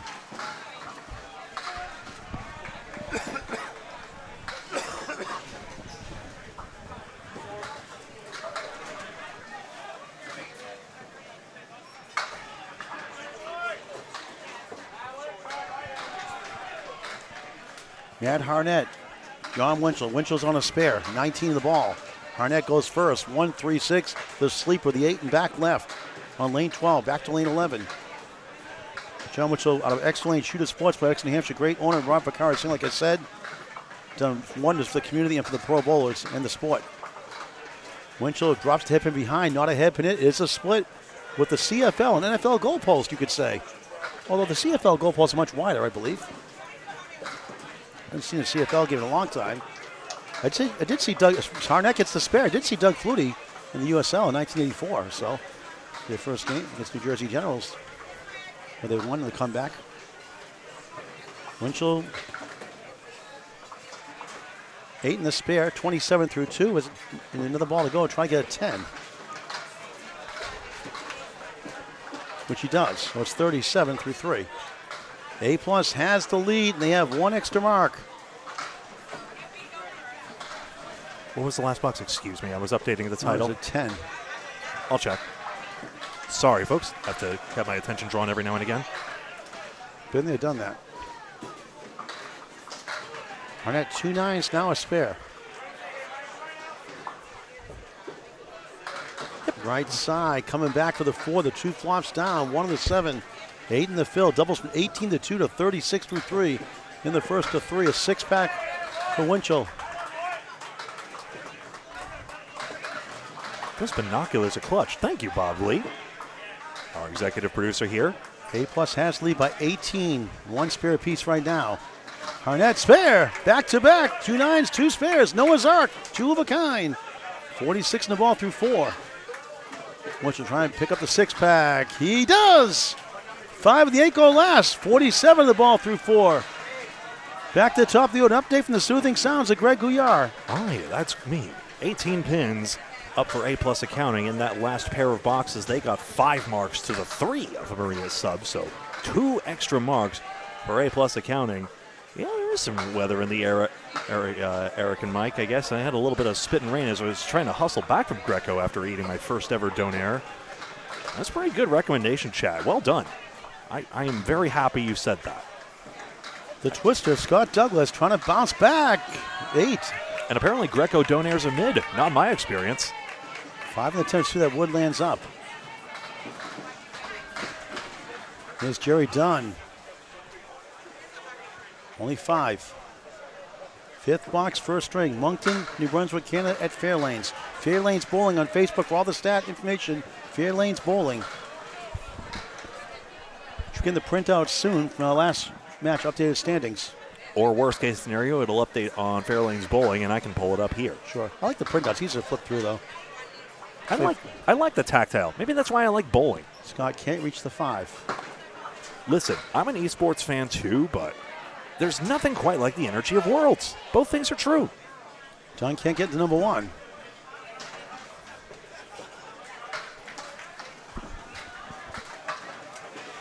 Douglas on 9, just a 42.5. Is it just me, or is there not as much of a spring in his step? We know Douglas has one of the more springy deliveries in the game.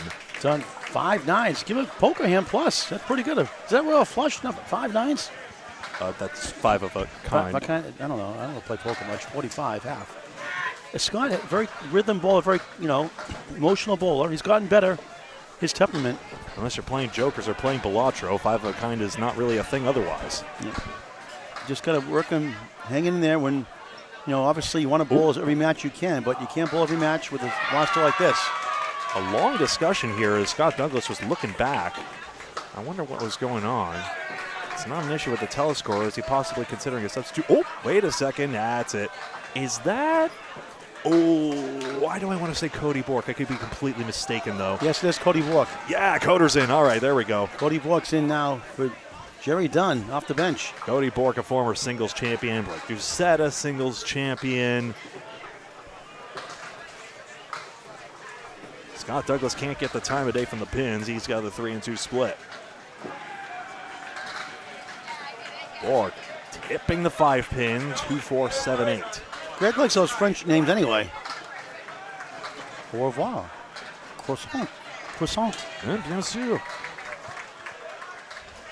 J'ai un accent français. Ce n'est pas un accent québécois. And Douglas laboring here. Bork missed the object pin to 2.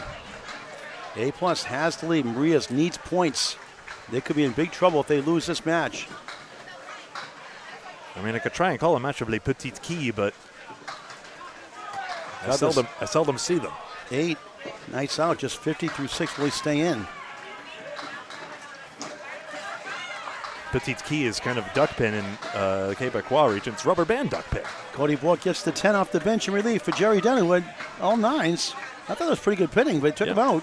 So 55 through 6. A+ has the lead, 251, 231. The lead is 20, 2 spares for each side. Yeah, 9 a box is pretty good pinning, of course. I mean, obviously they want some marks, and maybe A+ accounting trying to get aggressive here. But they do have a 20-pin advantage, but trying to make the adjustment now. Zappies into the 2-pin and takes out just 4. The DC special, Dave Chestercove, Vice President of the Candlepin Bowlers Association. Like to set in a spare, 6, 2, 4, 7, 9. Wood behind, maybe to get that sleeper the 9. Spare 9, spare 6, 50, 6 through 4. Who else? Dave Barber's the president. Dave Chestercove, Corey Alisi. Justin Waters is on the committee, that's right. There's others. Sean Sears, is he on there too? No, that doesn't sound right. Okay, I forget all. He organizes a lot of tournaments, but not this, I don't think. John trying to get 2 here. Gets 1 for an 8. Just 41 at the half. Well, mark. Blake Gaines with a 10. After the spare 6, 66 through 5. Zappi's had better days, but he's an Easter Classic champion as part of that annual 20-string competition at Leda Lanes formerly in Nashua, New Hampshire. A+ improves the lead to 28 in the string. Down 1 mark, 2 spares to 1 in favor of Maria Subs.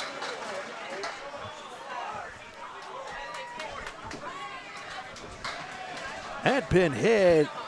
Wood gets arrested. 2, 4, 7, and 10. Sorry, quite good. You're fine. Doucette back in the pocket. The 6 goes down. Huge break. 2 in the 4 opportunity.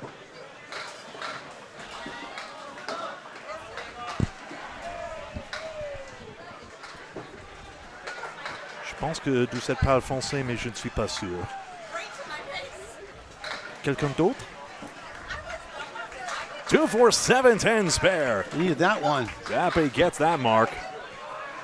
Okay, what are you doing, Paul? I'm going to try to get the standings real quick if you can, the updated standings. Do you want to hold on just a minute? I can take the call if you Sure, want. thanks. Doucette against the 2-pinner. No, 2-4 remains. So a mark now for Maria's subs. They trail now, but only by 2 marks. Blake Doucette in 2023 over Calvin Locke. Calvin Locke threw a double strike in his face, didn't follow it up on the fill, and Doucette powered through. Thank you to Anthony Caron, by the way, and Kevin Burns for combining to get these figures to me. Really appreciate it. That was a score of 120 to 109. Baker tipping it down. He's guaranteed a 70-something half.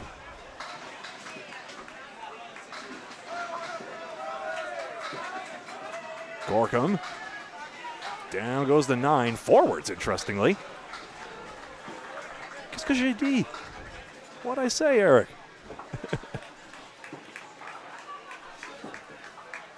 7-8, yes, of course he did. Sean Baker, a 4-mark half.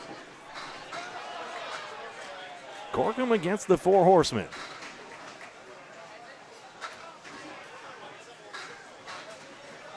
Still against the 4 horsemen. 2-4. Then again, there's other things. He is not the sole reason pace of play has slowed. If you think about it, there's a lot of ways in which the old school of bowling pacing has drifted away. Once upon a time, for example, old bowlers would actually just hit the button immediately upon a mark. In that case,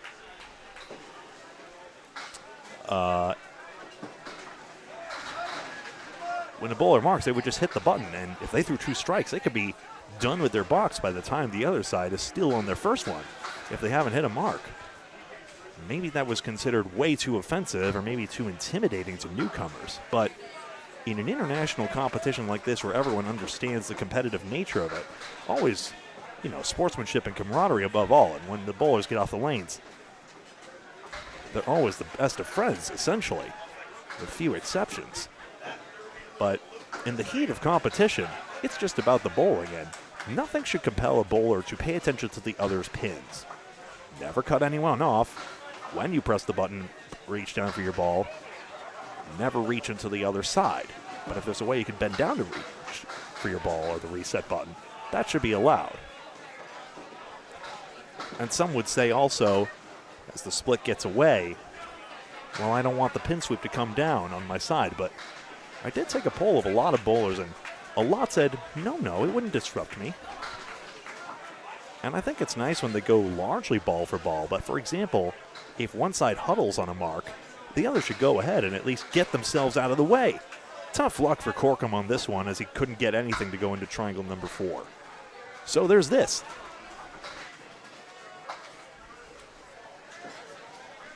But yes, I think the biggest amount of lunacy is that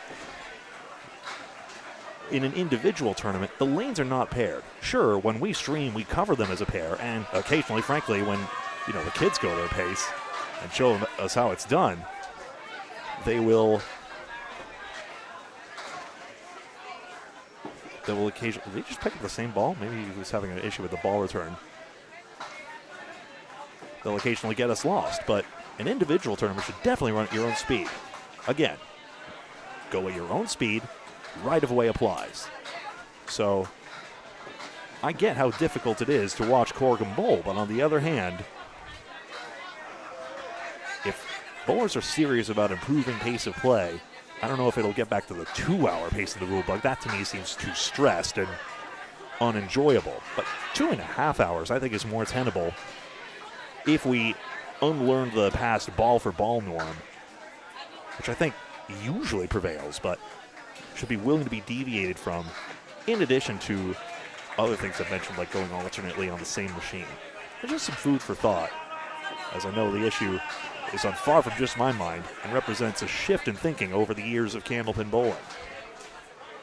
LeBlanc is triangle number 6 here as we move on to other issues in this 12-pin minus a ball match. Fuller Jr., the 5-pin, tickles forward, doesn't take, and you'd think LeBlanc, the singles champion, would have this, but the ball doesn't take the 9, and the triangle, apparently according to the pins, was off the angle. 8 box for Fuller. Nate takes one extra.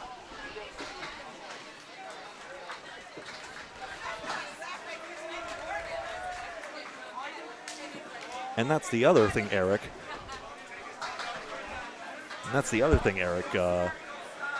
You want to make it clear when you're, quote, ready and when you're not. Because sometimes you see the bowler standing there and suddenly they motion you to go ahead. Well, wait a minute. You look really focused in there. What were you doing? That's the other thing, and maybe just a bit of a thing. It's a little, 10-pinners say, why don't you just step off the approach? That's a little much in a game that's supposed to be fast-paced as well, but it's tricky. Nate LeBlanc has at least one singles title. Like A+ Accounting is full of them. 2011, that was the one that John Kafalis, Irby Kafalis, streamed on Irby number 4, the YouTube channel. That was over Matt Cormier in 2011. A 158-149 victory. That included a Nate LeBlanc double strike, him having the fight against Spread Eagles. Cormier had a few missed singles. Is it Cormier? I'm not entirely certain. And that delivered him the championship. That was in the Nova Scotia former location of Fairlanes Bowling Center. This one here in Moncton, New Brunswick, the only remaining one. $10 for LeBlanc. If we want to expand Candlepin Centers, of course, who's going to build the machines or some other pin setting solution? You can't do pins. You can't do strings for the pins. They tangle hopelessly. Greg, we'll have a standings update from Dakota Wood pretty soon, so stay tuned for the update for all the standings, playoff scenarios. This is third to last match, the qualifying rounds. Match 9 of 11, 2 more tomorrow. After 9 o'clock local time, Atlantic time, 8 o'clock Eastern, 9:30 in Newfoundland.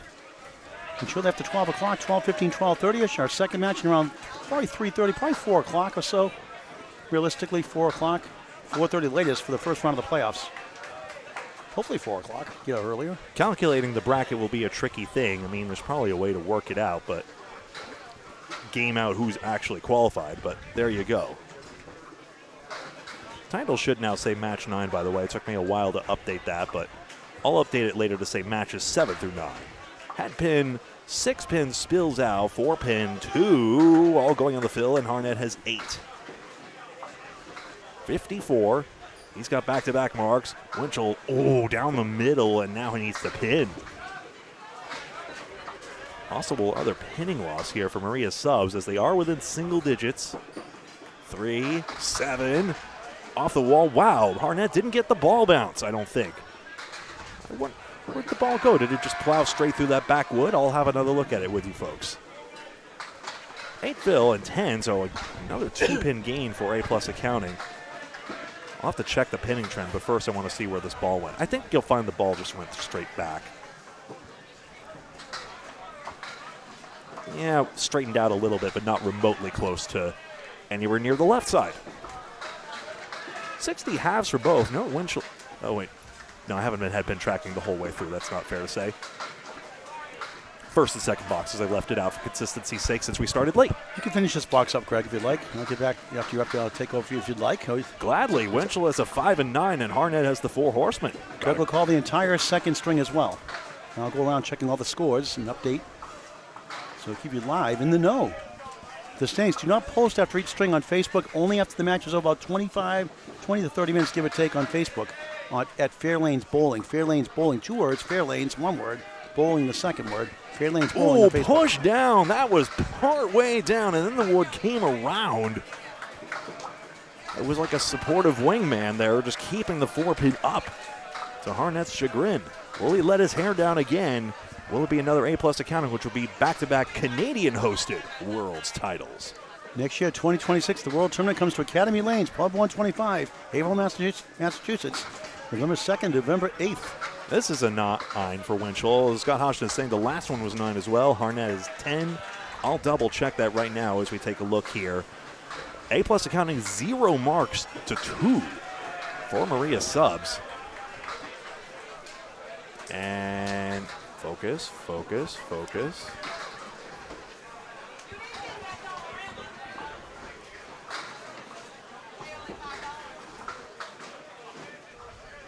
Yes, 53, 62, and 71. And correction, November 2nd, November 7th. Again over 9-pin strike. Scott Douglas with a strike. And that is Scott Douglas bowling. We knew it's a matter of time. 60 plus 2 through 7. Boy, you needed that one for confidence sake and team's sake. Their team has a 2-0 lead, down 17. Yeah, November 2nd, November 7th, I believe it won't be the 9th or the 13th, I don't think. Usually it's earlier. Daylight savings time that Sunday also. So we'll get an hour, we'll lose an hour on the way up. Coder takes a 9. I've corrected the score now.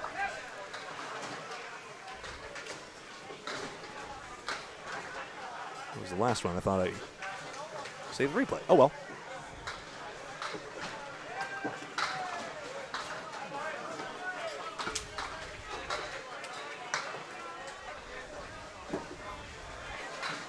Cody 1, 3, and 6.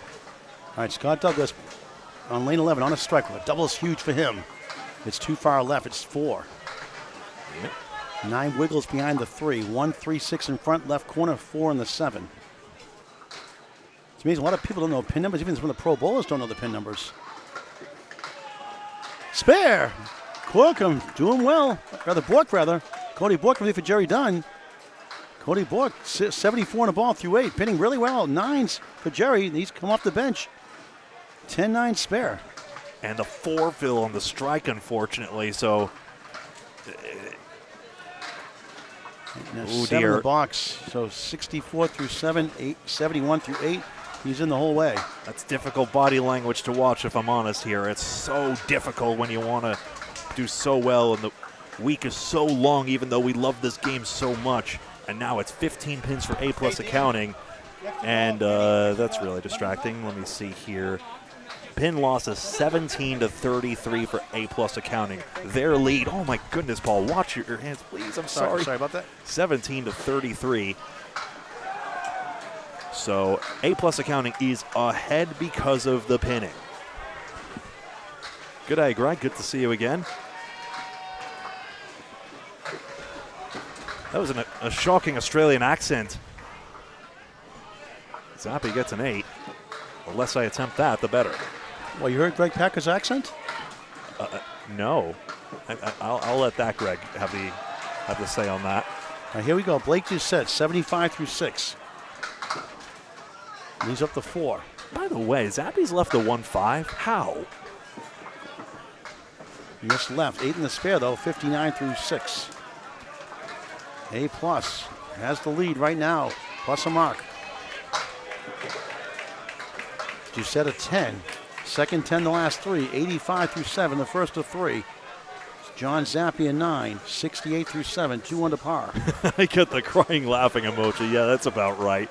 Oh, man, I fumbled the change so bad at the liquor store next door when we were trying some of the local craft beers. Good stuff, too. And they sussed me right away when I was just jangling coins about and realizing I didn't have any banknotes and had to take out my Bank of America card. Oh, what a disaster.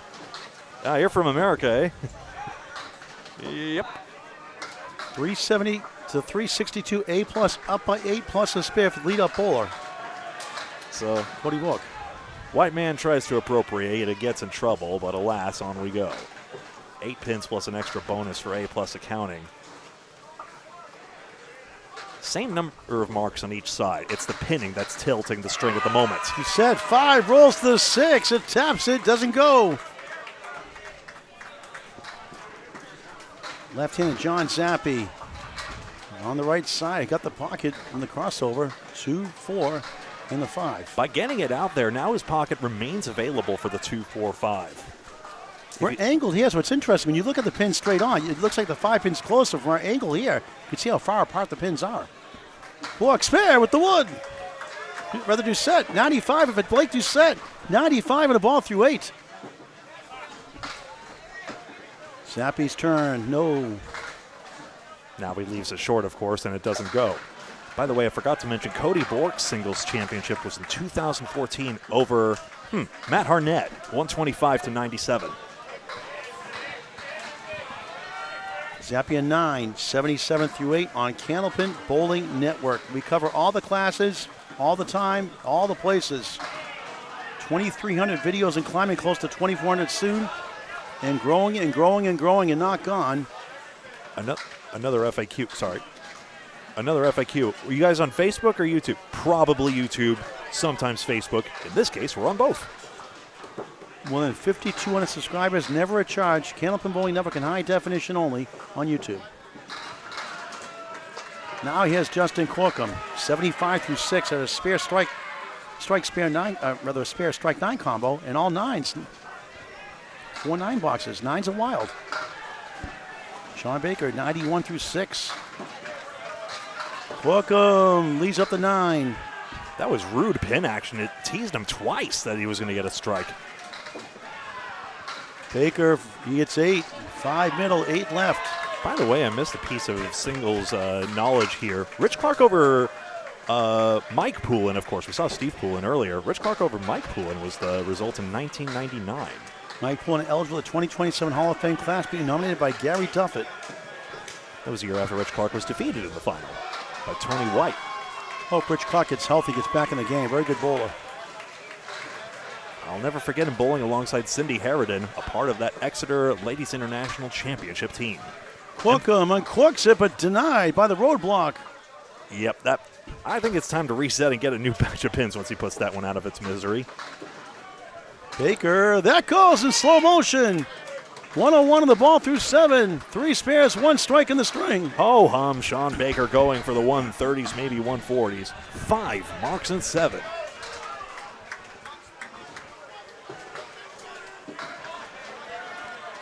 Here's the robbery caught on camera. Ball deflects and the wood twirls to the right. Corkum 10, 85 through 8, his first 10 of the string. X marks the spot. Troy plus up 9. Sorry, Greg. Troy Fournier, your new singles champion, over Mike Brown. What a final. A plus up 9. 2 spares to 1 on this side also. The only mark from Sean Baker right now. Sean from Haverhill, Massachusetts. 2-4-5 triangle for Corkum. Right-hander Sean Baker. Nice ball. Rolling for the 7. Yes, strike. Strike on spare. Wow. 111 through 7. 128 plus 2 in the 8th.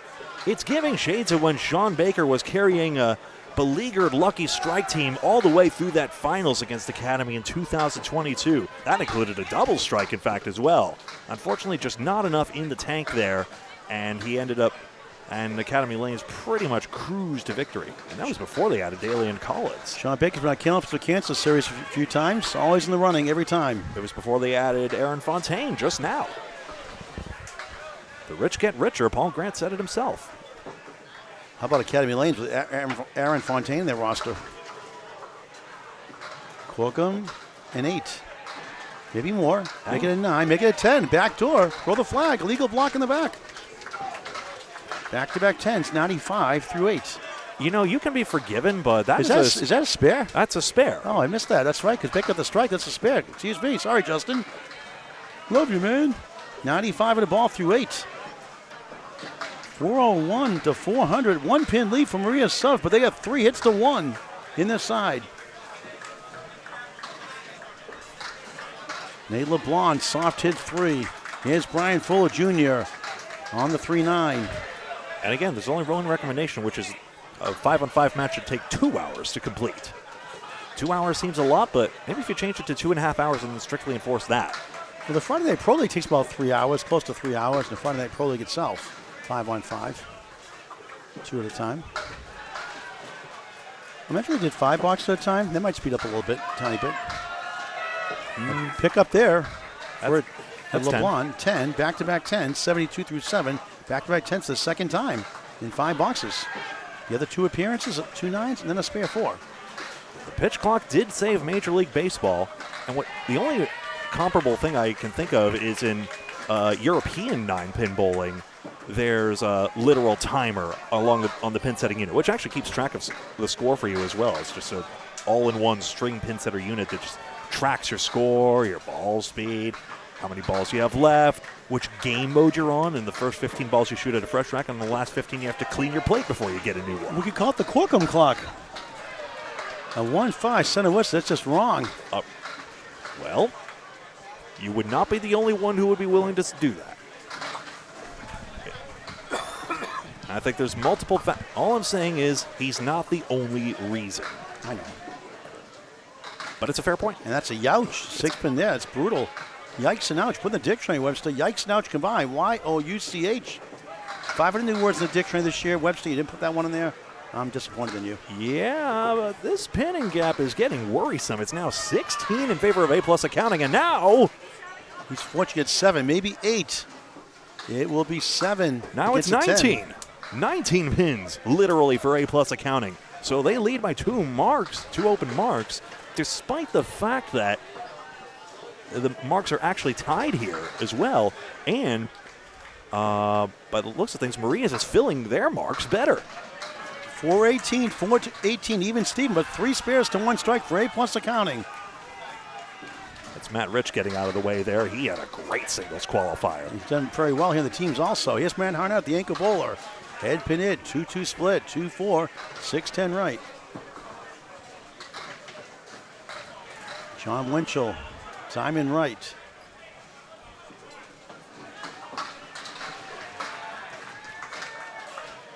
A-plus, 10 ahead of Maria's in the standings. Harnett slides it over. It goes! Wow! Pumps his fist. Nico highlight reel. 2-4-6-10. Winchell, fist pump. Gun cuts the diamond. Spare the match. 81 on the ball through 7. 84 on the ball from Matt Harnett. That just keeps on going and going, and he is stoked about that. 2 difficult shots. Diamond's only go about 27% without wood for Class A bowlers. And it's by Kenneth Bowling Network. And it's a microcosm of how bowlers can be so chill off the lanes and so intense on them. Harnett on the head pin, takes the 5. There goes the 8 behind the 2. 2 wiggling 4-7 on the spare. 91 through 7. Probably the same for most hockey players. 3-6 wobbling 10-4 left for Winchell. 6 fill 87 through 7. Advantage Harnett. I don't want to meet PK Subban and Brad Marchand literally at any other time other than facing them in a hockey game. I think Kelsey Layton's a big Bruins fan. Maybe Kelsey Layton, a Big 20, can help you out with that. Missed the object pin that time. Harnett on the 2. Not happy with that. Brad Marchand used to be a Boston Bruin.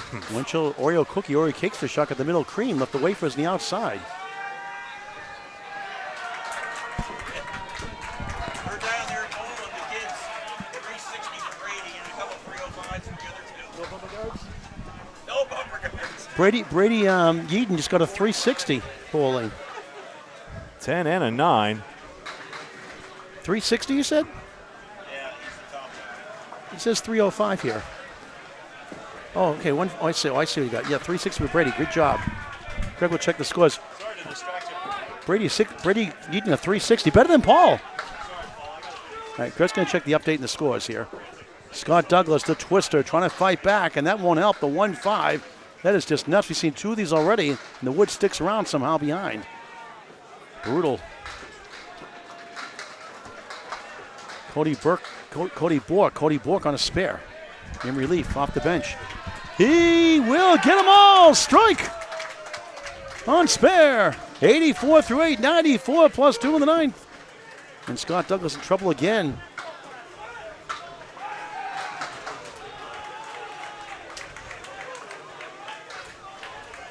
Trying to get 3 here. Move on. It's a 6, just 77 through 9. Now it's going to A-plus Accounting's way in the right direction even more. 6 box that was? Yes. 465, 449, A-plus Accounting. 16-pin lead, a strike and 2 spares to 1 strike from Rhea Subs. And Cody Bork off the bench for Jerry Dunn has done his job. Douglas, the twister. 3 right, 5 left. Wood sticking in front to the left. And a spare 4 in the 7th. Bork 8, 4 wiggles left, 8 right on a strike. Scott trying to get a big 20 to salvage a 97 string. He has it. 87 the ball in the 9th. Sigh of relief.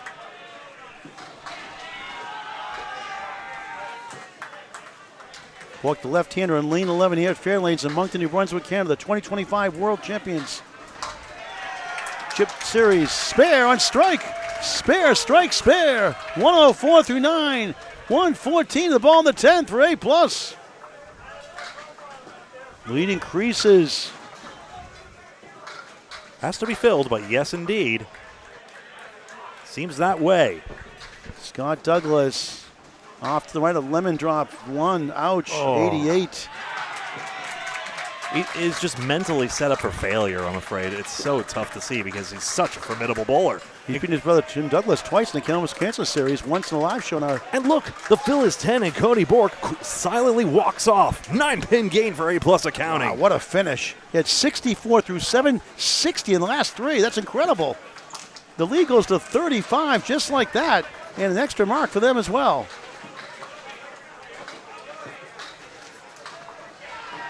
Scott Douglas would really be a big contributor. Could be the future of this team with Tim Douglas maybe down the road. He has the talent. He's gotten better. He's at a 118 average or so. When I first met him 3 years ago, he had a 106 average. 4 years ago, he had a 106 average. Obviously flushed with that performance. It happens, though. John Zappi, check mark left. His team is down 37 right now. A spare here for Blake Doucette. The fill is 7. 1 wiggling 3, 6. 7. Is there 5 behind the 1 there? 8-pin. 1 on the 8-pin from our angle. Okay, all right, that's right. It's hard to see this angle. So make it 6. Yes, head pin 101. spare. Zappi needs it from Maria. Gets it. 87 the ball through 9. So Doucette 101 through 8. He stole the wood with the head pin. Head pin took one for the wood behind. 7-8. We desperately need points.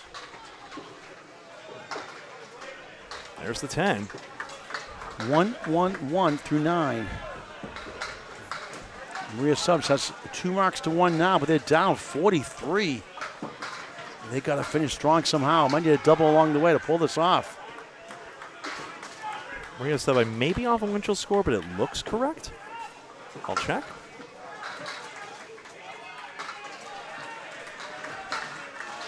John Zapp in the extra session. Right side 5, 92 through 9. His only mark before that was a spare 8 in the 5th.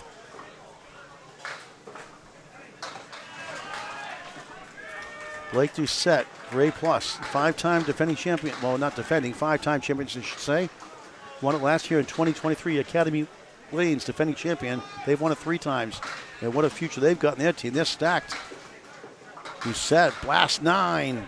Same spot takes the king, the 5. Yeah, I think it was backwards. Savvy trying to pull it apart. Got the 10 out of the way. I understand that, Eric. I understand the drag racing metaphor perfectly. So yeah, I know they have to really creep up on the pre-stage and stage lights, but Blake spare. 121 on the ball in the 10th. The hits keep on coming for A+. They were struggling yesterday and earlier today, and that 8-point win last time out gave them a lot more confidence. It's interesting that there's a little metagame of first to get there. It gives their opponent a time penalty, kind of like the chase, the game show. Zappi at 10, 102, opening string. Once one goes, the other has 5 seconds. 40-pin lead for A+, 2 spares to 1 strike in their favor. Now there would be some ball-for-ball intensity. If you fall more than 2 balls behind or something like that, and if you fall more than 2 matches behind in the ACST, then Danny Finn starts yelling at you. What a fun mechanic. Blake rolls 6. By that I mean the Atlantic Candlepin Single Store. Good start, 127 opening string for A+ Accounting's Blake Doucette. And they open up a 46-pin lead with 6 blocks to go. I think everything else is correct here. I may be off a pin on Maria Subs, but we see the direction this string is going. Did we get the standings? Did Dakota hand us the standings a minute ago? I thought she was coming over here. I guess not.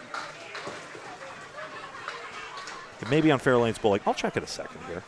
I can't open my phone up. It's not opening up. I'm on like 1G, I think, right now. Oh, no. Head pin. Whoa, this would be one way to get a double strike, but Baker sees the wood settle in front. I'll check. Doucette. No, Corkum, excuse me. Corkum. Oh, 9 pins dropped. No strike. Baker 5 and 8. Englewood in front. Wood behind. 2 pieces. He got it. Spare. On strike. 131 through 8. 141 on the ball in the ninth. How big of a deficit would it be without him in this first? Corkum, spare 9. 104 through 8. Look for 2 in a row for the second time here in the first. It's gone. 114 on the ball in the ninth.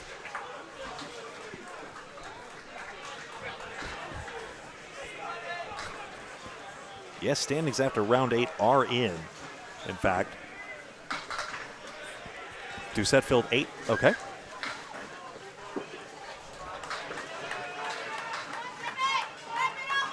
Baker 8 on the spare. 149 through 9.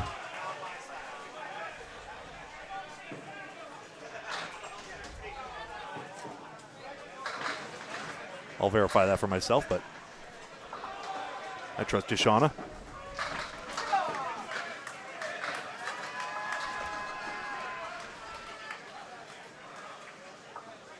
Corkum. Still rocking and rolling this windup. The sun is setting. In the days of jeering, I would be counting it out loud. On the crossover, 6. Left to right, 7, 5, 6, 10. Spare 6, 120 through 9. Once upon a time, the trash talk down on the pits was near insufferable. And some of the best bowlers were like, hey, it's fine. Just another one for Baker. 4 in a row. 159 the ball in the 10th for Maria Subs. Sorry, Greg. It's an incredible string in an anticlimactic moment. And they still trail big at this point of the string. And they got crushed last match by Birchall Siding, who threw a 687 at them in the first. And a triple swept by Freddie Toffelmeyer the last 2 boxes. Cost them lose 8 points instead of losing 6. Shauna Phil 6, 120 through 9. Shauna was absolutely right. Blake Doucette, 129. Thank you, Shauna. We appreciate it. It's hard to read those scoreboards, especially angled. Quilcom got it! Breezes down to 7, another one! He's got 3 in a row! 130 the ball in the 10th. And he's getting creamed by his counterpart. A stellar bowling by both 3-spot bowlers. Worth the wait? Yes, throw it again. Get replay. 45 pins. Oh, sure. Yeah, it was 5, 6, 7, and 10. Sean Baker, the number is the story there. 160-something. I think Justin Corcom's fired up about that one. His girlfriend Katie Pone is. Lovely lady she is. And we got his kids on camera after A+ Accounting took the title. That's right. 8 for Baker. Nice string. 167. It won't be enough, unfortunately. That's too bad. Without that, it would have been a lot further. It could be triple digits in deficit. So I'll keep him somewhat in the game for total still, and 6 points. Totally echoes of 2022. Corkum back to earth, a 2 fill. Nice string, 132 for Justin Corkum, the third bowler for A+ Accounting. Lead is 39 for A+, no marks on the board. We'll need a lot of work to get this pulled off Miracle Zone for the first 2 points for Maria Subs. Greg Guyar will call the middle string. I'll be roving around, getting scores from the other matches. I guess a flurry of 20 boxes could take it away on the end, but Fuller Jr. hasn't been smashing the head pin this string.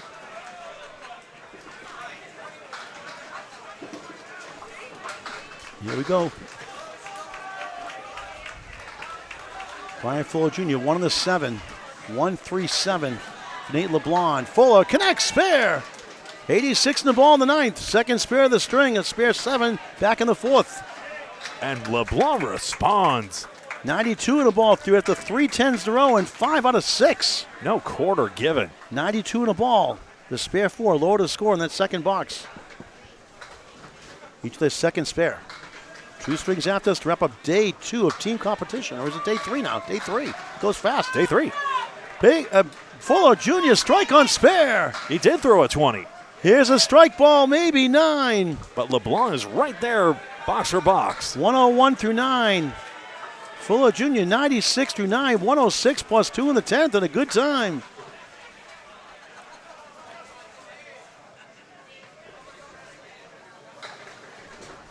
LeBlanc, spare, back-to-back, 9th and 10th, 111 in the ball. There it is, but 38 pins up. I don't see how this happens unless Fuller Jr. doubles. And then even there, you would need a crazy mark out and for Matt Harnett to do nothing. Fuller head pin it, the bundle of 5, they call in Canada bucket shot. On a strike, trying to get to 116. It's a 31% success rate without wood for Class A bowlers. Stats by Candlepin Bowling Network. Fuller trounces 3 for an 8-fill, 114 finish. Some fatigue there. The ball was left light, but did get the count. LeBlanc on the spread eagle, I believe, 4. 115 string, or was it a 5? Oh, I'll check. I think a pin fell down. I think it's a 5. It's a 116. $2 to go. 34 pin lead for A+. Winchell must strike out to have any chance for 2 points. That's the first string going to A+ accounting now. Now the question is, how close can John Winchell get his team close to the total? Still trying to get 6 points, another devastating loss. Every year they're in the running, they're struggling right now to get in the playoffs. 10 behind A+, that final spot. 115 is correct. Give or Sean take. had it right as well. All right, so it was a 6, 115. No spares either side. I'll confirm. Yes. And for Maria Subs, 88, 102, 167, and 114.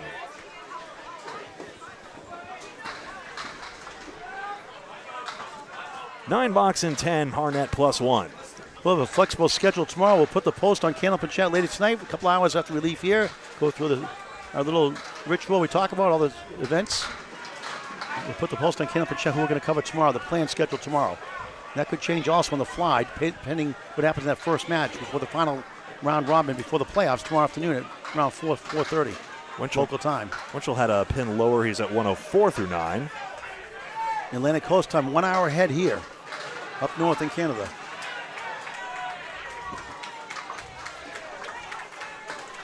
Yeah, Paul, unfortunately our setup is up here in the DJ booth, which is a blessing. It's a blessing sometimes and an inconvenience other times, but it's definitely a net positive. And thank you to Fairlanes for providing it. Anything we need, they give it to us. They've been just terrific. We appreciate that. It's Trying been to give you incredible. the best we can give you here. Crowded field. Maybe during the playoffs we can start getting pushy, but yeah. Winchell tickles the 1 for 9, 113 first string. Is that it? Is he getting the ball to go? That's it. Nope, that's it. 113. 9 Matt and 7. Harnett a 7, 118 first string. A+ accounting, 2 more points. 2 points the wrong direction from Maria Subs, 618 to 584. We'll check the official score in just a minute. Back with our middle string in just a moment. 618 to 584 I showed it as, so we'll confirm in a second here. They whisked that thing away. As we get set for the next one, Cody Bork will be the leadoff bowler again. In string number 2. A lot of flurry of activity as Paul immediately runs away to check the scores for you all, and he'll be right back with that in just a moment.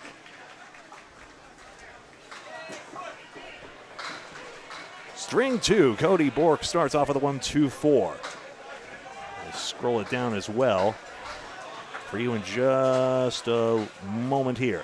Scott Douglas remaining in the game. 4-pin, good start to the string. He's got the 7-pin.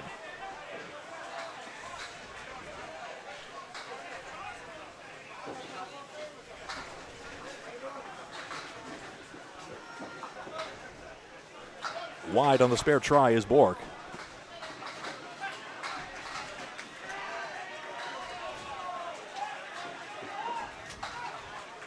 And the plank blundered, unfortunately. Neither side making their mark. 1-2-4 taken out. Bork collects his $10. Scott Douglas stays on. It's going to be a good confidence boost to him. See if he can make up for it now. The tough first string there. Tim Douglas or Tornado is in for John Zappi, the only change, Greg. It's a tough first box for him, unfortunately, in this case. And we have seen Scott Douglas many a time dominate, including in our Candlepins for Cancer.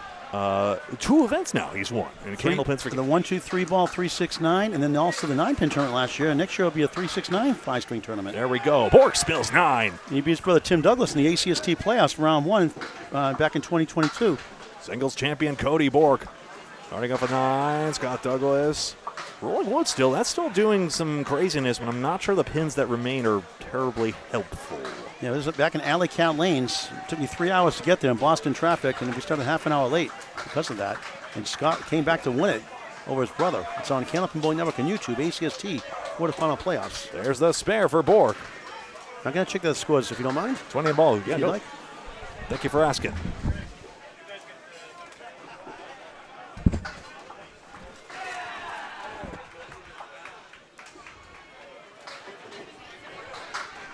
Dakota.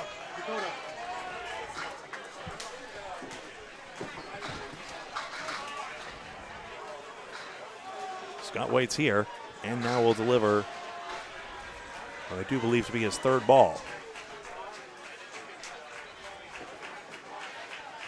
Takes the 9 box.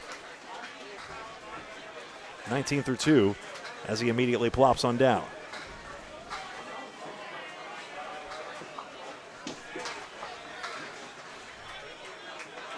A production card, huh?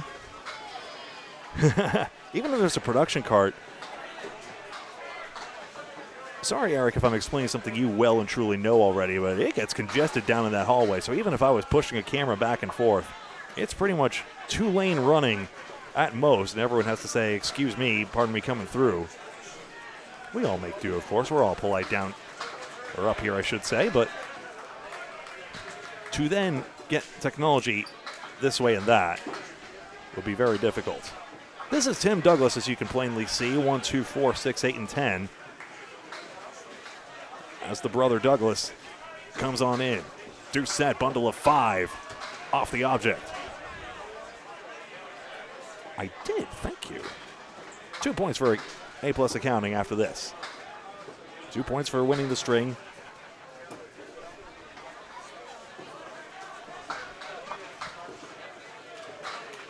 And deuce set has a 9. Thank you, Scott Hodgson. You've been a great help.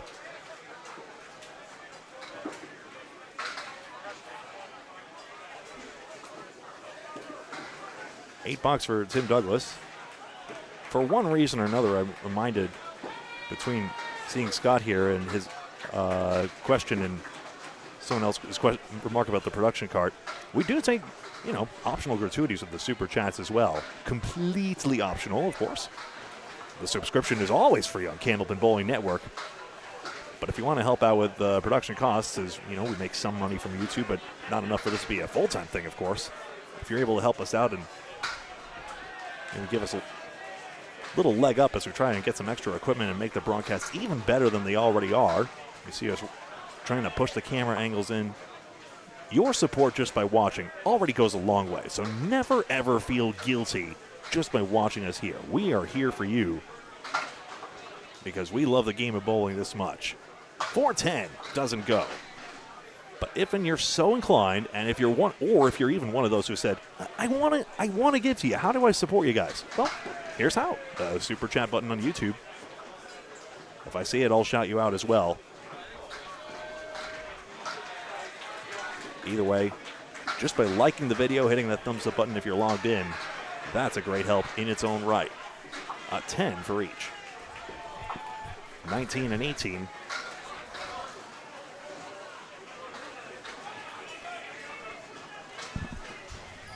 Baker and Corkum had great strings. Great and greaterest. 167 for Sean Baker. Channel 50 star of WNDS Stars and Strikes. And still going.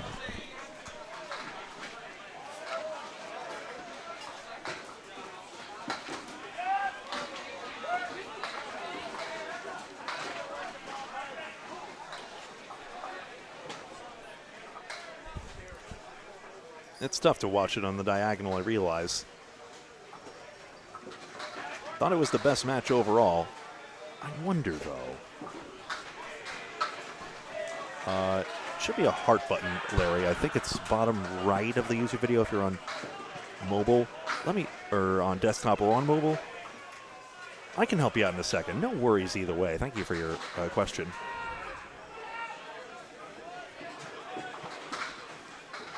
Did I get my donair? Yes.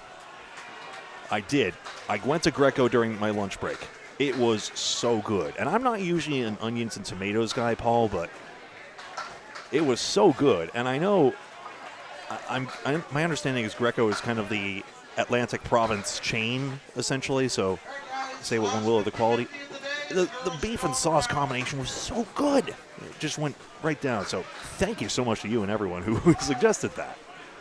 $8 for Corkum. Here we are in Moncton, New Brunswick for geographical reference as Baker gains 1 pin.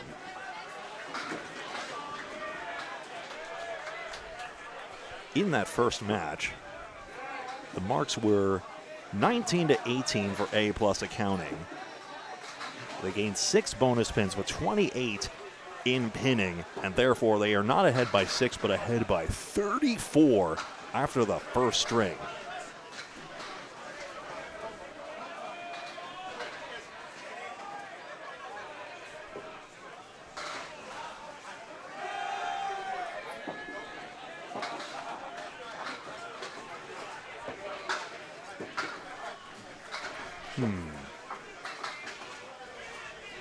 There's a temptation to move the pin cam and switch the scoreboard around. I'll try something after this. First Corkum. Head pin spread eagle.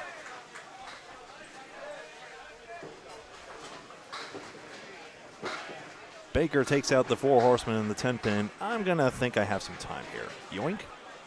Yoink. How's this? Does that do any good?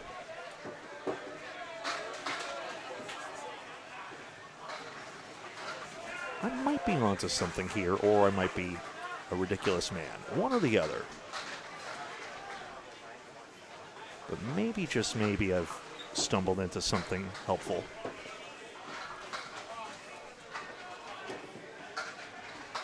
Eagle try. Corkum can't escape. It's clutches, and he gets a 6 box. Baker into the 4 pin, and he gets a 7 box.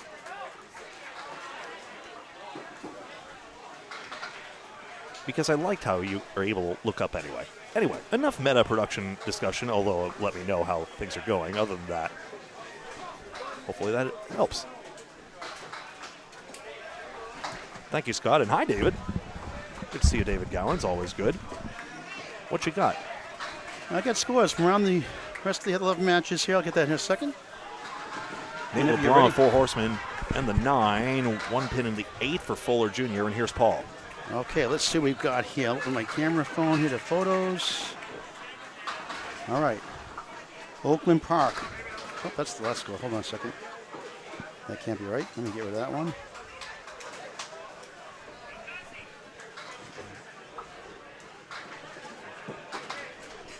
$10 for Nate LeBlanc, who looks like he's throwing lemon drops as it is. I'll take yellow them. balls. Put a buck in. They're just yellow bowling balls. Wreck and roll rebounds 577 to 563. String 1 against Stars and Strikes by 14 pins. Wreck and roll led by Yves Woodrow, 131, 124 for Billy McClellan. For Stars and Strikes, 124 from Scott Sparks to lead his team. 2-0 Wreck and roll. Other matches, Drywall Concepts, #1 seed in Division 1, lead after 1. They win 596 to 563 by 33 over Graffam Flooring. Fuller Jr. spills 9. Ryan Overall Southall, 131 for Graffam Flooring. For Drywall Concepts, a 133 for Mark Weber, a 128 for Mark Carrier. The 2 bowls in the main ACST Atlantic Candlepin Singles Tour final in 2023 from Newport Entertainment Center, Newport, Maine. A must-match you don't want to miss ever on Candlepin Bowling Network on YouTube. Austin Barnes, by the way, also had a 139 to lead the team. Spare. 2-0 for Drywall Concepts, 3 points ahead coming in the standings.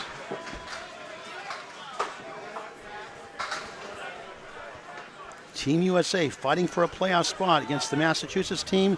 They lose the first by 8, 543 to 535. Jeff Walsh, the bulldozer, a 131. Steve Kelly led the Mass H team with a 122. 2-0. Team USA down. Kingswood Bulletproof loses by a touchdown to Birch-Hill Siding, who took 8 last match. Birch-Hill wins it by 6 to stay alive. And Kingswood Bulletproof, in the middle of a tough schedule, loses by 6. They were led by Corey Smith's 136. Birch-Hill Siding had a 130 from Troy Dunphy, who's bowled great today. A 130 from Travis Toffelmeyer, who had a triple strike to be Maria Subs in that last string, the last match. Horseman not run down unless the 10 wilts. No for Harnett. Winchell cannot make it either. Yeah, studio mode, genius. Fenway Academy swept last match. They win the first string in this last match today. Another close one over Canada 5, 609, 601. Canada 5 led with a 130 from Matt Schultz. A 148 from Chris Merrill. And a 131 from Joe Smith. Academy Lane's 2 teammates in Friday Night Pro League.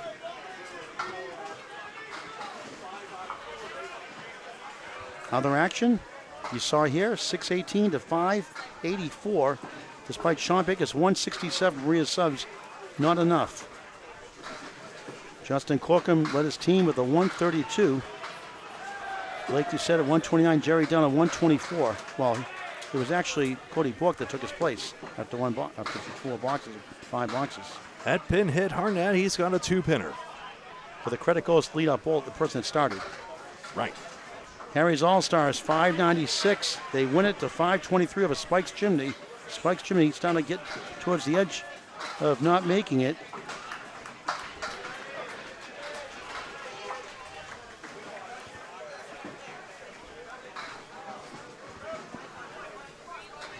Harry's All-Stars, 124 for Mike Erickson.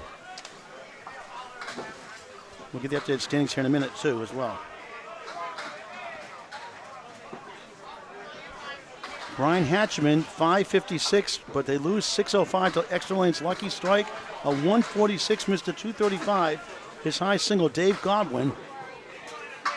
A 124 for Logan's run, Logan Gingras. Steve Latch, 125 for the Hatchman. Logan's Gingras' first year in the Worlds. Out of Extra Lane Shooter Sports Club, Exeter, New Hampshire. Full scores on your screen here. Sorry, digging up papers, and I missed the Harnett last box. Excuse me. My fault. I'll check in. New England Flooring, 563 to 525 over Oakland Park. 136 for Tim Hayes at 120 for PDP Crawford. 114 for Jason Kaler. 114 for Sam Higgins, Danny McBrien, a 115. Oakland Park out of the playoffs. A couple more matches to report on. Bayers Row, Bolorama, another close one. We've had a ton of close ones, Greg, in this 9th match of 11. Able Evolve Realty bounces back 621 to 618, a 3-pin win over Bayers Row, Bolorama. Bayers Row, Gwendolyn Duguay a 135, Malcolm Jennings a 132, Steve Colbert a 129. Not enough. Mike Brown, 147, Sterling Trites a 125, Sean Bernard, 121, Lucas Nickerson, 121 for Able Evolve Realty. 4 Phil for Bork. There we go. Central Park Lanes does their job. 580 to 560. Another close one, 12 pins. Strike for Scott Douglas. Sorry, Central Park. Good for Scott Douglas, by the way. 580 to 560. Outlaw Rides loses by 12 to Central Park Lanes. A 126 from Matt Buffalo Nicholas, 126 for Tim Susi, Freshie, Nick Cefaletto, 124. Outlaw Rides, a 129 from Grady Wood, Brandon Romart, a 121. Adam Malance, an honorable mention, 119. 2-0 in favor of Central Park Lanes. And it's good. Cody Bork responds with a spare. And I have just one more. Yes. Avon Valley Lanes, Academy Lanes, no shocker. Academy Lanes wins at 647 to 531. Doug Holloway Jr., 125 for Avon Valley Lanes. What do I start for Academy Lanes? Let's see. How about 145 for Aaron Fontaine, 129 for the Terminator Charles Collins and Jack Berrigan. I think Jack Berrigan actually started the whole match, string 129. Josh Daly at 124. They've only lost one string all week long. And they play Extra Lanes, the final match tomorrow, for the fight for first place. And you are up to date as far as that goes. Let's go over the standings when you get a chance. Greg will go over that. Ed Pin to it, and for Tim Douglas. 3 pins for A-plus accounting is all they have in the lead, and here's Paul with the rest. Okay, so Division 1. Top 5 make it. Remember, division winners, one each division, gets a 2-round bye to the semifinals Saturday afternoon. Drywall Concepts, 46-18. First place. Fenway Academy, 3 behind with 43 points. Canada 5 was 4 behind, but they lost the first. Kingswood Bulletproof was 5 behind with 41 points. They lost their first. Drywall and Fenway won their first 2. So right now, Drywall is at 48 points. Fenway 45. Canada 5, 42. Kingswood 41. $10 for Blake Doucette, and Maria Subs now has the lead. And A-plus won also, I believe, so they're 42 points. They jumped Kingswood Bulletproof. Kingswood now drops to 5th. And A-plus started the day from 6th. They're back in 4th. By the way, David Gowans, you should DM Paul that question. I think will probably be best, and he can work something out with you, I'm pretty sure. Oh, the Camel's Cancer shirt? Sure. Yeah, just a question of when to pay you exactly. That's a tricky one. Virtual signing 32. Spread Eagle weirdness. Team USA won. They got 32. Maria Sub is way up, back down to 8th, believe it or not. 8th place. Who would have thought that? Academy Lane's now 62-2 coming in. They won the first ring. They're 64-2.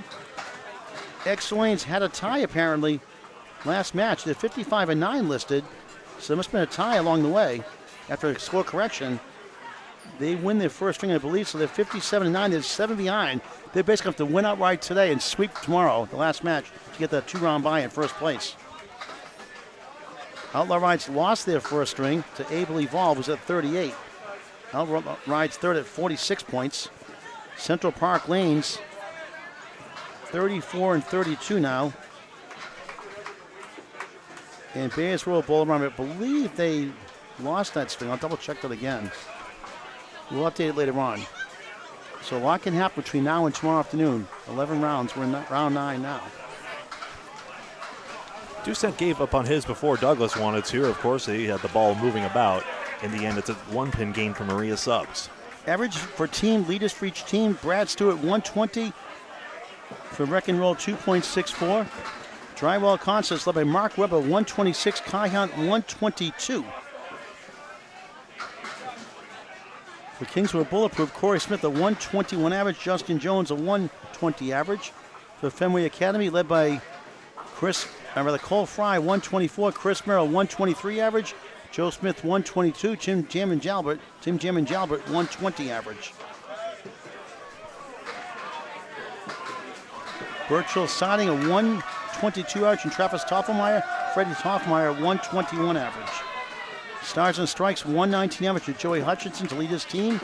A-plus accounting. Nate LeBlanc, Matt Harnett, Blake Doucette, all with 122 averages. Justin Corkum, 121 average.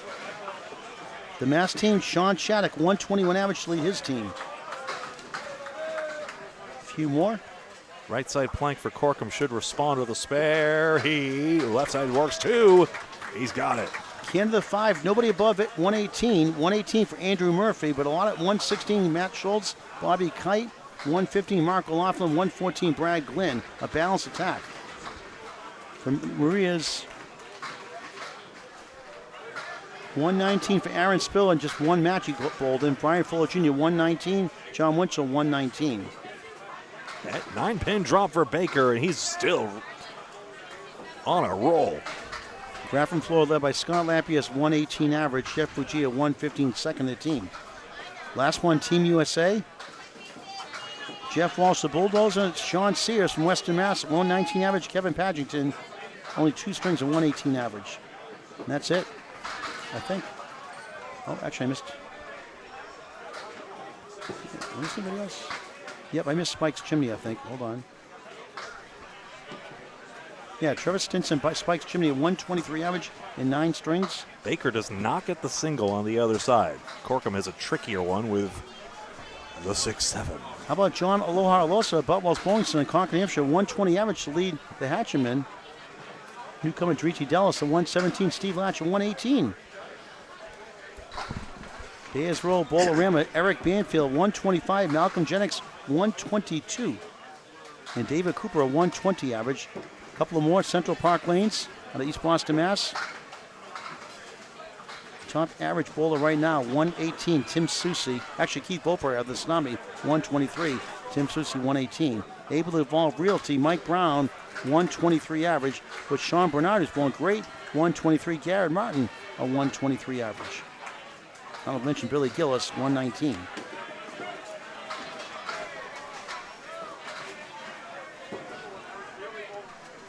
And a few more, and we're all done. Harry's All-Stars, Matt Rich leads the team with a 116. A great week for him. Avon Valley led by Chris Curry's 118. Brett Adams, a pin higher, average-wise 119. New England Flooring, Tim Hazer with a 120 average, leads his team. Peter Crawford Jr. actually higher with 121, and Mark Ritchie, the best on the team, with a 123 average. Fuller gets an 8-pin drop and has 28 through 2. Outlaw Rides, 127 average for Andy Babineau. Calvin Locke, 125. Adam Melanson, 122. Brandon Romard, 120 average. Fuller foiled on the 2-pinner. Academy Lanes, Corey Packard, 125. Justin Wattis is a 126 average. Charlie Collins, Terminator, 122. Aaron Fontaine, 121. Kenny Harris averaging 124. Jack Berrigan, limited role, 120 in 10 strings. And that is everything, pretty much. I think there's two more actually of the page. Extra Lucky Lanes, Joey Lister, Freight Train up to a 132 average. Jimbo Aon, a 132 average. Strike by Fuller, 47 plus. And Maria Subs' lead grows back into double digits. Joey Lister, Jimbo Aon, 132 for Extra Lucky Strike. Jeff Shredder, 123 average. Nick Leach actually a 129. And the last one, Oakland Park, low at Jason Kalo, the owner, 113 average. And that's everything. I'll leave you alone. And remember, I said, well, the lead was already in double digits. Well, A-Plus Accounting had the extra mark. Now they don't. Now it's true double-digit advantage for Maria Subs. 8-box LeBlanc underwater at the moment, as Harnett and Winchell take their place.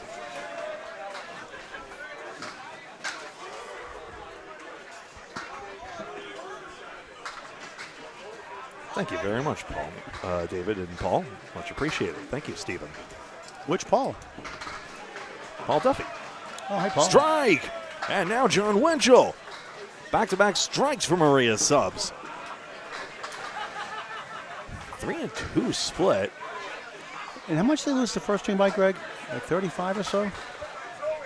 Last string was a 34 pins, mostly on pinning. And how big is the difference would have been with Sean Baker to get that 167? I mean, he gets like a 120, 125. They're down in the 80s. It's high 70s. A bucket 70s. load, yeah. Sean Baker is the reason they're in this. Just the one market for right now for him.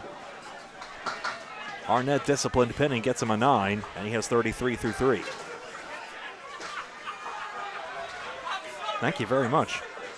250 of you watching live across Facebook and YouTube on our channels, Candlepin Bowling Network. Singular stream today because we've just been nonstop.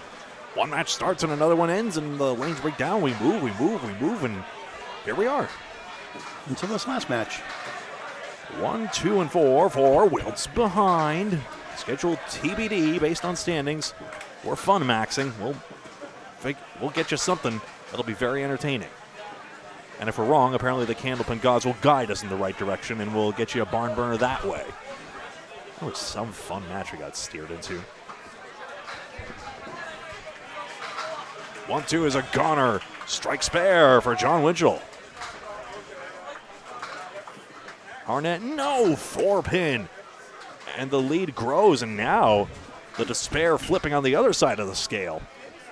Coming in today, Maria Subs was out of the playoff race at 6. Obviously plenty of time left. Maria's was 4th. It's gone the other way. It is a 9-box, and now total might be tilting as well. Let's take a look. It's 10 pins, minus 2 marks, and now suddenly all the remaining points are in play. 2, 2, 3, plus 2 bonus balls. This is starting to get very out of hand in the string, as Maria Subs have thrown 1, 2, 3, 4, 5, 6 marks to 2. 6 marks to 2. Maria Subs are A+ accounting in that. I could count faster than Vic Router. Good for me. If they get 6 points this match, somehow Maria subs, they'll go to 36 and 36 with 2 matches to go, and that will put A plus at 42 in 30 in that scenario. Douglas denied a double here. Bork throws 8, and they both may be able to get marks.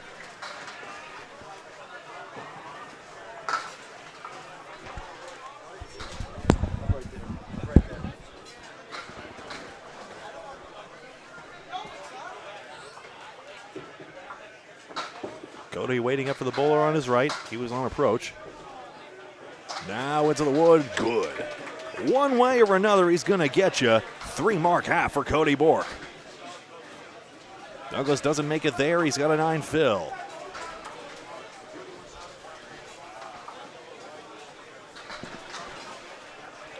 Total on a knife's edge right now. Maria subs nursing a healthy advantage in this middle string. This is the last match of today. 2 more tomorrow, and then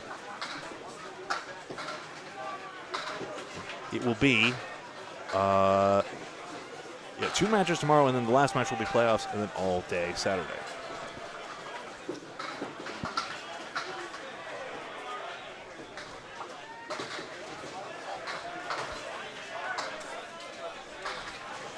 Douglas gets the 10 box. Don't say it, Paul. Don't say it. 57 at the half. But much more dialed in here.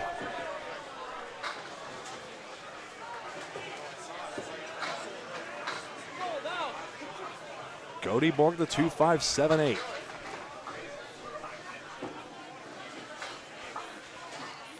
$66 at the half.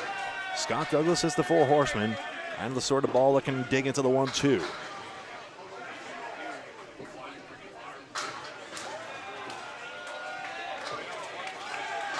Yes! Into the 2-5-7-8, and Cody Bork has 4 marks and 6. Douglas, yes, responds in kind.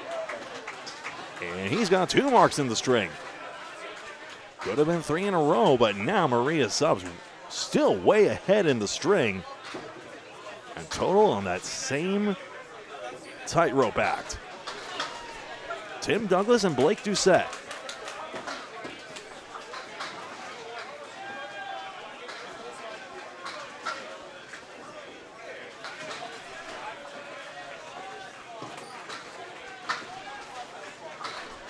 It was 6. Of course it was 6. Thank you, Sylvia. Smashed in had been just the 10 for Doucette. Singles champion the last time we were here at Fairlanes Moncton. Remember, 2 match points per string, 2 for total. Ties split the points. These points determine the standings to determine the top 5 teams in each of the 2 divisions of 12 teams. Top 5 teams advance to the knockout round. Top seed gets a 2-round bye. 5 and 4 seeds take a hike to the other side to play the 2 and 3 seeds respectively. No, 10-pinner does not go for Doucette.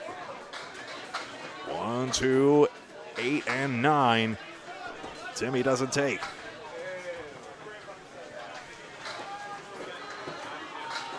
A question of pins on both sides.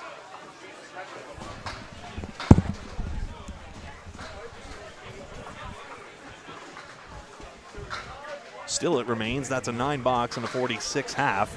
Doucette pinning well, as is Douglas. 9 aside.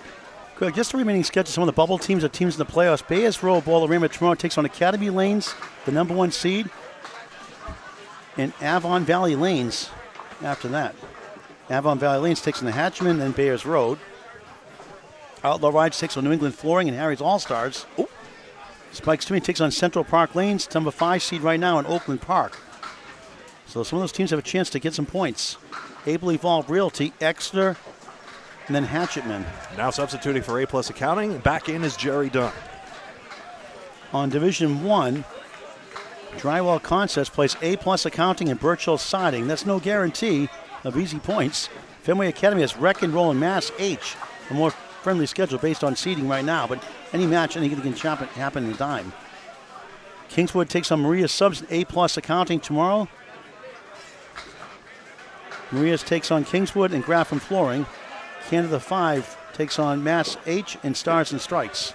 And Birchall Siding, Drywall Concepts, and Kingswood. Those are your teams on the bubble or in the playoffs for tomorrow's matches. We're going to cover tomorrow on YouTube, later on tonight, rather on Facebook tonight on Candlepin Chat.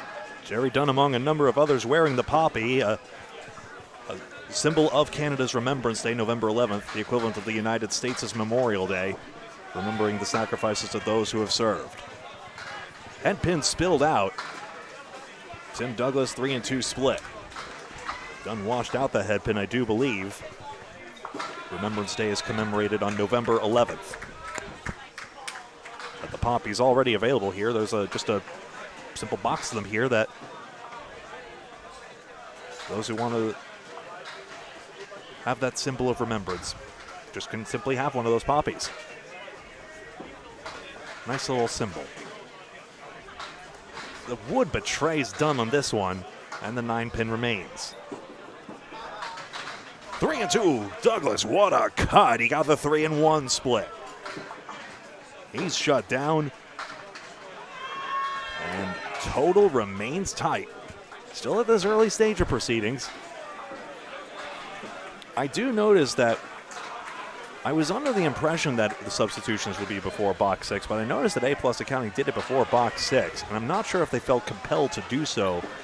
Maybe we were mistaken and it was before box 6 this entire time, but I thought we had heard it was box 7, but maybe that was based on the precedent of another tournament. It just wasn't changed at this particular captain's meeting, for example. So things tend to get lost in translation. We try to get you the most accurate information we can, but it is interesting that Dunn was brought in now in the middle of Blake Doucette's visit.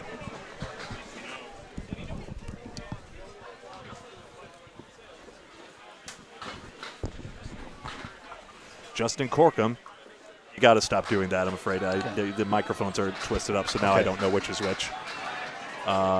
7, 9, and 10 for Sean Baker.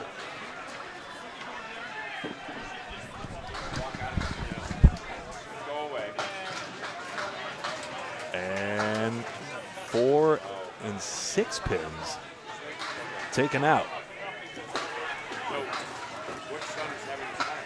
7, 9, 10. Wow, that wood just took next to nothing for Baker. And now he needs an out.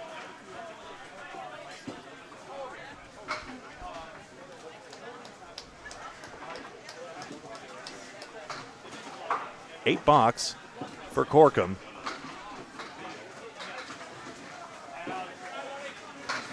And there's the 10. That's the shot Baker was after. 10 versus 8. Do you call that a PGS?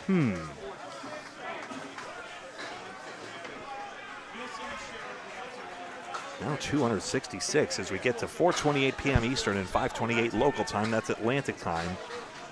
Tomorrow's broadcast and the day after will begin at 9 a.m. Atlantic, 8 a.m. Eastern, 7 a.m. Central, 9:30 Newfoundland, and a bajillion hours forward in Queensland. There's always date and time to convert time zones. Hey, Justin Corkum, 25 USD if you can convert this. Spread eagle clean for a spare. Has to be a true spread eagle, no wood like this. If you can make it on the next ball. What's Baker thinking about?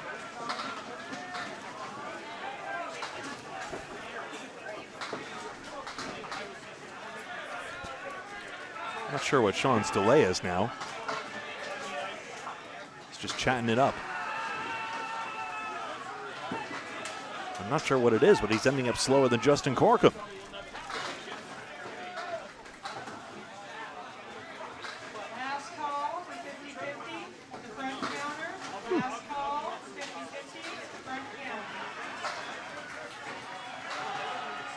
Now Corkum will go ahead. Oh, I see. It was still Corkum's turn. There's a headpin and gone for a strike. That's the ball he's going to wait for back on the next one. Justin Corkum has it all. Now, what did I have?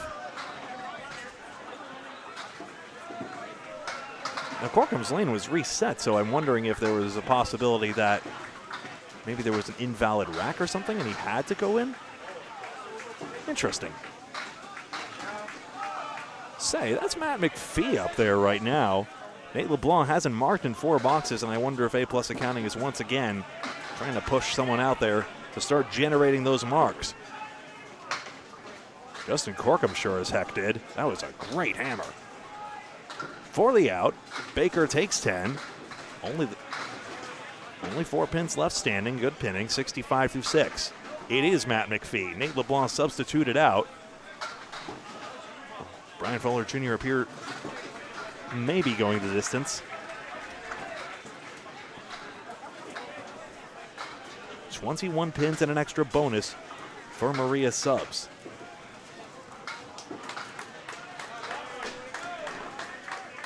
This A-plus team stacked with talent. Could they still compete, even though they've had an up-and-down day today, as I understand? Spread eagle for him. He can make. So that's right. Corcom punched the eagle, but then somehow the rack was redone. Was it incomplete? Was something noticed? I wonder. No eagle make this time. No $25 bonus. But yeah, I guess Corcom had, for some reason, was forced to re-rack, which is a huge gain because he punched an eagle a moment ago there. And he didn't take it. And then he threw a hammer on the next one. So what a massive break. 7 fill for Fuller and then a 9 box. Missing 9 pin? That sounds about right. So a missing back pin, and if that's detected, and of course, upon detection, it's invalid and you have to re-rack. It's not expressly written in the rules, it's just you have to have 10 pin set. If you don't, then upon detection, your throws are invalid, you gotta go again. McPhee, 7 and 8.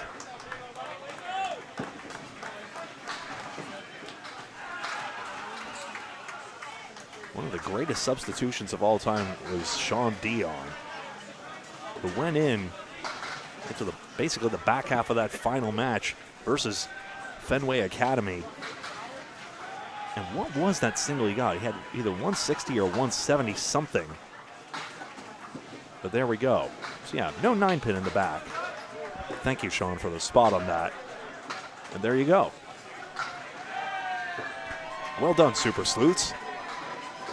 1, 3, 6, and 9. Not there for Fuller.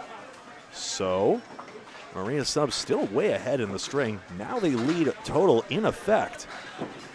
So it's a bit of a slow burn at the moment here where in a moment's time, it looks as though there's going to be about 4 points on the line if the single digit margin in total persists. There's still 22 boxes for that to change. And the bonus by John Winchell, which could potentially tilt that. The only difference is Corcom has a strike, otherwise the bonuses are exactly level. Oh, Ryan, wish you had. 10 pin only for Harnett. Winchell into the face of this one. He's tipping some pins. That's going to be good for the bonus, but tough for the leave at 7. 55 through 4. 10 pin is there for Harnett. He's got the clockwise turn. Should be able to dodge that front piece in front of the 10. The back piece has a red line looking right at it. He's in front of it. It's good. Fine and dandy. He's got 52 in the ball. And the caps don't take it for Winchell. He probably wanted some sort of ball deflection.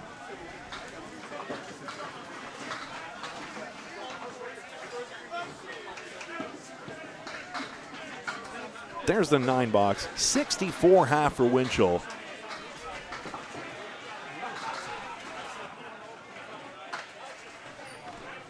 You're number 1. Okay, oh, sorry.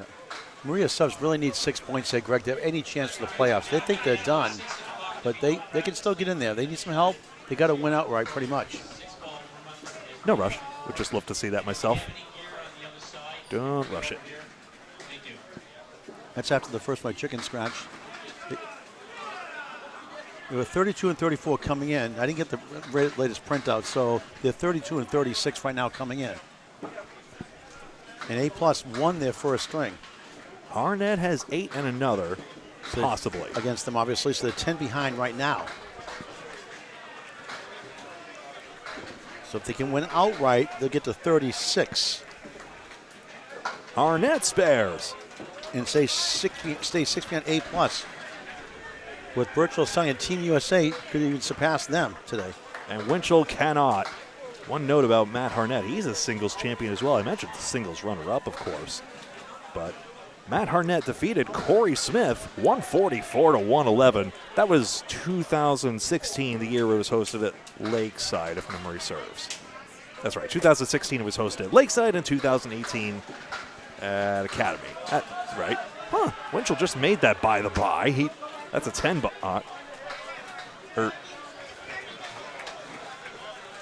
shoot, was that a 10 or it was, yeah. I'll check on that. Back to the top. Unofficially, 5 marks to 1 for A+ accounting in that. Their match leads down to 8. Maria Subs leads the second of 3 by 26. Unofficially, Greg will check the official scores in a minute. Back-to-back marks by Harnett. Oh, look at this. The cap took an extra. I think Cody Bork just broke a pin and hit the 8-pin with the shrapnel. Oh, my goodness, what a break. You got a replay for that? And I mean a break that literally Scott Douglas did not get. Yes. Wow. That is one of the wildest things I've ever seen on a candlepin alley in my life.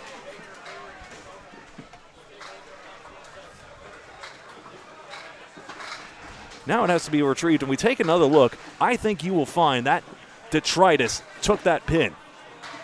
It was there already, but I think the cap was headed there. Oh, man, that is powerful. And now you have to find out which pin, or did it take it? One last look, then I'll send you back to live. I think it wilted a different direction. That was very interesting. We did get that extra 8. Scott the spear 5, Cody Bork the spear 6. He's got 3 marks in a row, 4 out of 5.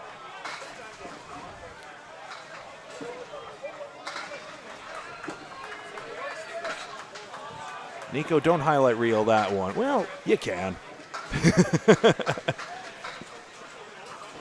$8 for Scott Douglas. It's content of some sort. What am I saying? We can title this video Clickbait Away. Scott pitting really good this string. The strike 9, the spare 5 in the string, 80 through 7, 10 for Cody Bork, 94 through 7 on Candlepin Bowling Network. 2 flex matches tomorrow. We'll put them up on Candlepin Chat later tonight.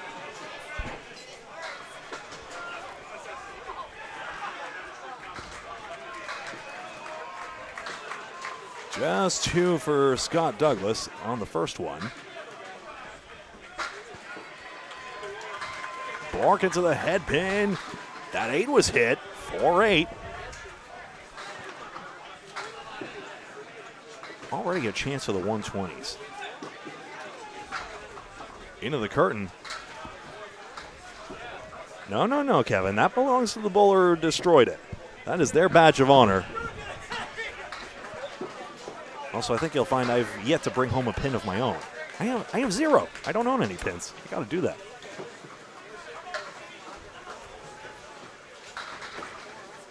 .48. You'd think the plank should take this. It does. He swings that one, and Scott Douglas needs the out. That's going to grab a few more for 5, and that's a double mark swing over to A+ accounting. 18 pins, minus in this string, and I think A+ accounting has a case that they're at least tied. Team Douglas, spear 8 in the third. He's trying to get a tornado strike here. Rally his team. They lead the string by 18, down 16 in the match with 3 marks against them. And down.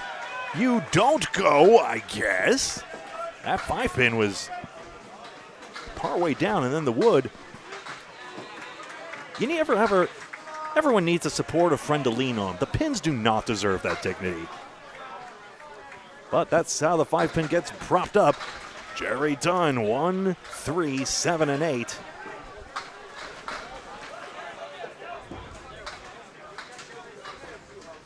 Thank you very much, Ryan. 5 pin. That's good. One way or another, Cap does not foil Tim Douglas, and he's got his second mark of the string. Dunn swapped in. Engine number 2 is a little shut down at the moment. Hey, wait a second. Is that more? Another piece of pin? Where did that come from? Is that the same one? No, I hit the button. Don't you worry. What is going on here today? By the way, who is that? Is that Todd Harrison? Yeah, it is. Longtime team captain, as I recall. Yes. Maria Subs, I think, is captained by John Zappi. It would make all the sense in the world. He captains the Hingham team. A lot of overlap with this Maria Subs squad. So once again, they'll investigate, and let's play Super Sleuth. Where did this detritus come from? Yeah, he broke a pin too. Is it the same pin that's just getting whittled and whittled and whittled? I might have to go back there and get it out of the machine. What an interesting thought. This is further out here, done 9 or 10. A+ accounting very much in this string now. I think that Tim Douglas spared gives Maria Subs a more comfortable advantage. As you see, they're ahead on pinfall, and that's less likely to be threatened, even with the 3 bonuses on their side. Really only a Corkum double takes that away. So A+ accounting with a little more work to do. 9 box and 64. Overall in the match, 22 marks to 19. 10 marks to 9 in this string. 2 extra marks for A+ accounting in the match. Pinning in this string is just about even. 1 in favor of Maria Subs, in fact. So the pinning woes have absolutely been patched up. Tim Douglas, 1, 3, 5, 8, 9.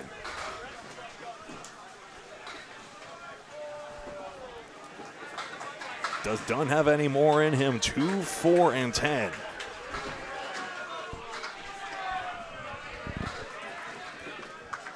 So Maria Subs in front just, you would think. This cluster needs to go, and I'll be curious to see where the ball went. There's not much to think about with this leave, but I'll be very curious to see the direction of the ball, because it really needs to drive straight back to stay in that cluster and take it all. Done on the 2, 4, 10. 4, 10, that's not the idea. He wanted the object pin, obviously. And he knows it.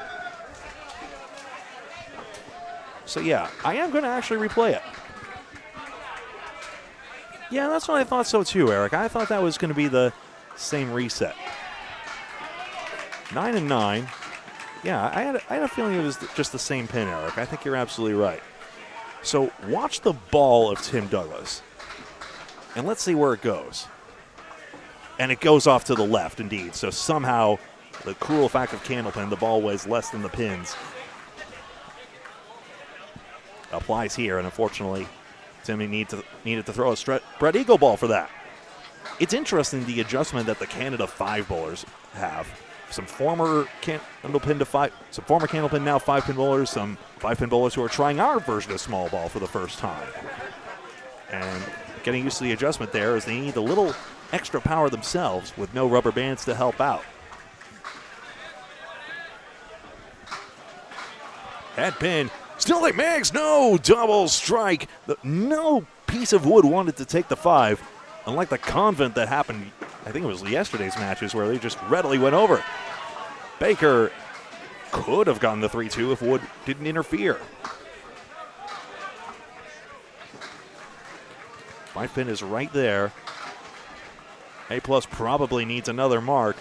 Needs to net another mark to get back in it. Corkum's there with it, and A+ accounting now has a case again for being back in this string. That's fair and a 10 for Baker. Way slower than his 167 previous.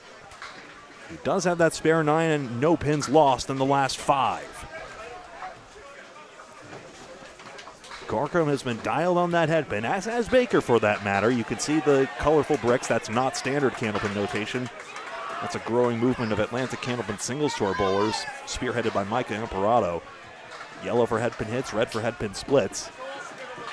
And with some Steve Kelly and Veronica McAllister touches, it's turned into this, at least the way I implement it. There's no one universal way to track headpins and splits, but there you go.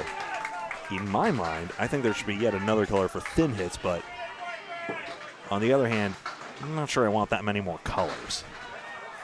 But it would be nice to differentiate between, you know, a quality lead versus a thin hit.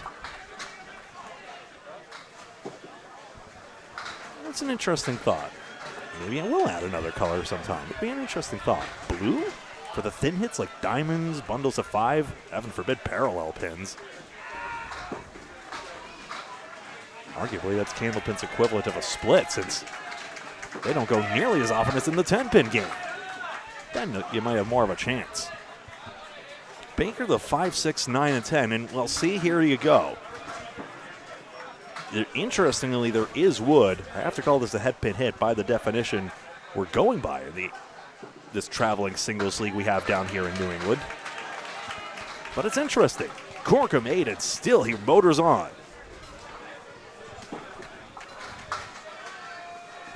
2 and 4.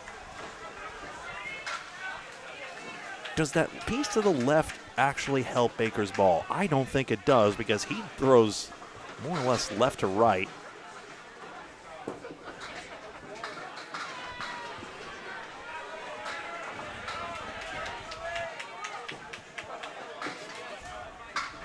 And yes, he has little choice but to really make sure he clears that wood, and unfortunately misses the 5 altogether.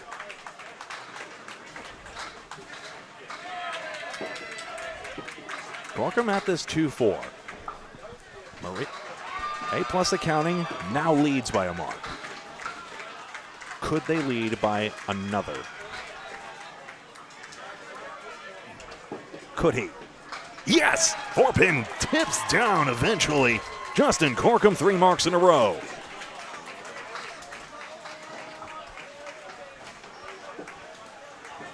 Baker tosses it in for a 10 box, and still his pin perfect box streak continues. It extends to 6 now. After that 7 box, it's honing very well for that.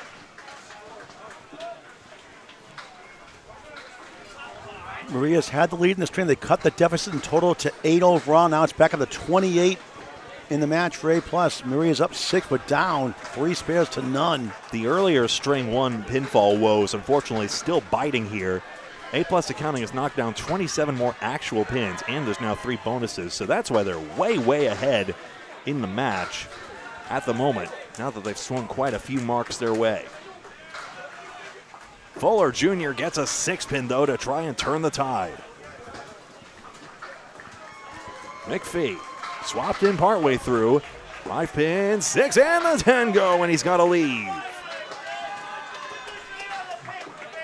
Corner of the building. Fuller's missed his single, and now A+ can extend the lead further. They already lead by 2 marks in this string. Gorkum got 2, and McPhee's missed it, though.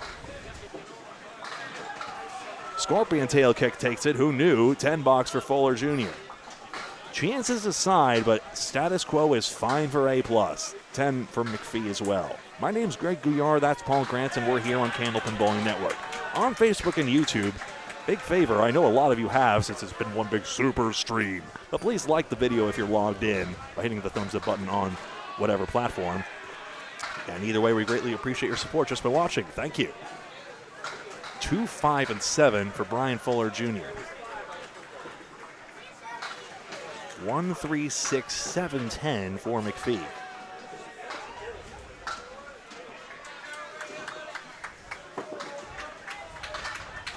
It's good. Little baby split goes. Maria Subs gets a mark. Brian Fuller Jr. 3 marks. Had some down years, but now right back to his old self. One of the top averages in the Friday Night Pro League as well. One of the more formidable forces on that Academy 1 team, captained by Justin Scally. McPhee, not interested in seeing the wreckage of Fuller's lane, resets it. as he goes to work on this difficult lead. I'm going to check in some of the scores, Greg, if you don't mind. Go ahead. Conventional wisdom is to go to the right side. He goes aggressive for it and may get 3. Will he? That 6-pin was hit, but he's hit the button, and he's absolutely right. That is an 8.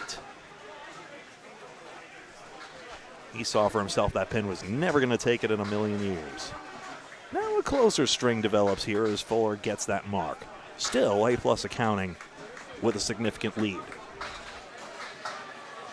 A clear but far from conclusive lead. Winchell and Harnett high head pin accuracies each. Neither terribly lighting it up at the moment, though Harnett could actually go into the 240s with another mark here. Winchell's dropped the 610. Harnett just a graceful set down and deliver approach here. Has the 6, 7, 9, and 10.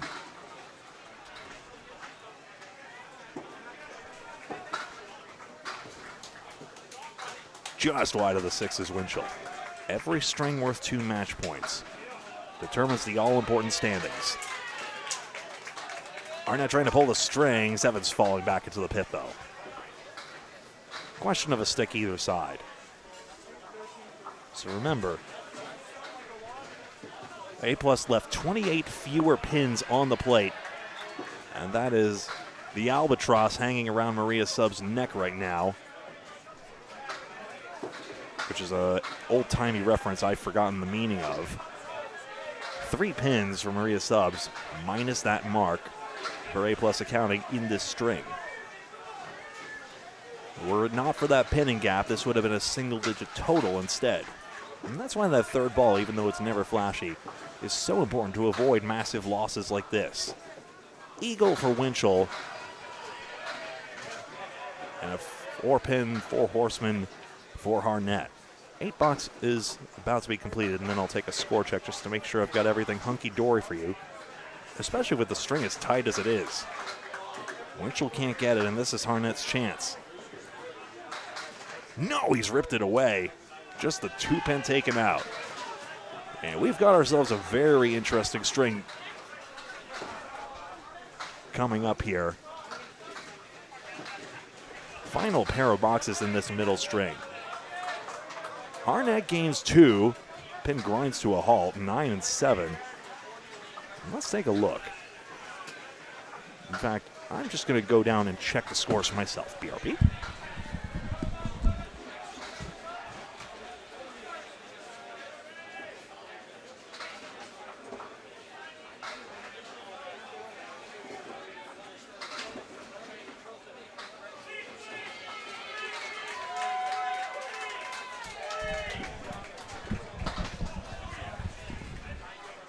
Cody Bork's headed for 240 pretty comfortably. A leadoff slot is anyway. Bork substituted it in partway through, and he has been fantastic. He gets just 3 pins out on the first ball. Bit of a fizzle on the mark here. A+ accounting suddenly slowing down. You see it gives them the slightest of edges.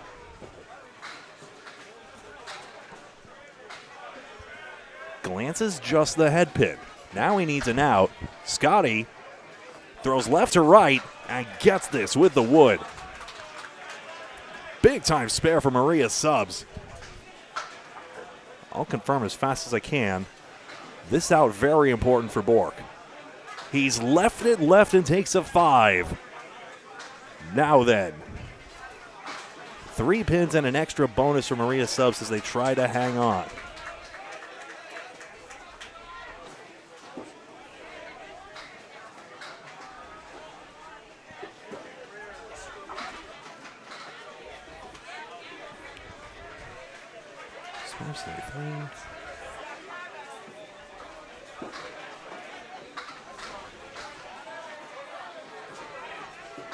There's a smudge there, but I'm pretty sure I've got all the scores correct.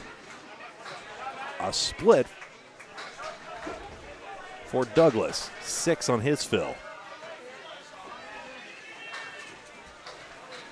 Fine string for him. He's into the 110s. Has recovered nicely after that tough missed single. Bork is suddenly in dismay as once again he's facing a dire third ball. At least it's opposite a tough split, and Scott Douglas can't gain anything on the second ball. Isn't this the way? 1, 4, 6, 7, 9, 10.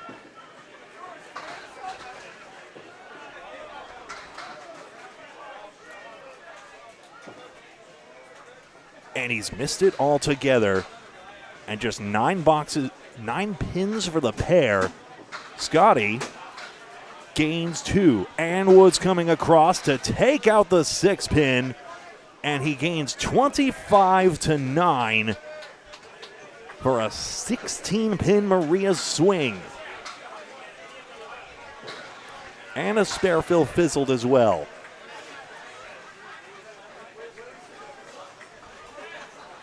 So you want to bowl the world, and these guys know how to do it. A-plus accounting. Championship team, Maria Subs, a team full of Hall of Famers and world champions. Jerry Dunn has Wood coalesce behind the 10-pin.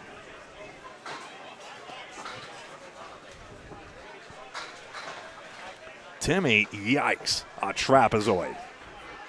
Again, another one I have to call a head pin hit based on our definition, but I hate to do it. And I show that Maria Subs scores are correct. Single pin is trivial. Jerry Dunn picks this up, and that's one of the marks A-plus needed. They probably gain one more. Maybe they'll gain a few pins. Just like that, 12 pins swung to Maria Subs in the pinning in this string. I mentioned the albatross. Well, now the lift has been lifted off a bit here. Now it's 9 as 3 are left on the plate for Maria Subs. 11 pins minus a mark. Pinning is 9 in favor of Maria Subs.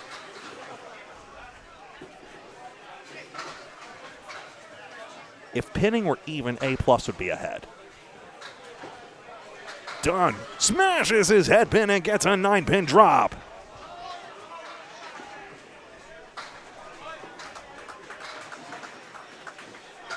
He needs a 6-pin, and Douglas gets them immediately. And puts pressure on that single pin. Dunn went from a big gain to a must make.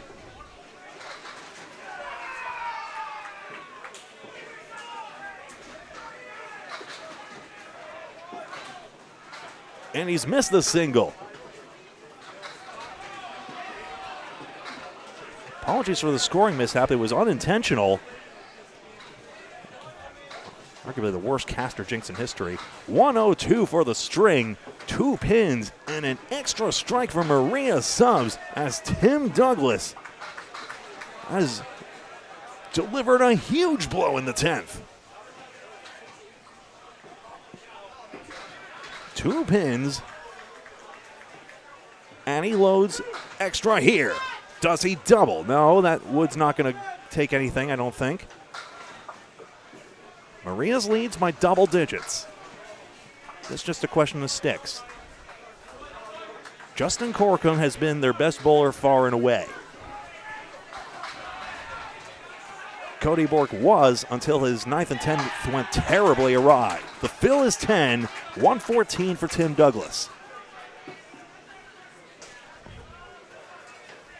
Still, though, they're in this match. A 2-mark Maria Subs advantage.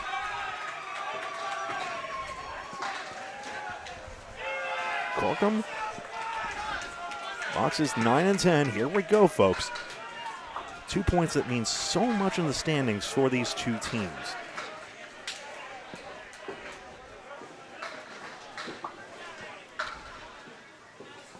A-plus accounting, 40 and 24 on the right side of the playoff bubble. They're actually 10 ahead of anyone else, but they would love to move up, and first place isn't even spoken for. For Maria Subs on the decline, one of those teams in that 30 and 34 basket. They could at least make up 4 of the 10-point shortfall to A+. if they take the remaining 6. It's all to play for. And there's still 2 matches to go. Everyone wants all 6 of the remaining points. A+ trails by 2 marks. Gorkum on a spare fill. Carves through the face of it, and he's got 8 pins and 26 bonus pins in the last 3.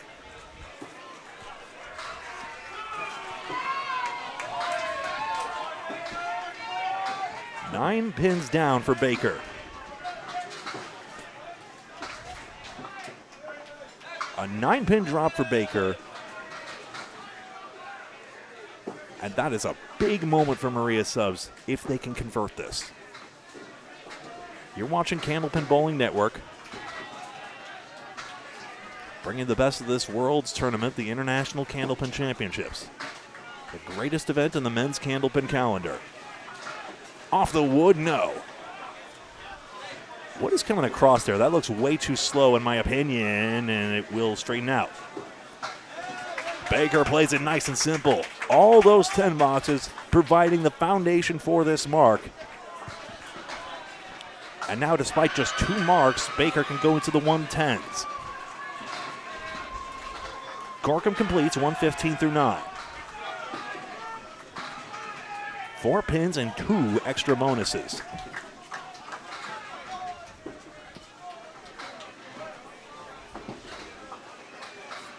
It's 275 of you watching now.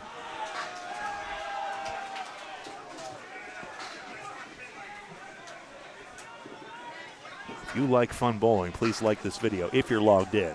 If you're not logged in, you'll get kicked out, and that would be awful, because I don't want you to miss a single ball of this.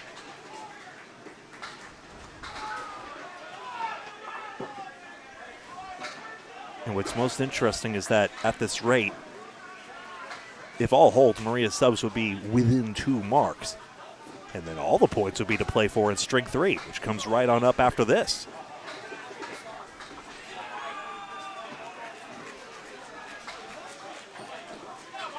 Justin smashes away.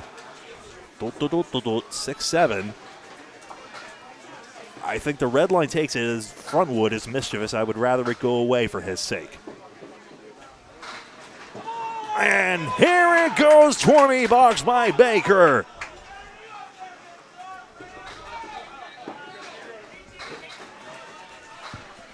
And now, a possible 4-mark advantage.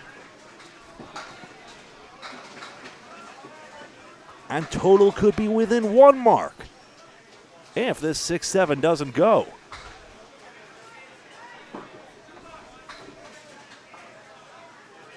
Oh, what a moment.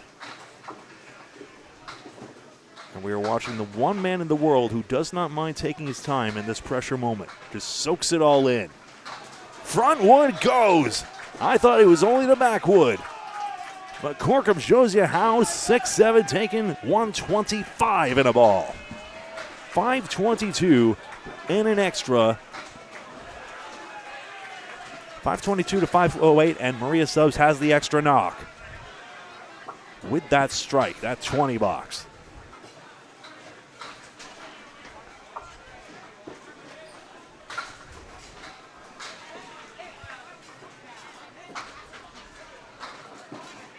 We wait here. I'm not sure what the delay is on 11. 11's resetting it. The cycle's not complete yet. Stand by.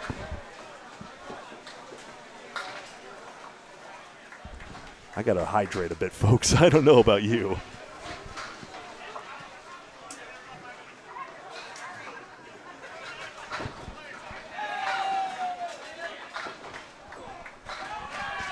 They both got that mark, so now total is within 2 marks.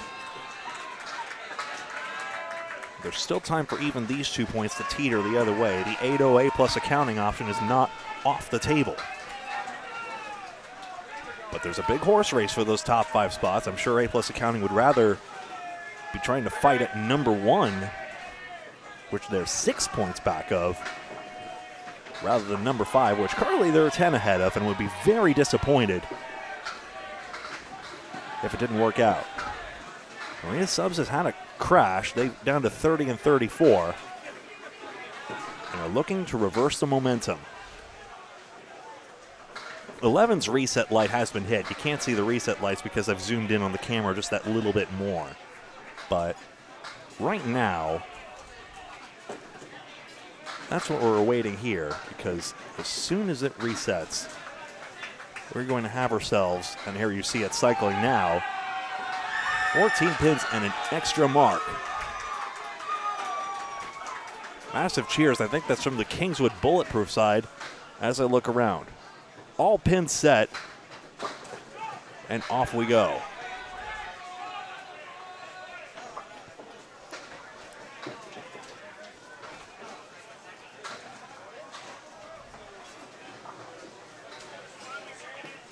In the 10th, last ball for Justin Corkum, 7 fill and a 132. Baker on a strike. Needs more. That 8-pin is tapped and back, but it's staying up.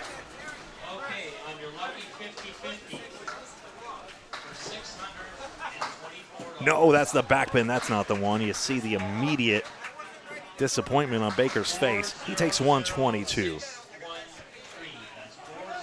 14 pins and an extra spare, which now Brian Fuller Jr. will fill.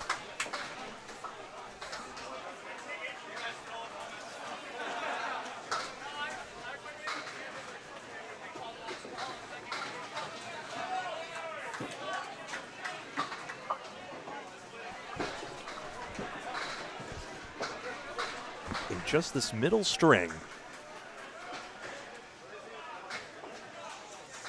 already a climactic moment. McPhee trying to get A+ back into the string. They trail by 3 marks, and unfortunately, he's got a 4-1 split. Now a question of is this going to immediately slip out of reach? Oh my, Fuller Jr. has just dumped 9, and that is a big blow to A+'s chances.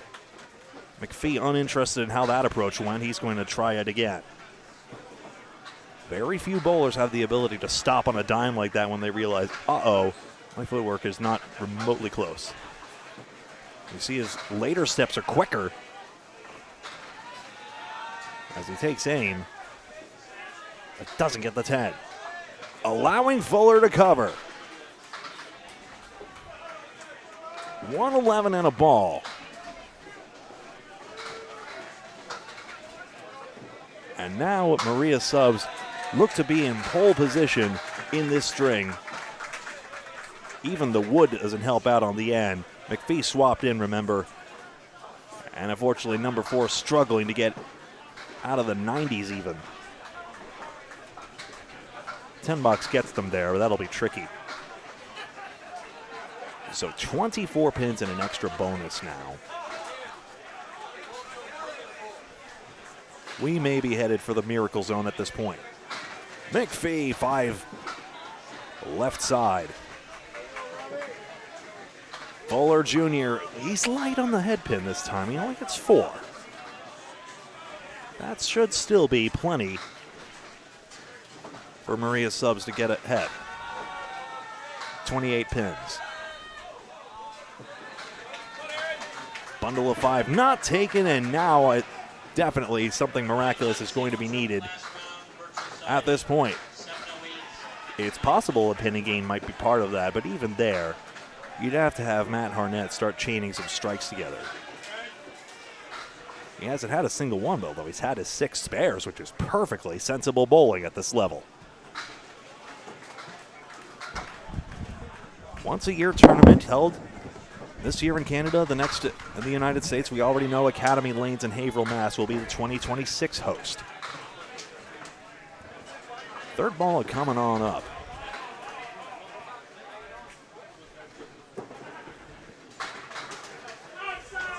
There it is. That's going to be 9. And unfortunately, in the 80s for that player slot, and that's not what A+ accounting was after. 124 for Brian Fuller Jr. A massive swing in that department. He wins that comparison by 35, and Maria Subs up by 28. They got to feel good about their chances now. Yeah, they could still get 6 points, points they could really use. Fuller taking on all comers. He's almost at a 119. He's at a 119 average. John Winchell to take it out, 28 pins. There's no remotely probable route from Matt Harnett that doesn't include a double strike or a pinning disaster opposite. Highest scores whenever you're ready, Greg. I want to play this through, unfortunately. Sure. We'll get those afterwards then. 3 out for Harnett.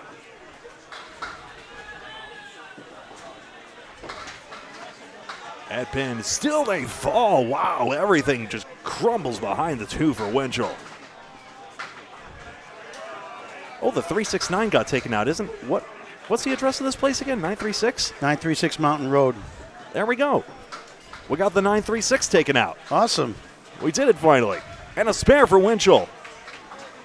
936 Mountain Road, Moncton, New Brunswick, Fairlanes Bowling Center. There it is for Harnett.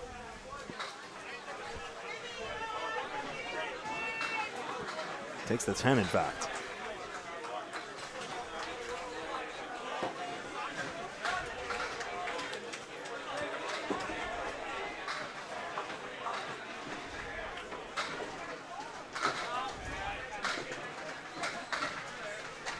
Three and 4 taken out for Harnett. Winchell right down Mountain Road indeed. Oh, he's busted it up though. Wow. 108 through 9. And now Maria Subs hoping to gain an even bigger advantage.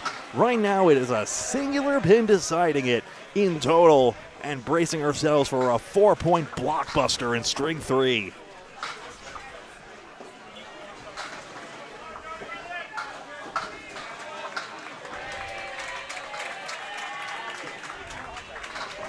Harnett takes a 9 box. That should be 113, I'll verify. And John Winchell at 10 box and a 118. I'll snap it to the front and confirm. 113, 118.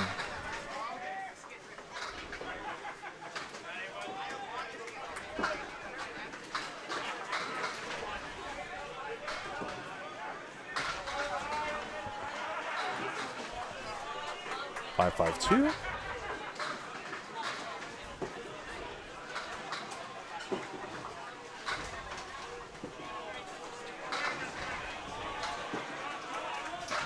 Five, 8, 8, right? 1 second.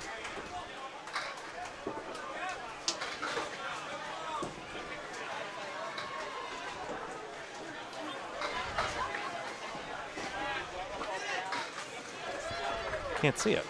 Huh.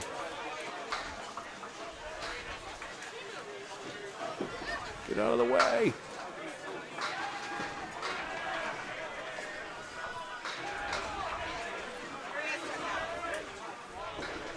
Someone stood in front of the telescore.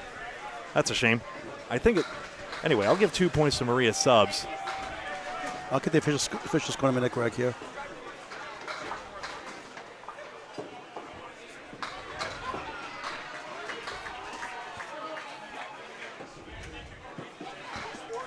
I think that's what that is. 8 pins taken out for Scott Douglas on the first. No, sorry, 6 pins taken out on the first ball. Maybe you should take this one, Paul.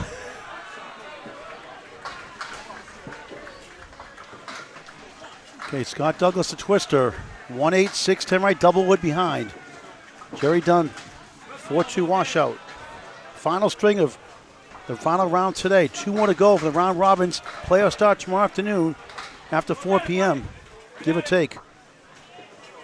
Wait, a spare 8 on the end? I'm not even close? Okay. All right, I got to verify that then in that case. Okay. Douglas 7, not the start he wants.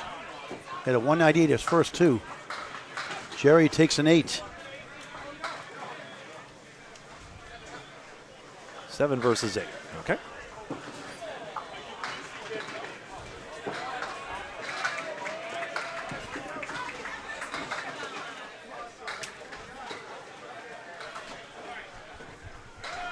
Yeah, I'm going to need a score confirmation. I'm sorry. Okay, I'll get that in just a minute.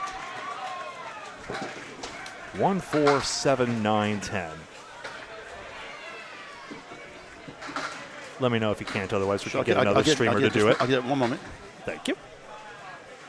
Sorry about that. Chat's saying I completely missed a Winchell spare at the end there, so yikes. 2, 7, 9, and 10 for Scott Douglas.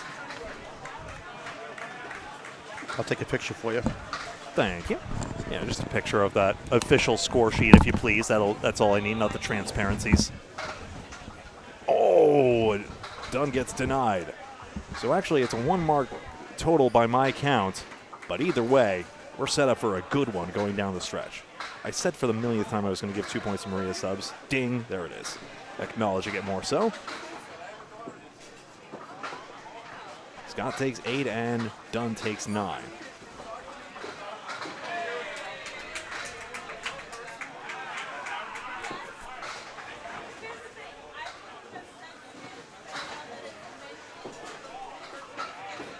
That looks like Cody Bork down there if I had to guess. Yep. So he comes in.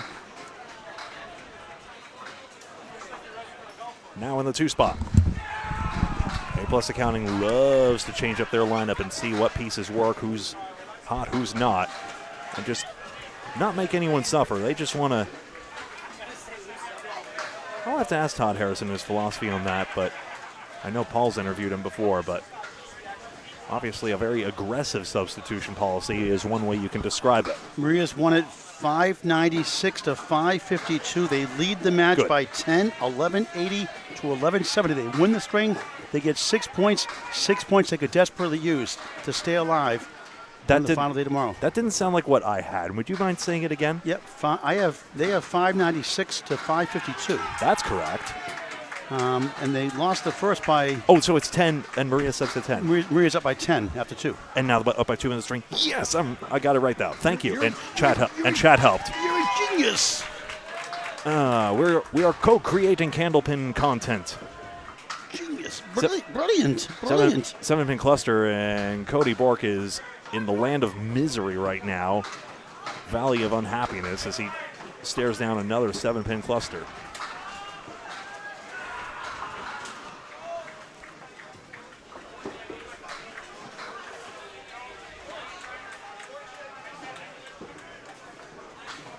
There it is. Oh, no, and a 5-box here.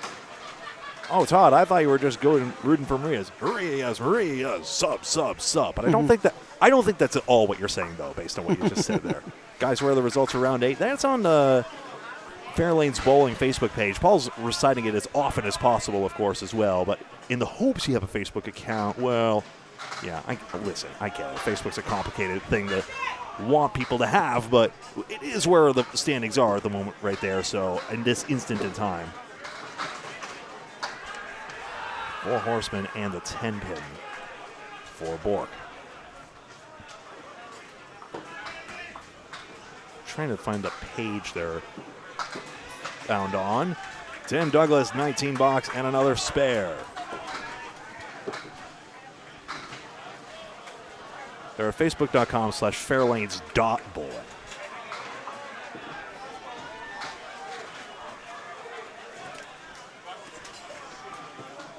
Oh, man. We have all been that bowler. It does not matter who you are. I remember losing a league match where I just literally could not hit a single third ball. That's the 9. That's important. And I just remember my team losing by 1 pin, and I felt like the biggest jerk on the lanes the whole time. But all you can do at that point is just set it and forget it and move on to the next one. 277 of you watching. We've got a good one here. Match number 9.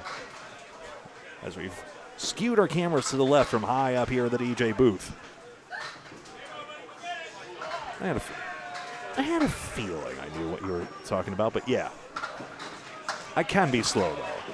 Sean Baker, a 289 duo, and he's got a 5 and 7.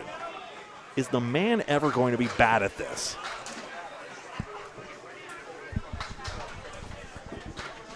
And that's simultaneously the terrifying and beautiful thing. The fact that these guys are so good at the game for so long. And yet, all the time in the world exists to get good, and consider all the youth including the Championship Academy Lanes team. It's a team that spans generation, but the kids are all right, I tell you what. Brian Fuller Jr. used to be on the Academy Lanes team and has won a championship with them, in fact.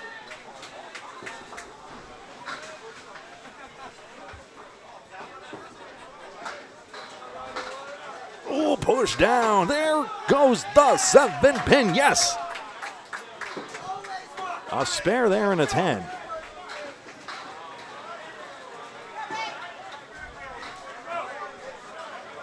Cody needs a couple shots to loosen up. Well, there you go. What's one of the most surprising aspects of candlepin rules, and I think that's been a rule for decades and decades and decades of this sport, originally invented in 1885. There is absolutely no practice to be taken by a bowler while involved in a string or in a roll-off. The penalty is a forfeit of the entire string. I think it's considered the string is forfeit, so you get a 0 for that bowler's string, if I'm understanding the rule correctly, but it is an extremely harsh and strict penalty. You are not allowed to shoot balls on another warm-up lane, not the dozen next door here at Fairlanes, nowhere. If you are in the string, you bowl on the lane you're on. Warm-ups are done. Your next shots count. Never have I ever seen that rule be enforced, probably because no one is silly enough to try and chance it.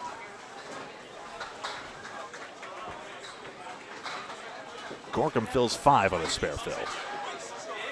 13 pins for Marias to start out. Not everyone has spoken in this first string. Baker, Mr. Caleri, I presume. Nope. Tom Caleri, one of the more eccentric bowlers out of Massachusetts. I think that was a Men's Worlds reference as well, where he just kept leaving the leave over and over and over. Bundle of 5. Oh, not into the back bin. I'll have to see where the ball went on that one. That's what I'm most curious about. That was a head pin hit. What am I talking about? Baker, well done to complete the 10. Back-to-back 10s. John Baker has still not left a pin on the plate since box 3 of the last one. He has had 10 consecutive perfect boxes. Now, where did Corkum's ball go? It was a great effort on the spare. This is just a instructional thing. And it deflected off to the left, so the ball hard deflected to the left. Who have we here? Nate LeBlanc? Je pense oui.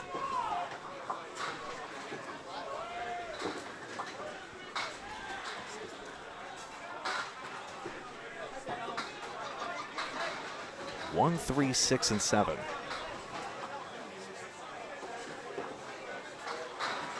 And nothing to the 7 pin. LeBlanc split 3, 6, 6. And that's a nice shot there. A 3-in-1 conversion. A+ accounting needed a spark like that. Fuller, a nice and simple 10 to coast in with. But take a look at this. The 3, 4, 6, and 10. And with his left to right ball, so difficult to dial it in, and he did very well. Fuller does the same thing, gliding left to right ball. Unfortunately, it's gone away. It's not the fastest one, but it is an effective one. 3, 5, 6, and 7 for LeBlanc. 16 box for one of the many former singles champions on this A+ team. And Fuller Jr. has picked up the 6-pack. Cracks it open. Just 2 pins taken out. Just another example of the Americans being reminded just because you went one border next door doesn't mean you're in the same country. I looked around at the liquor store. Oh, they're all singles. Who knew? Whoa! Casual 6-7. Okay. Nate LeBlanc, 26 for the pair. What are you doing? Are you showing off? That was extraordinary. He's looking at the ball return, actually. Incredible cut shot just for a measly little pin.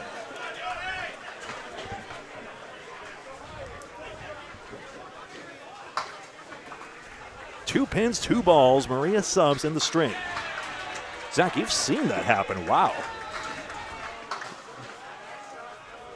And they forfeited the string. I assume the match points. So does the pinfall get forfeited? So what actually happens in that situation? Because what happens next is not entirely clear. Is the pinfall bankrupted or for the player or team, or is it just the match points involved, like the 2 we have here for string and 2 for total it, are those forfeit? Or just the 2 for string in this case? That's an interesting one. It feels like there's a lot of oral tradition in the rules, especially considering how old that rule is, that maybe has been lost to the sands of time that people just assume is taken for granted. 2-7. Just wide. In thinking of one of the Candlepin Bowling Network shorts we just posted, where Jimbo Ayotte had a 4-pin suddenly spin around to become a 7-pin wildly. It got knocked down and got up again, which was a downed pin. 9 box and 9 for each. And it was a pin that became another one, which is considered a down pin by, overwhelming pro consensus. Everyone considers it that because the text of the rule says a pin felled and caused to stand up again shall be judged as down and is playable as live wood. But the somersaulting pin rule used to be a thing where if the pin was somersaulted and on the same ball it gets knocked down and goes back up, or the pin turns over like it did in Danny Harris in the Pro Series, causing a flight of loud geese to fly overhead. You know what I mean if you've seen it. In that case, the rule used to be that was not a downed pin. But nowadays, everyone considers a pin that was down and now is up to count. Diamond not made, allowing Harnett to take a single here and cut this to a 1-pin string. Update, Greg, on scores. We'll go with the update standings through 2 strings in the final round today. Stars and Strikes down 4-0 to Wreck and Roll. Wreck and Roll wins the second, 552 to 538. They won the first by 14. Still close for Stars and Strikes for 4 points. Scott Parks for Stars and Strikes at 123. Excuse me. Yves Boudreau again leads the team 128. Brad Stewart 121. By the way, 3 marks to 3 in that last pair of boxes. Maria Subs leading by a bit here. 2 in the string, 12 in the match. Other scores, Drywall Concepts doing their job. They've won the first 2 over Graffam Flooring. A 126 from Mark Weber, 125. For somebody, they didn't put the name down. Oh, where is it? Oh, here it is. They put it on the side. Get to that in a second here.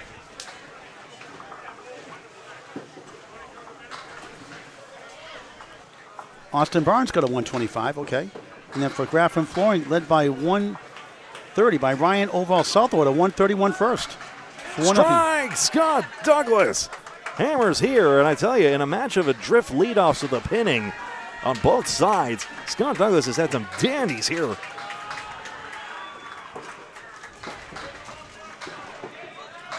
Jack mark gone, and Dunn responds with a mark.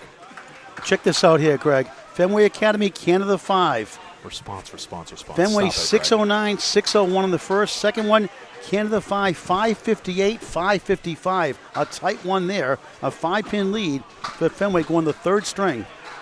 A 121 for Joe Smith and Tim Jam and Jalbert. For Canada 5, a 123 for Mark O'Laughlin.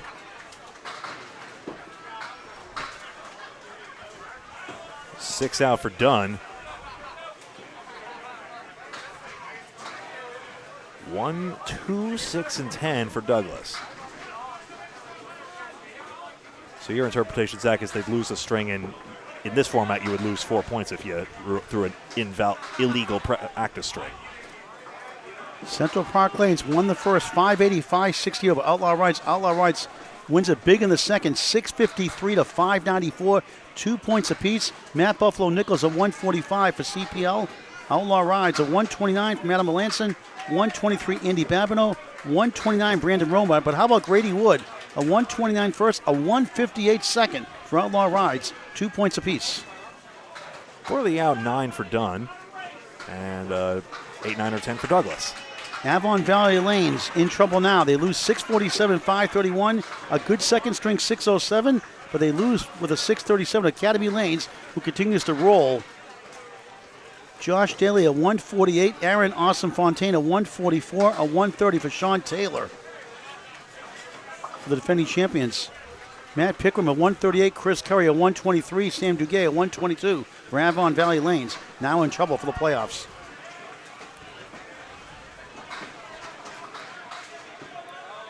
Harry's All-Stars have won their first two against Spike's Chimney, putting Spike's Chimney's playoff chance on thin ice. A 130 for Matt Rich, a 122 for Dan Esdale, a 117 for Matt Purdy, who led Spike's Chimney.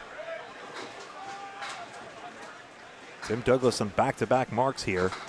Pinning gap is totally closed up. A-plus accounting is still averaging more than 9 in each of their no-mark frames, though. But the pinning gap is close to 14, and Maria Subs leads the match by more. Triangle 6 for Douglas. I think Douglas brothers Chris Jones the future of this Maria Subs team if they stay together. Able Evolve, crossover side. Able Evolve Realty hangs on the first, 621-16 over Bayers Row Bolorama. They win the second by 16, 590, 574, up 4-0. A 132 from Ryan Cox, a 145 from Lucas Nickerson. For Bayers Row Bolorama, Wendell Duguay a 133, Steve Colbert a 122. That's a close match though. It is 19-2 for Able Evolve Realty, up 4-0 on Bayers Row Bolorama.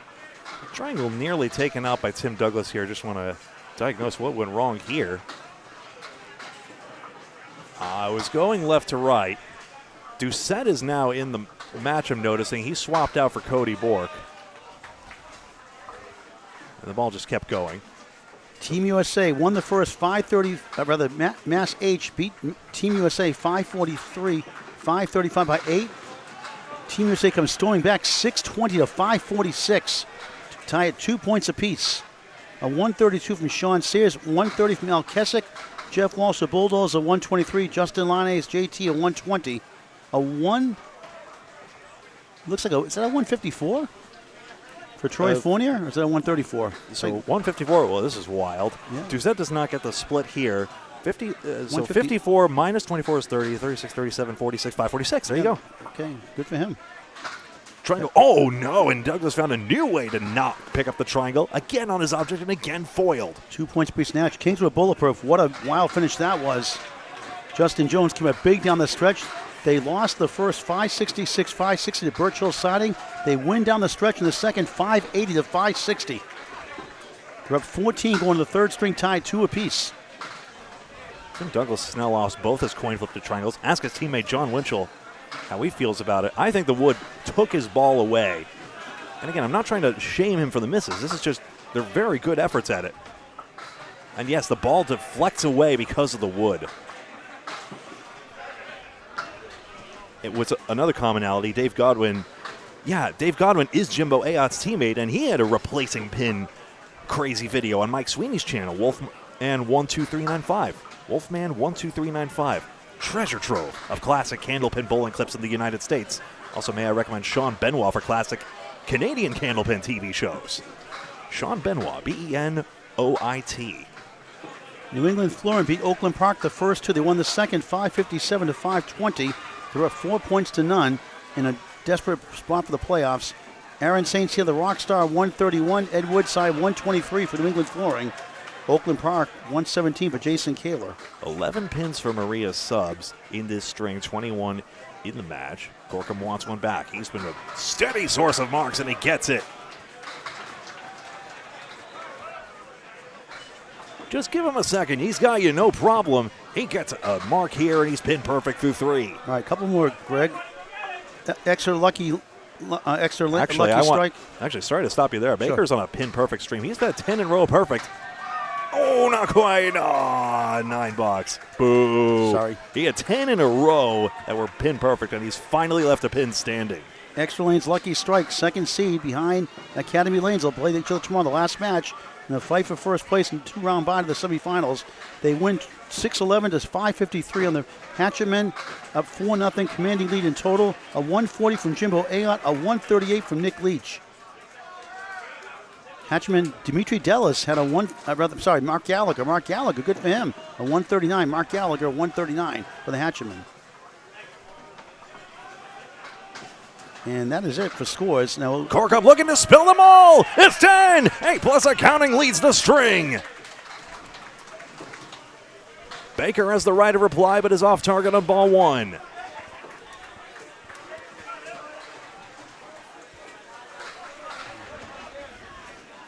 The extra bonus coming in. Justin Corkum has thrown 1, 2, I want to say, those are all his 3 strikes, I do believe. I think he's been in from the start. Baker gets his head pin, but now has to chip a triangle. Drywall Concepts up to date through 2 strings here, round 3 of 3 today. 50 points. Fenway Academy 47 points. Canada 5, 44 points. 43 for Kingswood Bulletproof. A+, 42, the top 5. A distant second from the playoffs. 5th, 6th, and 7th. 32 for Birchall's Siding. 32 for Maria Subs. 32 for Team USA. Still have an outside chance. We'll need some wins and some help. Nate LeBlanc and Brian Fuller Jr. now up 2 pins and the extra for Maria Subs. In fact, the total is now in doubt as well. Academy leads 64-2. Lucky Strike X Lanes. 64-2. I'm sorry, 66-2. X Lanes 7 behind. Lucky Strike 59-9. So they'll have to win all 8. If they win outright and Academy wins outright, they'll take all 8 tomorrow in the last match of the day. Outlaw Rides, 48 points, sitting in 3rd. Able Evolve Realty at 40 points. Central Park Lanes in 5th at 34 and 34. Right behind Bayers Roll Bolorama, 31 points. 3 behind CPL for that last spot. Spike's Chimney, as bad as it's been, still have a chance. 6 out of the playoff spot. Avalon Valley Lanes, as bad as it's been today, they are 9 behind, still have time. New England Flooring have 26 actually, a little bit closer, 8 behind. And the Hatchman, believe it or not, are not mathematically out yet. But we need to win outright pretty much and get some help. Hey, Paul, Justin Corkum reminds me of one of those water guns you need to pump up to get the pressure up. It's more like a paint dry machine. Greg Gouillard on the call. Paul Grant live. We're at Fairlanes in Moncton, New Brunswick, Canada. 2025 ICA World Championships team competition. Match 9 of 11. 2 rounds tomorrow. 9 o'clock Atlantic local. 8 o'clock Eastern time. 9:30 for our great friends in Newfoundland. Playoffs to follow. The 3rd match of the day. Quarters, semis, and finals on Saturday. Same time, same bat channel. Once again, Justin Corkum is not the solitary reason pace of play is an issue. 7, 9, 10. Not taken by LeBlanc, who's been perfect through the first 3. The sarcasm from Greg Gouillard. 3, 5, 6. Well, I'm serious about that.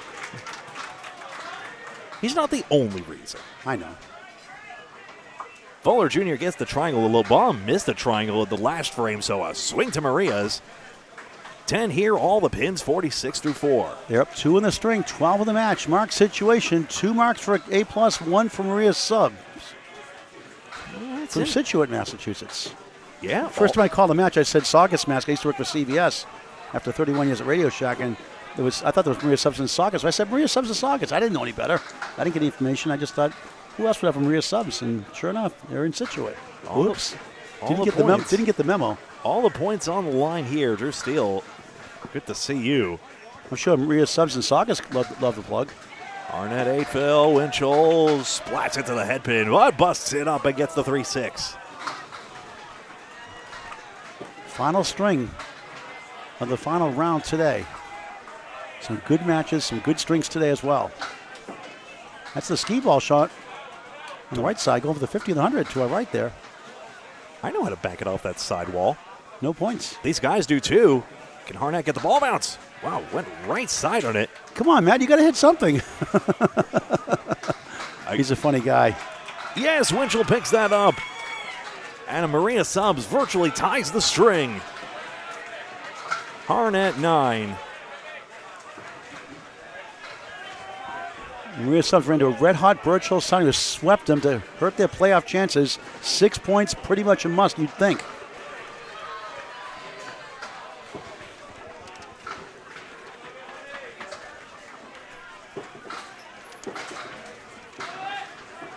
Eric from Nova Scotia, good to see you. Harnett takes out 3.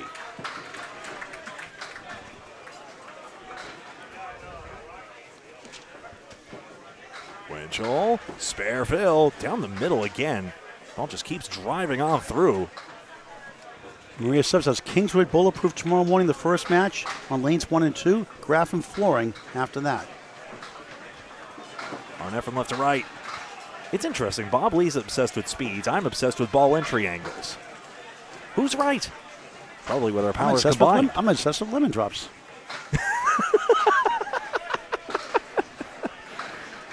A plus 103,000 don't lie. Hey, I make no apologies for it. If I'm up a great cause. 103,000 USD. 103,500. 1.8 and that's $9. That's an all-time singer. I'm sorry.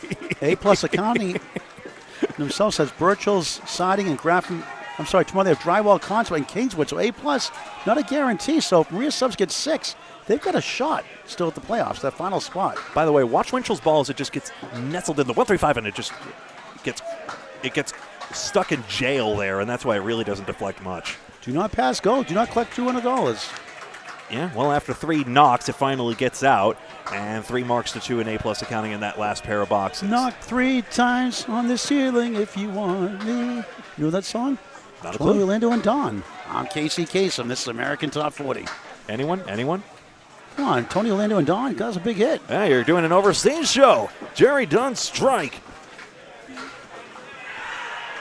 Dun, dun, dun. Angel, meet me in the morning. Twice on the pipe. Scott Douglas, 6 down, 4 to go. Does very well on that second ball. Any Tony Orlando and Don fans out there? And the ball will take out the 4-7 for a 8 box. He had his own variety. They had a variety show at one time, too, in the 70s. Those were big hits back then, variety shows. But the reality shows they have now.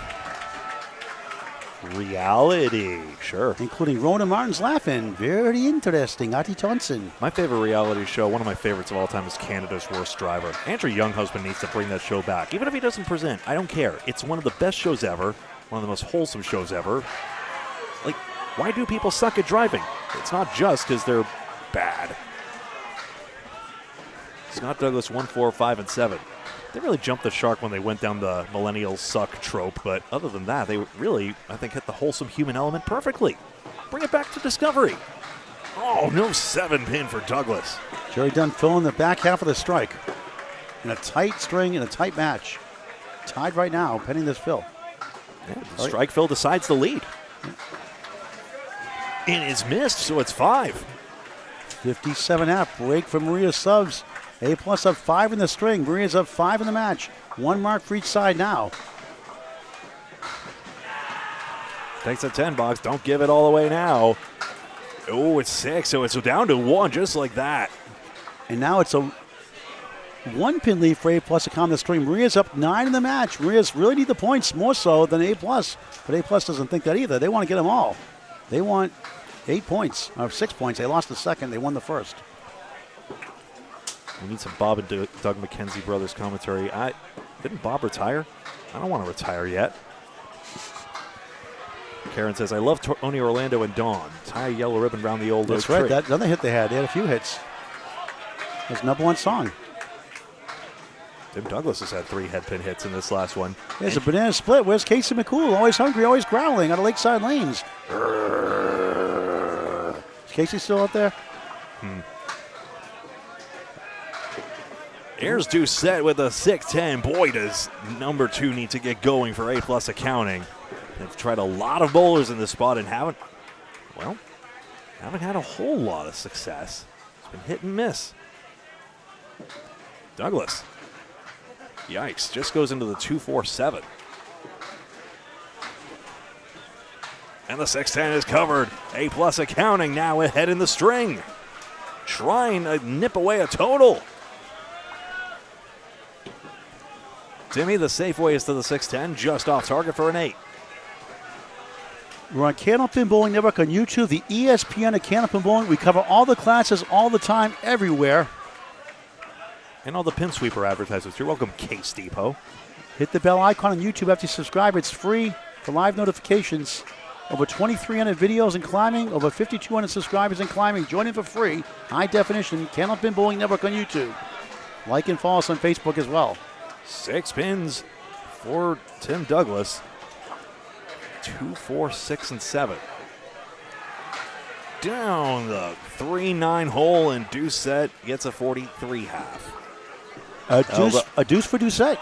He just got here, but just got back into the game, I should say. But alas, 43 half is not what A+ accounting is after. Whoa, 4, 7, 6 taken out. That's one way. Tim's upset he missed that one. The caliber of these bowlers, I tell you. Their expectation. Doucette, I'm guessing the ball passed through the gap there, and the headpin passed perfectly between the 3 and the 5. That's the why 2 and the 5. That's why I hate the half Worcester. It always happened to me. Put in the bunny hole. You can see that dastardly gap there. Without Muttley. 10 box.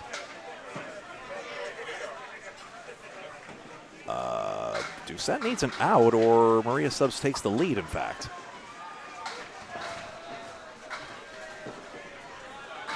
Just one. It's a tie ball game. 257 square. The lead is 10 in the match for Maria Subs, fighting hard for 6 points to stay in contention for a playoff spot tomorrow. And it won't be easy tomorrow. Drywall Concepts, #1 seed in Birch Hill Siding. I'm sorry. They play Kingswood. They play Birch Hill today. Lost 8. Wrong score sheet here. Kingswood Bulletproof on lanes 1 and 2 tomorrow. And Graffam flooring the last match for Maria's. A+ has Drywall Concepts and Kingswood. 2 playoff teams as of right now. Anything can happen in the Wild Fridays here. Gorkum on a strike fill.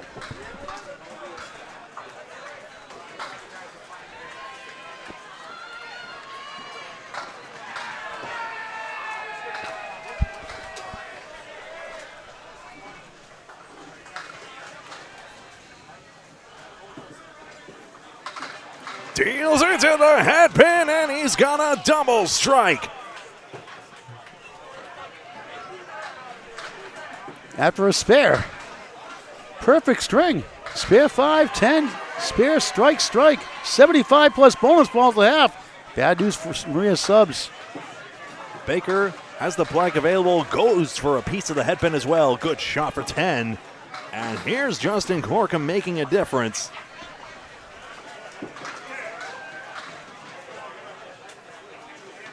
He doesn't show any emotion, does he? A massive moment for A+ accounting and a great victory for pace of play. 3, 9, and 7. And Dave Chestercove's favor, the 1, 2, 4, 8, and the 6, 10. We need a 9-pin Worlds for Justin Gorkum. Imagine we had a 9-pin Worlds. That'd be something, wouldn't it? That'd be crazy. Yeah. That'd go crazy. 9-pin Worlds, I guess. Yeah. But then it's less bowling. That's the counterpoint. Still they roll, still they fall. They're still going. It's not going to triple up.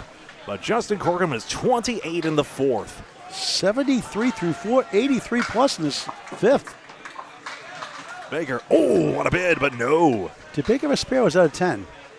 It should have been. And did you see handwriting after he threw the first ball? He may have missed it. No, he missed the head pin twice. Okay. I was zoned out. I was looking at other scores. 1-6. Just wide. The fill remains 8. For a 91 half for Gorkum.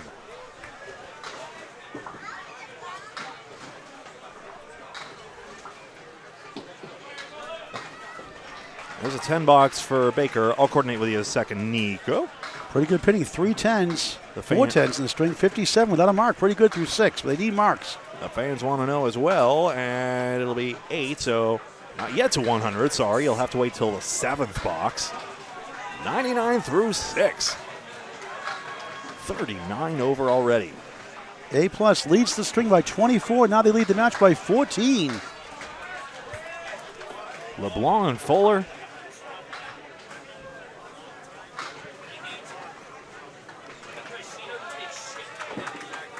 Yeah. We'll have the standings and schedule. We'll keep it updated on Candlepin Bowling Network one way or another. We'll put a post on. Well, I'll wait for the printout tonight before we leave, and we'll put that up on Candlepin Chat. We got some talking to do at the lodging. We always do. a little conference. LeBlanc's turn at this one. It's pretty when it goes. Fuller Jr., the 7-pin.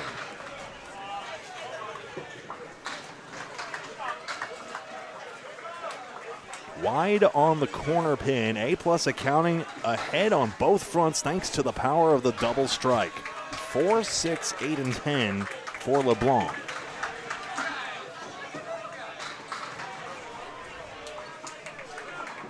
There's a 9 box, and LeBlanc hits Le Rouge for a 10 box. No Rouge is in the CFL, but we'll go with that anyway. He hit the red line. If I laid it on too thick.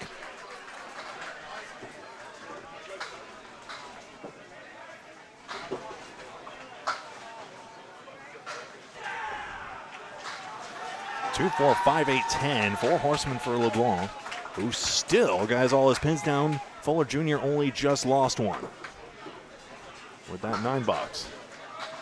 Whoa, cut shot. 2, 4, 10. Doesn't take out the 5, 8. Horseman try. It's good. LeBlanc stays pin perfect to the first 6. And now has another mark. And A+ accounting now solidifying the advantage that could deliver them a 6-2. Fuller Jr. still only 1 pin left. What I'm most interested in is why Fuller's bid didn't go.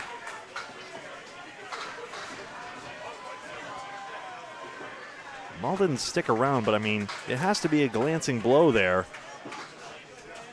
What else is a man to do in that situation?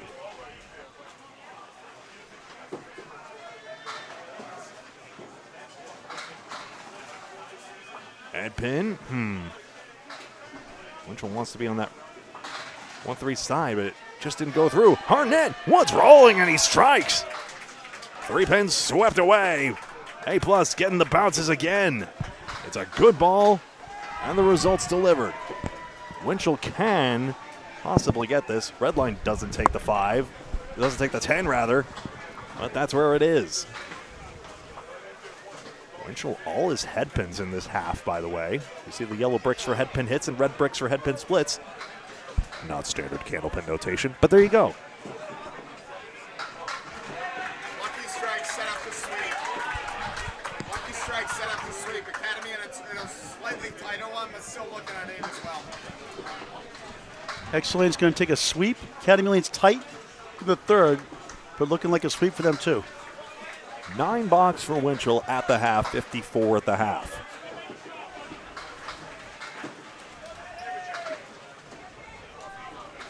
How much French do I know? Un petit peu. They will put X at 63 and 9. He's still in 2nd place. Right down Mountain Road. Spread eagle for Winchell. Which in Division 1, they've had the 1st seed easily, or close to it. A depressing leave or a lucrative one, depending on how you look at it. $25 for a clean spread eagle made on our featured lanes. Spread eagle for a spare without wood. And only the spread eagle. That's out of the gutter. I think it will be -1 pin. Yes. We'll see. Yes. We'll check the official scores here. Harnett can muster only a 6 fill out of this. Had the horseman available, but couldn't run it. There was an 8 pin back there too, but wanted that 9 count. Winchell, that's more like it. He's got an 8 box and solves most of the pinning woes. That was a 7. Oh, duh. I do that all the time. I say this. I'm just when I forget about it afterwards. You know what I need to do? I need a little thing like I do this. F, and then an F button foul. Yeah. The pin was disqualified. Hey, easy with the F word there. No, I don't swear. I don't No, swear. no, I no. swear I don't swear. No, I swear. No. Not like that. Half like they put F in the thing, foul on the scoreboards. That's what I meant. Exactly. 344 to 321.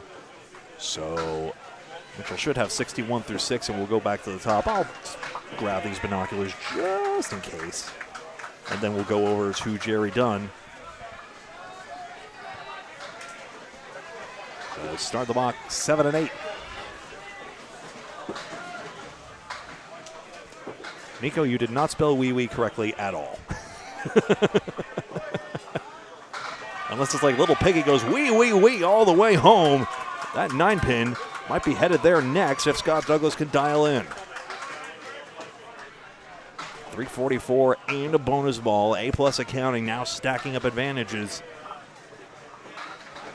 10 marks to 6, 11 marks to 6 really for A-plus.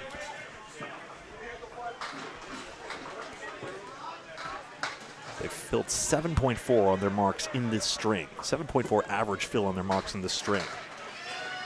Dunn in danger of losing some pins here again. There is a 9-pin. Scott's had a very up and down string, but he's nailed this for a spare, keeping Maria's subs around. His brother Tim looking up at the scoreboard. Jerry Dunn is ready to move on to the next one. Back-to-back sixes after a strike 5. 4 pins and a mark gained for Maria subs. 1 spare for each side. 19-pin lead in the string. 9 in the match for A-plus accounting. And Maria subs was markless in that 5th and 6th box to the 5 that A-plus had, so there we go. Nico, I'll tell you one thing. I've given up completely on figuring out the left division. That's for sure. Thank you, Dave, for the kind words. You can kind of see this is the pacing myself voice I've put on here, but we love doing it. Done. 3, 4, 6, and 7. 6 down. Scotty at pin gets the 7 to tip. 8 down. 7's a wild. 7, 7, 7. 77 through 7 here on the third. Adverse break the 3-6. He throws left to right. Match leads down to 1 for A-plus, but they got extra hit still. Dunn overthrown. He'll need an out. Don't say again 3 6s in a row. Hopefully you see that from Jerry Dunn. Yes, 2-pinner goes. And what was a 3-mark A-plus lead in the string, now 3 pins again gained. So Scott Douglas, all told, has gained 3 marks, 2 for the ones he's gotten, and another for the pinning opposite. He had to get that bad string out of the way in the first, looks like. Did he ever? I mean, he limps his way into the 310s as it stands right now, but this is why every single box down the stretch, it does not matter what you did before. They need that ball now. They need this mark now. Now Maria's up 2 in the match, down 8 in the string. 6 points on the line. Anything that happened before you hit that reset button does not matter when the problems are all in front of you. 5-pin. Boy, at least the plank's there for Doucette. 3, 4, and 6 for Douglas, so A-plus accounting the chance to tilt the match back in their favor. Tight, tight, tight. Tight, tight, tight here in the third. This is wild, and I have to check the pinning gap again. Trivial cover there, Doucette marking the 7th. And Douglas does not. Good try at it. Now it's 2 marks to 1 for A-plus accounting. Well pinned by Douglas for the 10. So again, that pinning mattering now. Marias has given up 14 fewer pins in terms of pins left standing now. Pinning gap in this match, guess what? Remember when it was 28 in favor of A-plus accounting in favor of them? The pinning is now 3 in favor of A-plus accounting in terms of total. A-plus still leads essentially by that amount, so the pinning is everything here as the marks are dead even, 20 aside. So it is still anybody's guess where these factors are all going to land by the end of it. Spread eagle Doucette on the fill. 2 fill, 2 boxes ago, now a 4, a 5 wrapped between. That's brutal. 2-pin and the 6-pin. I was happy to see the extra go, I suppose. 62 through 7 for Doucette. This is a wacky string. I'm trying to remember the last time I've seen pinning close up this much and this momentum seesaw this much as well. It's a match that's not going to, shatter 1800 levels, but it's so intriguing all the same. Doucette, another object hit, nothing to show for it. Douglas, nothing doing with the wood. That was a skee ball shot going with a 50 to 100, no points. Did they put plywood in your skee ball machine? I'm confused. Well, you go for the 50 to 100 up high, you try to hit it real hard. Oh, yeah. And it bounces to the top and you bounce to the side, no points. But the pinning, again, look at this. The pinning is tied in the match now. Each side has left, if I'm counting correctly, 105 pins on the plate. I can't believe that. That is extraordinary. Maria Subs leads the string by 1. A+ accounting leads the match by 9. How close can you get? I can't believe that. I can't believe it's not butter. That pin percentage has been slightly higher on Maria's sub-side, in fact, if I'm counting this correctly.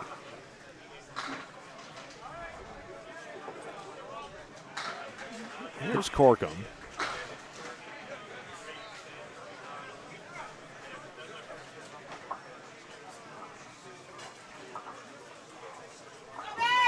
A chance to go 400 just with pinning alone. He needs at least a 10 somewhere along the line, or he could just hammer these and he's got a plank to turn in. So effective for a guy who somehow only has one championship on a team stacked with several. Baker the half Worcester. A lucky strike for a while, if memory serves, he was a champion with them.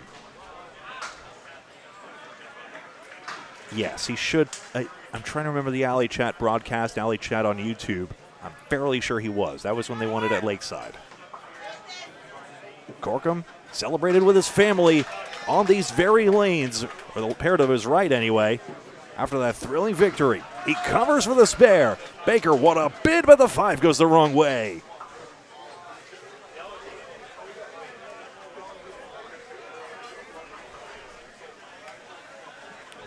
How about this? So A+ accounting with the 15 boxes remaining. Yeah, it's not going to be 1,800, but still. Baker gets a ricochet for a 10. All right. 3 10s in a row, 67 through 7. For them, the 167 he got in the first may save Maria Subs potentially to win total. Right now they're down 9 in the match, up 1 in the string, but marks are against him 2-1. Still time for 4 points, the string in total, and 6 overall, which they could use. And that put him 6 behind, or at least 5 behind, maybe 6 for the last playoff spot.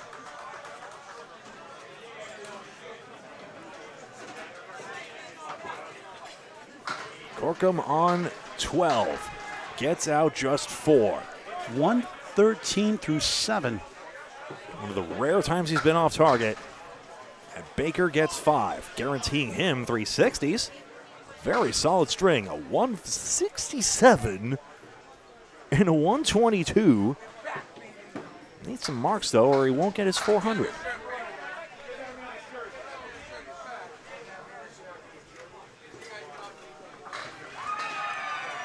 This match can still teeter-totter either way. Either side is capable of going 6-2. And boy, would they love every single point. Marias has had a tough day. A+ accounting would love to take the stress away as both try to get in the playoff picture. Top 5 advance. A+ on the right side of the bubble, Marias on the wrong side. They're 10 points apart, these match points that you see here. Will the gap be 6 or 14 between these two going into the final 2 matches? We'll have the schedule for you tomorrow. We'll think about it tonight. Figure out what we want to bring you.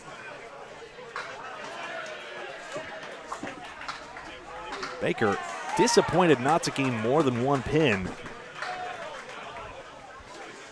And Maria Subs is now doing better at the pinning. A sentence I never thought I would say a few hours ago. A+ have 2 in the string, 12 in the match.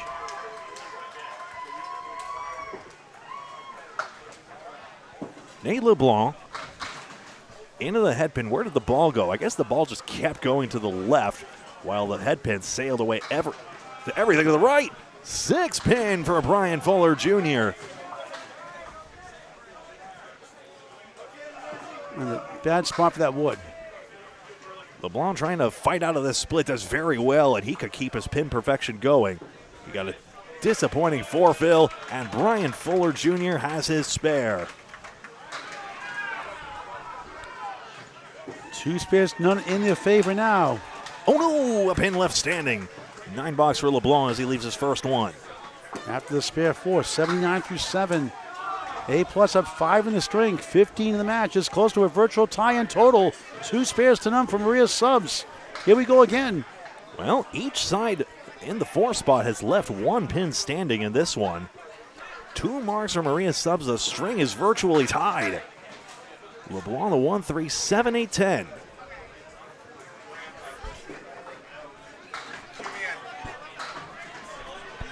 Head pin, Fuller Jr. has an 8-pin drop and a 2-pinner chance. After this, we'll go here. 90 through 7 for Fuller, trying to get 2 in a row. 1, 3, 7, 8, and 10. And as it goes, wow. 1, 3, 10, caroms it to the 8 and 7. Nate LeBlanc matches the mark of Fuller Jr. And here's Duncan McDougall with the latest. Couple of updates down the lane. You already heard Academy and Lucky Strike going to sweep. Drywall Concepts also taking 8 in their match. With the upset, CPL taking 4 from Outlaw Rides in a huge split for CPL to keep their playoff hopes alive. They are in control of their own destiny going down the stretch into Friday. CPL lost 1, didn't they? They lost 1 and total, but they took 4 off 4, of okay. a really good Outlaw Rides team. So they are firmly in the playoff picture now. They're at 30, on this right side. They're at 36 and 36. Thank you, guys. Enjoy the rest of the match. Outlaw Rides 15 and 20, locked in 3rd. Excellent. Thank you very much. Both sides. Hey, the 9-3-6 takeout.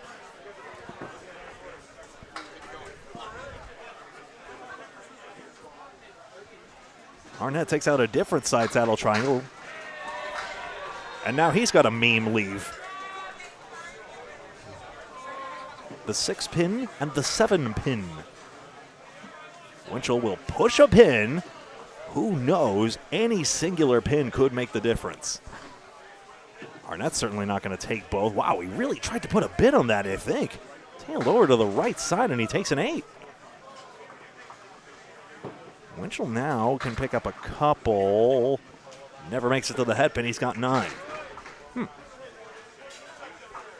So easy when you're not the one on the lane. If you ever get down to the lanes, we have the towering view over here. But when it's just you, 60 feet away from the pins, and a world caliber opponent to your side, how would you handle the pressure? High pressure. 4 pins taken out. The 6-pack. All the drinks come in singles here, at least in the store we went to. John Winchell, a bundle of 5. 10-pinners would call the diamond a bucket. Apparently, some Canadians call this the bucket. Okay. The 936 taken out, that's right. 936 Mountain Road, Fairlanes Bowling Center, Moncton, New Brunswick. At the indicators backwards here. Winchell, trying to bounce back, did not. Pinning issue mostly resolved on this one. 6 pins minus a mark for A+ accounting in the string. Maria Subs appears to be free rolling for a 6-2. We'll see.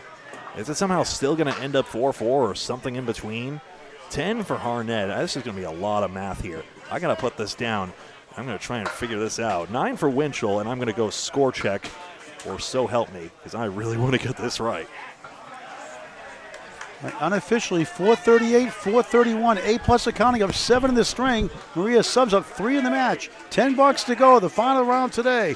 2 more qualifiers tomorrow. The playoffs start. A 3rd match tomorrow around 4 p.m. local time,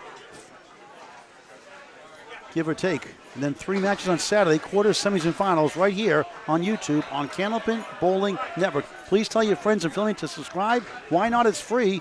Videos forever on YouTube in high definition. Candlepin Bowling Network on YouTube. Like and follow us on Facebook as well. Oh, man, I'm late. Scott Douglas got a 7 fill, I see. All righty. 94 through 8. And we have a virtual tie in the string. Misses the leave. But this 3-1 split opposite for Dunn. Nigh impossible. Sorry if I was stepping on anything you said. No, you're fine. Maybe the wood catapults back for it. It did take out the 3, but not the 2. That was exactly what Dunn wanted to do. He just misplayed it. The string is tied. The match is 10 for Maria's subs. Hold on. Let it.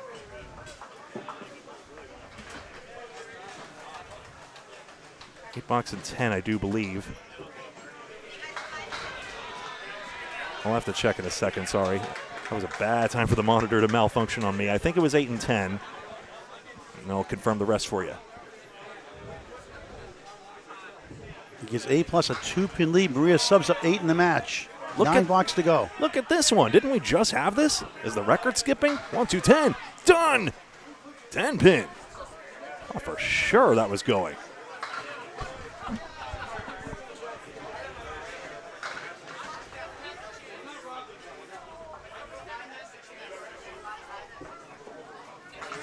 Nope, not going this time either.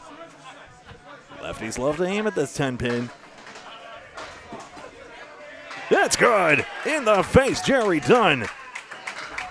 Not a string he'll hang on the refrigerator, but that's a great mark there, the third one. A+ takes the lead in the mark department, 2 spares to 1.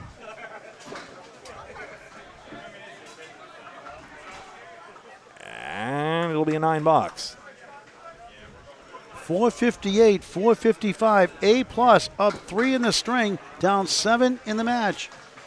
Everything's confirmed. And Duncan try to push the lead double digits here in the string. We'll put the flex schedule out in Candlepin Chat later tonight, a couple hours or so from now, give or take. We'll discuss who's in the running and the best match to call between lanes 11 and 16. This should be an A+ lead at this point. The Phillies 10. Jerry Dunn 106. Not his best string, a couple of 6s and 7 in a row, but a nice finish nonetheless. A 13-pin lead in the string. They're up 3 in the match and 1 spare for each side. Now it's down to the final 8 boxes. The Tornado, Tim Douglas, spare 9, spare 7 to start. Nothing since. Just find a way. Blake just said a spare 2, a spare 4, 5 and 6 included in the string. 68. Douglas is still spilling, then the wood's coming back for the 7, and it just keeps on going. Like Paul Grant's a resident Energizer bunny. 101 and a ball through 9. 2 marks to 1 right now for Rios. Deuce set down the middle. 3, 6, 7, 10.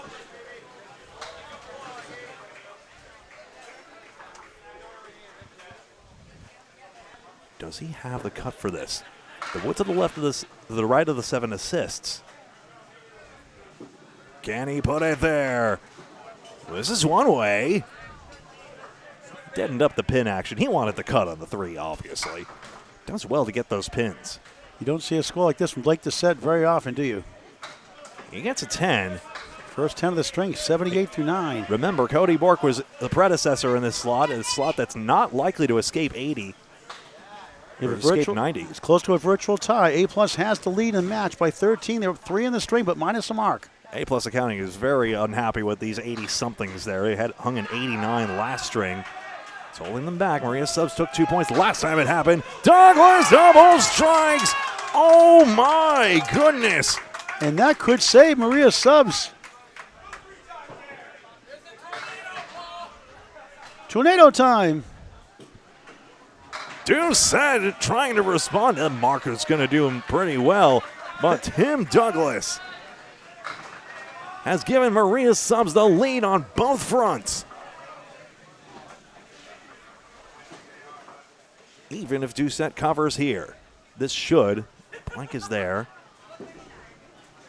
Red line, no. Oh, it's a huge, huge break from Maria Subs, fighting for their playoff lives with 2 matches to go tomorrow. The false life preserver. Remember, Mirage. They were 10 behind. Don't forget coming this match with them. That's a Paul Grant special. Missed the second, make the third. Never a good time for that in this situation. 10, 88, disappointing strength for Blake Doucette. Strikes in 9 and 10 for Douglas.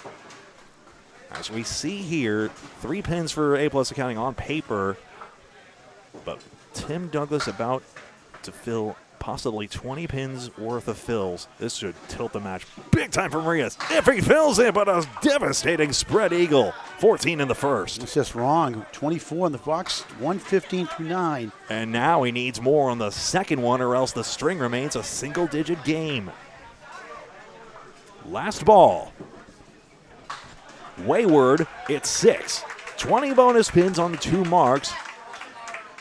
That's quintessential Candlepin. You think you're there, and then suddenly the pins say, nuh-uh. 131 finish, 347 with the Tornado, Tim Douglas.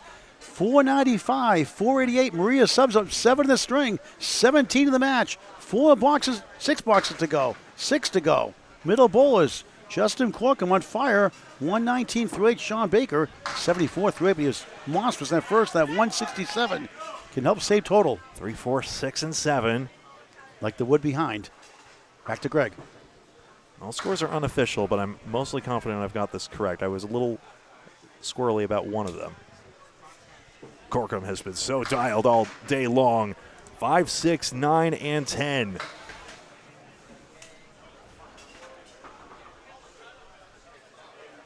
Baker's got wood behind.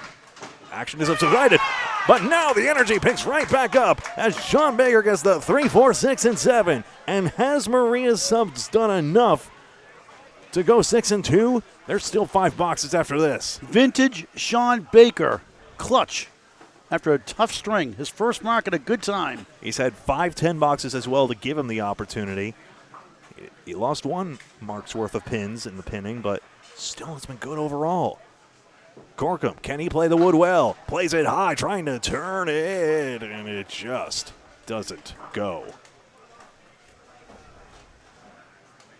We'll resolve A+ accounting score as soon as it lights up there, and then we'll see the true margin.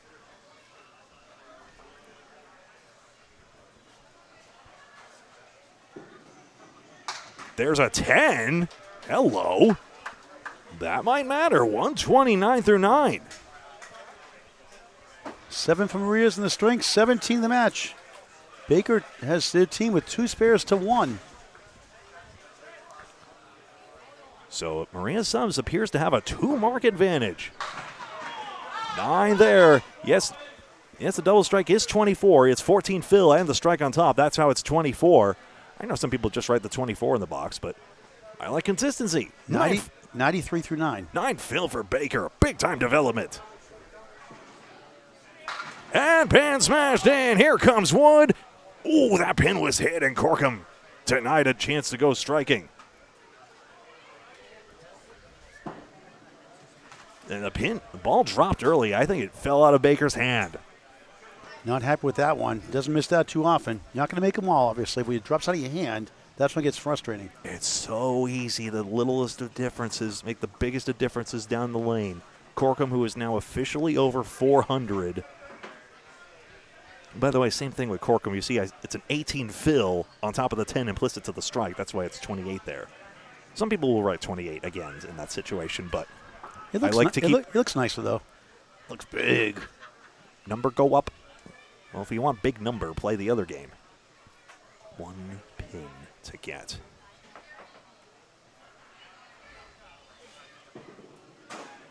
Yes!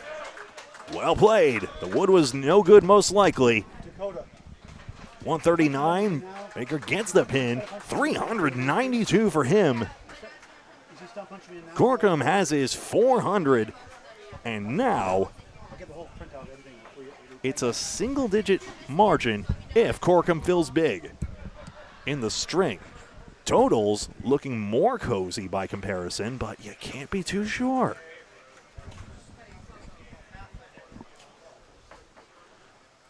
Corkum won his first title with A+ here in 2023 in that thrilling finish on Candlepin Bowling Network on YouTube. Free to subscribe, never a charge. Academy seems invincible in the round-robin match, but I have no idea what's going to happen come playoff time. The fill is 4 on the head pin. 143 and 407 for Justin Corkum. Maria Subs up 12 in the string, 22 in the match. Each a spare for the 4th bowl is coming up. Brian Fuller Jr. on the right. On the left, Nate LeBlanc. 12 pins for Maria Subs, a mark aside. Kim Baker, a very interested observer right now. Her husband, Sean, just dumped 392. Fuller Jr., 7 more. 107 through 8. 1, 2, and 10 as LeBlanc keeps on pushing it. They match the spare, 7 each, 96 through 8. Fuller just wide.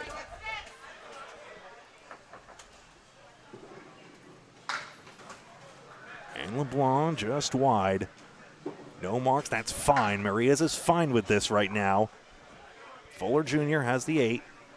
And LeBlanc gains 1 with 9. Pinning in this match, by the way, is 2 in favor of A-plus accounting overall. 3 marks on the board. No marks for either of the bowlers left up. Maria subs up 11 in the string, 21 in the match. They win, they get 6 points. Maria Subs has knocked down 15 more actual pins. That explains their advantage. Fuller Jr., 4 and 8.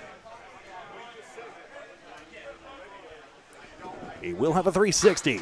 Nate LeBlanc just off target, and he's got a doozy. 4 horsemen and a 9. Ooh, isn't this interesting? 11 pins. If Fuller Jr. gets this, it may be too much for Harnett to surmount. We'll see. But the wood deflects around. This is still a hard one for LeBlanc to get, but Harnett will now have 2 boxes and a chance to overtake this if John Winchell doesn't get a mark of his own. And the wood screams in front of the 9-pin. It's coming back here. The in-sloping gutters going to nestle up against it. Way too slow. 9 box. 124 and a 10. 115. 362 for Brian Fuller Jr., 319 for Nate LeBlanc. 2 box to go. No marks on the board. Maria subs up 10 in the string. Double to the match, 20. All scores are unofficial, but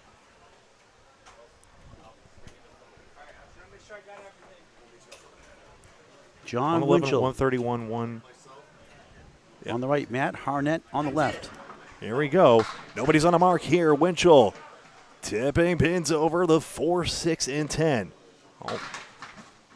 All scores unofficial, but Wow, surely look at Harnett needs 2 marks, and what in the world is he to do with this one? His ball can cut the 2 into the 6, but he's going to need a lot here. Winchell's is more impossible by comparison. Nothing comes back. Show us a beauty. Ooh, he's wide. That gives Maria subs more than likely total now. Total is almost certainly theirs. Maria Subs doing so well against the last Canadian-hosted World's Champions. Winchell at 10, 89 through 9. Pins for Harnett, important. He gets 9. 95 through 9. Final box. Thanks for watching. Leaders 21 in the match, 11 in the string for Maria subs. In the U.S. Invitational 2021, John Winchell picked up a 4 horseman to win it, a thriller over the Mass team, and a thrilling finish on Candlepin Bowling Network on YouTube. In that final box, clutch bowl year in, year out. Winchell may need a double strike here. This may be the beginning of the end. We'll see.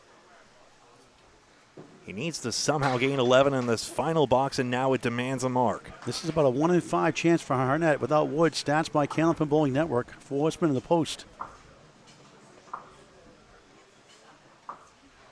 Which needs to pin well. Well, Harnett needs the mark. Excuse me. Harnett needs the mark. 4 horsemen and a 10-pin. Worcester does not take out. Big pins. Huge. Getting both would shut out Harnett, interestingly. We'll see if he gets the mark. If he doesn't, it's a foregone conclusion. Totals decided. How about this one? No, 7-pin. Maria Subs takes it 6-2. Harnett can't believe it didn't go, and Maria Subs somehow guts it out. 6 points to 2. Wow. Let's see. Now Winchell goes for the safe pin. I would have been very well, Palisade, a predetermined 98 outcome. final string. Who cares?